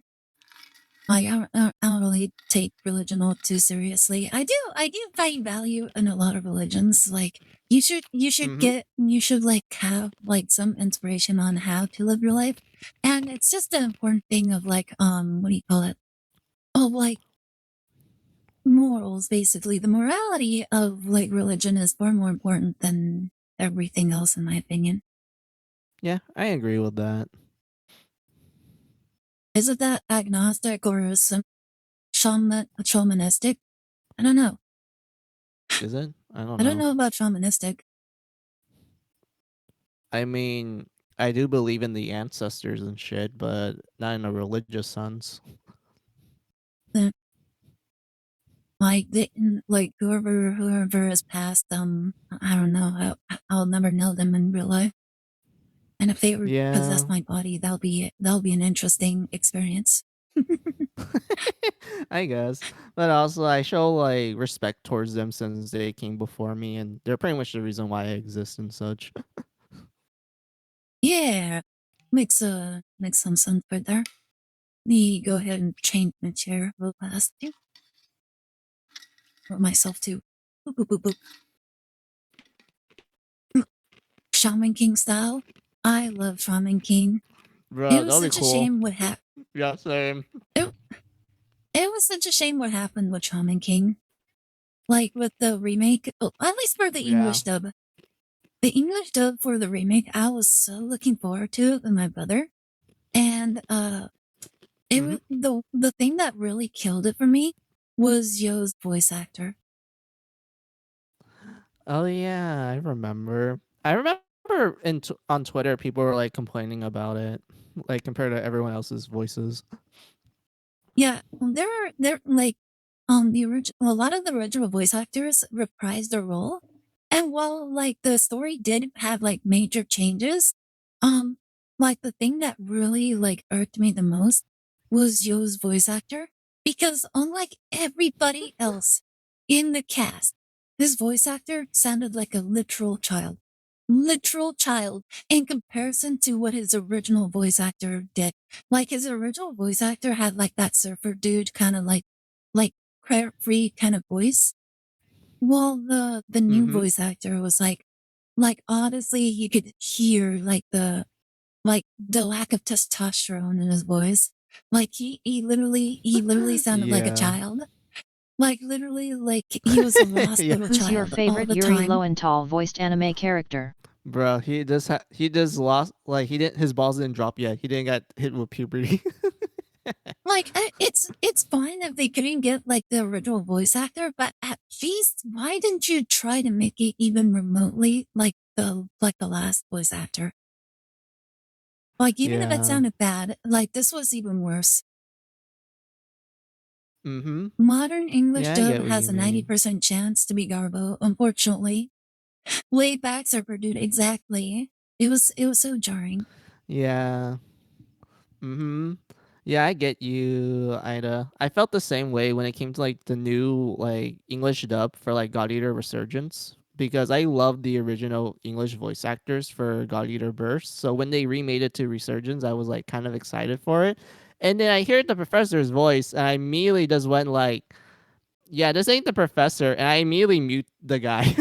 I literally just turned the game into mute after hearing the new professor's voice actor. Because it wasn't the professor to me. I'm like, the professor is supposed to be like kind of a guy with a voice where you can tell that he's serious, but at the same time he likes to goof around every now and then. Like he's mostly a serious character, but for some reason the new English dub voice actor decided to make him goofy all the time. Like he sounds like he's always telling a joke for no apparent reason instead of like actually taking stuff seriously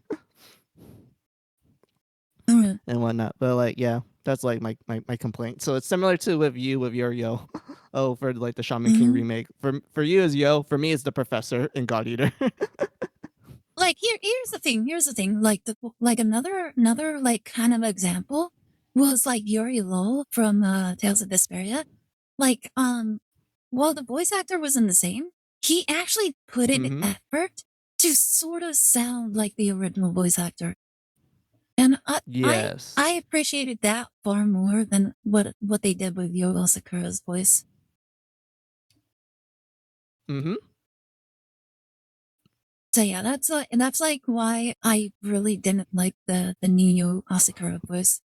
It was just that bad for me. Yeah. Yeah, I feel ya. I feel ya. I getcha. Let's see.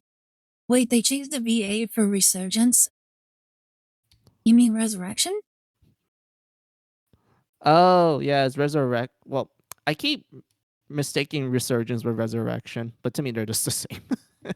Like I don't care about like getting the name right at this point.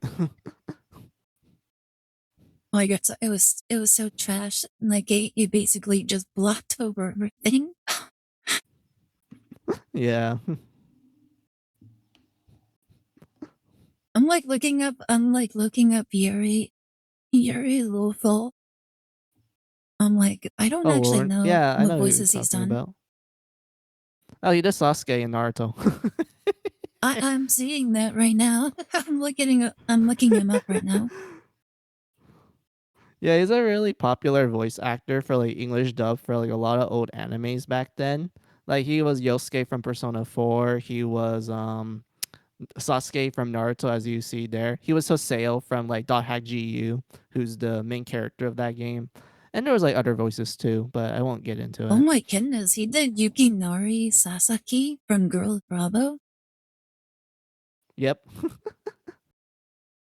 That's Wait, wild. you know Girls I Bravo? well, yeah, I watched Girl Bravo. Me and my brother watched it. Oh my god. Oh my god, someone that actually watched it. That's such an oldie. Like almost everyone I talked to never heard of it. Yeah, it was a really funny series. Yeah. Let's see, Like the what premise other is roles did he do? hilarious. Guys allergic to the female gender get sent to an alternate dimension where the whole population is girls, but he's not allergic to one girl. Oh my goodness, wait, he voiced Ben 10? That means he's having sex with his sister. Wait, I thought Gwen was his cousin, not his sister. Oh yeah, it was his cousin. Oh my goodness. I remember the tweet from Tara Strong where she's like, I can't stop sleeping with my cousin. Yeah, I remember that. Like, I remember how Twitter re-earthed that tweet and they tried to like cancel her because of that. Because she's like pro Yeah. incest for some reason. I'm pretty I sure heard she's of it just when I having was a fun teen with re-entering the anime. anime world after Yeah, I initially exactly. She left was just after having Tsunami fun. ended on Cartoon Network. Let's see, Gwen was the original supposed to be Ben's girlfriend. Oh my goodness. Yeah, he was. Yeah, she was supposed to be either his girlfriend or like a female friend instead of being his relative. And they were like, you know what would make this better? Some blood, some familiar blood. Was put something of that in there. He was so much Shik Shaw from God Eater Burst. Oh, was he? I kind of really recognize him, to be honest with you. He was number 1 Nigel Uno from the Kids Next Door.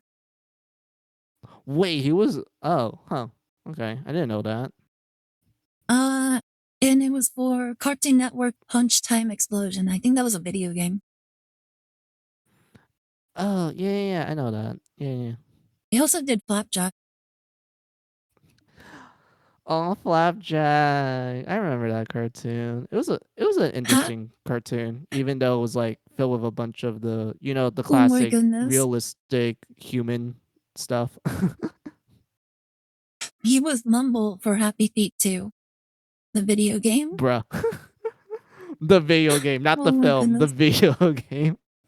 Oh, he was in Unchained Blades. He was Hector. Bruh, I didn't know that. He was Hector and Valor, the green hair guy. That's cool. Oh, he was Yosuke from Persona 4. I didn't know that. I think you just said that Yeah. too, didn't you? Yeah, like someone in chat said it. Let's see. I'm just looking through like his profile. No worries. My goodness, he did so much. He has so many voice acting roles. Oh my goodness. Blaze Blue, Chrono Phantasma, Amane Nichiki. Oh yeah, he was the cross dresser. Oh, how would I explain this to you, Ida? So there's a character in Blaze Blue who's essentially a guy cross dressing as like a girl, and he runs a theater group that's pretty much all guys, but they cross dress as girls, and it's actually a reference to a specific type of theater play in ancient Japan, where, if I remember correctly, at the time, when they want to portray female characters, they don't use actually girls, they just use guys because of like some superstition. Wow, so weird. Yeah, and the character is literally a huge reference to that. And what makes it even more funny is that how I word it, his fighting style is literally him using like ribbons to form like different weapons and shit. But his favorite weapon to form is a drill that he can like drill through his enemies. You're talking about Kabuki, right? Yeah, that's the theater form.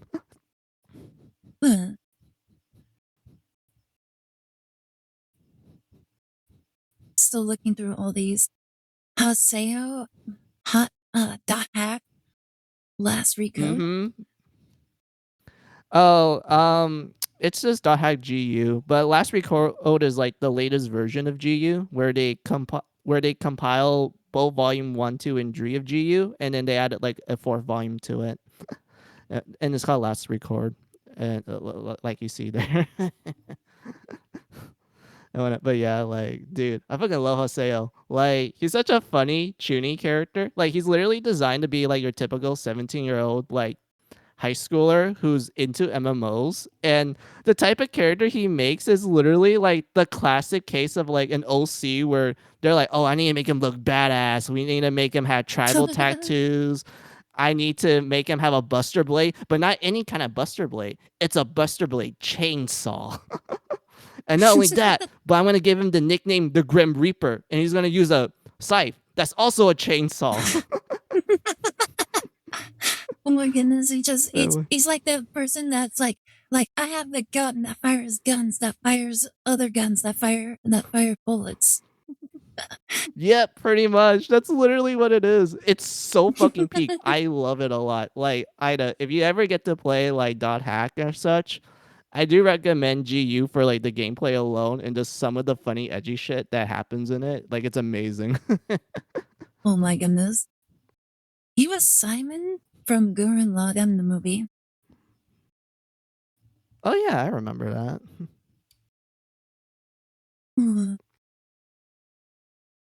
then it looks like he's been, I think he's been like almost every Ninja Turtle at some point. Yeah, he's a really old voice actor. He's been there for like literal ages. I see Michelangelo. And IMOQ is expensive, the most expensive because of the quarantine. IMOQ is expensive. IMOQ, what's that? Oh, I know what Shink's talking about. So Shinks is talking about the original .hack series, which is composed of 4 volumes, which is called Volume 1 is Infection, Volume 2 is Mutation, Volume 3 is Outbreak, and Volume 4 is Quarantine. And the best way I would describe the original .hack is essentially, like SAO, how people are like raving over like, oh my god, it's like a video game world, but you can die in it. It's like VR essentially, yes. Yeah. So .hack was like the originator. It was the game series that presented the idea of like, oh hey, in the future we're gonna have like VR gaming, but it's not gonna send your mind into the game. It's just you wear a helmet that has like speakers in it and it like shows you what's inside the game. That's it. Your mind is not actually in it. Sort of thing. So it's kind of like VR for us right now. Like that's literally how .hack handles its VR technology. And the general premise is that it takes place in an MMO called The World. Like that's literally the name of it, The World. Where you play as a middle schooler named Kai, who's just playing the game for the first time. He's interacting with his like best friend Orca, who's like one of the legendary players. So after Orca tells like Kai, like, oh, here's like the ropes of how to play this MMO, they end up encountering this mysterious ghost girl, and she's getting chased by a giant demon from hell. And at first they're just like, oh, it must be our imagination. And then all of a sudden they get sent to this like weird white room with a bunch of chairs and books everywhere with chains and such. And then the ghost girl appears and gives them a book called the Book of Twilight that has a bracelet called the Twilight bracelet. And she doesn't really explain what to do with it because she's still getting chased. And she's like, all right, good luck. Like I'm gonna ditch it. And then the demon appears and then kills your friend. And it was about to kill you, but you end up logging out. And unfortunately, your friend is in a coma because of that. Oh my goodness. So and, and the whole point of the game is just you trying to figure out the mystery of the world. Like, there's no way there's an MMO game that's causing people to have comas. Like, there's something going on. And you actually do a lot of detective work in the game where you actually go outside in the real world and interact with like different news articles just to like try to piece everything together. And you even go to the like the game forums too to like kind of talk to other players, and they tell you like their spooky MMO stories as well. They're like, oh, I was like playing at this area, then all of a sudden something weird appeared and whatnot. I don't know what it is, but I hope this information helps you and whatnot. And it oh my just goodness, why kind does of this builds sound so on for familiar? each volume and such. Why does this sound And whatnot. almost exactly like Digimon Cyber Sleuth? Yeah, it's pretty much it. Like Cyber Sleuth is pretty much .hack. Oh my goodness, that is so funny. Like this sounds almost almost exactly like Digimon Cyber Sleuth. Just with Yeah, that's digital pretty much what monsters it is. instead. Mm-hmm. Yep, absolutely nailed it. It's like the same premise and such. I think you will like the original .hack games as well because it's really well made, and I think it does a good job at depicting like early internet culture.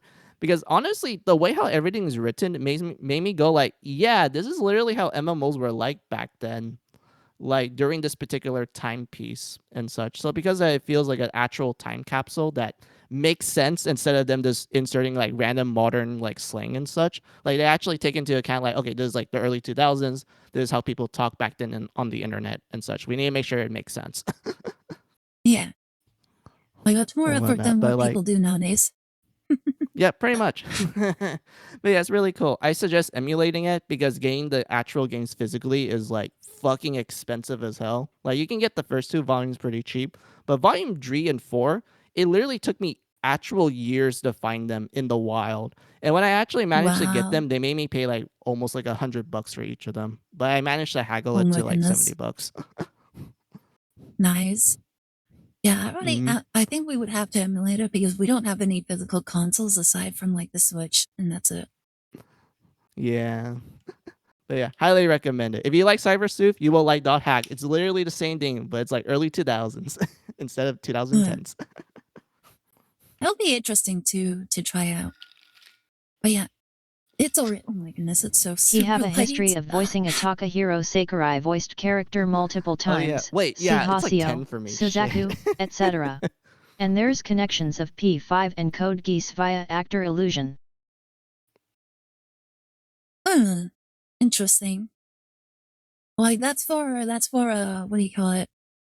That's for the one voice actor used like Lofo Yuri Lofo. There you go. I'm like trying to remember his name. Yeah. It's just Yuri from Tales of Vesperia, but in real life. I see. Like he is a pretty good voice actor though. I will say that. Like he's Mhm. played all sorts of characters and they don't really sound all that much alike when you put them all in, like right next to each other. Yeah, you are correct.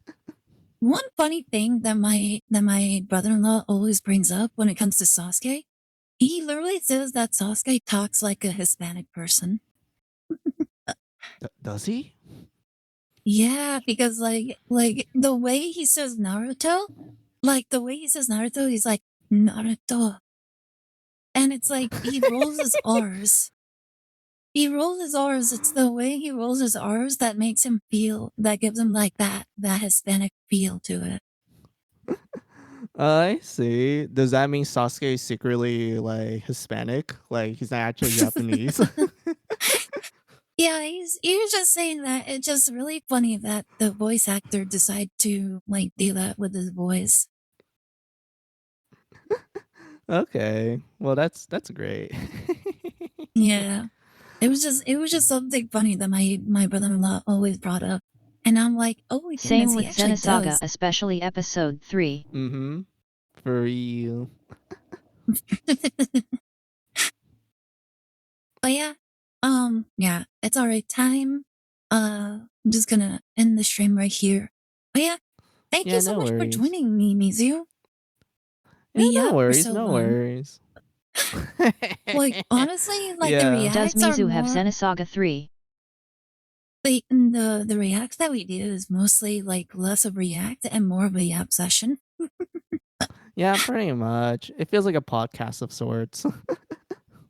A podcast with a video in the background. Yeah. Yeah, we're just like yapping the most like random shit in the world while the video is kind of just standing there waiting to be talked about, and we're like, oh yeah, the video.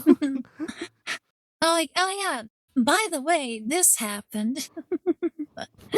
Like, oh, Yeah. this reminds me of something completely unrelated.